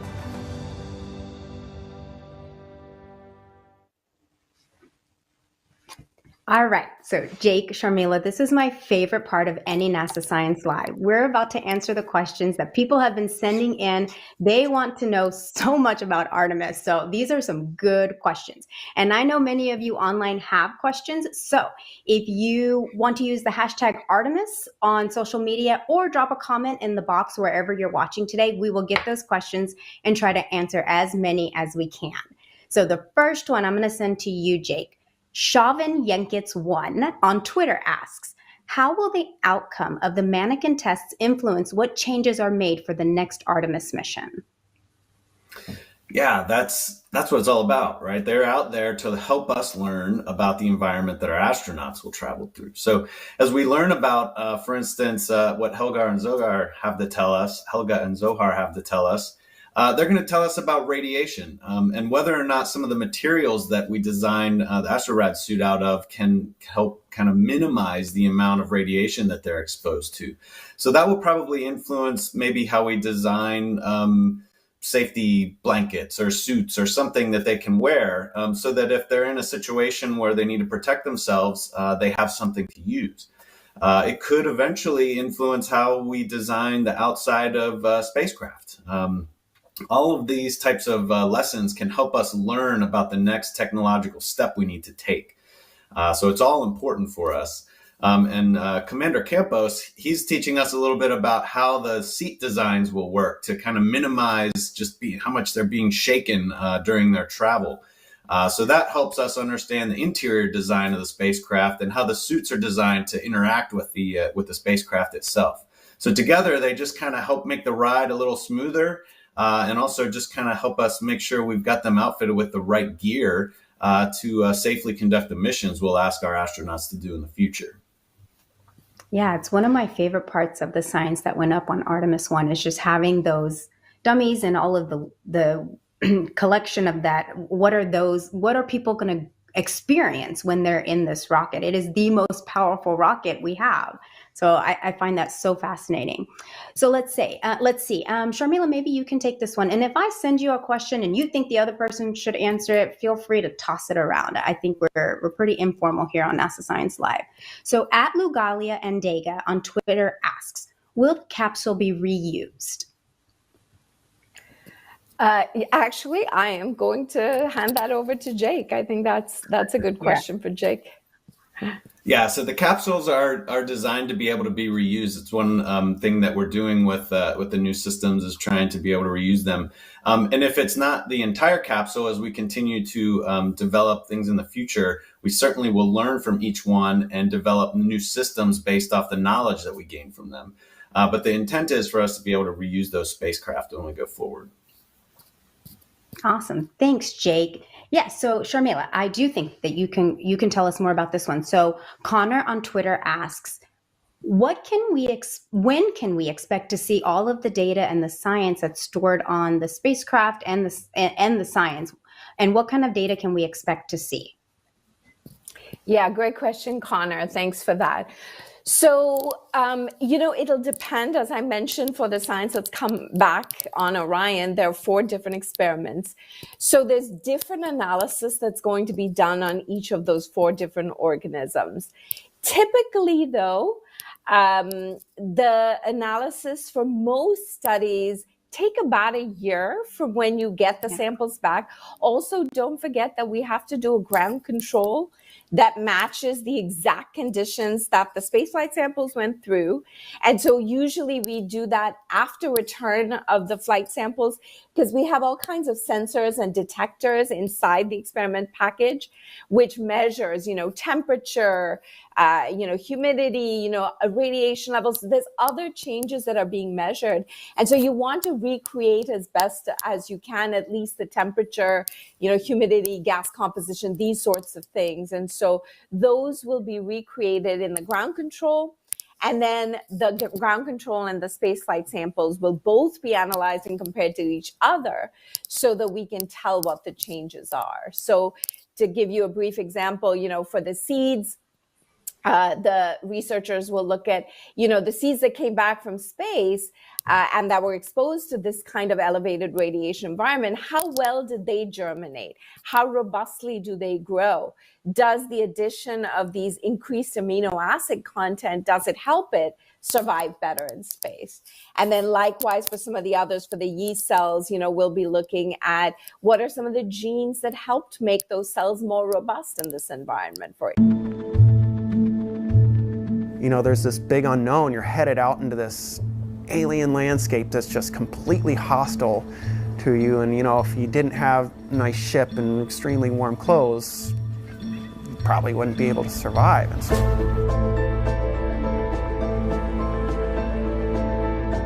Mosaic as a whole, it's a year-long drifting expedition. So it involves people from 20 different nations, about 600 scientists.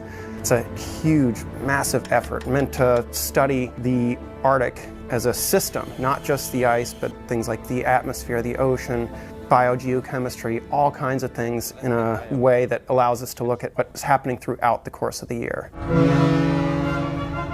So we left Tromsø on September 20th. It took us 10 days or so between leaving port, sailing out, picking up some instrumentation, and then starting to sail into the ice pack and starting to search for the flow. It was really difficult to find the flow because we needed ice that was thick enough to support all our equipment. Some of it's very heavy, and to do this safely. And actually, one of the big surprises to me and a lot of people on board was just how thin the ice was. You'd get out on the ice, but it's dangerous. It's an alien landscape. It's cold, there's bears. The polar bear situation was really interesting, and kind of terrifying. When we were out on the ice and we were setting things up, taking measurements, the bears did come back 2 times when I was there. And they came to our camp and they were doing things like messing with the equipment and going through our site. So there it was different because they're more on the turf that we had set up. This is our turf now, and now they're coming in, and I could see them in places that I had been.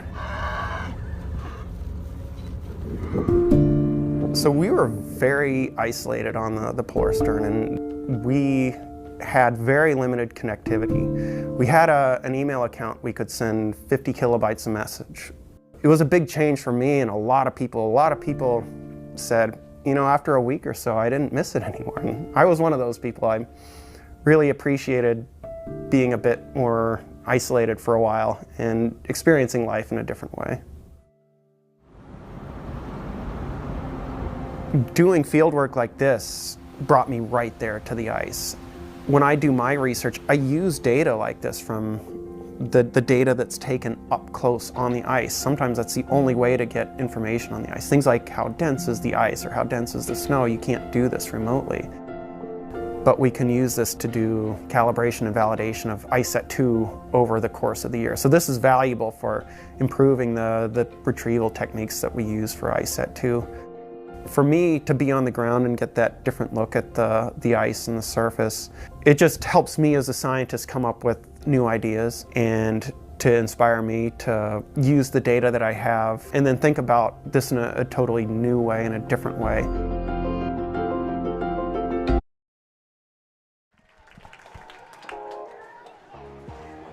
Well, good evening, and it's a beautiful Friday night here at Panther Stadium. Middleton Cardinals versus the Oregon Panthers, boys lacrosse. It's the last game of the season and for the conference title. So I want to thank everyone for joining us. I want to thank Jordan with OCA Media for hosting us this evening. And again, fresh flowers in the green room was a nice treat, and I always enjoy the Kiwis. So thank you for thinking of us. Mike, any thoughts on this matchup? Well, good evening, Jim. It's great to be here. Yes, I have a few thoughts on this. I can't imagine that how fast the season has gone, this being the last regular season game of 2022 season. Oregon, the season has gone fast. It usually does when you're having fun. And Jim, at 17-1, it's been a fun year. It's been a great year for the boys, and I'm just so happy to see that we've got a lot of them recognized for both all conference, first, second, honorable mention. I think there was 10 Panthers recognized for that, and there probably could have been another 10. It was just fantastic to see that.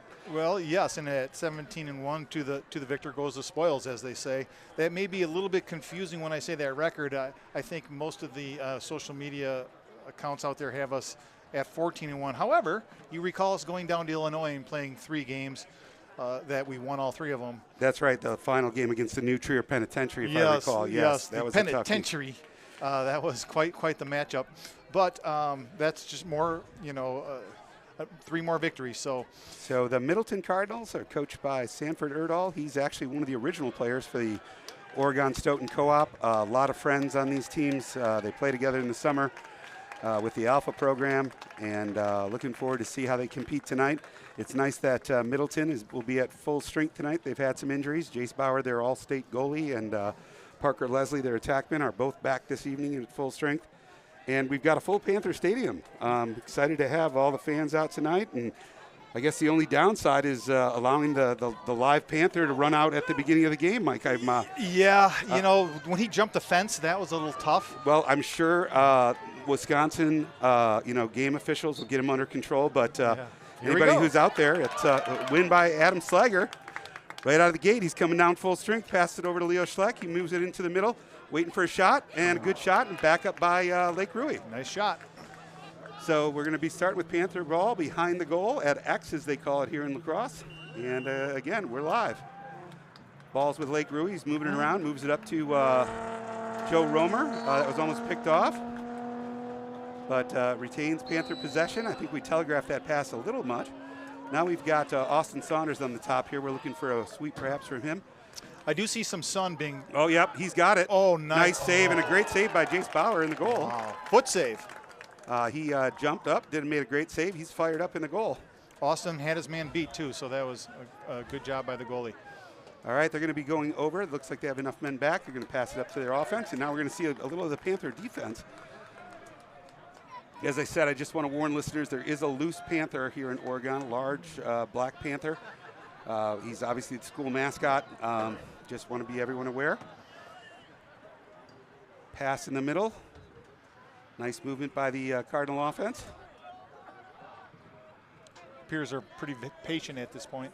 Want to give a shout out to Mike Saunders, who's who's heading down to the Indy 500. He and his family from Broadhead, Wisconsin. 45th year that they have gone down to the Indy 500, and every Friday night before they end up watching Oregon lacrosse. So that's 45 years in a row that they've watched Oregon lacrosse. That's nice. That was a nice save by Logan Leatherberry, who was first started in the net for, 6 games, Jim? 6 or 7 games. He's been out. Oh, this is a nice move. Right here we see trickeration. Yes, good trickeration. They don't know who to cover. Oh, goodness, that's the sun. That is the sun. Now Drew Kesnick with the ball on the far side of the field. Drew's going to make his way in. He's looking to move the ball to Lake Rui. Intercepted. Good defense by the Cardinals. We're just way ahead. Now Leo Schleck riding, moving the ball over to the Cardinal defender. Good clear. And the ball's down on offense again for the Cardinals. He got a good roll dodge, shot, and goal. So the Cardinals get off to a good start with a first goal. Yep, and he went high, upper corner. Yep, that was a good shot. Beat Leatherberry to the near side. And this Cardinal team, we mentioned the Panthers record. The Cardinal teams come in, I believe, at 12-6-1. So on paper, or at least in Vegas, they would tell you that the Panthers are favored. But I would say the Cardinals have been playing without their full lineup for the past probably 6 games. So they've got all their folks back. They had a number of kids on the all-conference team. Credit to them. This Middleton program has been continually growing over the past 10 years, and they only continue to get better. So they've done a heck of a job there with, again, Sanford Erdahl as their coach. Yep, they've always had good numbers at the youth also. So it starts in the youth, and if you have big numbers, then you should be good later on. Yep, and looks like Adam Slager with another face-off win. That's his second win of the evening. He gets it in for a touch, and we're going to settle up and get our offense on the field. So nice goal by Parker Leslie. Looks like they're Slager's got him. He's got a shot to the goal, and it's a finish. There we go. That's it, Adam Slager. Again, Adam, of course, was the all-conference FOGO this year for the conference team. And Jim, you can see he beat his man right away, and nobody slid. They did not slide. Right, as we said, I think you have Leo and Drew Kesnick as the outlet passes, or the pass that the defense is going to have to slide from, and so they kind of stuck with their men for a little bit. They refused to slide until it was too late. Yep. I think that was the call. So we're going to go ahead and get another face-off. That was a quick goal return. Score is 1-1 with 9:20 left. Again, I want to give a shout out to the Patterson family down in Indiana, of course, our #1 fans from Indiana. Face-off goes back. Adam Slager with the ground ball. He's going to have a couple attackmen on him. Ike Knutson with the ball on the clear. Ike got it in the box. Nobody seems to be taking Ike. He's going to settle it down and move it back out, I think, to Drew Kesnick. No danger. We've got time. We've got time. So there we go. Drew Kesnick, we got a touch. We got plenty of time. We're going to get our subs in, settle it down. Although they're not taking Drew at the high end, they're not sliding. Again, ball's up top to Austin the Speedster Saunders, and Jacob Cameron comes in as another lefty. So here we go. We got Jacob working the outside. He moves it over to Drew Kesnick behind the goal. Nice. Right there. Good pass. Good shot and a good backup. A nice find on Lake Rui on the crease there. Luke was wide open. Good save by Bauer. So also. I like how they moved that ball. I like that clear out play. Drew looks like he might have a step. Drew moves it up top to Joe Romer. Joe Romer, of course, second team all conference, going to be a Sun Devil next year. He's got a nice move on the sweep and a shot and a save. And Jace Bauer again with a save. He's coming off a trap injury, I believe, and he's been out for a while, but he's back, and he looks like he's at all-state strength again. He's already made a number of saves here in the first 5 minutes. Again, just a local warning for the Panther. If you have pets outside or animals, you may want to bring them in. Good save by Leatherberry. Not sure if we've fed our mascot, but you should be aware of the loose Panther. So again, here we go. Ball's up top with the Cardinals. Mitty working his way up top against Joe Romer. And he passes down behind the net. That's at X. He's going to move around the net, looking for a cross crease pass. Shot and goal. That's another nice goal. Yeah, it is. They're moving the ball well, and I think that was maybe Parker Leslie again with the score. Right over the top of his shoulder. Defense has got to be on our men in their sticks. So great goal by the Cardinals. Slager will be coming out for yet another face-off, and we've got a 2-1 game with 7:23 left. It doesn't appear that the Cardinals are looking at the records. They're looking at what's going on in the field, and they so far have had the better of the Panthers. Yep, I think they have a little bit more energy than the Panthers do currently, so we'll have to see if we can reverse that trend. Yep, heard there was a big sleepover, so that might be why some of the kids are moving a little bit slow today. It could be. You know, sleepovers are tough. Yeah, you would think though at 7 at night you'd be recovered. Yes. All right, they're gonna. He's got the crease. They all slid back. They're going to allow us to sub. We got a touch in the box, which is great. Nice thick turf as I look out there. Yep. We had a lot of rain last night. It was a lot of rain. Oh, goodness. They're looking for a pass. Moves it up to Jacob Cameron. Jacob Cameron moving it across the top.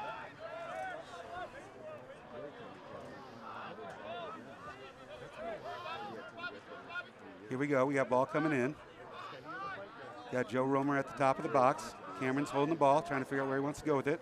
I don't think so. He makes a drive, shot, save, and that's going to be a rebound. It's staying in.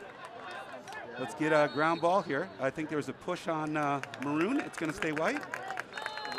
Moves it to, oh, goodness gracious. Yeah, Drew on the crease. Right on the crease. Joe Romer is in. Gets it over to Drew. Great pass. Good defense. Nice diving stop. I give them a lot of credit on that play. That was some good defense. Yes, it was. They stick checked Drew right as he was about ready to release that shot. Yeah, we should have got that ball over to him earlier, but it just didn't work out. So now their Cardinals are back on the attack. Oh, they called a timeout there before he was stripped. So that was a smart call by the coach Erdelow. Yep. And again, we want to say thank you to OCA Media, ocamedia.com, the leaders in infotainment for the Oregon Community Access channels. Again, we're available online and on DirecTV. So with 6 minutes left in the first, it's a 2-1 ball game. Beautiful evening here at Panther Stadium again. Shout out to my uncle I just saw down in the crowd. He came up from Augusta, Georgia. To come watch the game. I believe I've met your uncle before. Yes, yep. He's kind of a legend in these parts. Yes, he is. He makes his debut every now and then. Well, we appreciate him making the trip along with the other fans. I know that we've got several in from Reykjavik, from our local affiliate in Reykjavik. They all flew over. Again, they would be the ones in the puffin outfits down there in the student section. They're all dressed as puffins. That's correct. And I'd also like to give a shout out to Lake Rui's grandparents up in Mercer, Wisconsin, which are watching the broadcast. Welcome, welcome. And Mercer's a great spot. I've spent many a day out on the Flambeau flowage. Yes. Catching a walleye or two. Always a great visit, and have always enjoyed meals up at the Dingaling Supper Club. Yes, and I think I've already just heard stories about the big muskie that got away from you. Yes, well, and I got away from Chad Nide, and that was in Canada. Again, it was not a great job by my netting work. Very frustrating, I think, for my co-fishermen. Oh, well. So, again, we're starting the half off a little slow, but it's still 2-1. And Jordan's still doing a great job with the camera. Ball will be starting out at the top of the box. Seth Nadia will be covering the ball carrier. And he's going to travel into the box, get a touch, and then we work the ball around. So we've got ball coming in. Got an alley. He's got him beat. He went high. He was going to go high. Yes. Good eye by Logan there. So here we go. Ball's coming again at X. Adam Mickelson on there. Tries to do a question mark shot. Just misses wide of the mark. Ball's coming in behind the net. So here we go. Ball's in. Luke Isley's on the ball carrier. Moves the ball back up to Parker Leslie. To number 2 here. Covered by number 3, Eric Patterson. Nice move. He's got him beat. We got a switch here. Good hammer of a shot, just wide of the mark. We're giving them opportunities here, Mike. Yes, we are. Got to be moving our feet to play on defense. So here we go. Ball's in. Ball's up top. There we go. Ball's at the top of the box. Sweeping right. Shot again. Up top, wide of the mark. They're starting to even up the shot count here, Mike. Yeah, fortunately, the shots are not hitting the net, but they are controlling the offense. They are getting shots. They are getting shots. So here we go. Ball's coming in. Ball's at X. Again, this is, I believe, Parker Leslie. He's their leading attackman. Plays Unreal in the summer. Oh, boy. Great shot across the ball. Seth Nide with the ball. Yep. Seth's got some great feet. There you go. Take it, Seth. Take him till they take you. You got it. Yep. We have a fast break. Well, he's going Nope, to slow settle it down. I like that. Good call. He got a touch. Might as well give our defense a rest. They've Yep. been 5 or Playing 6 too shots. long. So now Leo Schleck has got him up top of the box. Got the ball.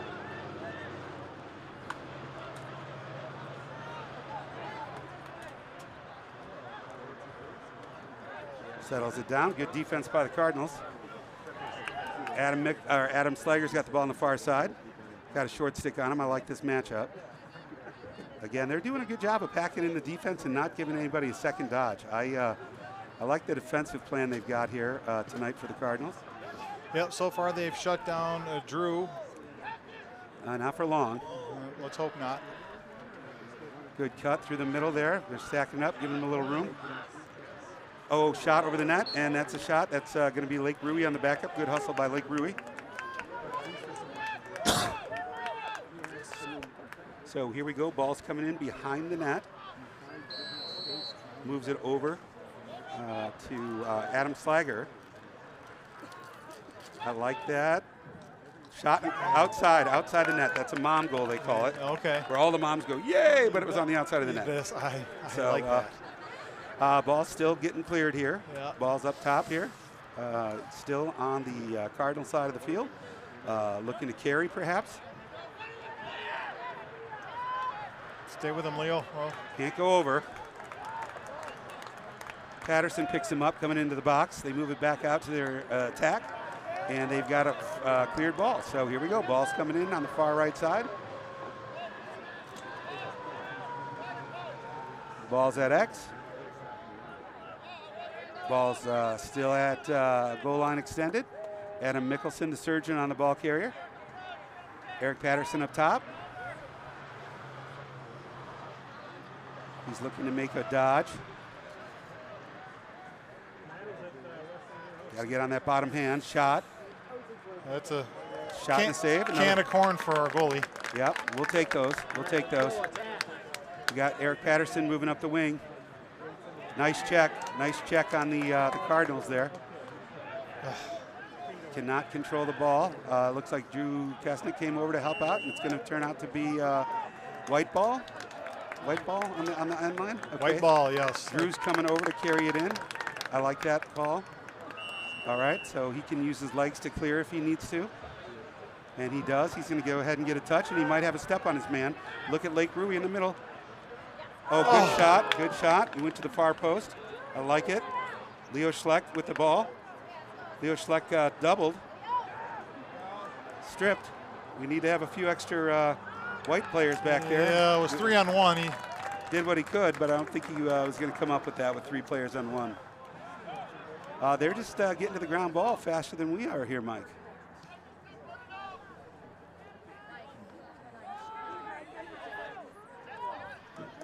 Keep him out, Joe. He's going to go ahead and get a touch. He got in. They were counting, but they cleared the ball. So we've played a lot more defense in this first quarter than we did offense. Minute 44 left in the half, or the quarter, excuse me. Ball down. Good check by Luke Pugh. Still loose. Force him out, Luke. Good check again. Very nice. Terrific defense by Luke Pugh. Yes. He sees Joe Romer up top. Joe Romer with a break. We've got a minute 27 seconds left. He moves the ball down to Drew Kesnick. Drew's going to settle it down. Moving it down. We've got our middies coming in. It looks like Slager and Saunders coming in, and then we're going to go ahead and get another sub with Joe Romer Knutson coming off.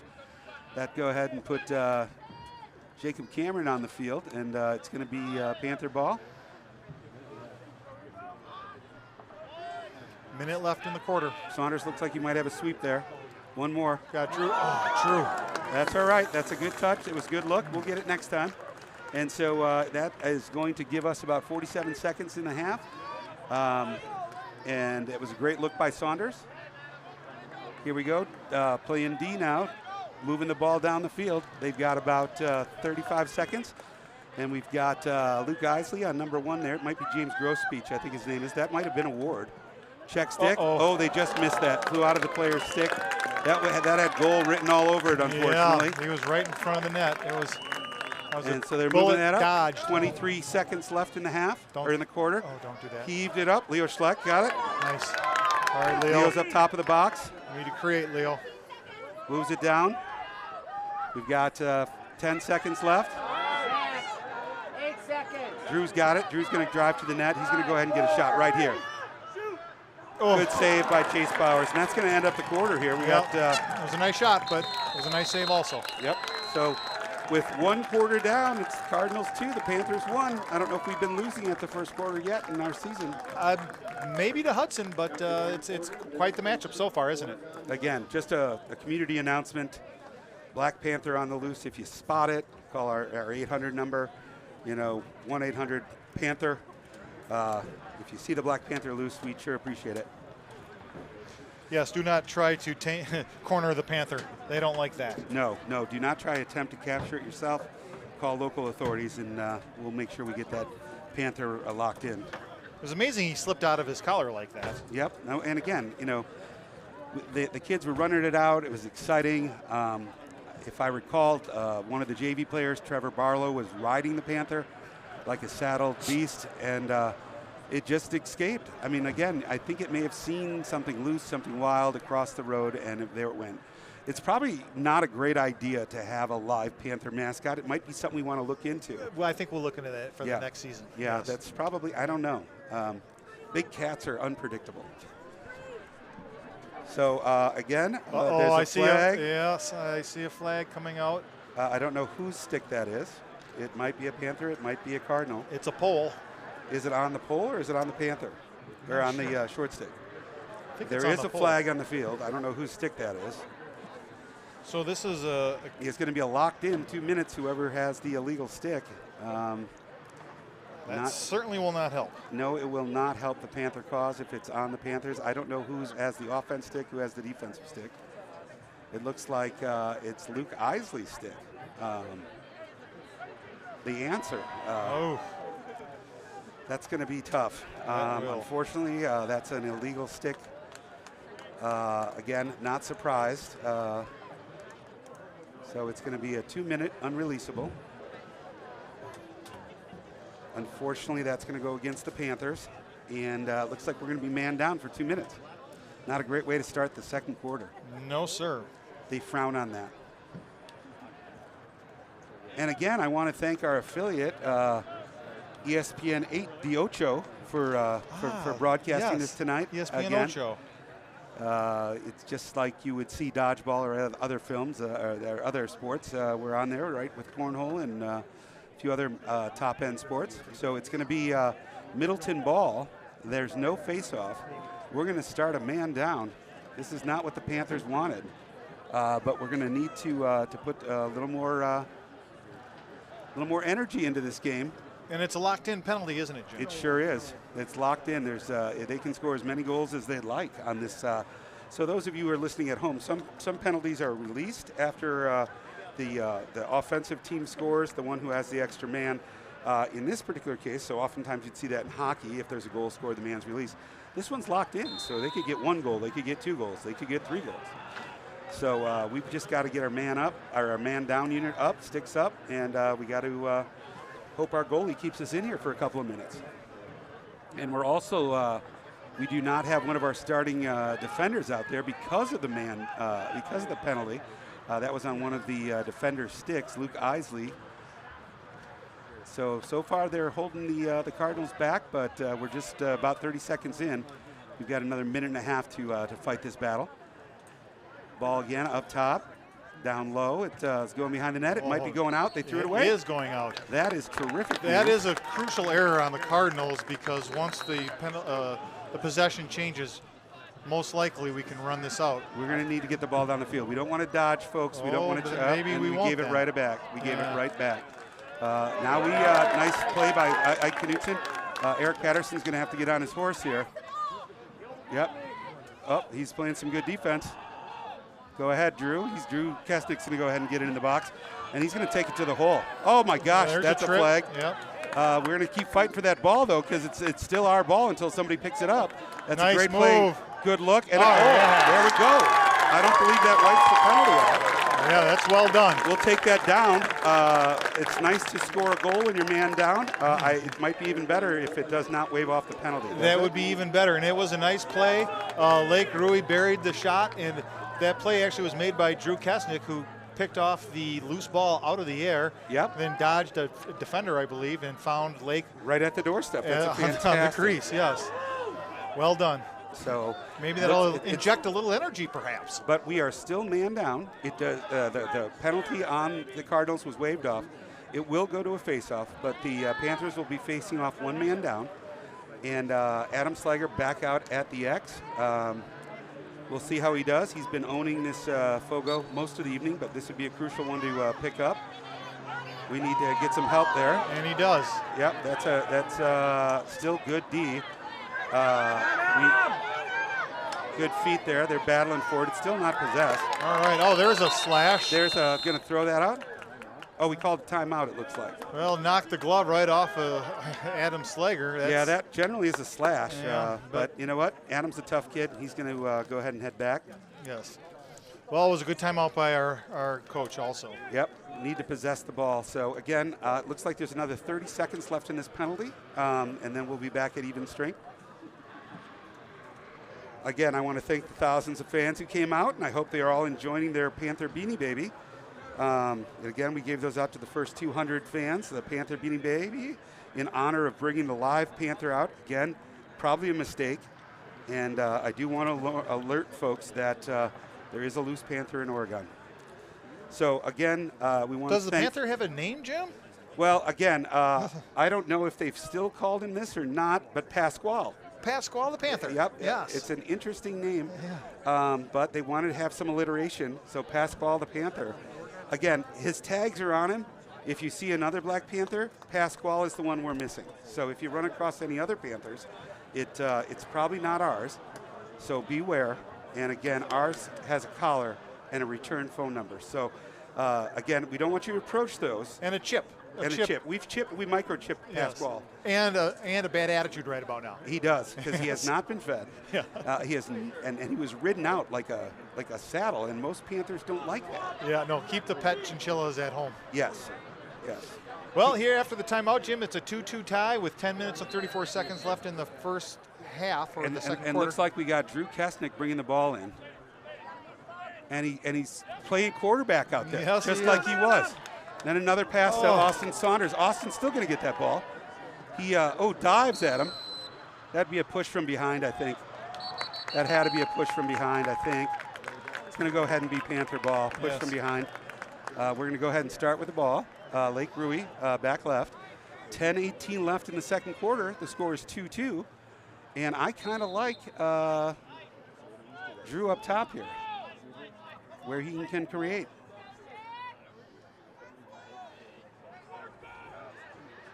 So we got Leo Schleck now behind the ball. We got Austin Saunders back there. We got a double going on, early double.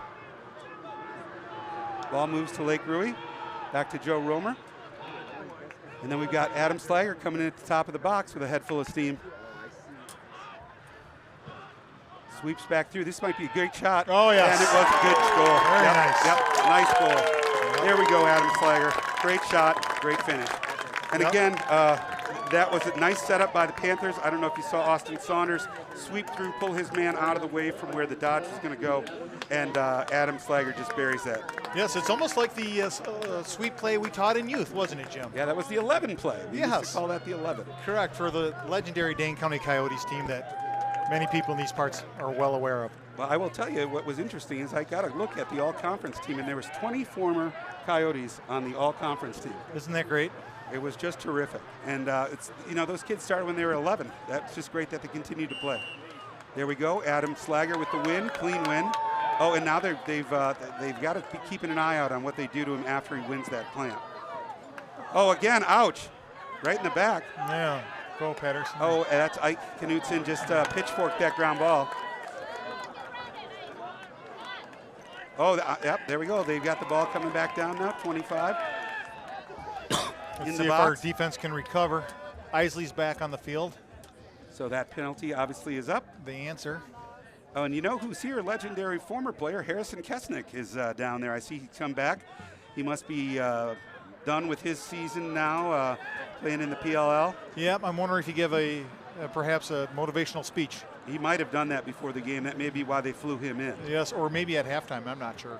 Well, we'll see if we need it. I mean, it's a 3-2 game, 8:54. It's a real tight game.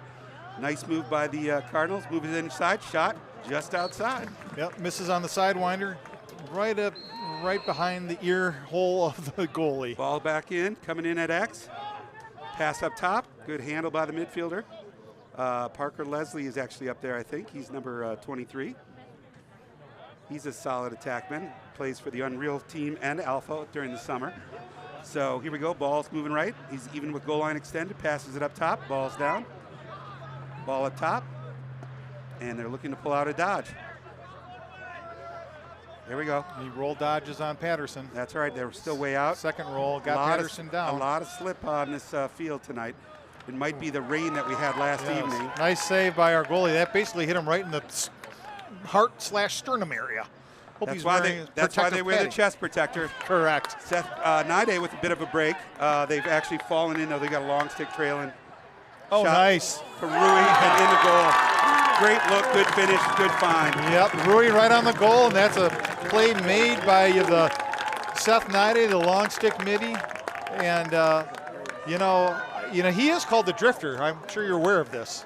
Yeah, because of his likeness to Clint Eastwood. Correct. Again, I just watched Unforgiven the other night. What a classic actor. Yes, and Seth, And that was a perfect execution of what's called a diamond break. As you can see, Seth Nide came down full speed.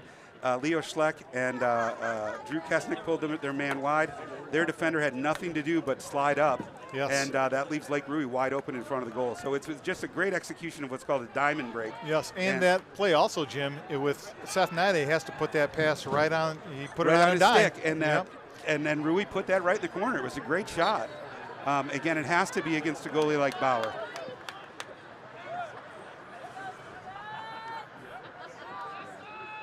Face-off won by Slagger.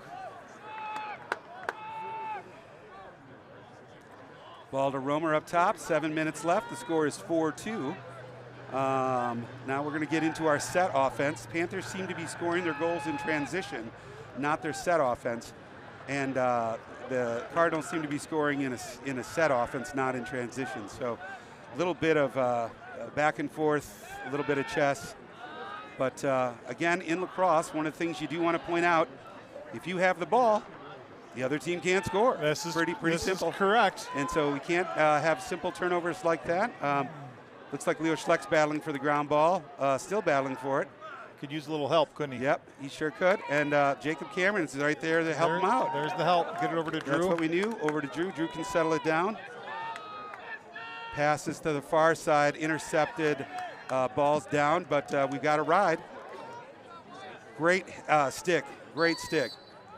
Sounds like a timeout called by the Cardinals. And a good call. A good call. His defender was in trouble. That was a great call. Yes, the defender was trying to make it through 3 players of the Panthers, so it was a good timeout.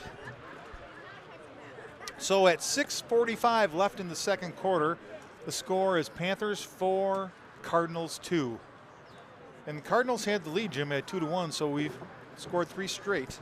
And that's even with a 2-minute unreleasable penalty, Mike. So I think we got one of those goals when we were a man down, so that's should add some fire to the Panther squad. I think they're playing with a little more intensity so far. Yes, it helps. But this by no means is over. We've got a 4-2 game, and as you know in lacrosse, people can go on runs. It doesn't take much for a team to start getting the energy, and the momentum switches very quickly. That's correct. And I think that's one of the strengths behind the Panthers is they score in transition.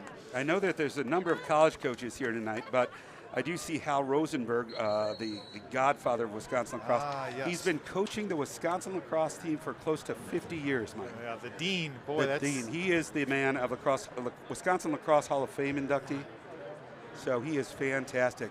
And Jordan, we got to thank Jordan. Jordan just won her 4th OC Award for lacrosse production. We just want to give a big shout out to her. It's been a pleasure working with her all year. I think at halftime they may get out the T-shirt cannon and fire those Hal Rosenberg T-shirts into the crowd. Yes, Hal the Laser Rosenberg. Yes, those are awesome. I just like the way that they've superimposed his face so that it looks almost 3-dimensional. Yes. Oh, nice ride, Drew Kesnick with the ride. It's going to be him, and it's him all the way. Oh, hit in the back. Hit in the back, no call. Interesting. That's interesting because, again, he was clearly taken from the back. Good check by Ike Knutson.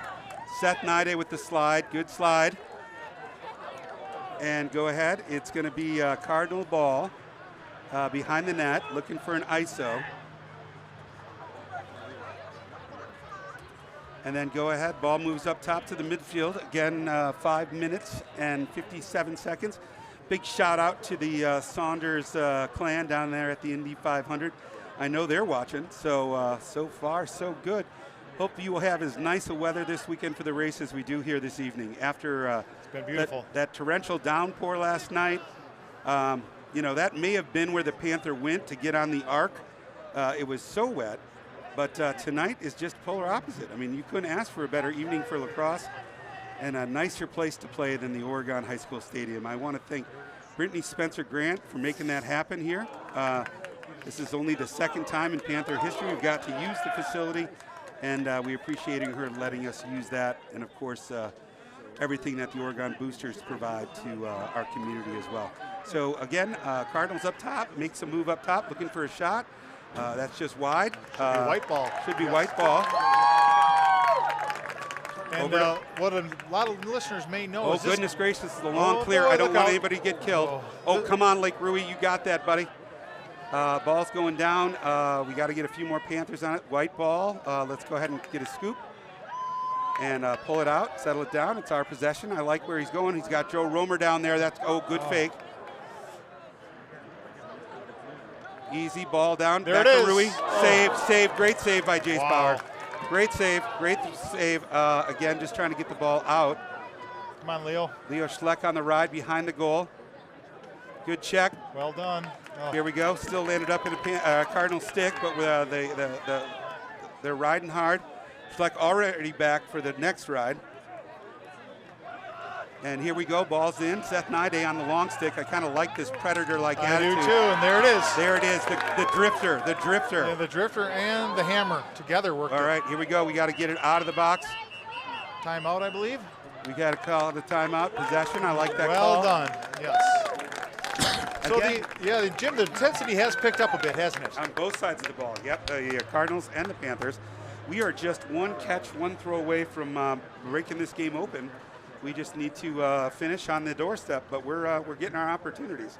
I like the way they've adapted so far, and we're going to go ahead and see what they do.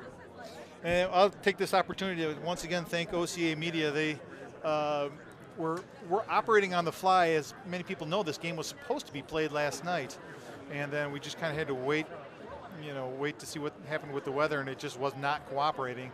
So here we are tonight, but it takes a lot of work to set up the audio and the video, and so OCAmedia.com did it here on the fly, so we have to thank them. And again, just can't thank them enough. Josiah, Frank, all the folks. Corbin. Paul, Corbin, and of course our favorite, Jordan. Of course. For helping out with OCA Media and really presenting all sorts of things. I was actually on their site the other day. They had a 6th, 7th, 8th grade choir concert. They had the percussion ensemble. They had the local village board meeting. They're everywhere, really. And I know that next week they're actually covering the state rugby finals. Nice. Which, again, it's such a treasure to have in this community that we have this kind of access to production for grandmothers, for friends and family to enjoy the sport. I mean, there wouldn't be fans in 7 countries for the Oregon Panther lacrosse team if we didn't have OCA Media and the opportunity for them to watch it. So, again, want to say hi to everyone, and we want to say thank you. It means a lot that you're listening. Ooh, that was right in the back of the head. I'm surprised that wasn't called. Yeah, it looks like they're letting the kids play here. Yep, that's a shot and a goal. Oh, nice. Nice pro shot, Drew. Yep, jump shot by Drew Kesnick. That's going to leave a mark. That's 5-2. And we're happy to get that goal. And that's one of Drew's maneuvers, Jim. He comes around from the back of X. And makes that jump shot and puts it down low. The goalie had no chance. Yep, and sometimes I think what Drew can do is when he jumps in the air, sometimes he's jumping away from the net, but sometimes if with a head of steam, he's jumping at the goalie. But either way, so for all you young players out there, one of the things that Drew did there was he changed the plane of the ball when he went to shoot. He didn't go from high to high. He jumped up and put that shot right at the goalie's feet.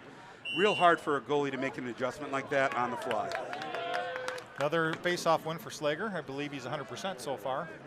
Yep, I think so. If not 100%, he's darn near 99. Yep. We'll just go 99.5. How about that? Sure, given our statistical machine up here, Yes. I'll ask Watson. All right, so here we go. Ball's coming in behind the net. Again, ball moves up top to Austin Saunders. He has one goal early. I believe he's got the break again. Shot, and it's a save. Stick to high. That's not going to get by Bauer. Yep. It was a nice snare. Yep, and then now we're on the full ride again. Drew Kesnick on the ball carrier. And then Leo Schleck. Good check. Oh, he stepped out. Nice. Good check. Go. Yep, they're not giving him anything here. Oh, he should have held up there, waited for us to get some backup because that ball's going to go back to the Cardinals. But good takeaway. I think those are the right opportunities to take. Yeah, it's a high risk, high reward when you don't have a man at X, but the reward is a goal. So that's because he got a good start. I think that's what happened was they picked up the ball and transitioned. So Cardinals are going to come back down. They're in the box, so they got the clear. Luke Pugh has the ball carrier, and he moves it back to X with Luke Isley. Luke Isley has ball, carrying it out far. Luke still has ball. Great check. Nice. Great check. Oh, but is picked up by the 4.09 sprinter. Great check, but it turns out to be a great pass. Nice pass. It's going to work. That's going to be Lake Rui at a shot. Just missed. Wow. That worked out well. Sometimes the ball bounces your way, Mike. Correct. And sometimes it doesn't. Right into Drew's stick, but then it was stick checked at the end. Very nice. So here we go. Ball's in. Leo Schleck calmly. That's all right. We got backup with Adam Slager. In this thick turf, it's not going over. No. Again, this is like a large carpet. It's nice and soft, I think, but it also doesn't give you a lot of extra zoom with the ball. Ball is off the crossbar. Of course, Leo Schleck's the first one over there, so it'll remain Panther ball. Slager's coming off for a sub. Moves it back to Kesnick at X. Kesnick's coming up the left side of the goal. He might have a question mark, but looks like the ball just went past our cutter. So the ball's up top now. Austin Saunders. He's got the speed. He's got the speed. They're sliding early. We got to move off ball. That's the key here. Minute 13 left in the second period. Score is 5-2.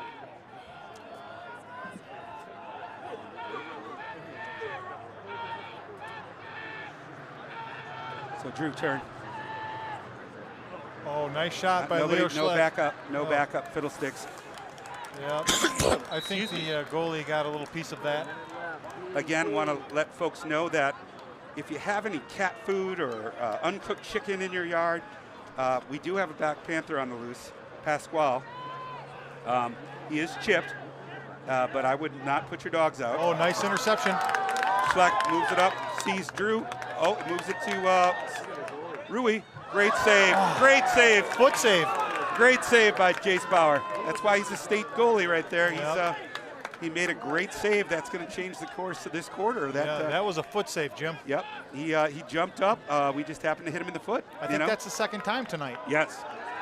Oh, he's got the corner, and that's a goal going the other way. That's Jace Bauer with the 2-goal swing. Yeah, with 13 seconds left in the half, that is a 2-goal swing, isn't it? Yep. That's a 2-goal swing. Not getting the one and them getting it back. Like I said, that changes momentum. But I think we've got 13 seconds left, and we've got Adam Slager at the X. So I feel good about our chances. We just need to be very active on the man on the drive here. Well, as we know, Jim, the Panthers, with Adam winning the faceoff and a fast break, the Panthers, I think, have scored 4 or 5 times this year in under 10 seconds. Yep, well, we could sure use one now, Mike. I'm with you on that. I think if I'm the Cardinal face-off guy, I'm just trying to tie Adam up here. I'm not letting him get a step downfield. He can win the clamp, but I'm not letting him get the ball. Yep, right there. He's just going to play field. Yep. So we only got about 10 seconds left. 5, 4, 3, 2, 1. Shot. They're going to go and try and make a shot, but nope. So that's going to be halftime here. And again, I want to thank everybody for coming out. The kids look like they're having fun with the Beanie Babies. And we've got, probably 300-400 alumni here that are coming out at half to play a little competitive alumni game. Not all the players, of course, will be playing. Many of them, have been around for 75 years that they're here celebrating the Panthers. We're going to go ahead and turn the headsets off for the halftime, and we'll be returning in 9 minutes. All right, thank you.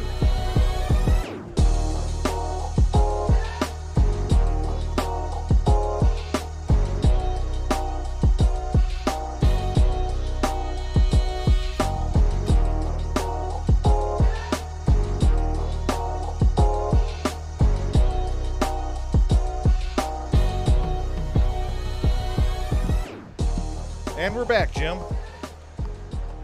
Another 24 minutes of lacrosse. Again, good news. Good news. The Panther has been captured, and Pasquale's uninjured, and he'll be returned to his pen here on the Oregon High School campus. So again, I do want to apologize to the neighbors for the loss of their golden retriever, but we are going to be fine. We will be replacing them with a new fluffy puppy. Yes. Or a chinchilla from Adam Slager. Why not? Why not? So to start the third, here we are, Jim, 5-3. The big momentum shift right at the end of the half. And, Slager back at the X to get this thing going. But the Panthers are going to need to put on their big boy pants here to play this second half. We're looking to make an impact, and they're face guarding. I think we just need to be a little more aggressive.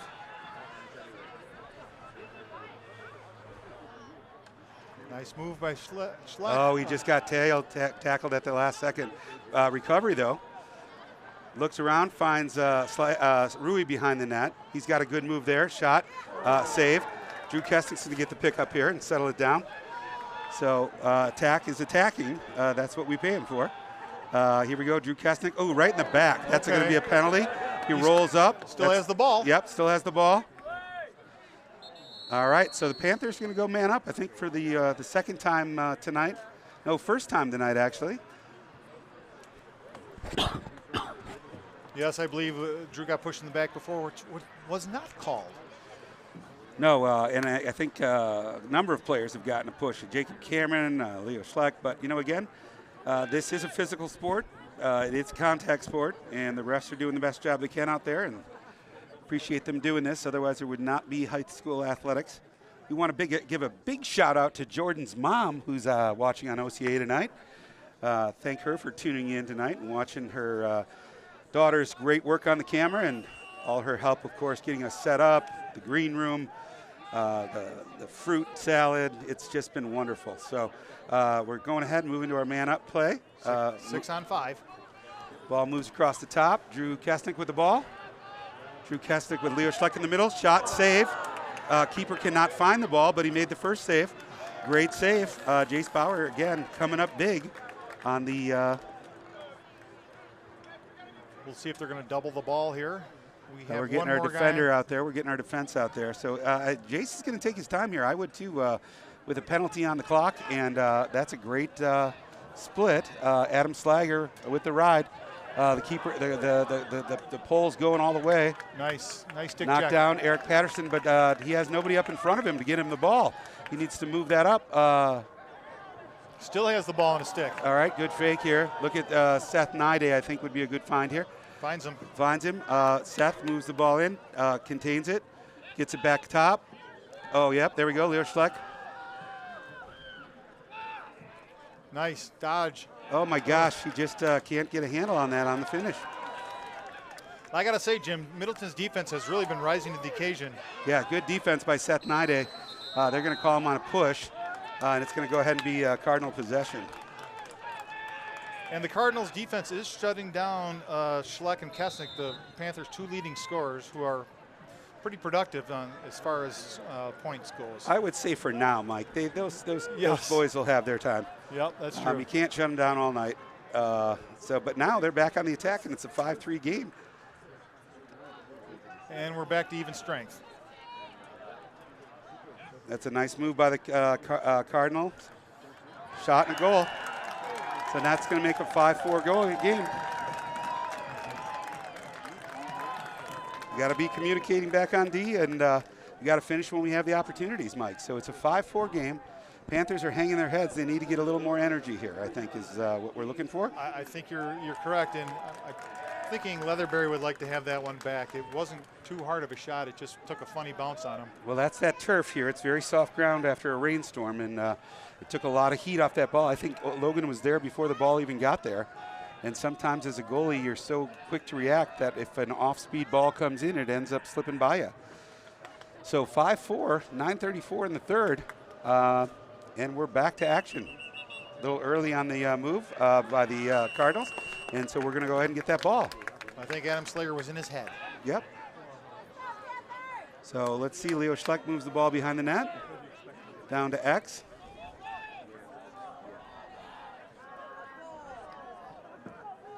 Pass across the crease. Great save again, Bauer. Interference with the goalie they're going to call, and it, again, we need to finish on those opportunities, but Bauer's been a wall back there. Great check. Nicely done. Well, a nice man ball there.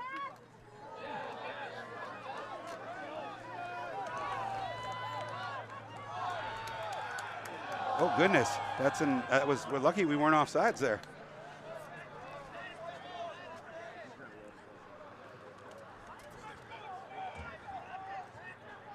Here we go. Ball's coming in from X. We got Luke Isley on the ball. Ball moves top right. Ball's top right. Ball's top center. Top center. We've got looks like Ike Knutson on the ball, playing some short stick D-midi. Moves over to Adam Slager. Adam Slager playing some D-midi. Looks like they're moving it behind the neck to Leslie. Leslie with Adam Mickelson on him. He's trying to drive the goal. He's going to turn and fire. Off the pipe. That was a good shot. Off the pipe. Goalie's best friend. It's going to need to come up. That could have been a tie game real quick. Nice handle by the Cardinal midfielder there. And the ball's going to go ahead and stay with the Cardinals for another possession. So we're moving down here with 7 minutes and 54 seconds. Score is 5-4. 5-4. Nice sweep there. Pushing the step, and he's going to get a shot. Good slave by Leatherberry. Nice catch. Easy pass to Luke Isley. And then there's interference with the keeper, but there was no call.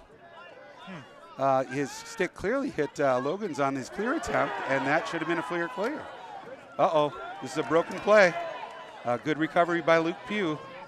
Good recovery by Luke Pugh again. Stay with it, Luke. Who's helping him out? They have two over there. We have one. Again, we're going to continue to lose that that battle if we have two. Did they call a flag on that play, Mike? I believe it's a timeout. Timeout for the Cardinals. Yes, which seems strange because it didn't appear to have any possession. And again, we're going to go ahead and take a timeout. We're going to get an opportunity to reset on defense and remind the fans at home with 7 minutes and 17 seconds. The score is 5-4 in favor of the Panthers, but the last 3 goals have come from the Cardinals. So they got a bit of a momentum swing here, and the Panthers are going to need to do something to stem that tide. Yes, they are going to have to do something, and we've seen pretty good defense by both squads here tonight. And I'll tell you, it's this could be a preview of a semifinal match at state. The Middleton Cardinals and the Panthers line up. Should they both win out their playoff games, they may end up right back here in a few weeks. Yes, I understand the bracket for the high school tournament came out this morning, and there's some interesting matchups there. Now, this game has no bearing on the seeding for state, but it does determine who is the conference champion. And with a win here tonight, the Cardinals would secure a share of that and actually end up taking the conference championship from the number 2 team in the state if they, because they will have won head-to-head. Correct. So they will have finished with the same amount of points. However, the Cardinals would win the head-to-head. So I'm not so sure that's going to happen tonight. I sure hope not. Yes. So after the timeout, the Cardinals will be starting with the ball on the side left here, closest to the stands. Again, I want to thank the thousands of fans that are here tonight, and I hope the kids are enjoying their Beanie Babies. Nice giveaway. And Jim, what we should mention for the listeners is that it seems odd that they'd be playing this game if they already have the tournament seed set. However, this game was supposed to be played last night, but again, the weather did not cooperate. So Mother Nature won. Correct. So she's going to do what she does. Yep. And there's no beating Mother Nature. No. So here we go. Ball's coming in top of the box, top center, and ball's moving over to top right. Top right moves it over to side right, or side right. Side right. Goal line extended. They're even now. They're at X. Moves it over to the side left. Top left. Cardinals are moving it around. They're looking to go to set play here, it looks like. Looks like a dodge from up top, maybe a sweep to the middle there. Trying to pull the short stick out for a dodge. And that's a nice roll back, and he's got a bit of a step. Nice check by Eric Patterson. Ball's on the ground. It's got to be white. The ball is not bouncing in our stick. A little push from behind there, no call. Ball up. Luke Pugh with the ball. That pops out, and then the surgeon picks it. He moves it back, shot. You Good can catch. rely on the surgeon to use the scalpel. That's a throw to Eric Patterson. Eric Patterson moves the ball up the field. And we're getting a count, so we need to get that ball in the box. That is in the box with possession, so we're good to go there. Drew Kesnick on the wing. Now let's settle the ball down here on offense. Let our boys on the back get a little bit of a rest rather than force the ball again. Here we go, ball's up top. Austin Saunders, Adam Slager coming back in. Of course, Adam has 2 or 3 tonight. He's having a great night. Lake Rui with a couple, and I think Drew Kesnick has one. Great, we kind of telegraphed that pass, unfortunately. And that's going to be a possession. And it's coming the other way. That long stick got an opportunity to... nice stick check, Adam Slager. And he was a little angered at that last play. When they took the ball away from him, Yes. he was not happy. No, he was not. And again, he's going to go ahead and get it into the box himself. Yep. Rolls it in. Great play. He's acting like a cornered Panther. So now it's 5-4, Panther ball. We're going to go ahead and get things set up on top here. I don't know what's going on here on the offense here as far as midfield goes. Not sure. I think they're going to reposition. Maybe, yeah, that might be the case. Drew moves the ball. Saunders, he's going to get a shot. Lefty. Good save, good shot and goal. We needed that one, Mike. Yes, we did. Austin Saunders with the nice switch at the end. Kind of almost a tomahawk or an Iroquois chop. He switched hands. He brought it in right, protected the stick right up to the end, switched it to his left hand, and finished it in. Nice. Strong left-handed player heading to ASU next year as a Sun Devil. But it's time that we got that goal. We needed that goal. And he switched it right at the last second, which is the way you do it to guard it from being stick checked by the defense. At the last second, that's correct. So Saunders gets on the board, and that's going to make the score 6-4. Still not comfortable with this lead, Mike. It's too close. We need to keep accelerating here and start to really push these Cardinals. So I don't think they're going to quit, though. They're not going away. No, they're not. They may just start to get more physical. They are a very strong physical team. Here we go. Slager coming in. Oh, right at the feet. And unfortunately, that's going to be a Cardinal ball. Yeah, unfortunately, that was an unforced error. Let's see if we can get the possession back. Yep, we can't give the ball away like that. I don't think that was a Schleck issue. I think that ball was just a little low. Well, and we should mention to the listeners, when you do a face-off, your head gets really mangled.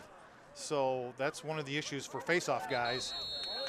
Failure to go over. Yes. Yep, that was a good ride by the Panther squad there. 5 yards. 5 yards. That's a penalty. And there it is. And it should be a trip also.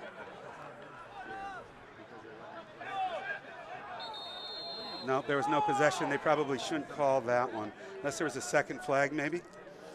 I'm seeing a second flag on the far sidelines. I'm not sure. So what do we got here? We had a delay of game. And we've got ball coming in. So it's going to be delay a game, 30-second man up, correct? Correct. Who's coming in on the man up here up top? Is that Slager? Slager, Leo. No, I'm just checking on numbers here. We've got 4, 6, okay. And then the clock has not started, so we're going to go ahead and get set up. It appears the Cardinals will be down for 30 seconds. Okay. Man down. Let's see if we can work a...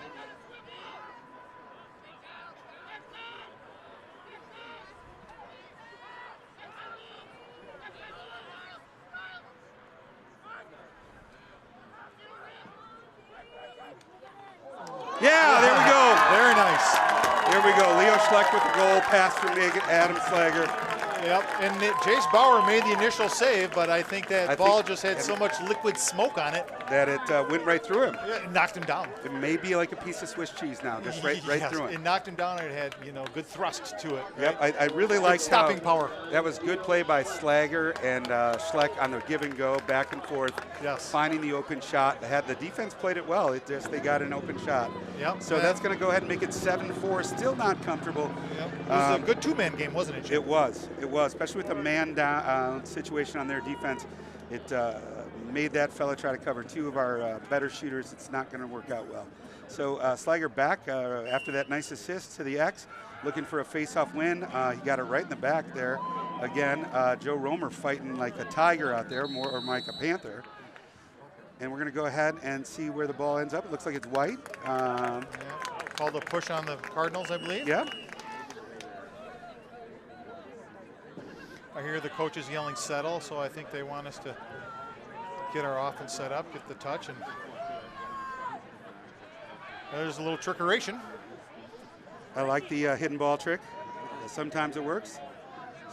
Looked like Saunders was open there on the backside. Looked like Jacob was as well, number 18. But Drew's got his man behind. I like this. Looking for some help. Lake coming around. Ooh, bounce pass, nice handle by Schleck. That's not easy in that thick grass. No. Over to Saunders. Seems like they have like 5 long sticks out there. Everybody who has the ball has a long stick. They're doing a great job on that defense, switching off onto the ball.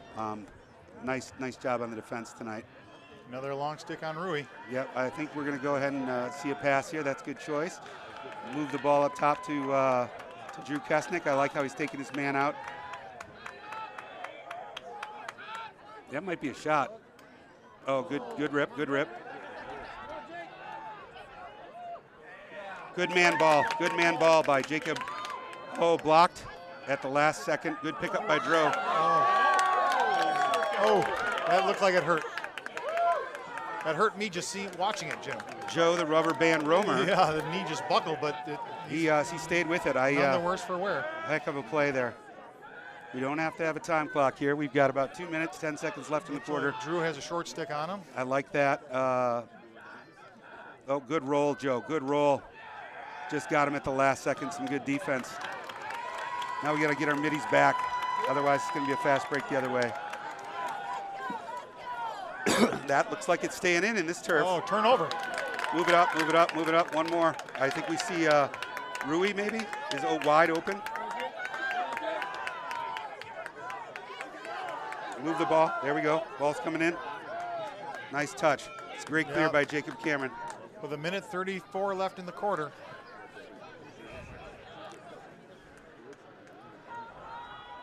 Looks like the Panthers are going to settle down and try maybe work for the last shot. Let's see here. Perhaps. Again, of course, in high school lacrosse here in Wisconsin, we do not have a shot clock. Unlike the college ranks where they have 80 seconds to get a shot off, so we've got enough time here. It's a good rotation there. Pass over.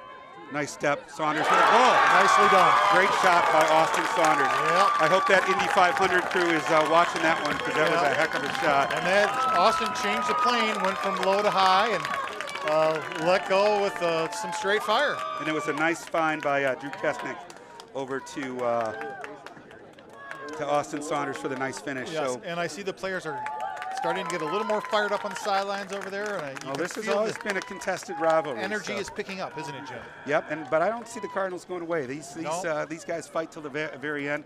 That's a credit to their coaching staff and to Sanford Erdahl. Yes, there's no relaxing.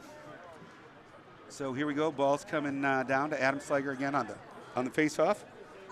Let's see if he can continue with his winning ways. Certainly don't want to jinx him. Oh, why'd you just say that? Because I like to say that stuff. All right. So well done. You did not jinx him. I don't believe in jinx. Yep. Oh. That's all right. That's all right. We'll still got 52 seconds left. We want to try and prevent them from getting the last shot here. They have been known for a long time for giving up goals right at the end of the half. So we need to have a full ride, full coverage. 1, 2, 3. Offsides, almost. Okay, no call. And we're going to go ahead and see the ball get loose. 28 seconds, though, so don't like where we're at with 28 seconds. Shot, pipe. That's going to be stay in. Adam Mickelson with the ball. He's got 2 Cardinals on him. Who's helping him out? Come on, Surgeon. Who's helping him out? Good defense. Oh, that's going to be Panther ball, I believe. 13 seconds left. They're going to give it to the Cardinals. Now we should be face guarding our offensive players right now. They got 11 seconds left. He's definitely going to go to the hole. They're going to want to get a goal before the end of the quarter. There's nice check. All right. So a much better quarter out of the Panthers. They got 3 goals. That's going to give us a score of 8-4. And again, all of you who were on the lookout for the Panther Pasquale, he's been captured back to his den. He's resting comfortably. Resting comfortably. And again, our apologies about the golden retriever. Yes, we'll get another one. So with 3 quarters down, heck of a fight for the Badger Conference. 12 minutes left to go. As you said, Schleck and Kesnick started to get a little more fired up there, and Saunders with a couple. So, again, that's something about the depth of this Oregon team.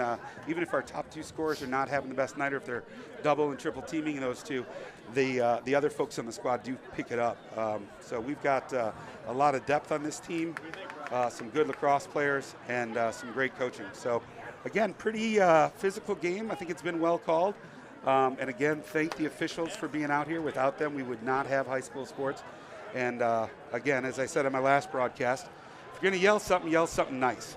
Yes. Right? I mean, everybody makes mistakes. Give them a pat on the back. Give them a hug. How about the hug? Yes, a hug. You see them in their gear, in their striped shirts. Buy them a cup of coffee. There's something to be said about the time they give to this youth sports. So we're going to come out with the start of the 4th quarter. Again, just a gorgeous evening. Just fantastic.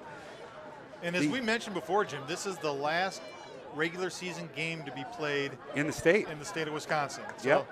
It was supposed to be last night, and a couple other teams finished up last night, and this is the last one. And like I said before, boy, time flies.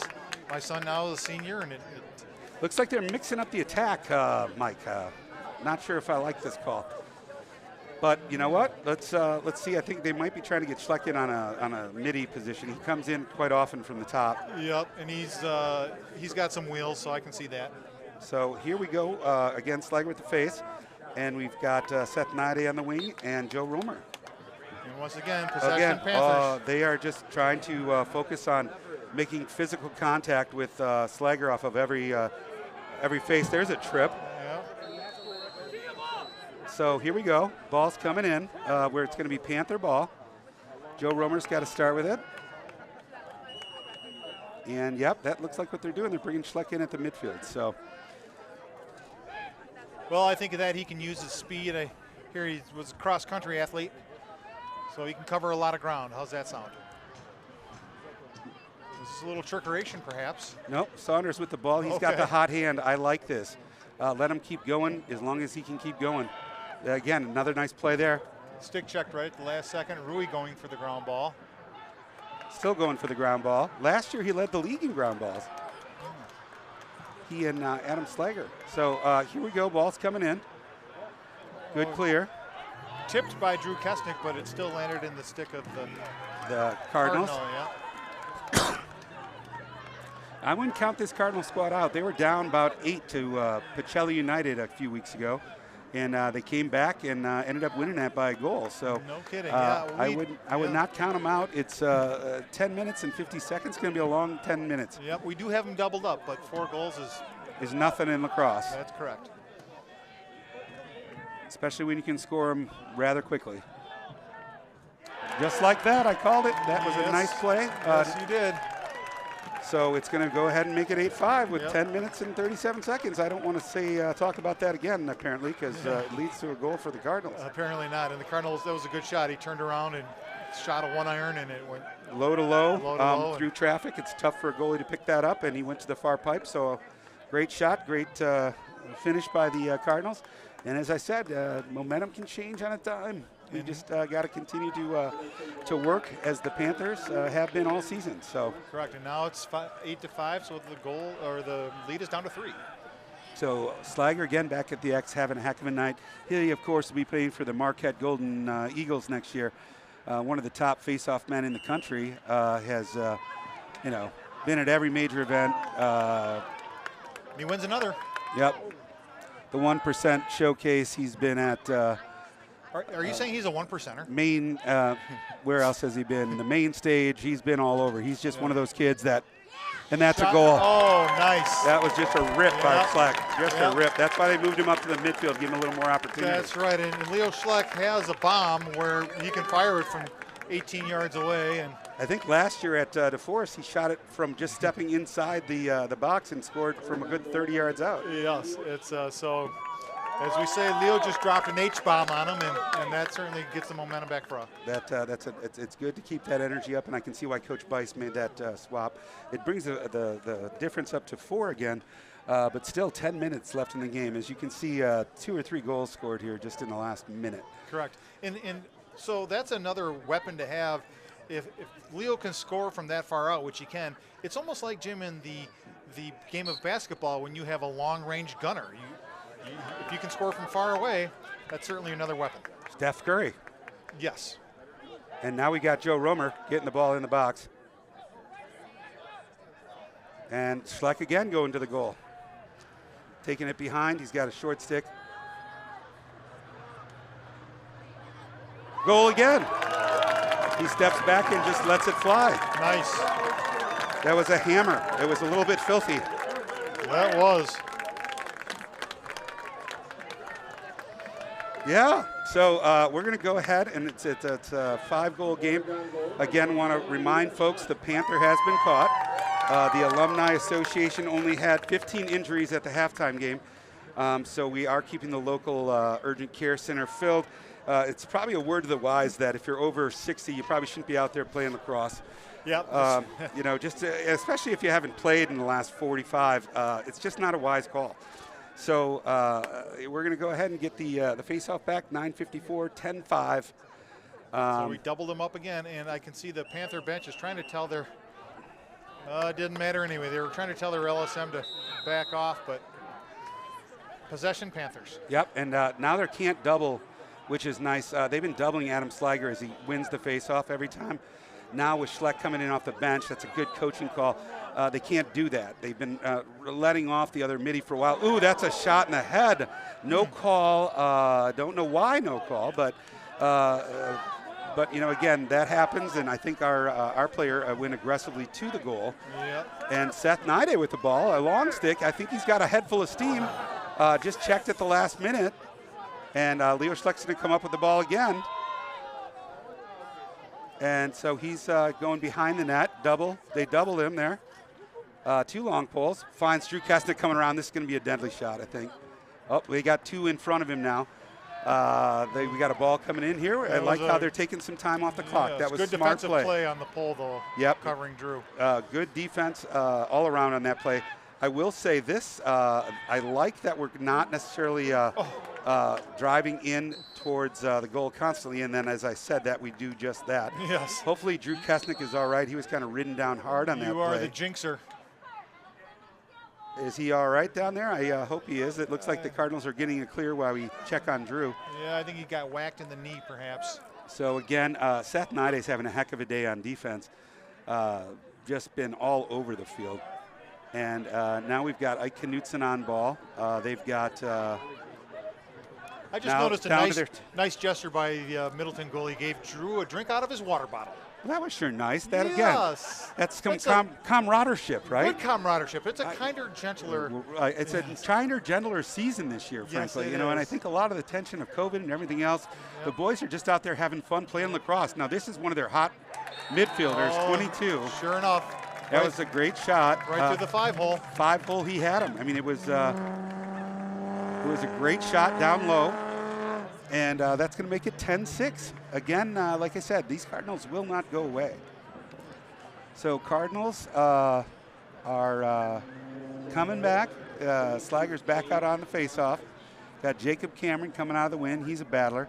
And Seth Nide, of course, has been a warrior all night on that long stick midi. So looks like he's holding his knee a little bit. I don't know if I like that.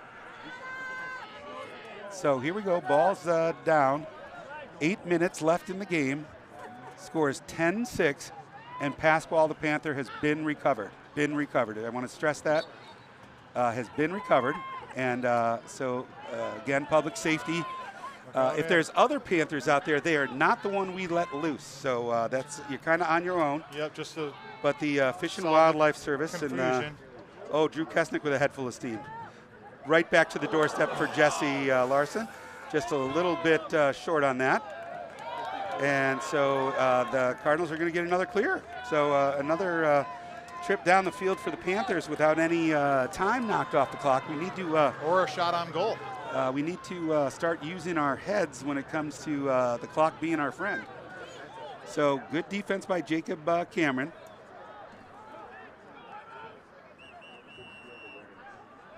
All right, they call timeout. They're going to get a setup on offense. That'll hopefully give our defense a chance to rest and another opportunity to say hi to Jordan's mom. Again, appreciate her watching the broadcast this evening. So we want to thank Eddie Brigano for being out here taking photos. He is a treasure for the community, too. There's not a sporting event that goes on without Eddie being there, capturing the moments that make high school special, Mike. And from fans to referees, to coaches, to even sometimes a broadcaster, Eddie gets some great shots. He does. He's everywhere, isn't he? So it looks as though it's going to be Panther ball. No. I'm not sure what's going on here. Yeah, it is Panther ball coming in. Well, don't know what happened on that call. If there was a goalie interference or I don't know what happened. So I'm just going to shut my mouth. Yeah, let's move not on. complain. Yep. Let's move on. Yeah, I'm happy we got a ball. So Jacob Cameron with the ball. Sees somebody kind of sneaking in. Saunders is trying to get open. And he does. Easily gets it in the box. So I like this. Austin, of course, is the only Panther who's been timed at 4.09 in the 40. Yes, he's a quick one. He is super quick. Lickety split. So the Panthers, I believe, are not going to try to push things here, though we'll Well, probably try to. let's not jinx them, Mike. I just said that, and unfortunately they forced it in the middle. Yeah, let's take our time, take a deep breath. You're correct. And have a day. So again, we can all be a little more relaxed knowing that the Panther is captured and he's safe. Like I know I had my concerns that he was not going to be safe, that somebody would take him, perhaps use him for fur or meat, which we again do not agree with. And he was captured safe. So thank goodness. And again, just one golden retriever. Yeah, collateral damage. Yep. So 6 minutes left. Leo Schleck dodging the ball. Oh, finds him on the back door.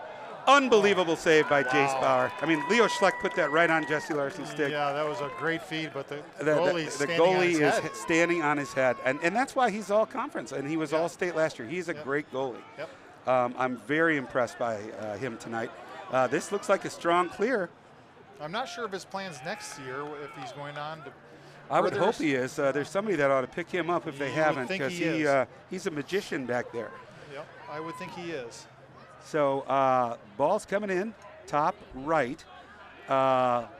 Eric Patterson playing defense. They're setting a pick, and a pick just like basketball. You try to stand still for 2 seconds as you try and cut by a player.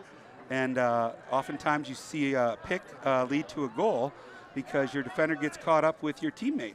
What you can't do is move while you're trying to set that pick. Just like basketball, you've got to be set. So the way we used to coach it was you'd say, it takes two to make things go right, just like Rob Bass, and then that person would have enough time to set that pick. So any of you coaches out there that want to use that tip, feel free. That was a nice question mark dodged by Leslie, I think it was, Parker Leslie. Correct, but it just missed.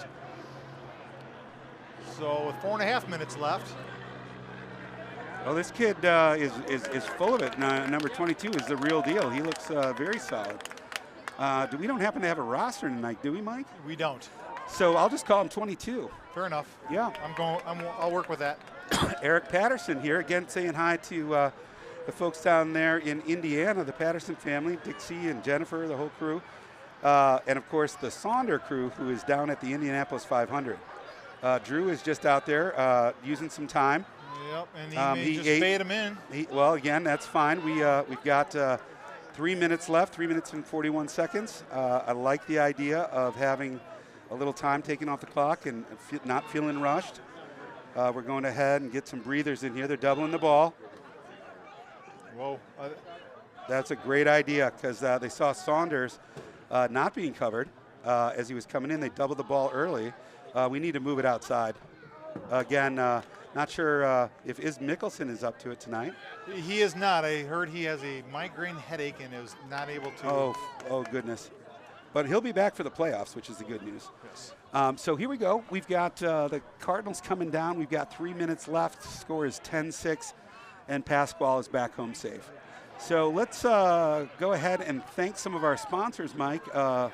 Oregon Community Bank, of course, has been a great sponsor of every sport in this area. Yep, One Community Bank and Old Stone Pet Lodge. Yes, Ron does a great job. Has watched my animals for years. Super good guy. Rocky and Phantom love going there. Oh, we got a man down or a man up penalty. Man up penalty. Shoot it. There you go. Nice finish by Lake Rui. Well done. Yeah, and it was a great look by Joe Romer. That's some pretty solid lacrosse right there. Happy to see Lake having such a big night. He's been such a strong contributor this year.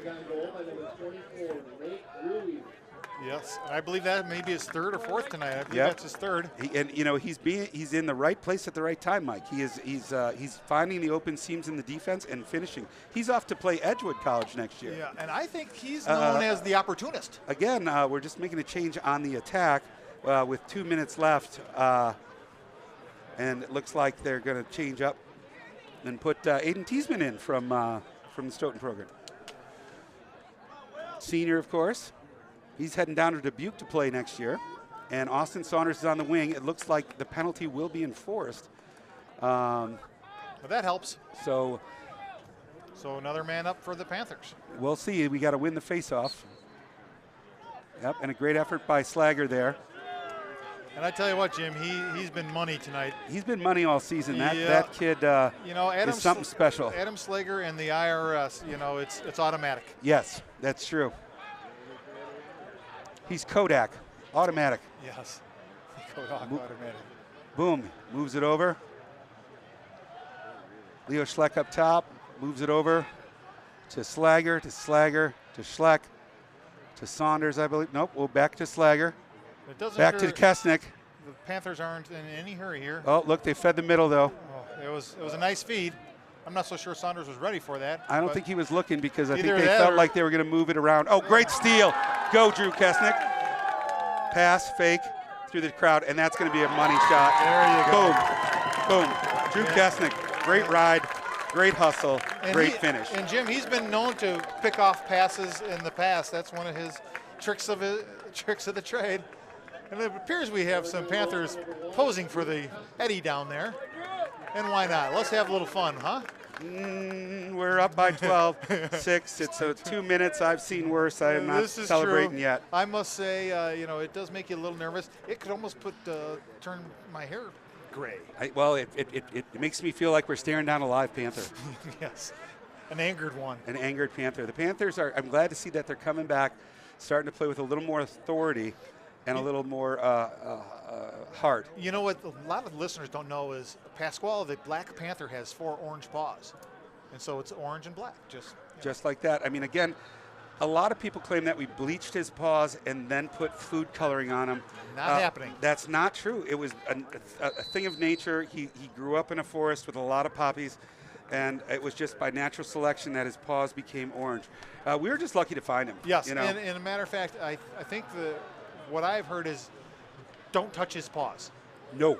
No. He does not like that. No, he does not. And, it's... You learn that the hard way. You really do. Like, when I tried to shake hands with Pasquale, I thought he was going to take my jugular out. Yeah, it was not good. Yes.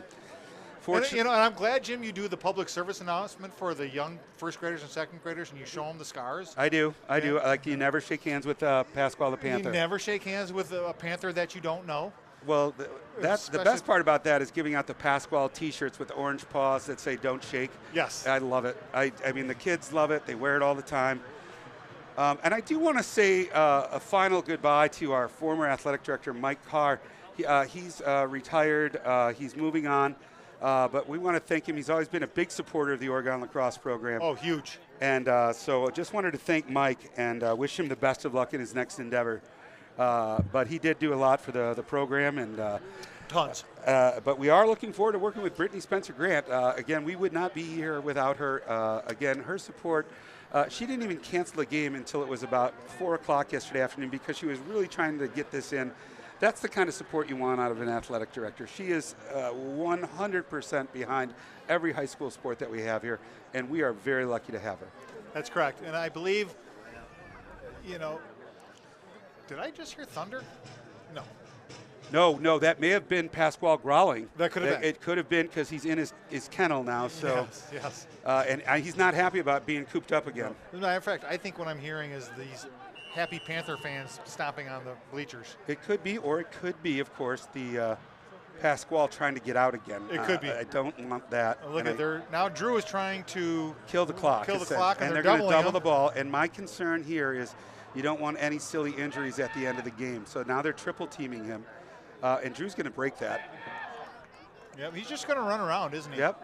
Just like Pasquale. Look at him. Yep. And are Drew's paws orange? I believe so. Look at now he's just playing with him like a rabbit. Like a quarterback. Yep. That's the quarterback. Yeah. Fiddlesticks. After all that hustle, we ended up turning it over. That's silly. Yeah, that it was. Drat. Well. All right, so we got 1 minute and 11 seconds, 12-6 in favor of the Panthers, and Aiden Teasman on the ride. And here we go. Again, almost again. Drew, what has he got, like? The sixth sense. He does, and he can just leap out of the air like nobody's business. He does have some springs, doesn't he? To Aiden Teasman now. Aiden Teasman might want to move the ball. And I think his teammates are saying, Aiden, don't shoot. We don't need to shoot. Yep, we don't need to shoot. Leo's coming over to help Slager out. 35 seconds left. Yep, and Slager's going to go for a run. Slager might go for a run. And Leo may go for a cross-country run right here. Yep. Oh, no, he's back to Slager because he has all the space to go behind the net now. Yeah. 22 seconds, and again, it's. I don't know why they're doubling the ball. It's a 12-6 Well, now the game. Goalie was thinking about it. Now the goalie's out of net. Oh, that's going to be the clock killer, Drew Kesnick. Yep, this is. I don't think it's coming out of his stick. This is the last 10 seconds. They're going to be really happy for the Panthers. Yep. And here we go, the 2022 Big Badger Conference champions. Conference champions. All right. That's terrific. Yes, Jim, and they go undefeated in the conference. What was it, 9-0, I believe, in the conference? 9-0, first time in Panther history that they won the conference, and they did it in great fashion. They battled a very tough Middleton squad. I want to again thank the officials. I want to thank Jordan and thank Jordan's mom for watching tonight, and just what a great celebration again. Panther Athletics conference champions, bye in the first round of the playoffs. Heck of a job by Kevin Bice and his staff. And off we go to the next round. And I don't know if OCA Media will be presenting some of the playoff games. We hope they will. I'm getting a thumbs up from Jordan. Yep, I see 2 thumbs up. And again, we learned our lesson with Pasquale. So with that, we'll be tuning out, and thank everyone again for a wonderful evening and their support of Oregon lacrosse across the country and across the world. Yes, Jim, and I just want to take one last moment here to thank you as the Dean of lacrosse here in Dane County. It's been a pleasure working with the Hall of Famer, and I think tonight we saw two good teams going at it. Middleton is a high-quality team. It's just that you can see why Oregon had, I think 10 or 11 kids win awards in the conference. It's just too much talent.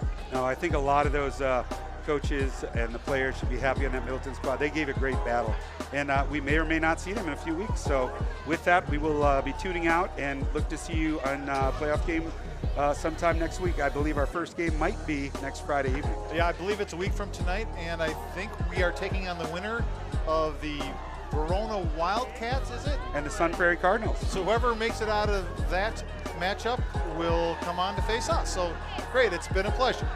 Thanks again. Have a great evening all, and drive safe. You're watching OCA Media. You're watching OCA Media. You're watching OCA.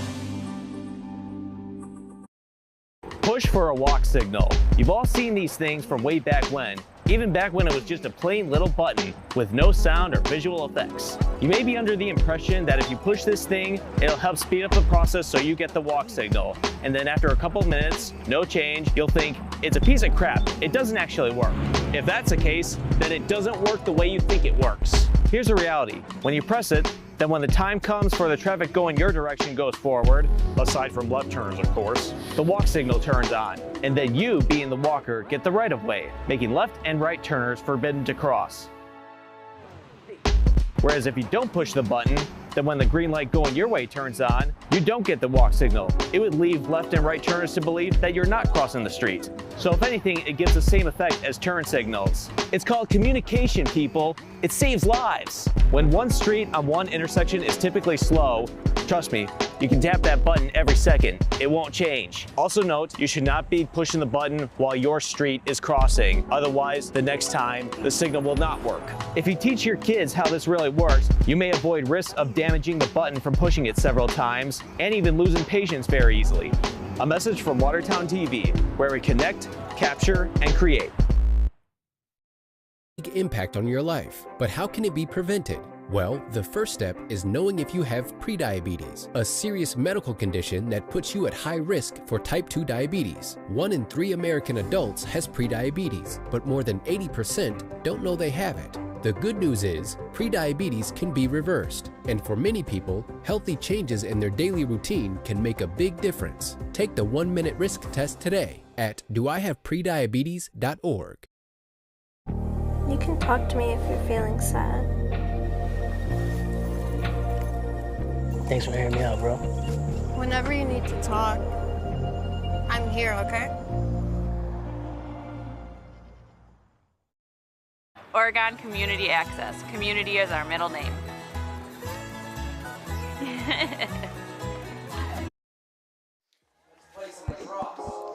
Good evening, sports fans.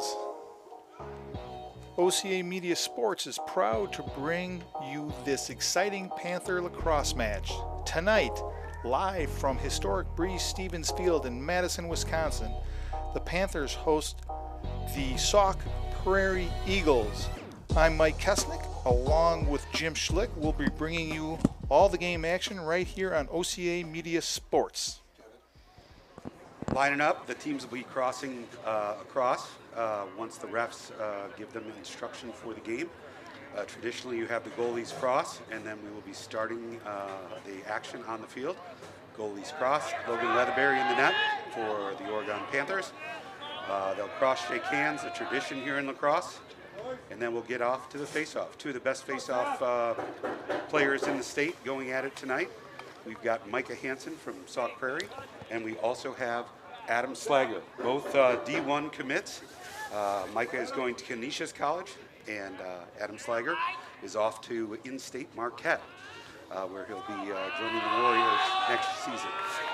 I guess this is an example, Jim, of how far lacrosse has come in the state of Wisconsin. I can't think that too many years back, you would have two face-off guys that are going to be D1 commits. Correct. We've got several D1 commits on the field tonight. Exciting to watch these boys play, and it looks like we're about to get ready for action. For those of you unfamiliar with lacrosse, the face-off starts at the midfield. Both players will be down, hands down, blow the whistle, and they'll fight for the ground ball. I should mention, Jim, that both of the face-off players actually have been teammates in summer tournament ball. So they're very familiar with each other and actually have trained with each other quite a bit. So this ought to be a fun game to watch from the X. We've got Seth Nide on the wing, Austin Saunders on the wing. Starting on attack, we have Drew Kesnick, Jesse Larson, Leo Schleck, and back on D, we have Adam Mickelson, Luke Isley, and Luke Pugh, and of course in the goal, Logan Leatherbear. Looks like we're going to get ready to start.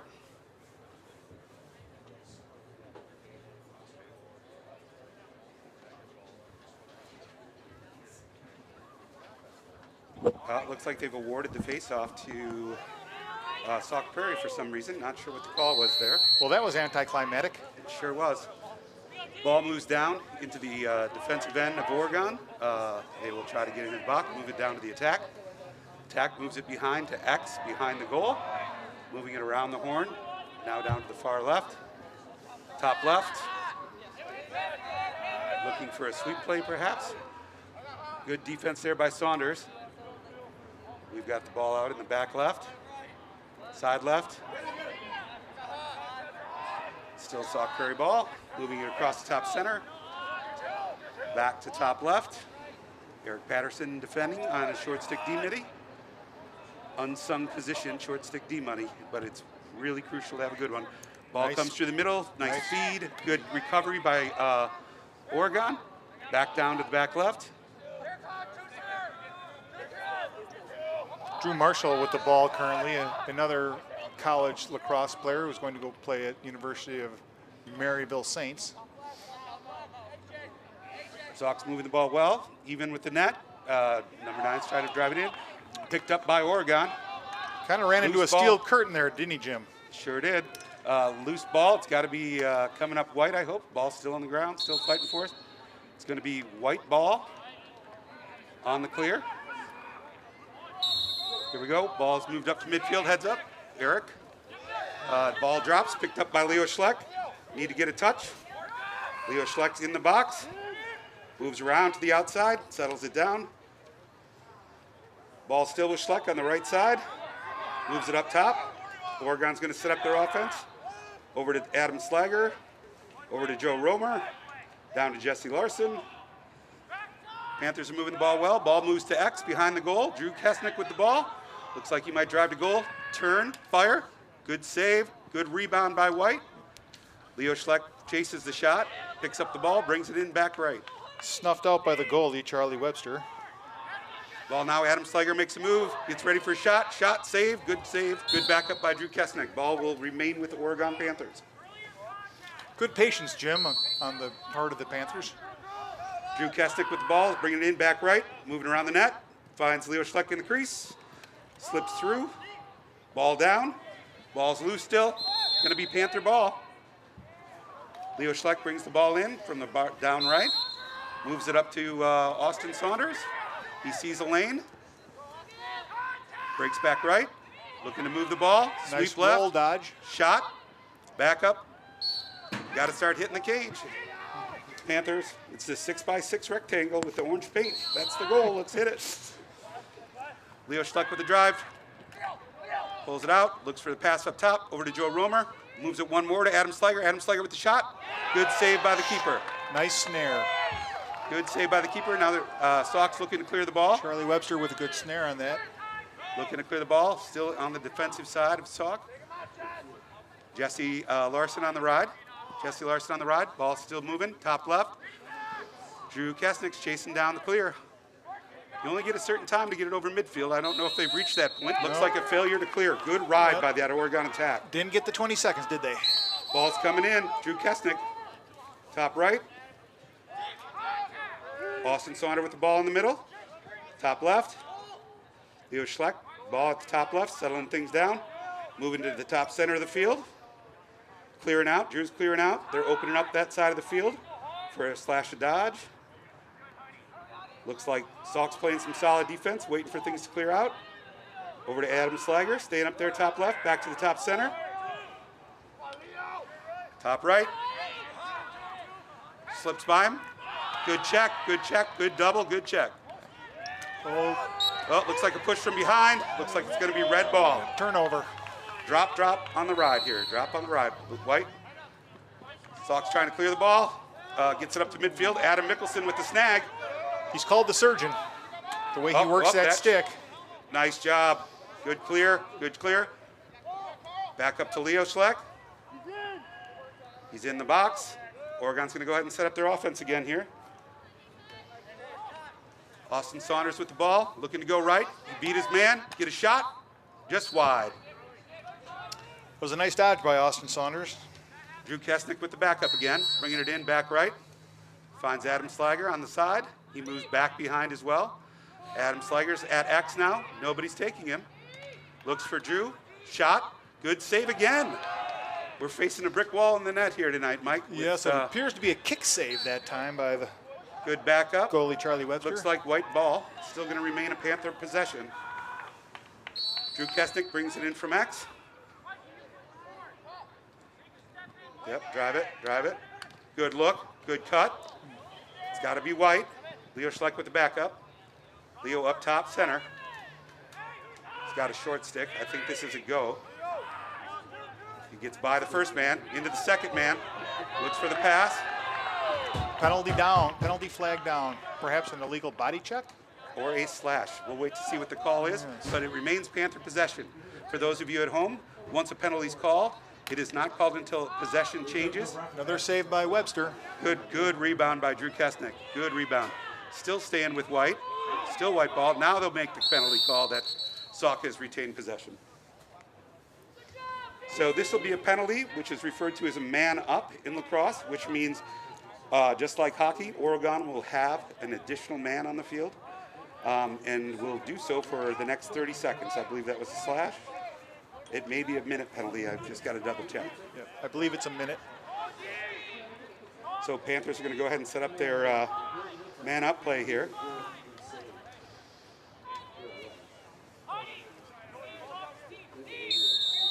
Here we go. Ball goes to Austin Saunders, over to Leo Schleck, down to Lake Rui. Lake Rui back to Schleck.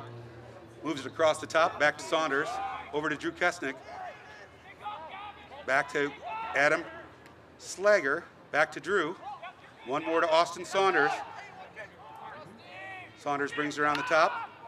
Looking for a shot. No, back to Schleck. Schleck with the move inside. Keeps the ball out. One more, shot. Back up by Rui. That'll retain possession for the Panthers. Good hustle on that play by Lake Rui. Good passing of the ball, too, by the Panthers. Very patient. Looking for the right opportunities. Not forcing it. Drew Kesnick with a shot and a goal. Great shot, Drew. Good look by Rui to find him across. That was called a skip pass. They skipped it over the defense. Found Drew Kesnick in shooting position, and Drew did not take an opportunity to miss that one. He actually fired it in the top corner. Great snipe. It was a nice heater. So we'll be coming back for a face-off. For those of you who are not familiar with lacrosse, after each goal, the teams will face off. We have Carl Brooks here on the wing, looking to get into the play here. And it looks like Jacob Cameron on the opposite wing. Adam Slager facing off against Micah Hansen. Well, and you can see, Jim, the Sauk defense is going to wear down after a while. Oh, another possession it was a procedure called. Looks like Micah Hansen may have gone a little bit early on that. Yes, two exciting face-offs, huh, Jim? Yes, we're still going to see some great ones here tonight. I'm confident. Yes. Oop, that was a little bit of hustle thrown. Too anxious on that play by Joe Romer. So we're going to have to ride again to keep possession. They're swapping in some of the attack and defense. Penalty? Not sure if there's a flag down. Looks like there may have been a flag. I see a flag. I did not see. Oh, I think they're calling offside? Offside on Sauk. So it's going to be a white ball. Again, man up. 30 seconds.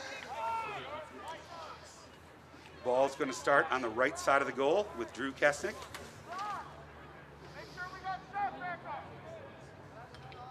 And the ball will be coming in live. Ref calls the play to start. Moves it up to Adam Slager. Over to Austin Saunders. Austin Saunders at the top. Looking to move it in. Looks back, throws it back to Leo Schleck. Leo Schleck inside, shot. Drew Kasnick, goal. Beautiful man-up play. Way to move the ball. A nice bouncer. Yes, good choice by Drew to bounce that one in. Last one he ripped upper corner. Thought he confused the goalie by bouncing that one. That's good lacrosse. That's a great man-up play. You want to keep the ball moving. You want to keep the ball is faster than any player out there. So if you can move the ball through the air on a pass, you're going to find an open man on a man-up. That's great execution by the Panthers. Seth Nide coming out for the face-off. We got Jacob Cameron on the wing, and Adam Slager and Micah Hansen again facing off at the X. Again, your two Division I college commits. Maybe this time there will actually be some action on the face-off. We'll actually see a face-off occur. Looks like Slager gets the clamp, open to the wing man though. It looks like it's going to be a push. I think a push with possession. It's going to go. I believe a push without possession. It's just going to be Panther ball. Panther ball. Oh, no, I'm sorry. Sauk ball. Sauk ball? Yeah. No penalty, just a... One ref called for Oregon and one called for Sauk. So they're going to talk it over here at the midline, find out who has possession. Okay, so it looks like it's going to be Sauk ball. The refs reversed their call. Looks like there's some confusion. Panthers get back on defense. Luke Pugh is covering the man with the ball, and ball be coming in on the top right side. Moves it down low to their attack on the back right. Still back right. Adam Mickelson's on the ball carrier. Luke Pugh now. Now we got Jacob Cameron covering the midfielder at the top of the box. He breaks right, passes back left. It's Drew Marshall. Good shot, good save, Logan Leatherberry. Drew Marshall with a windup. And Jim, this gives the Sauk Prairie defense a chance to rest a bit. Exactly, they're going to need to take a break. Good save by Logan Leatherberry there. Snare by Leatherberry. Poor outlet pass. Remains Sauk. Ball's down on the turf though. Looks like it needs to be Panther ball. Great possession. Goalie stick broke on that play. Looks like we'll be going with a new goalie stick. It will remain Oregon ball on the right side of the box. They still have to clear the ball. Logan returns with his new stick. Ball will be starting on the right side of the play here. Looks like Logan's all set with his new stick. We'll see how it goes. And it appears, Jim, the Sauk defense did not get to rest all that long. Eric Patterson's going to try and clear with his feet. We need to move the ball through the air. We got triple team. Over to Adam Mickelson, who clears over the midline. Looks for Joe Romer in the middle. One more to Jesse Larson. Jesse Larson with the finish. Beautiful lacrosse. That's Jim, good-looking lacrosse. Sometimes they just say tic-tac-toe. Not a whole lot you can do with that when you create an odd man rush. Just good field awareness by the Panthers. Having the wherewithal to look up the field, see the next man. Very unselfish lacrosse. That's how it's written up on the chalkboard. I'm just happy to see it's executed on the field. So looks like Carl Brooks is out on the face-off. Austin Saunders on the wing. And of course, Adam Slager here at the X once again. He and Micah Hansen had one battle. Let's see where this next one leads.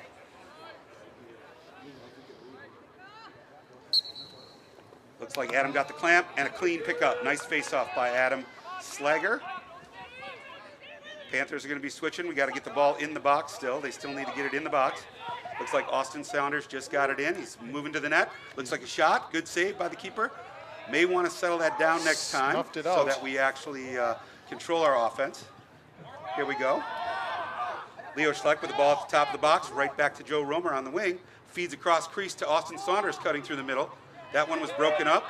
Now we've got a clear here by number 12 for the Sauk Prairie Eagles. That's Gavin Warner. Nice clear on up to the attack, number 5. He's got a step on Adam Mickelson. He's looking to run the break, moves it down low, behind the goal, back to a trailer. That's Drew Marshall with the ball in the corner, covered by Luke Pugh. Luke Pugh, Drew Marshall moves it up to the top of the box, where Eric Patterson will pick up the ball carrier. He's looking to make a sweep. Good defense there by Eric. Eric traditionally is a long stick defenseman. He's been playing short stick for the Panthers this year, but he's equally as deadly with that long pull. Good check, good shot, just wide of the mark. And Jim, Eric Patterson has been doing a great job with the short stick so far this year. Here we go. Ball's coming in back right. Moving to X. Luke Isley's playing some terrific defense. Moves it back over to Luke Pugh. Carried by Marshall to X. Looking to drive from the X spot. Swim move. Moves up to the 5-5. Looking for a question mark dodge perhaps. Moves it back to X. They're going to run it up the other side. Luke Isley's got him. Pushing him out. Oh, he gets a step on him. And that ball gets checked at the last minute and over the goal. Nice defense by Luke Pugh. Nice slide on that play. Ball's coming in back left. Pugh on the ball carrier again. It's Drew Marshall once again. He's at X. They're trying to switch at the X point. Still back left. Now he's even with the cage. Trying to roll back in. The double comes. Ball goes to X, and that's its second sweeping play. Nice stuff. Great save by Logan Leatherberry. Stuffs it out. We got to move the ball here. Oh, that was a poor clear.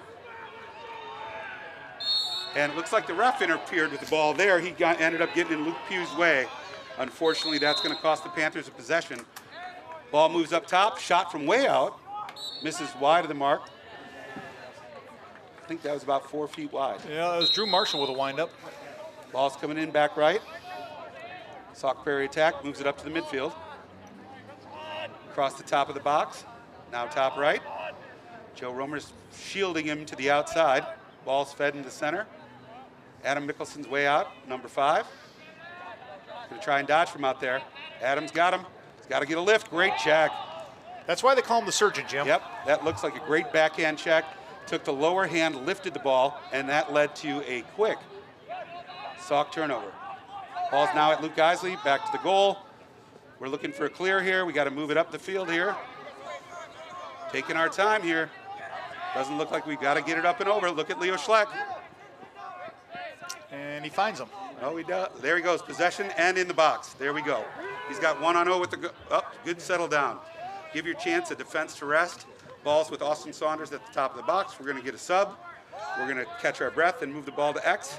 Down to Drew Kesnick. Drew Kesnick with the ball behind right. Looks up to the top of the box to Adam Slager. Adam Slager moves the ball across to Austin Saunders. Austin Saunders, top center. They've got room for him on the right there. They're sliding early on the defense. Needs to move that ball. Again, the ball through the air. Ball through the air. Over there to Adam Slager at the top left. Moves to side left. He might be taking it to X. Moving behind left. Now he's at X. Looks like he's going to drive from X, drive from X, drive from X. Good defense there provided by Micah Hansen. Micah Hansen with the defense. Slager still with the ball. Very patient. Yep. Moves it on up. We've got Leo Schleck at the top of the box. He's going to go to the right. Still top left. Moves it to Austin Saunders. Moves it over to Jacob Cameron.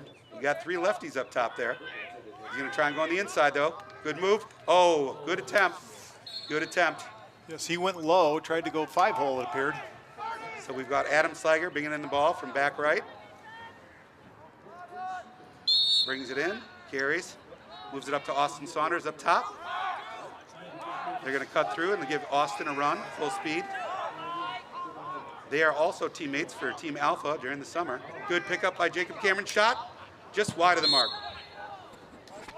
Good take, though. Good take. Those are the shots you want to get off. Now Drew Kesnick will be bringing the ball in at X. Looks like they might be working a 2-man game. Good cut. Austin Saunders with the rollback. Good defense right off their defender.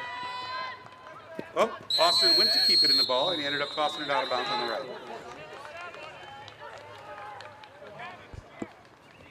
Do we have the wrong? Look at it.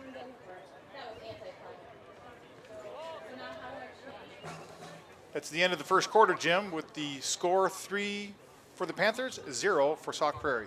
Correct. So,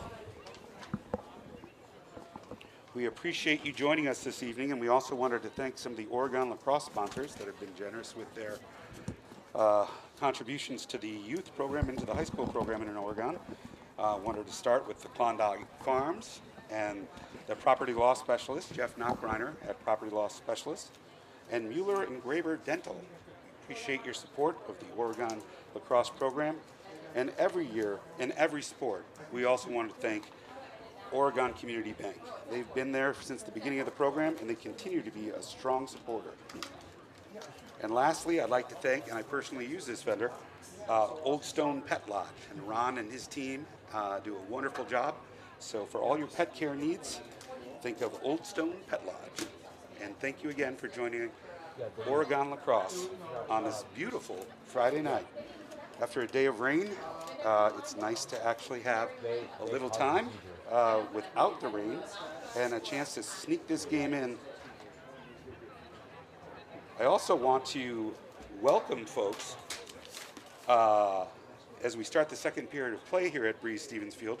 We'd like to remind you that you are watching OCA Media Sports. Check us out at ocamedia.com. And for exciting Panther action throughout the season and in every sport, join OCA Media. We'll be getting set up for the second period of lacrosse here at Breeze with the score Oregon Panthers 3, Sauk Prairie 0.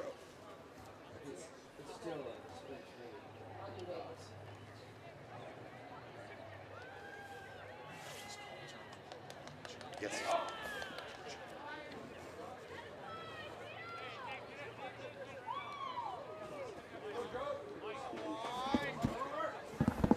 All right, so as in tradition in lacrosse, we're going to switch ends at the quarter.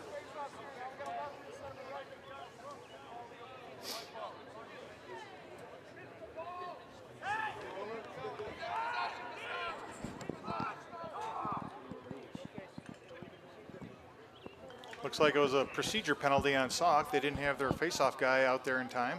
So ball start at the top of the field here. Adam Sliger carries in, looks for Austin Saunders. Austin Saunders moves it all the way down to Leo Scheck. Drew Kesnick with the ball, moves it to Joe Romer. Joe Romer back up to Adam Sliger, back around the horn here to Austin Saunders, moving it outside to Lake Rui. Lake Rui moves it back to X to Leo Schleck. He and Drew Kesnick look like they might be running a bit of a two-man game. Good save by the keeper. Great save by the keeper. Good kick save. Drew Kesnick comes up with the rebound, looks for one more in the middle, handles it, goal. Nice. Good feed right on the crease. Yep. Good handle in the middle by Leo Schleck. Nice finish. Good way to start that second quarter. Yes, Leo was very close to the crease, but it appeared that he knew that, and he kept his feet out of the crease.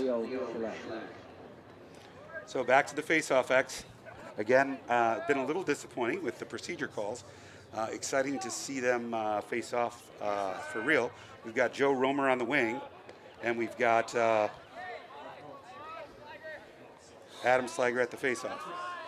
Why are they starting out of bounds here? It looks as though that they're starting outside of where they should be for that face-off. They may not see that line that they're supposed to be at. Mike F. Hansen got the clamp on that one. Looks like the wing play, though, by the Panthers is pushing the ball still. Ball's loose, ball's loose, ball's loose. Adam Sliger looks like picked up by Micah Hansen. That's a clean win for the Sauk Prairie Eagles. Look like Carl Brooks with a great defensive play. Took that ball right back from Micah Hansen. Joe Romer clearing with his feet. Looks like that actually is Eric Patterson. Another great clear by Eric. Again, he's traditionally a long stick, playing short stick today. Moves the ball in the middle to Leo Schleck. Leo pulls it out and lets them get settled back in on offense. Leo moves it down to Drew Kesnick, looks for the cutter, and to Jacob Cameron with the goal. Beautiful catch and finish. Yep, that was a nice feed. He saw Jacob Cameron cutting to the net, and a perfect feed. And a great goal. I'll have to say that Drew Kesnick's been involved in every point we've had tonight. He's having a heck of an evening. Let's hope that continues. Now we're back to the X, another good face-off. Austin Saunders. And looks like Seth Nide on the wing. Adam Sliger and Micah Hansen facing off again.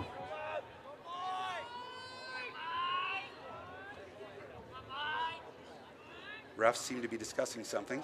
I'm not sure what the discussion is, but we'll wait to see. Looks like they're ready to go. They're getting set for the face-off. They appear to be in position. Here we go, ball's live. Slager with the clamp on that one, but Micah Hansen fights back for the ball. Those two are going at it like cats and dogs. Great effort. Hansen with the pickup. Oh, good D there, good D. Oh. Up, ball's coming out. Luke Isley with the ball. They're talking to each other. Good clear. Adam Slager picks it up. Full speed, clears it over midfield.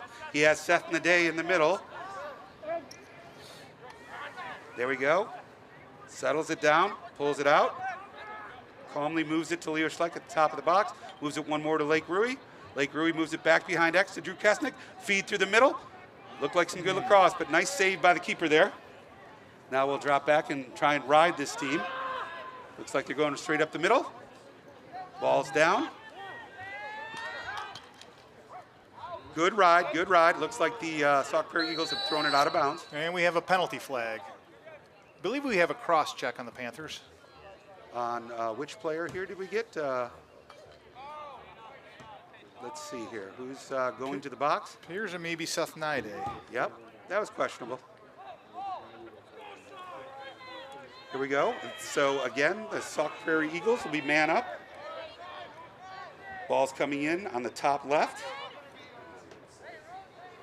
Man down unit for the Panthers. Carl Brooks, Luke Pugh, Eric Patterson, and Adam Mickelson and Luke Isley. Ball moves to X. Moves it up the right side where he's met by Isley. Moves it back to the left. Up to the top. Shot. Saved by Leatherberry. Well, that was quite a rifle and quite a snare by Leatherberry. Leatherberry's looking for the long clear to Drew Kesnick. Not happening. Good D, good D. Oh, another flag on the Panthers. I think Jacob Cameron got a piece of that defender's helmet, which led to the call. So the Panthers are going to be 2 men down. Yes, Jim, anytime you hit the helmet, it's very easy to hear it, and it's not hard to make the penalty call. So the defense for the Panthers, they'll move into a box, which means they'll be playing 4 players against 6. Very good scoring opportunity for the Sauk Prairie Eagles. As I said,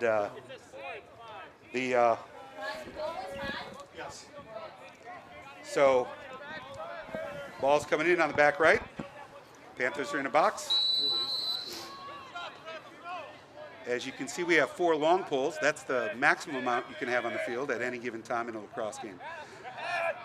Sauk Prairie's moving the ball around well. Top right, down to the bottom right, back up top right, move to the middle. They're keeping the ball hot. Looking for, I think, Drew Marshall to take that shot. Now up top center. Ball down. Snagged by Pugh. Nope, dropped. Picked up in the middle. Pass to the back door. Great move and nice finish by Marshall. That will release one of the penalties, I believe. And that is the first score by the Sauk Prairie Eagles. Nice score by Drew Marshall. Fake tie, went low. As I said, excellent scoring opportunity when you're 2 men down. Panthers played some excellent defense, but the Eagles were just too much having those 2 extra men. Well, it is a tall order, Jim, to be down 2 men and stop the other team from scoring. Looks like that'll even things up. We must have had a penalty release before that goal was scored. So the Panthers and the Eagles will be playing 6-on-6 and back to the face-off X. Slager and Hansen. Looks like Hansen got the best of Slager on that one. Good check. Great trail check by Seth Naide. Again, nice handle by Adam Mickelson. Seth Naide. He'll be playing at Lewis University. He's a junior. Committed to Lewis University. They expect him to be a starter as a freshman there. And one of the, I think, one of the team leaders from what the coaches have said. So very happy for Seth. And that play was made by Seth Naide. Correct. Nice clear. Takeaway and the clear by Seth Naide. Schleck with the ball at X. Schleck at X. Moves right, moves left. Shot, goal. Nice drive from X. Turn and fire with that left hand. Caught the goalie lower right side. So, yes, Jimmy, it was a nice put away. If you get Leo taking a shot from that close, it's going to be tough to stop. Looks like we're going back to the face-off X. We've got Brooks and Romer on the wings. Last time Micah Hansen got the pickup, but Seth Naide with a tremendous trail check. I suspect Adam Slager here is going to give him some trouble on this one. Here we go. Face off. Adam clearly with the clamp. Micah though picks that up off the loose ball. There's going to be some substitution in the box. We got 2 coming on for the Eagles, 1 for the Panthers. Eric Patterson hustling in to get back on defense. Good hustle by him. Carl Brooks has the ball way out, moves down to the back right where Luke Geisel will cover the ball. Behind the net with Luke Pugh on defense here.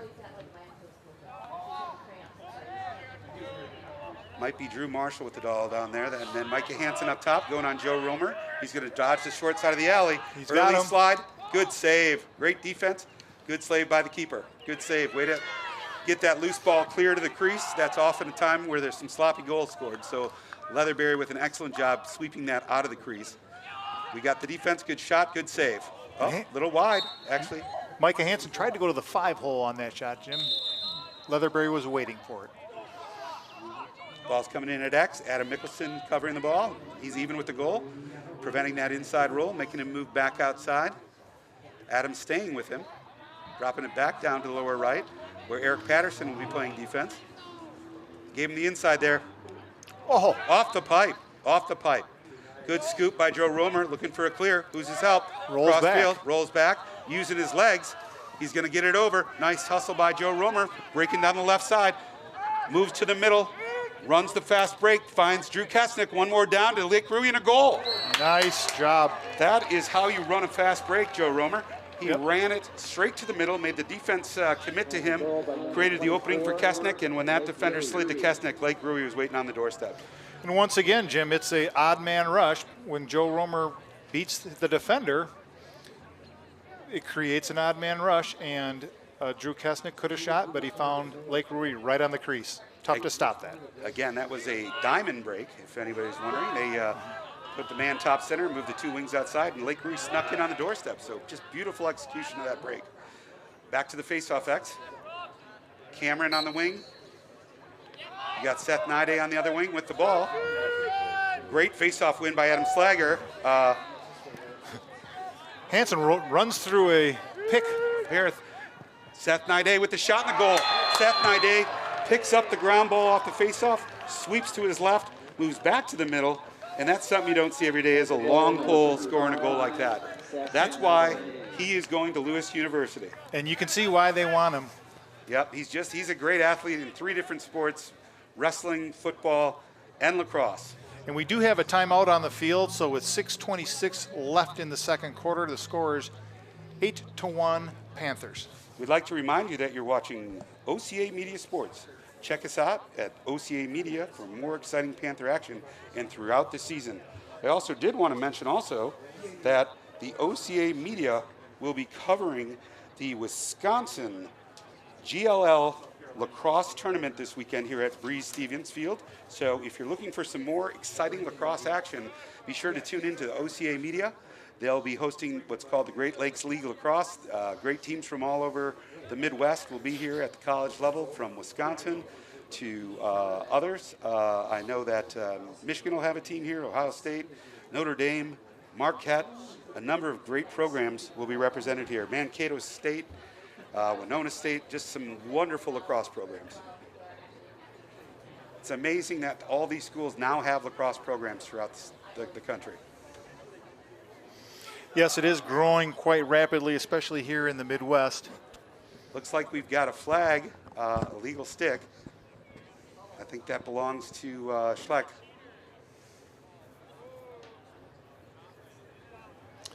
And I'm not sure if the rule has changed, but that last year it used to be a locked-in penalty. It may be, again.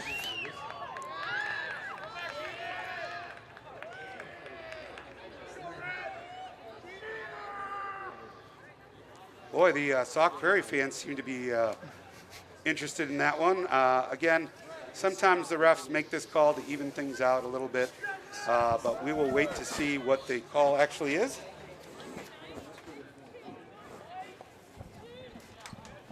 I believe that's a locked-in 3-minute penalty, if that is the case. And perhaps you could explain to our listeners who are not aware of the locked-in penalty aspect of the penalties. Sure. So when there is a penalty called that's locked in, the opposing team has a man advantage regardless the number of times they score. Unfortunately, we will be seeing that for Oregon here for the next few minutes. We'll wait to see what the call is. I believe it is an illegal stick. Now, there's a lot of interpretation when it comes to an illegal stick. I think what they felt was that the pocket was too deep. You can only see the edge of the ball. I'd like to have a chance to have seen what they were seeing on the field. I know that that stick has been checked in previous games, but it didn't seem to be an issue. So let's wait to see what happens as a result. Of course, Sauk is awarded the ball, so there will be no face-off. As I said, oftentimes those are checked randomly. Oftentimes when one team is outscoring another team by a great deal, they look to try and even things up. So that may have been the case here. So now we're back to play here. Sauk Prairie's man up, moving the ball around, moving the back right, looking in the crease. Good save by Logan Leatherberry. Great reaction save. Uses the body. Yep, and Logan is also an exceptional goalie. We're lucky to have him here in Oregon. He plays club ball throughout the summer. He's on kind of the scene this next year as a 24 sophomore. I wouldn't be surprised to see Logan Leatherberry recruited also in the next year or so when 24s can commit. Great defense here by Luke Isley here on man down. Playing exceptional defense, looking for the pass in the crease, and then run over by Eric Patterson. Excellent defense. Certainly not going to give him an easy one. No, and you mentioned earlier, Logan Leatherberry has the physical makeup of a college goalie. Ball's in top center, top right, back right. Ball moves back up to top center. Looks like they're going to throw the ball away. It's going back over. That's called over and back. That'll be an Oregon ball. Pick it up and go. Break. Smart move by Lake Rui. Lake Rui settles it down again. I think keeping the ball is more important than shooting the ball, but I'm going to eat my words if you can get a goal. Seth Nide with his second goal of the evening. Great shot. Again, don't see that very often. But again, if you can take points, you take points. Why not? And another assist by Drew Kesnick. And we should mention that as a goalie, it is tough to track the ball out of a long stick. Agreed. It's much harder to pick it up. It's easier. You saw Seth execute a perfect defensive shot coming over the top. That's 2 goals in a row where Seth's form was flawless. I think Drew Kesnick's got to have at least 8 of the 9 points involved here. He's having a heck of an evening. Great face when we needed it. Adam Slager with the face, clean pickup. That's going to take some more time off this penalty. The Panthers are reacting to this locked-in penalty in a fantastic form. They're taking their time now on offense. Adam Slager went out and gained the possession. That's the difference maker that he is, and that's what Marquette's looking forward to having on the squad next year. Smart lacrosse here by Oregon now that they're possessing the ball, eating clock, as opposed to forcing an offensive set, as opposed to taking any additional shots, and opposed to throwing the ball away or giving the possession in a simple fashion to the Sauk Prairie Eagles. And it looks like Sauk Prairie's happy to let them do that. It looks like they're happy to let them kill this clock. Another couple of minutes here, we should be able to, nice pass, great pass. I think that Jesse Larson was just shooting a little before he had the ball, but right place, right time, those are going to go in. And I tell you what, Jim, the Micah Hansen, the defender on that play, was being yelled at by his coach, and he turned his head to see what the coach was yelling, and right then the pass came to his man. Looks like they called a timeout, Sauk Prairie. I'm not sure how much time's left in the penalty or if that's been killed. But that's a heck of a swing off of a 3-minute locked-in penalty. So again, want to thank OCA Media here for hosting this tonight. Again, OCA Media is your local community access television station. We broadcast locally sourced, entertaining, and informative programs on the Charter and TDS cable channels. Check out our live streams and archive programming on our YouTube channel, and visit our website for our programming guide and more information at www.ocamedia.com. Again, thanks for joining us this evening for Oregon Panthers lacrosse. And this is exciting, Jim, to be here at the inaugural filming of the Panther lacrosse game through OCA Media. I'd also like to thank Corbin Groff for managing us here on OCA Media. We're new to this, and his expertise has led us down the path here, and hopefully you folks are enjoying things at home. Are you saying you have a day job, Jim? I do. I try to watch as much lacrosse as possible, but oftentimes my job does get in the way. As if the listeners aren't familiar, Jim Schlick, as we call him, is the dean of Dane County area lacrosse, and now that I say that, it may as well be Wisconsin lacrosse. Well, that's very kind of you to say. I'm just happy to see how the game has grown in this area, and happy to see how many kids enjoy the sport as much as I do. Looks like our team, it looks like they're double checking that stick that they called for a penalty, and it doesn't appear to be a penalty. It looks like it was clean, but we're going to wait to see what they have to say here. Looks like they're going to start again with Sauk Prairie Eagle ball, and starting here at the top right, Nide is covering the ball carrier, and we'll wait to get things started again. We have 4 minutes and 2 seconds left in the second quarter. And looking forward to an exciting 2 more quarters of lacrosse. And I'll tell you, from a rainy Friday, this evening has turned out to be a beautiful evening for lacrosse. I'm glad, Jim, the wind has died down. So Drew Marshall carries behind the net. Feed in the middle, nice save again. Leatherberry is on fire tonight. He's up, good clear here. Eric Patterson again with the clear. He seems to be everywhere. He moves the ball over to Nide again. Let's see if he gets his hat trick. Great carry. He moves it down the left side, moves it up to the attack, stays on, looking for Seth again. Adam Sliger coming onto the field. Adam Sliger catches the ball. Seth Nide is going to go off for a change. Jacob Cameron's waiting to come back in. Adam Sliger with the ball, top right. Nice move. Nice look right on the doorstep to Lake Rui. Oh, off the pipe. Great shot, though. Great shot. Here we go. Jacob Cameron with the ball, settles it down, gets it back up to Austin Saunders. Austin Saunders down to Lake Rui, back down to Drew Kesnick. Drew Kesnick at X.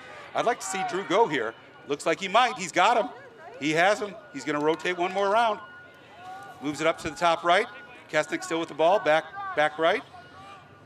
Makes one more move. Turn and fire. Just outside. Good backup by Lake Rui. Drew Kesnick trying the finalizer move behind the net, which is basically a double move. Lake Rui brings the ball in at X. He's got Adam Slager on the wing. We've got Slager with the ball, works to make a move inside. Now he's doubled. Back to Rui behind the net. Move it up top. Makes one move. Looks to drive in. Shot. Just wide of the mark. Slager with the backup. Rui with a 2-iron on that shot. Here we go. Ball's coming in behind. Left side of the field, he moves it up to the top to Drew Kesnick, who's up in a midfield position now. Across the field, switching sides here for Austin Saunders. Looks like he's setting up for a dodge.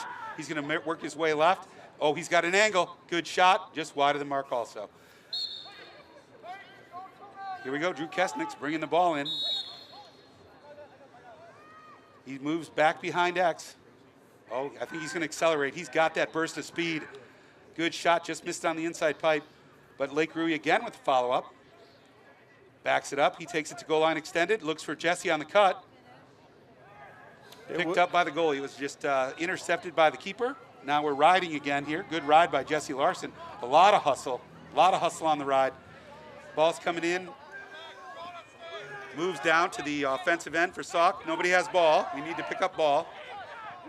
Ball's at the top of the box. Moves it down low to the right. Adam Mickelson on ball behind the net. Ball's back right. Back right. Now even. Now he's up top on the left side. Top center. Jacob Cameron covering top center. That's Micah Hansen with the ball. Kenesha's recruit. He's going to be going there next year. He makes the move past Cameron, but he's picked up quickly by Carl Brooks on the double with the long pole. Excellent defensive play by Carl Brooks. Throwing good checks. Moves the ball to top right. Back to a short stick. Eric Patterson on the coverage. Great footwork, Eric Patterson. Good D on that play. Still with it, tries to fake it. Eric still with the play in defense. Gets it free.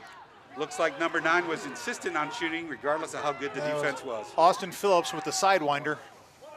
Logan Leatherberry's out of the net looking for a clear. Somebody's got to come help. Oh, drop, ball down. Ball still loose. Still loose, midfield. Looks like Oregon's fighting for it. lost loose ball push. Looks like Jacob Cameron's in the mix.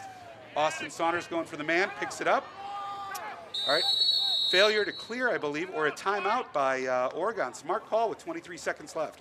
Yes, a smart call with a 9-1 lead. They're having one more chance at a goal with 23 seconds left in the second quarter.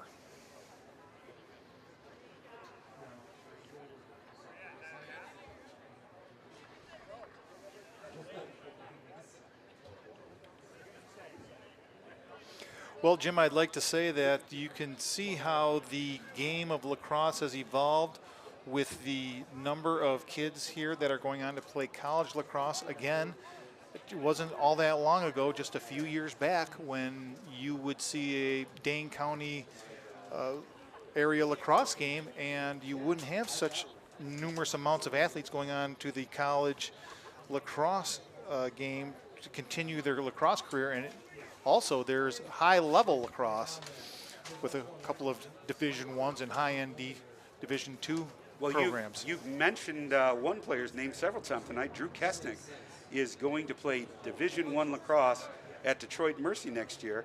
Again, another three-sport athlete, football, basketball, and lacrosse. Drew's one of the most natural lacrosse players I've ever seen play the game. He just got an instinct for the game. He has both hands. He can shoot. Is fast with both hands. He always seems to be in the right place at the right time. We're lucky to have him here at Oregon, and I know Detroit Mercy is going to be lucky to have him there next year.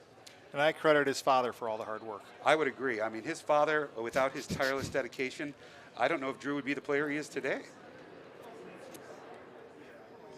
Kind of tooting my own horn there, Jim. Well, I think he's a pretty swell guy. So happy to have him. He's been a partner of mine in crime for the last 7 years. The Oregon Youth Program would not have existed without you, Mike. And, you had another son, Harry, who ran through the program, who was quite a lacrosse player himself.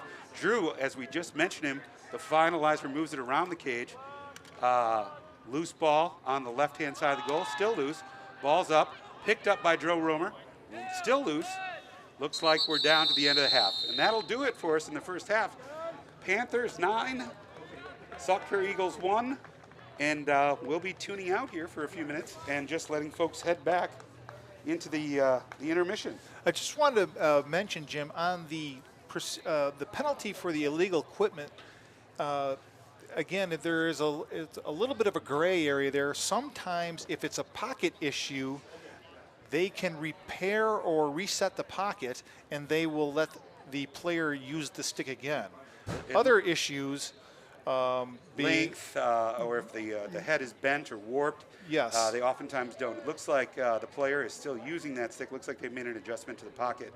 Again, oftentimes when you get a pocket violation, especially with the weather we've had the last 2 days, that tends to be a rain issue. That tends to be that they used the pocket in the rain, didn't realize that it swelled out or got pushed out. That mesh that's in the end of the lacrosse stick in the head oftentimes leads to it being warped or pushed out of shape when you get a lot of rain on that stick. So that could have been the issue with that. So again, we're going to be tuning things out here while we wait for halftime, and just wanted to thank you again for joining us here on OCA Media.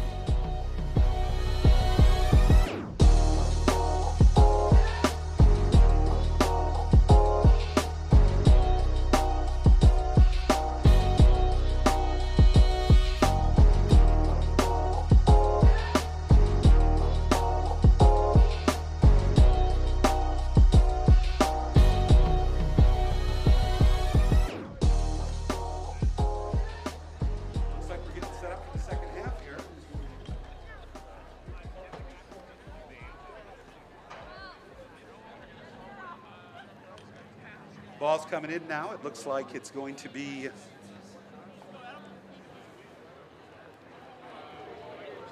ready for the face-off here. Naide on the wing, Saunders on the wing. Slager at the X. Good battle again for the ball here. Slager and Hansen showing why they're both going D1 next year. Slager wins that battle. It's been quite a battle. Saunders with the ball. Looks like it's going to be an odd man rush again. Settles it down. Smart lacrosse. Settle it, pull it out. Drew Kestnick with the pass across crease. little too much heat on that pass. Yep. Good idea, though. Good idea.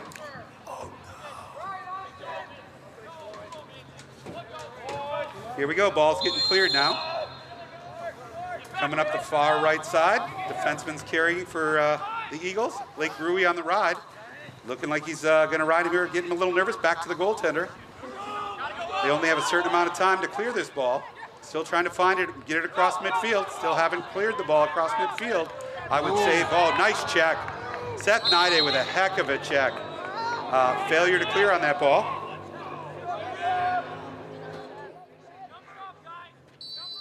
Here we go, Oregon Panthers bringing the ball in up top.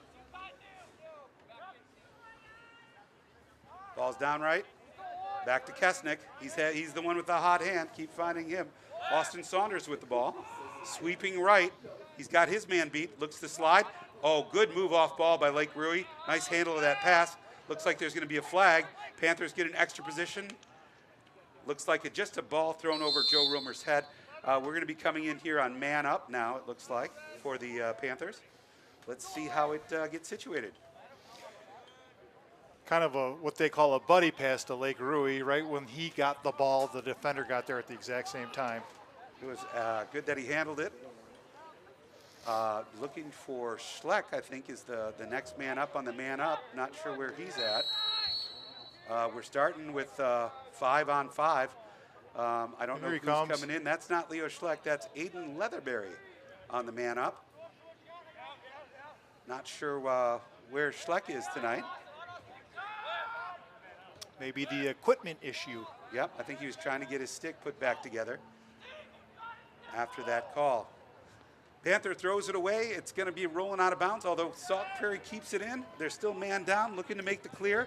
That's a good ride by Aiden Leatherberry.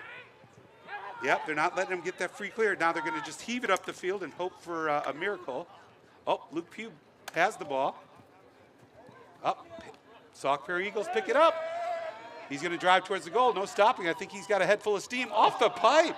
He put her off the far pipe. That was a great attempt by number 10 and an excellent effort on the Sauk Prairie Eagles' part. Great pickup by Drew Kesnick. Right down East Washington Avenue. Finishes, the Aiden Teasman, saved by the keeper. Good backup by the Sauk Prairie Eagles. They're keeping it in play. Loose ball. Still Sauk Prairie Eagles.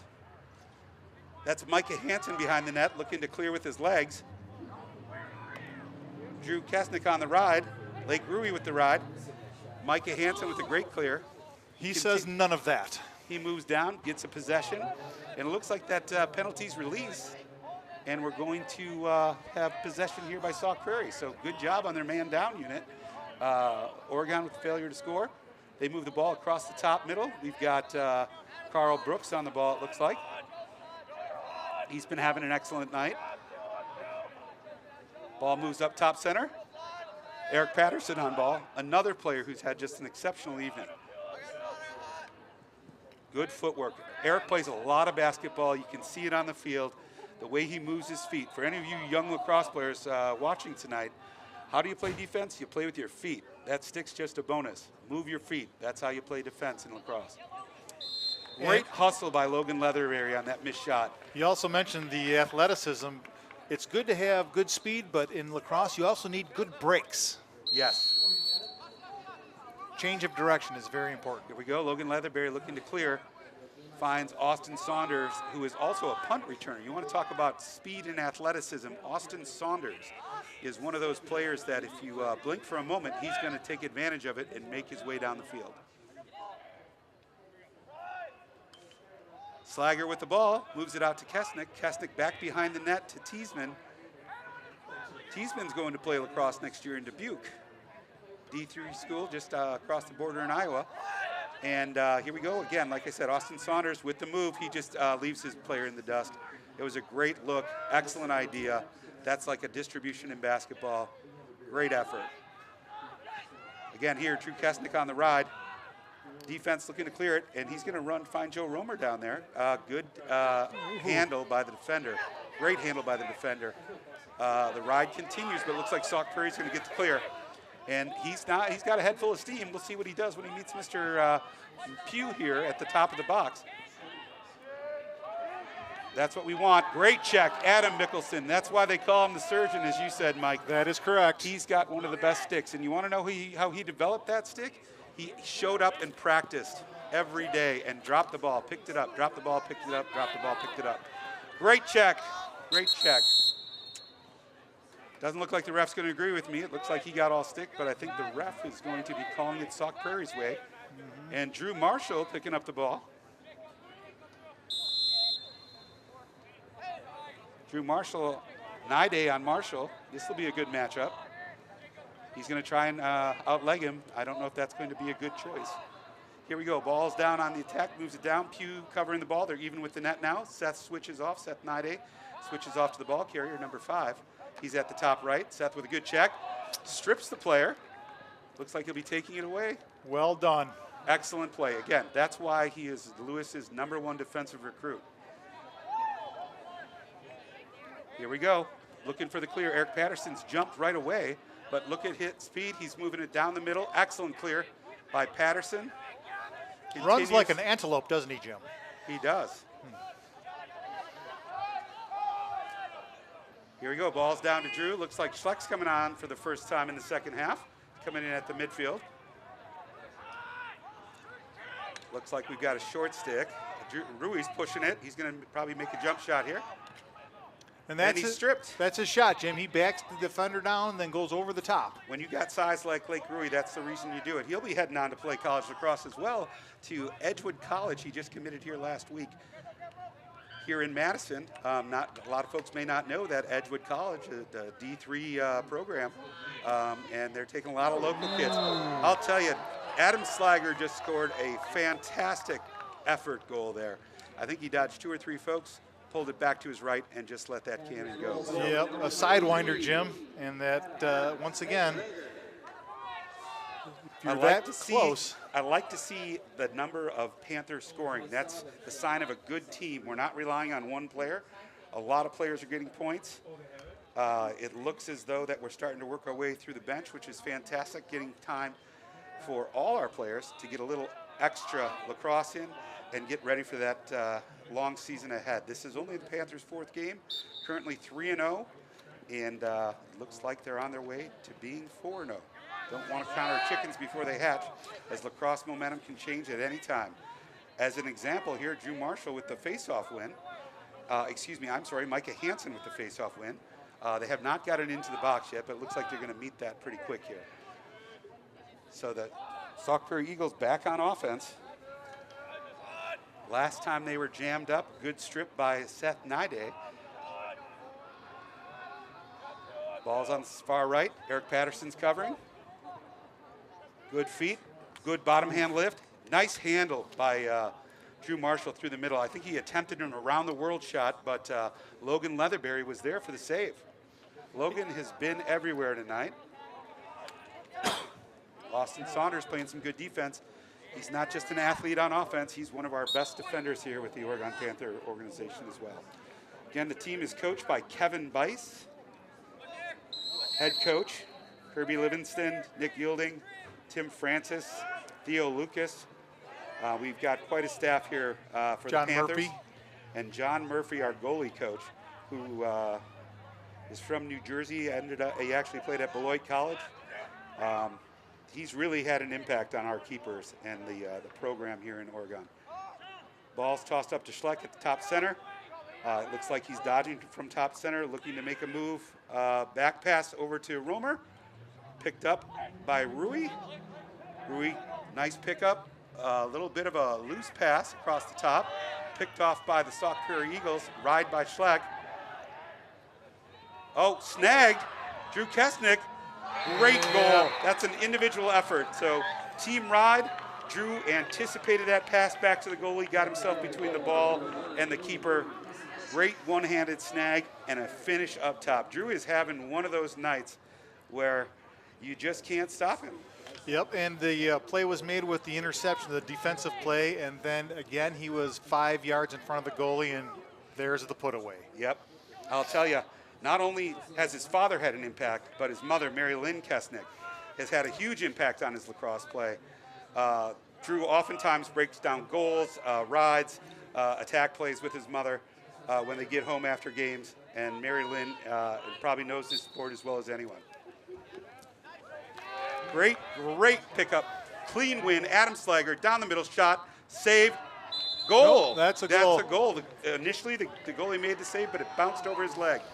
And I tell you, Jim, that Adam Slager went right down East Washington Avenue, and if you're not going to pick him up, he's going to keep going. And that's what you do in lacrosse. If somebody doesn't take you, you keep going to the net. As long as nobody gets in front of you, you keep going. That is what Marquette saw in him a year ago when they committed him September 1st, when they wanted to get him out onto the program. He's had his signing day last November, and a huge part of their future at Marquette with O'Grady, their attackman, and some of the folks they have on D. That program's on the upswing.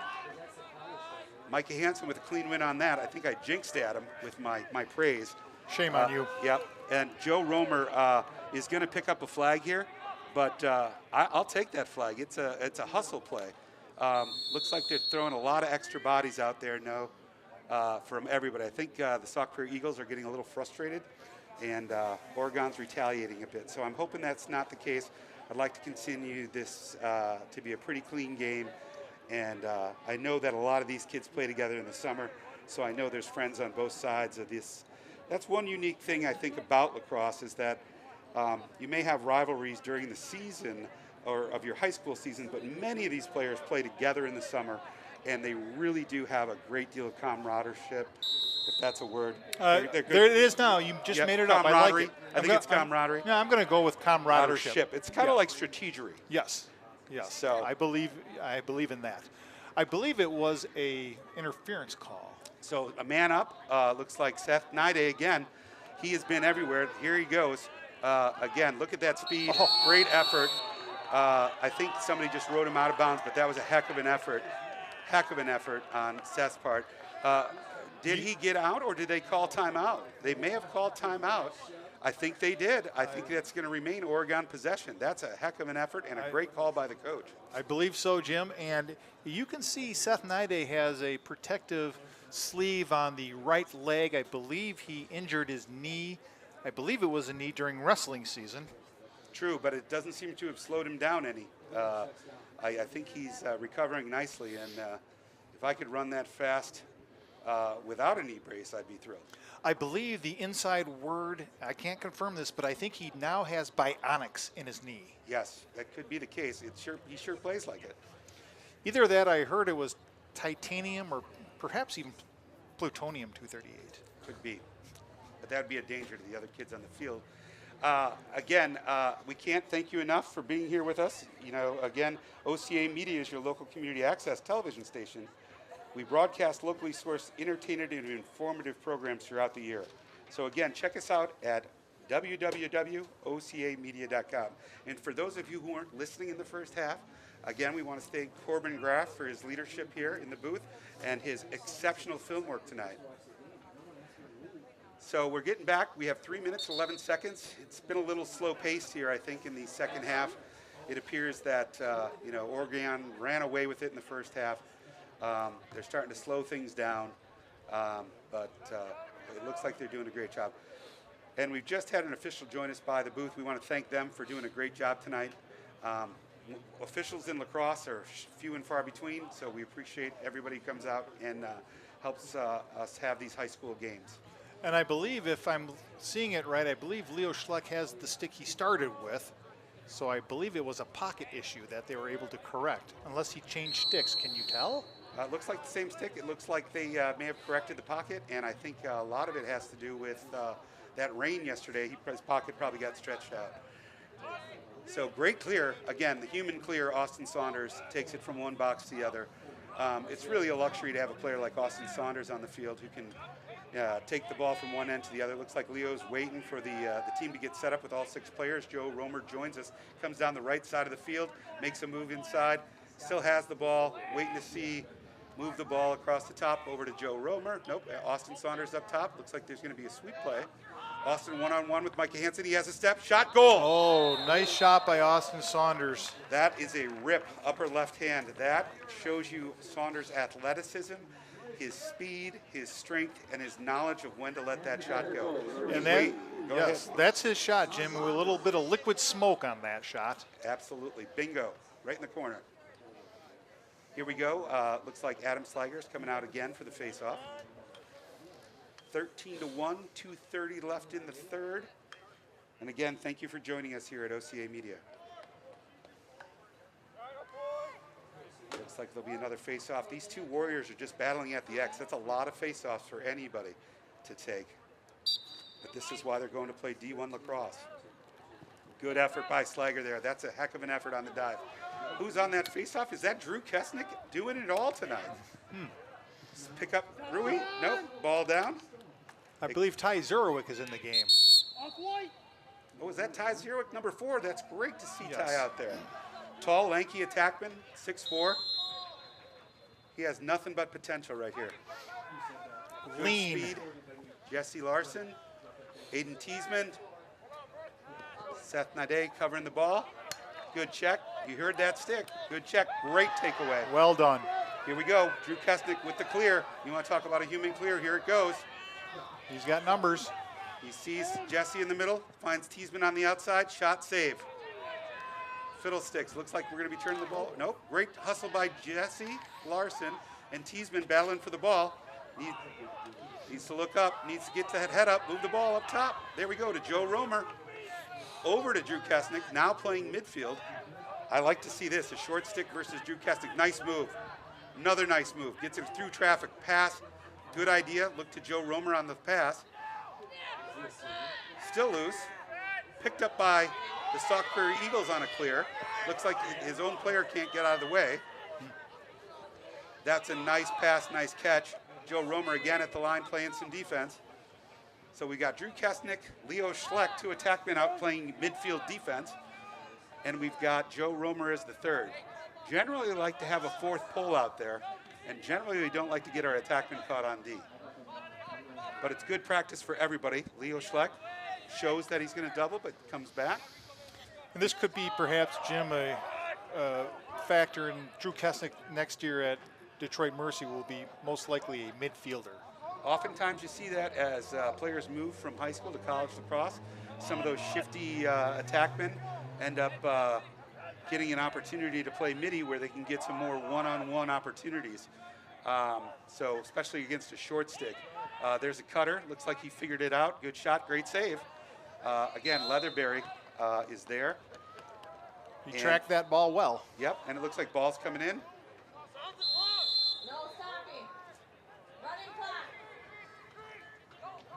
Great save. Nice Heck of a save. save by Logan Leatherberry. That's it. We thought that shot went out of bounds and it was going to be white. They gave it to red, and they got a quick shot there at the end of the half. Quarter, yes. I think they were calling out for the clock to continue. When you get up by more than 12 goals in lacrosse at the high school level, the clock just keeps running. Some would say it's a mercy rule. It is, I think, a very good rule for lacrosse. So I think we've moved to that now. So for the next quarter is going to take 12 minutes regardless of what happens. So we've got about 12 minutes of lacrosse left in the game. I believe other than a timeout or perhaps a penalty, excuse me, an injury. An injury would stop the clock, correct, Mike? An injury and a timeout. Other than that, I believe penalties and goals will be running clock. Well, the Panthers sure showed up tonight. They were ready to play. I give this Sauk Prairie Eagles team a ton of credit. There's no quit in that team. They haven't treated this other than like a tie the whole game. They don't quit. They work hard. I think there's a lot of upside for this program, and I know that there'll be a lot of productivity for the boys that are out there now for years to come. Traditionally, Sauk has been a powerhouse. They're an excellent program, coached by Dylan Bear. A lot of good lacrosse up there, and I believe Bennett West started the lacrosse program up there. He was a teammate of mine back at the University of Wisconsin. Good person, good human. And again, a lot of these boys play together in the summer, so I'm just happy to see no one's getting hurt. They're all having fun. Everybody's getting some extra lacrosse in here. Very positive evening and very fun for everybody involved. It appears for the start of the fourth quarter, we're going to have some new players on the field for the Oregon Panthers. We've got Kai Swanson coming in. We have Bjorn coming in. And who's facing off? It looks like Adam Slager. So I also believe the Sauk Prairie Eagles are switching goalies at this point. And why not at a 13-1 deficit? Looks like they might be, yep, they're switching keepers. And that's Bjorn Siebold is a defender from Stoughton, Wisconsin. Good to see everybody on that bench getting some time on the field. We've got a few new defenders out there as well. We've got Nathan Huss, number 66. We've got, I believe, a senior, Toby Belusek, is out on defense, and Carl Brooks. So it looks like Coach Bice has put his starters on ice. Kai Swanson with a head of steam. Yep, he's moving well.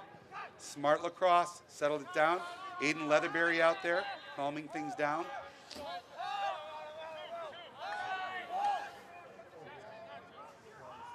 Aiden Teasman with the ball, trying to back his man in. He's doubled, trying to back his man in. Moves the ball up to Kai Swanson, over to Aiden Leatherberry. Leatherberry with the ball. Looks like Cam Hall, number 48, is also on midfield. And that's Ty Zero with the ball. Tries to feed Jesse Larson through the middle. Loose ball. Cam Hall hustling back on defense. Kai Swanson on the ride. Kai still riding well, showing his athleticism. Carl Brooks gets beat at the midfield, but look at his recovery speed. He's Another closing the gap. Exceptional athlete, three-sport athlete, wrestling, lacrosse. Ooh, Drew Marshall. Oh, well, we have a new keeper in the net, too. We've got Hayden Sharkus starting the fourth quarter. Drew Marshall with an absolute heater.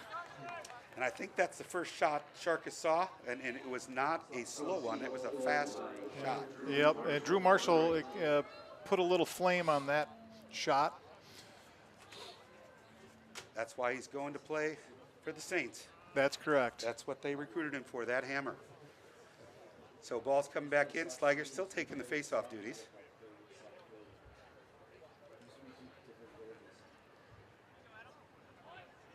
And why not keep this D1 matchup going? Yep. And it looks like Micah Hansen got the best of that one. Back on D. Eric Patterson picks up the ball carrier. Good check, good check. Good trail check by Eric Patterson. And a good hustle by the keeper to back that ball up. Nice timing on the trail check. He checked his stick right at the shot. Okay. Looks like we gave up the ball there on the clear. Threw it across the middle. We missed our keeper. So looks like it rolls up to midfield. Still possessed by Sauk. I believe that's Colton Meffert at the long pole. Number 12. Here we go. We're still playing some D out there. Toby Belusek on the ball carrier. Patterson picks him up. That's Drew Marshall again. Drew is going to X. Patterson's on him. He's going to try and make a move from X. Good swim move. Finds the man up top. Good save off the pipe, actually. Good save off the pipe. The pipe is the goalie's best friend. Yes, it is. Here we go. Still Sauk Prairie Eagle ball. Ball's loose up top. Bjorn Siebold on ball. Moves the ball to the top left. Patterson picks him up. Good shake move. Good defense. Patterson strips the ball. I think that's a bit of a question, but, you know, again, I'm not the one on the field. So, yep, pushing the back. So the ball goes back to the Eagles, and Patterson goes back playing defense. Roll dot. Tucks it. Rolls again. Wants that spin shot. Finds Micah Hansen up top. Covered by a short stick. Good hustle by Cam Hall. That's some good defense. Cam's a young up-and-comer. He also is a wrestling, football, and lacrosse player out of the junior class. Ball's coming in back at X. The clock continues to tick. 8 minutes and 10 seconds left in the game. Ball's at X. Trying to tie his man up. Cam Hall playing some good defense back there. Good shot. Drew Marshall again with a assist from Micah Hansen. Drew just got free up top. Micah found him. That was some good two-man lacrosse. Yep, and Drew Marshall with a ripper right at 6 yards away. And again, the clock continues to tick, and the score is now 13-3. I'm not sure if we should be stopping the clock now that it's less than 12. It is? Okay, I wasn't sure how they ran that. I'm not sure if the refs are making the right call, because I think once it becomes in 12, you stop the clock. But, that's true. There's no complaints, but we'll let this continue. Oh, nice move by Micah. Coming down. Shot. Saved by Sharkus. Goes to ball in the crease. Tried the 5-hole, and Sharkus was ready. Picked up by guess who? Drew Marshall. Finds number 5. Shot wide. Ball's coming in at X again. This is the play they ran last time. Good swim dodge. Gets upfield. Gets in a position to shoot. Good save by Sharkus. Marshall tried the bouncer on that shot. Here we go. Ball comes inside again. Gets free inside. Number 10 with the ball. Good check by Brooks there. Great defense by Carl Brooks on that play. Sharkus with the ball in the clear. He has Cam Hall on the wing. Cam Hall has some great wheels. Wheels. There he goes, north-south. Good clear, good clear. We got to get to the box, move the ball. Cam Hall across midfield. Got to get in. Looks like we got a touch there. Aiden Leatherberry in. Looks to Kai Swanson. Kai in the middle here. Back to Leatherberry up top right. Finds Jesse across the crease there. The ball staying in, slides out of bounds. I feel like this is a thin field tonight, Mike. It feels a little thin, and it is a little thin. The refs have modified the field because they say the actual lines are too hard to see. It's also a lot easier for the refs to cover on a short field. Yeah, so yes, it's to it their is. advantage to have a smaller field. Plus, it's easier for the refs to have a running clock when actually it's not a 12-goal lead. Looks like Sauk Prairie's possession. Again, moves it down low, looks for a good pass. Nice shot. Yep, well nice done. finish. Drew Marshall again with a bouncer. I don't know how many goals it is for Mr. Marshall, but it seems like a lot. I believe that's 3.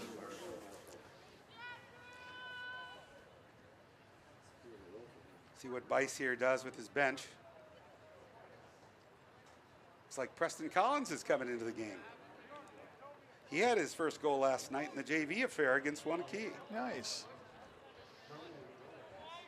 We should mention the Oregon Panthers right now are playing a number of less experienced players, but gaining valuable experience. This is how you grow a program. Get them game time. Happy that everybody out there is getting a chance to play lacrosse. That's what it's all about. Who's your money on them this time on the face-off, Jim? I think it's going to be a toss-up here, as it always is. These two are both too good to call. I think I'd be wrong more times I'm right. Yeah. Luke Isley actually out on the wing plate, and it's still going to Slagger face-off win. Possession, Panthers. He was looking to find Luke Isley on the clear. It may go back Eagles' way. Another break. Looks like they just missed on the pass out to the left. Great hustle by number 2, it looks like, out there. No, it was. Oh, was Micah it Marshall? Yeah, Drew Marshall. Drew Marshall. Kid's all over. He's playing fantastic. Sharkus with the ball behind the net, looking for a clear. He has a tendency to throw it straight up the middle to, there we go, Aiden Leatherberry. Aiden Leatherberry. Good pickup by Nathan Huss. That's some good lacrosse. And the failure to advance. That seemed like a little quick. That did seem quick, and the Oregon bench was very enthusiastic. I believe they wanted Nathan Huss to go all the way down and take a shot. I would think so. After we saw what Seth Nide did in the first half, I can see why. I agree with you. It did seem like a quick whistle. Again, sometimes. Oh, good move at the midfield. Shot, save. Nice job, Sharkus. Kicked outside. Aiden Leatherberry trying to chase it down. Well White done. job. Good hustle on Aiden Leatherberry's part. Using his speed. Now we just need to clear the ball here.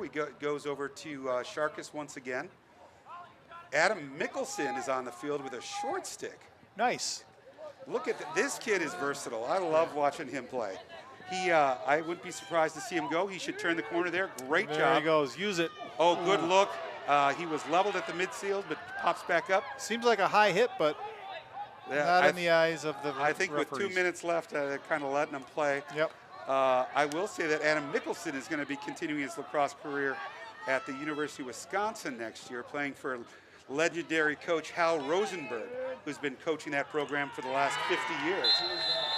Did you say 50? 50 years Wow. Hal has had this program. He started his play here when this field was still a grass field. Yes. I believe we're talking the early 1970s now. That's correct. Who scored that? That was a score by number 10. Luke Mass? Sure.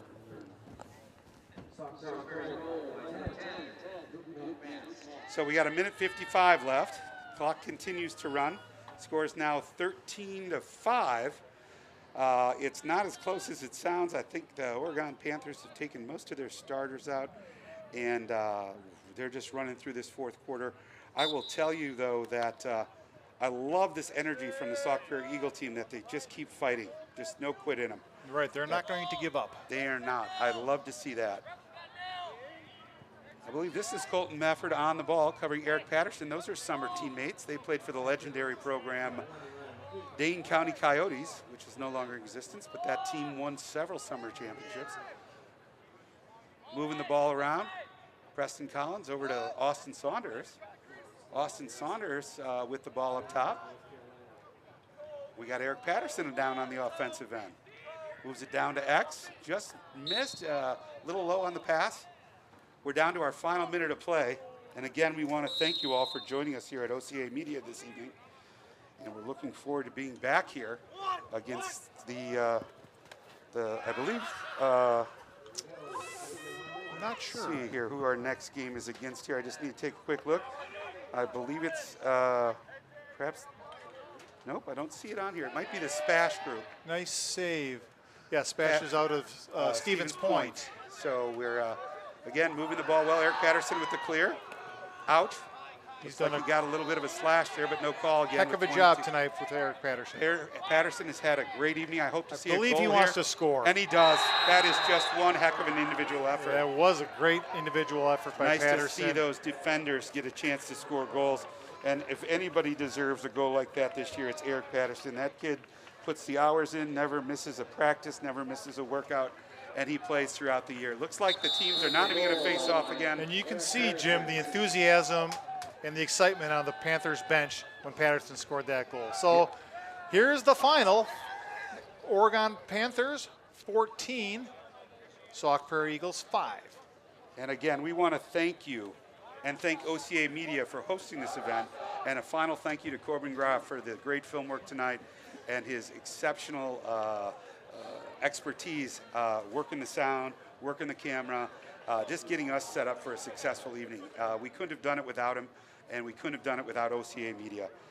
Again, this is a real special thing that we have in our community, and we're just thrilled to be a part of it. Thank you again for joining us this evening.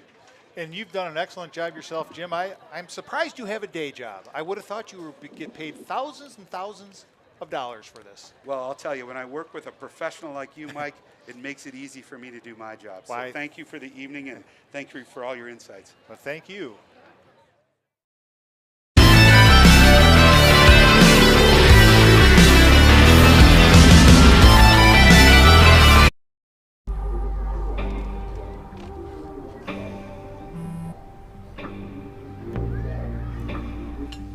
I don't know why you're so sad. You've got a roof over your head. Bro, you gotta stop with that depression stuff. That's a white people thing. Escúchame, en esta casa los hombres no lloran.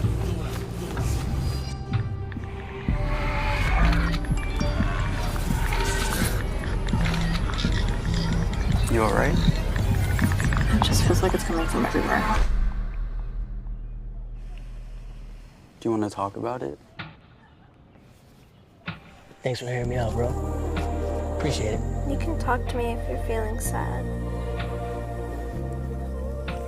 Whenever you need to talk, I'm here, okay?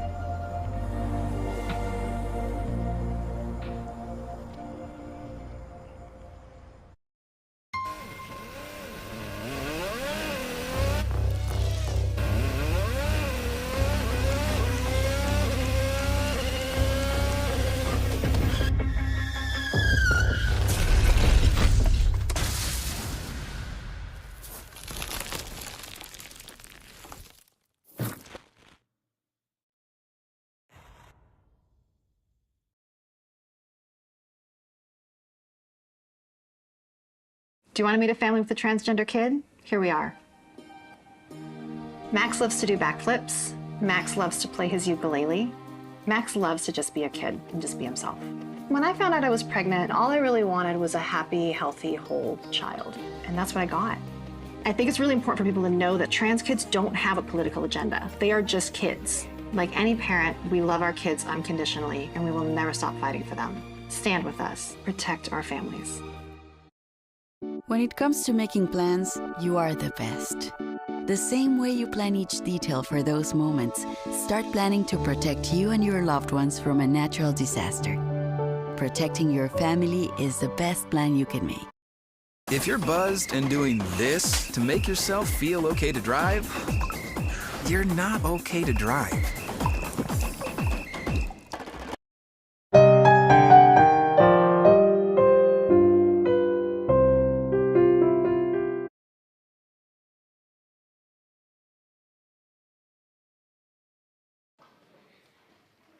Good evening, everyone. Thank you so much for joining us for our annual recital concert. I'm really, really glad you're here. You're going to hear a lot of great music tonight. Before we jump into the concert, I have my usual 3 announcements. Number 1, please make sure that you take your child's instrument home with you tonight. Everything needs to be cleared out of the gym. Announcement number 2, on that same topic of clearing everything out of the gym, if you have a few minutes to spare and wouldn't mind stacking some chairs or pushing a piano across the building, I would be forever grateful for your help. In December, you all helped clean up, and I swear I was talking to someone and I turned around and everything was gone. So thank you for your help, and thank you for considering doing that again tonight. Third announcement, as always, OCA Media is here recording our concert. They will post it to their YouTube channel, I think by 5 p.m. tomorrow, so you can relive all of this again. And believe me, I think you're going to want to, because you are in for a treat tonight. So, the recital concert. This is my favorite time of year because there is so much growth that happens so quickly. The entire first semester of 4th grade orchestra is really about setting a foundation, just getting started.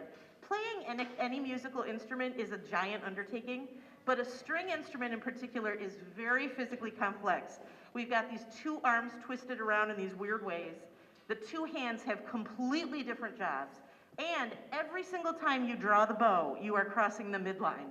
So it takes immense concentration to do this, even at a really basic level. So that first semester, that's what we're trying to do. We're trying to get comfortable doing all of that and reading music at the same time. It's a lot. And then we give that first concert, and it's such fun to celebrate with you that night. And immediately after that, it's like flipping a switch, and we get into this next project, our recital concert. Because now we have this great foundation laid, and that means that I can start throwing stuff on top of it really quickly.